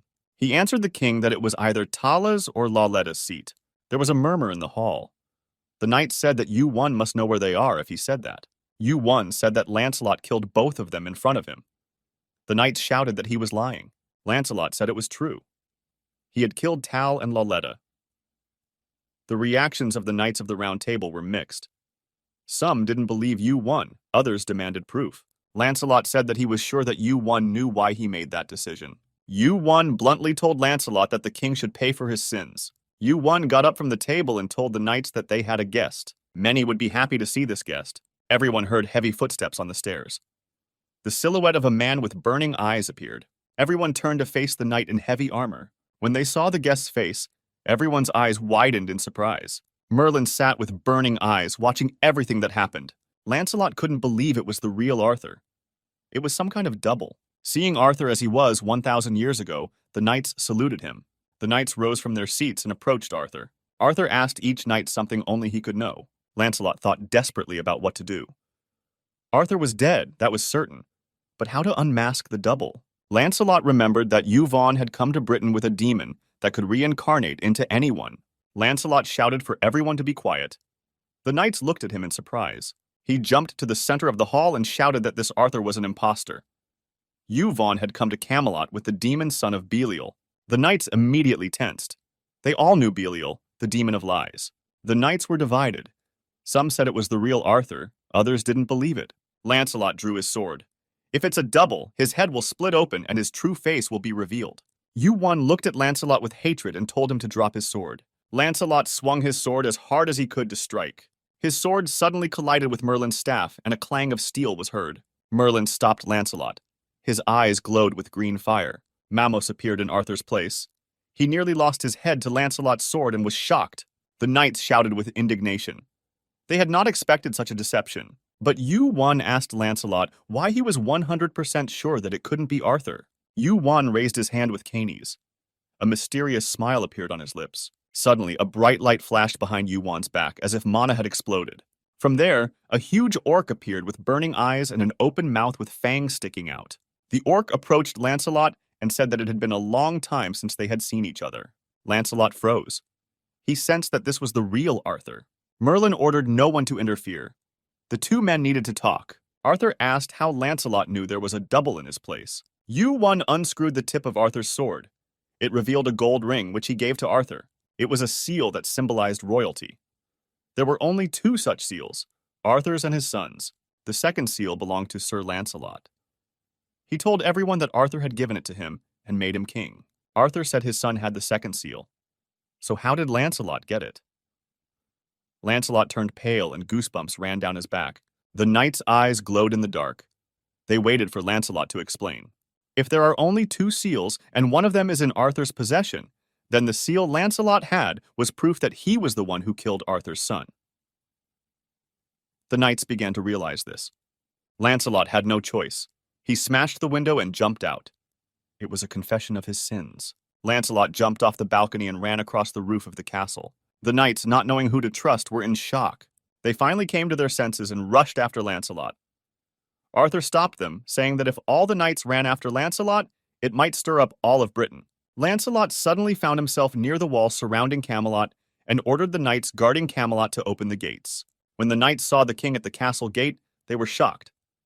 They opened the gates and Lancelot rushed out of Camelot. Lancelot could not run far. His head hit an invisible wall. When the knights saw Lancelot flailing about in a fit, they thought he had gone mad. Word spread that Lancelot was forbidden to leave the area designated as his prison. All of Camelot was surrounded by an invisible wall. Lancelot was certain it was Merlin. Lancelot felt invisible chains binding his hands and feet and would not let go.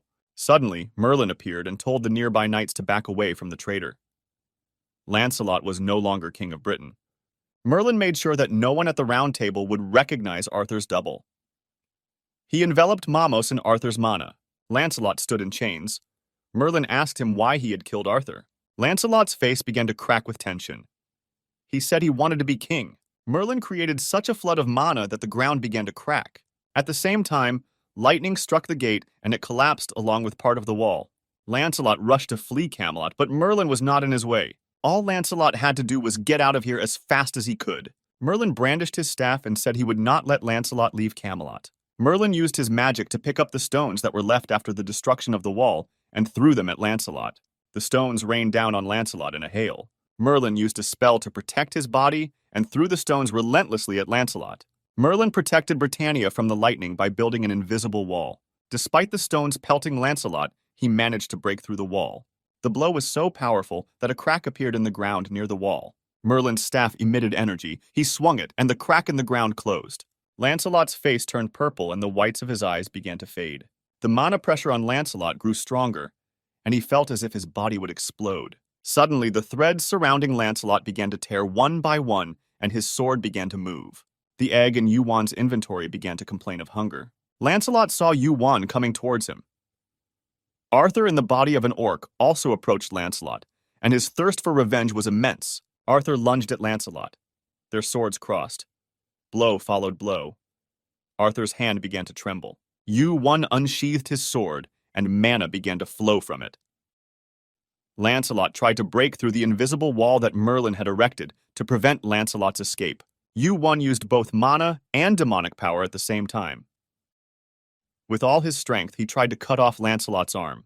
At the same time, Lancelot tried to cut off Arthur's head.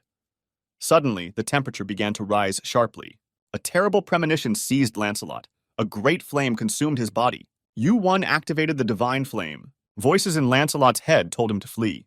The voices argued with each other. Another voice said that this was Ranker's body, so there was nothing to fear. And yet another voice told Lancelot that his body, his soul, would be consumed. At this point, the egg showed its teeth and drooled. There was a crunching and cracking sound. Rows of teeth devouring Lancelot's body. The egg began to devour Lancelot, starting at his arm and working its way down. A message came back that the egg had shown its form. Lancelot was terrified.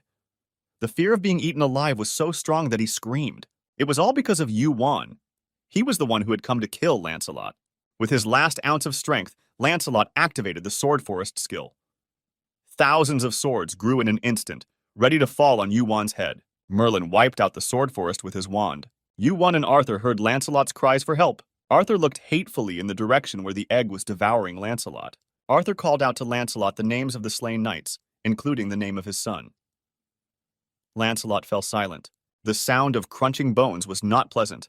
It was the sound of a monster devouring another monster. Arthur said Lancelot must die. The egg reached Lancelot's head. Moments later, it disappeared. The egg looked satisfied as it devoured Lancelot. The news came back that Yu-Wan had killed Lancelot. The position of King of Britain was vacant. There were 10 days to elect a new king. Yu-Wan received a message that he had won 200,000 points. Yu-Wan thought about it. The message mentioned Lancelot with the prefix, treachery and greed. The outer gods had names, stupid chaos, swamp darkness, despair to heaven, unborn. So the seed that chaos planted in Lancelot had to do with greed. The egg sent messages to Yu-Wan, then it scratched its belly, then it sang a song. The incubation rate of the egg was almost 100. Egg had been eating for a very long time, even longer than it had been eating Orochi.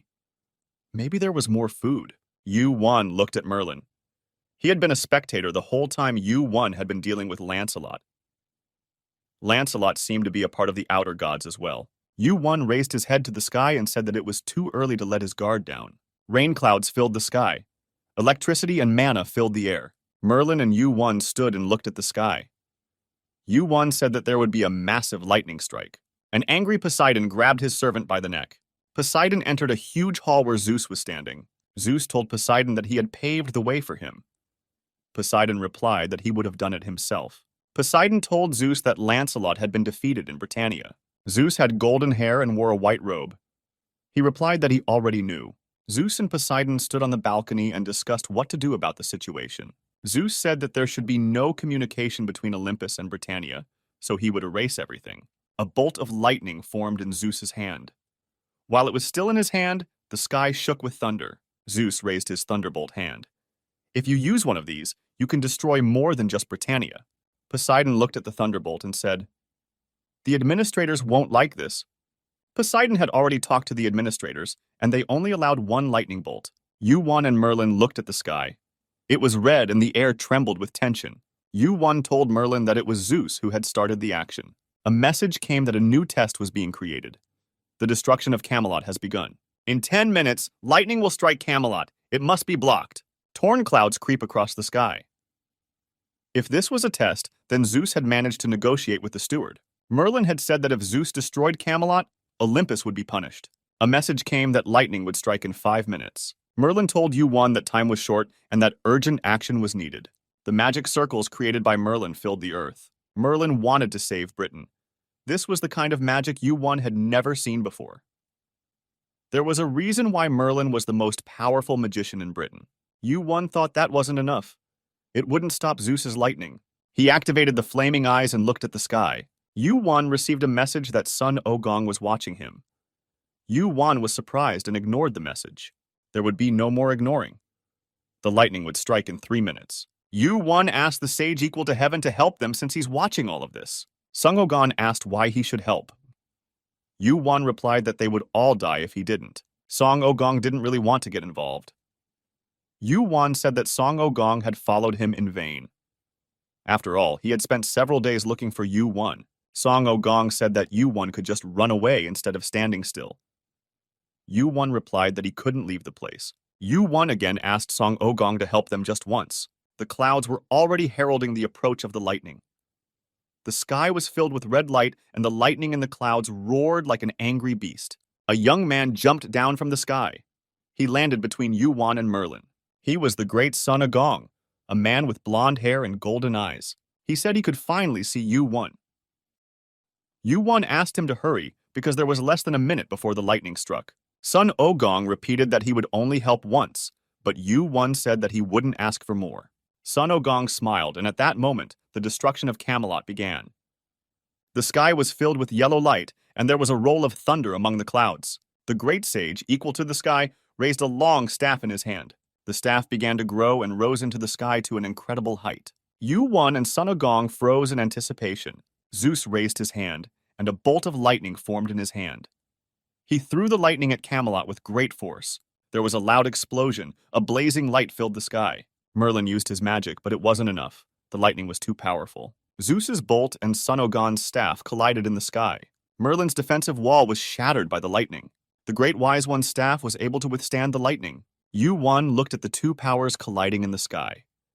It was an incredible sight, but it was impossible to block the lightning completely. Yu-won's yellow eye glowed on his glove. Yu-won looked at Kaney and decided that it was time to act. Sun Ogang looked confused. The lightning that collided with the staff was too strong. Since the staff was a copy of the real one, it couldn't completely neutralize the lightning. In an instant, Yu-won jumped onto the shoulders of Song Ogang, who was holding the staff. Yu-won climbed up and exposed his body to the lightning. Somewhere below, Song Ogang shouted that Yu-won had gone to his certain death. Song Ogang's eyes turned red, and he saw what was happening in the sky. Gradually, the lightning began to fade, and gray ash began to fall from the sky. Kaney reacted to the lightning. The four elements' clothing protected Yu-won from electricity. The lightning penetrated Yu-won's protective clothing. The divine dark crystal also began to respond to the lightning. Zeus's thunderbolts were forged by Hephaestus using the divine celestial crystal. It was the one that Kaney responded to. Yu-won realized the connection between the lightning, the divine dark crystal, and the stone of all seas. They were once one and reacted to each other. Yu-won's black glove began to absorb the power of the lightning. Kaney was saturated with the lightning. Yu-won received an electric shock, but the four-element robe still protected him. Yu-won had come a long way to become stronger, but he realized that he was still not strong enough to face Zeus alone. Yu-won received another electric shock, this time at a higher level. His mouth was bleeding. The four-element robe no longer protected him. Kaney continued to absorb the lightning, but the electric shock had already reached level 5. Yu-won could no longer withstand such electrical stress and began to fall. The last thing he thought as he lost consciousness was that it was over. Yu-won fell at a tremendous speed. Since he was unconscious, he had no control over his body. Sun Ogang and Merlin looked at Yu-won in horror. They realized that he was about to fall. In an instant, Sun Ogang jumped up to where Yu-won was about to fall and picked him up in his arms. A message appeared that the destruction of Camelot had been stopped. Poseidon looked at the bottom of the pond. The water was completely dry. Zeus said that he had failed to destroy Camelot. He had been thwarted by the Great Wise One, equal to the heavens. Poseidon asked Zeus why the dream of Ganu would become an enemy of Olympus. Zeus replied that the Great Wise One was fearless and did not care whether he had enemies or not. Zeus told Poseidon that it was impossible to kill the son of Ganu.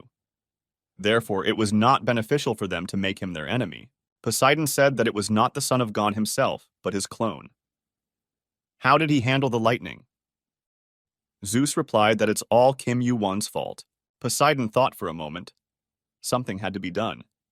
After all, news of what had happened would soon reach Asgard. Poseidon asked Zeus if he had a plan. After all, it was unprecedented for a mere player to block the lightning. The Asgard would soon know all about it. Suddenly, there was a rumbling sound. It was Zeus gathering lightning. Several bolts fell from the sky and landed in Zeus's hand. He pointed them at Poseidon and said, "All for the good of Olympus." There were reports of Yuwan's leveling up and mana increasing. It was reported that Yuwan made an undeniable contribution to preventing the destruction of Camelot. Yuwan received 1,000,000 points. Yuwan was rewarded with a lightning particle and electricity resistance. When it became clear that Yuwan was going to fall, Sun Ogong took him in his arms and carried him into the castle. Sun Ogong kept thinking, why did he help Yuwan? Yuwan talked to him like a friend. Yuwan's consciousness ebbed and flowed. His whole body hurt. He tried to stand up on the bed. He had been lying on the bed in complete darkness for days. Yuwan began to regain consciousness and remember what had happened. On his bed was the Sword of Dark Night, which helped him recover his health during the dark hours of the night. Therefore, it was dark in Yuwan's room. While Yuwan was sitting on the bed, Merlin entered the room and said that Yuwan had been unconscious for 5 days. He said that when Yuwan lost consciousness, Zeus's thunderbolts disappeared. Yuwan looked at his glove and said that he had acquired a new skill, lightning particles. Since Yuwan didn't know how to use this skill properly, small lightning bolts scattered all over the room. Merlin was outraged and said that they had only saved the castle from destruction, and Yuwan would turn it into ruins with his lightning bolts. Merlin stood by Yuwan's bed. He was glad that Yuwan had regained consciousness and was feeling well. Merlin said that Yuwan had a visitor who had been waiting for days for Yuwan to regain consciousness. A happy Hephaestus appeared on the doorstep. He arrived 3 days ago and was very worried. He received a message about Yuwan's new ability. It's a lightning particle that allows you to control electricity. The statistic was updated every time it increased. Yuwan's level had increased to 97. Yuwan and Hephaestus were sitting at the table. Merlin stood next to them. Yuwan talked about his feelings that lightning and crystals were parts of the same whole. Hephaestus asked where Yuwan's savior had gone. Yuwan and Merlin were curious what Hephaestus was doing here. He replied that he had come to see the sights of Camelot. Yuwan thought that Hephaestus was worried about him, but Hephaestus slammed his fist on the table and said that he had come to see the sights, and that was it. Yuwan hid his smile. Then Hephaestus asked him if the Stone of All Seas was with him. Merlin was surprised that Yuwan had the Sea Stone with him. After all, the legend of it had traveled through the worlds of the 20th century. Hephaestus remembered that Yuwan had asked him to improve the items. He said that he had found a decent way to do it. Hephaestus said he had been looking for a room in Camelot to set up a forge. Merlin was pleased that the best blacksmith in the tower would be working here. Merlin and Hephaestus got on well. Hephaestus brought 2 kilograms of adamantium, the best metal to increase the power of the stone. Yuwan offered Hephaestus 125,000 points, including the cost of production. Hephaestus was very fond of money, so he resented that it was too little. Yuwan then increased the amount to 140,000 points. Hephaestus agreed to give in, and they came to an agreement.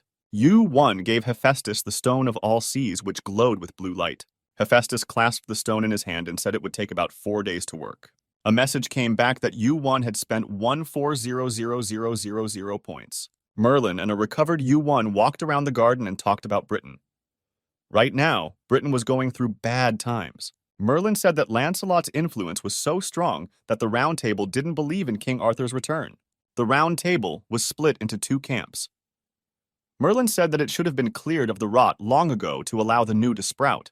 They walked through the blooming garden and Merlin said he was grateful to Yuwan for the chance to finally do the right thing. Merlin was the last pillar of Britannia. Without Lancelot, he could make Britain more prosperous. Merlin said he wanted to take Yuwan somewhere. It was a secret room in the king's castle. Merlin also summoned Arthur's spirit there. It was a place Lancelot had kept secret. Arthur's eyes glistened and he let out a deep groan. He saw the body of his own son. It was the dead Mordred Pendragon. Mordred's body stood with his eyes closed. Merlin said he wanted to bury the body, but then he decided to show it to Yuwan and Arthur first. Arthur fell to his knees before his son's body and held out his hands. There was no end to his grief. Suddenly, Yuwan came up with a great idea. He suggested that Arthur leave the body of the orc and enter the body of his son. Arthur almost burst into tears. He felt that his son had died because of him. Being in his body, Arthur would feel guilty all the time. Arthur didn't want his son's spirit to wander around like he did. Yuwan repeated his question. Did Arthur want to occupy his son's body? Arthur hesitated for a moment. If it would help Britain, he might be willing. Merlin and Yuwan continued to convince Arthur that Britain can't get back on its feet without him. He must enter his son's body and try to restore it to its former glory. Yu-Wan said that Arthur's son should have inherited the throne anyway. Arthur's eyes glistened. He thought that if his son were alive, he would support any idea he had. Mordred Pendragon truly loved Britain. He would understand if it was for the good of Britain. Yu-Wan was glad that Arthur had made the right decision. Yu-Wan extended his gloved hand to the body of Arthur's son, and Caney accepted Mordred's spirit. Arthur's spirit left the orc's body, which began to disintegrate before the eyes of those present. The body of Mordred Pendragon, son of King Arthur, glowed with golden light and came to life. Arthur's spirit was in his son's body. He opened his eyes and looked at Yu-Wan. Arthur knelt down in front of Yu-Wan and pledged his loyalty to him. Arthur the Death Knight made an oath to Yu-Wan. Arthur said that Yu-Wan was his king now. He would never betray his king and would be loyal to him. Yu-Wan received the news that Arthur had regained his strength. Yu-Wan had won the trust of King Arthur. Dream of Gong replayed the events of the past few days in his mind. He remembered the events that happened recently when Yu-Wan blocked the lightning and lost consciousness. Sun Ogon suspected that he and Yu-Wan were once friends, so he saved him. The great sage raised his hand. He felt that Yu-Wan knew him. Sun Ogong sat on the branch of a green tree and thought. Yu-Wan acted as if he knew him intimately. Song. Ogong's golden eyes looked into the distance. He felt that he and Yu-Wan had known each other for a long time. Yu-Wan stood with Arthur in the courtyard. He asked Arthur how he felt. Arthur replied that he needed time to get used to his new body. Arthur reminded Yu-Wan that he was now King Arthur. Yu-Wan held out his hand, and Arthur's body turned into black smoke. Caney swallowed him. Yu-Wan was shocked. He never thought that King Arthur would serve him. Yu-Wan! Suddenly, a familiar voice came from behind the clouds. Sung Ogong called out to him. Sung Ogong jumped down and landed right in front of Yu-Wan. He stood in front of Yu-Wan's face and looked into his eyes. Yu-Wan felt that Sung Ogong's eyes looked right into his soul and saw right through him. They stood facing each other and looked into each other's eyes. Yu-Wan had flaming eyes and Song Ogong had golden flaming eyes. Flaming eyes were originally only found in monkeys from Mount Huago, and Yu-Wan thought that Song Ogong had come to find out how Yu-Wan got those eyes. But Song Ogong directly asked Yu-Wan why he thought he would help him. Do they know each other? Yu-Wan said that he knew that Sun Ogong was a great sage equal to heaven. Yu-Wan said what everybody knew. Yu-Wan's ashen eyes tried to meet Sun Ogong's golden eyes. Yu-Wan's eyes were no match for Sun Ogong's all-seeing eyes. Yu-Wan asked him what he could see. The great sage said that he could see that he and Yu-Wan were well acquainted. Another world was reflected in Sun Ogong's eyes. He said that he could see Yu-Wan standing beside him, and he sees that Yu-Wan knows him very well. Yu-Wan lowered his head and thought about what to say to Sung Ogong. If you lie, he'll know right away. It seems like a bad idea to pretend in front of Sung Ogong. Yu-Wan activated the flaming eyes again. Yu-Wan said that they were well known in his world. Song Ogong was surprised when he heard about Yu-Wan's world. What kind of relationship did they have? They were close friends. Song Ogong looked at Yu-Wan to see what he was thinking. He saw Yu-Wan lying on a rock and himself standing next to him. Yu-Wan and Sung Ogong were arguing about where to sleep. Suddenly, a bolt of lightning fell from the sky and split the rock in half. The rock immediately disappeared. Sun Ogong said that he knew that Yu-Wan was not dead. Yu-Wan came out of the hole created by the lightning. The battle started immediately. They fought for a long time. Both of them seemed to enjoy it. Yu-Wan lost to Sun Ogong. Sun Ogong didn't kill him and they became friends. From then on, they fought all the time. Yu-Wan, who was always alone, gained a friend. Yu-Wan and Sun. Ogong's defeats and victories alternated. One or the other would win. Sun Ogong usually won more often because his level was higher than Yu-Wan's.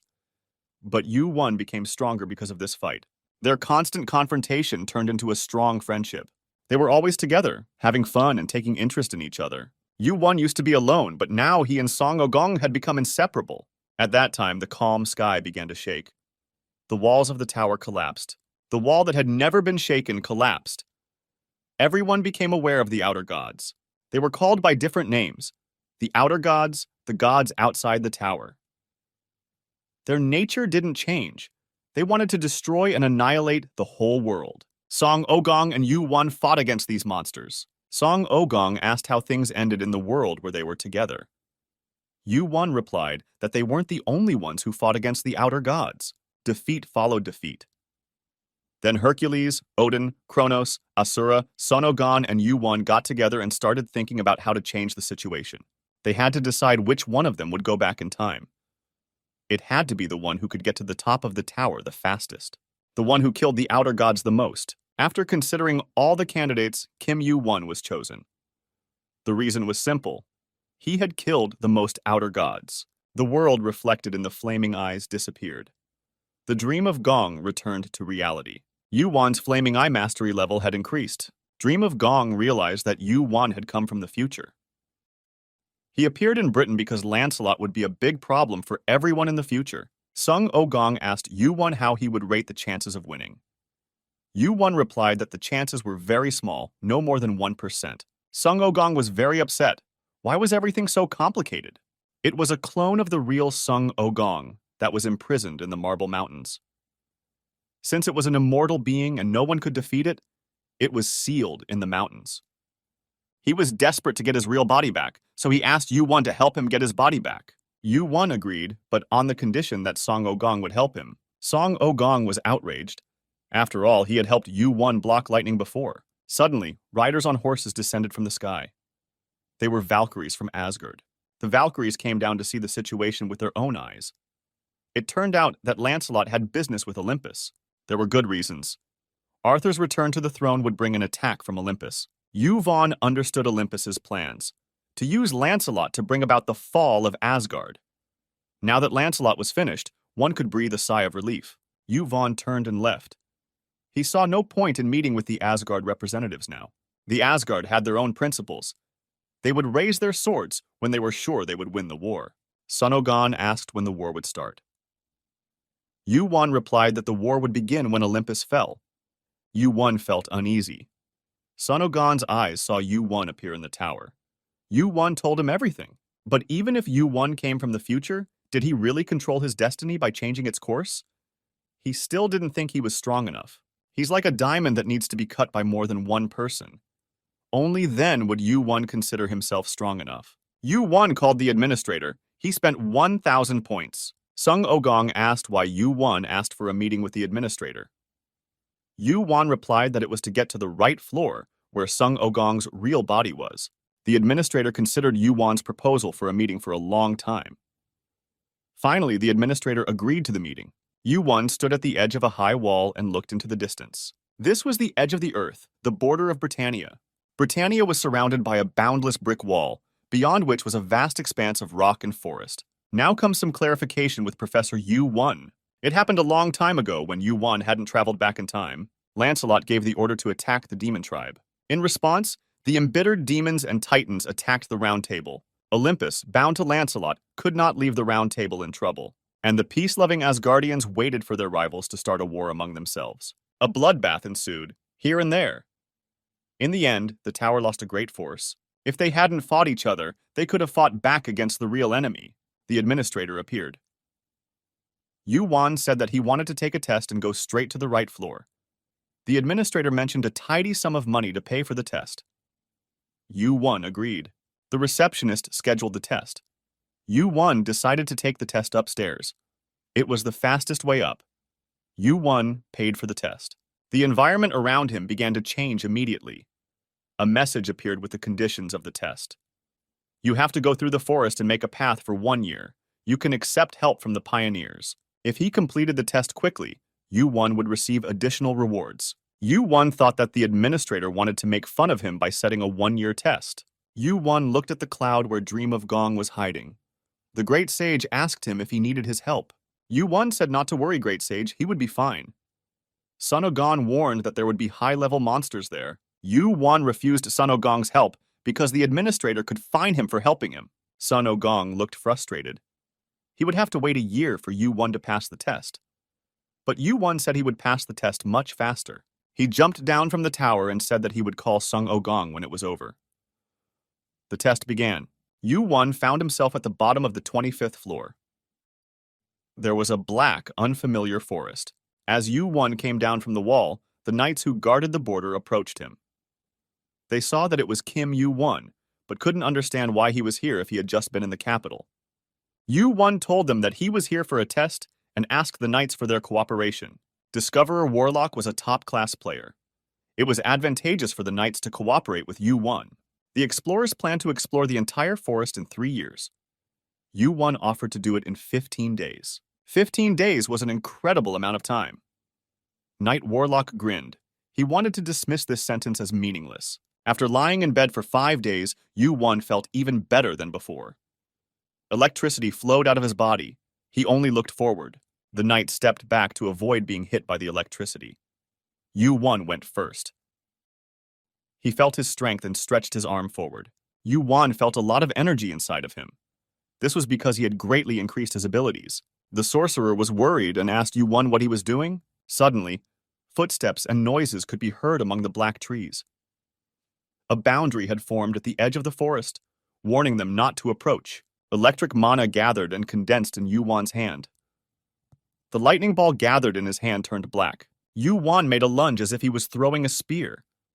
The black thunderbolt left his hand. A black electric current rushed towards the forest. An electric explosion sounded. The trees in the forest scattered and caught fire. The nearby monsters were hit by the electric charge. Their screams were drowned out by the sound of thunder. The monsters couldn't escape as the flames raged around them and they burned in the fire. Warlock thought that when Yu-1 said he would pass the test in 15 days, he wasn't bragging. Warlock continued to watch Yu-1 with a worried expression on his face. The fire had burned a path in the forest to move forward. Yu-1 said that they had to keep going. It was the 4th day of exploring the area. Yu-1 moved forward with the pioneers, killing monsters and clearing a path for them. The knights could barely keep up with Yu-1 and risked losing sight of him. Warlock thought there was no monster worse than Yu-1. He had heard many stories about the strongest player. Now he realized that it wasn't an exaggeration. Zeus, who occupies the heavenly throne and considers himself the ruler of the tower. Yu-1's strength may not be as great as that of a high-ranked player, but his skills are not far from those of a high-ranked player. The knights literally had to run after Yu-1. At that speed, they would cross the forest in less than 15 days. Suddenly, a huge snake stood beside Warlock and opened its mouth to bite his head off. The tens of meters long snake had already bared its fangs and was moving forward rapidly. But then a man Varlock had never seen before appeared and struck the snake's head with his fist. Blood splattered for several yards. Knights rushed to Varlock and asked if he was all right. Varlock asked the stranger who he was. He asked where the engineers were. It was the Fist Lord of the Celestial Demon Cult, Pun Peklim. The Celestial Fist Lord said that he had come on the orders of the young Vice Lord and was looking for him. Warlock's eyes widened. The Fist Lord was one of the 4 leaders of the Celestial Demon Cult. Varlock could only wonder why the Fist Lord would be looking for his Vice Lord here in the forest. To which the Lord replied that he had been instructed to come here specifically. Warlock and the other knights replied in surprise that there was no Vice Lord here, that there was no one else in the forest but them. Yu-1 came up from behind and said that the Fist Lord had disturbed the wrong person. Peklim turned around and saw his Vice Lord. Yu-1 said that he hoped Pun Peklim hadn't come alone. The Fist Lord said that they had come as he had ordered. The sorcerer couldn't hide his surprise. Kim Yu-1, Vice, Lord of the Heavenly Demon Divine Cult. His eyes turned to Yu-1. He still couldn't believe it. There was the sound of many footsteps, and many people appeared. Thousands, maybe tens of thousands of people approached Yu-1. The people kneeled down and swore allegiance to the cult leader. Yu-1 raised his hand and said that enough was enough. He looked at the thousands of cult members kneeling in front of him. Yu-1 couldn't get any help from anyone but the pioneers. Otherwise, he would have to pass the test alone. Therefore, he asked the Heavenly Demon to help the pioneers. Yu-1, as the Vice Lord of the Heavenly Demon Divine Cult, ordered at that moment to help the group of pioneers to clear the path and explore the forest as soon as possible. Fist Lord Pun Peklim replied that he was listening to Yu-1's order. At that moment, a loud roar from a crowd of many thousands spread throughout the forest. The forest trembled at the sound of the crowd. It didn't seem as scary as before. The construction of the path was progressing at a rapid pace. The cultists were chopping down the forest to make a path. A huge monster with terrifying fangs stood in the way. It opened its huge mouth but was immediately killed by Lord Fist. Lord Fist watched Yu-1. The last time he had seen him, he was a novice player who had become the best player in the tower. A huge black orc came out of the forest. Yu-1 threw his lightning bolt at it. There was a deafening explosion, and the orc's charred body fell to the ground. The path was paved. The pioneers and cultists camped in tents at the edge of the forest. Yu-1 had received a message from Merlin at the very beginning of the challenge. Merlin asked where Yu-1 had gone. Would he be working there? Yu-1 replied that he needed reinforcements as he wanted to finish the trial in 2 weeks. Merlin was the representative of the King of Britain and replied that the situation in the country wasn't the best and he couldn't provide many people. Along with the Fist Lord, the Spear Lord who commanded the cult members who were cutting down the forest on the other side also came. They asked Yu-1 to use their skills to finish the job.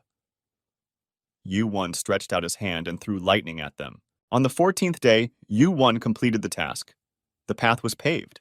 A message came that Yu-1 had passed the test to become a world explorer. There were extra rewards for completing the test early, but the message said that they would be paid later. Yu-1 was allowed to go to the 26th floor. A message came in saying that Yu-1 had earned 50,000 points for this challenge. Yu-1 received additional points for finishing the test early. In total, he earned 150,000 points. 50,000 points Yu-1 gives to Lord Fist to share with his subordinates. 50,000 points.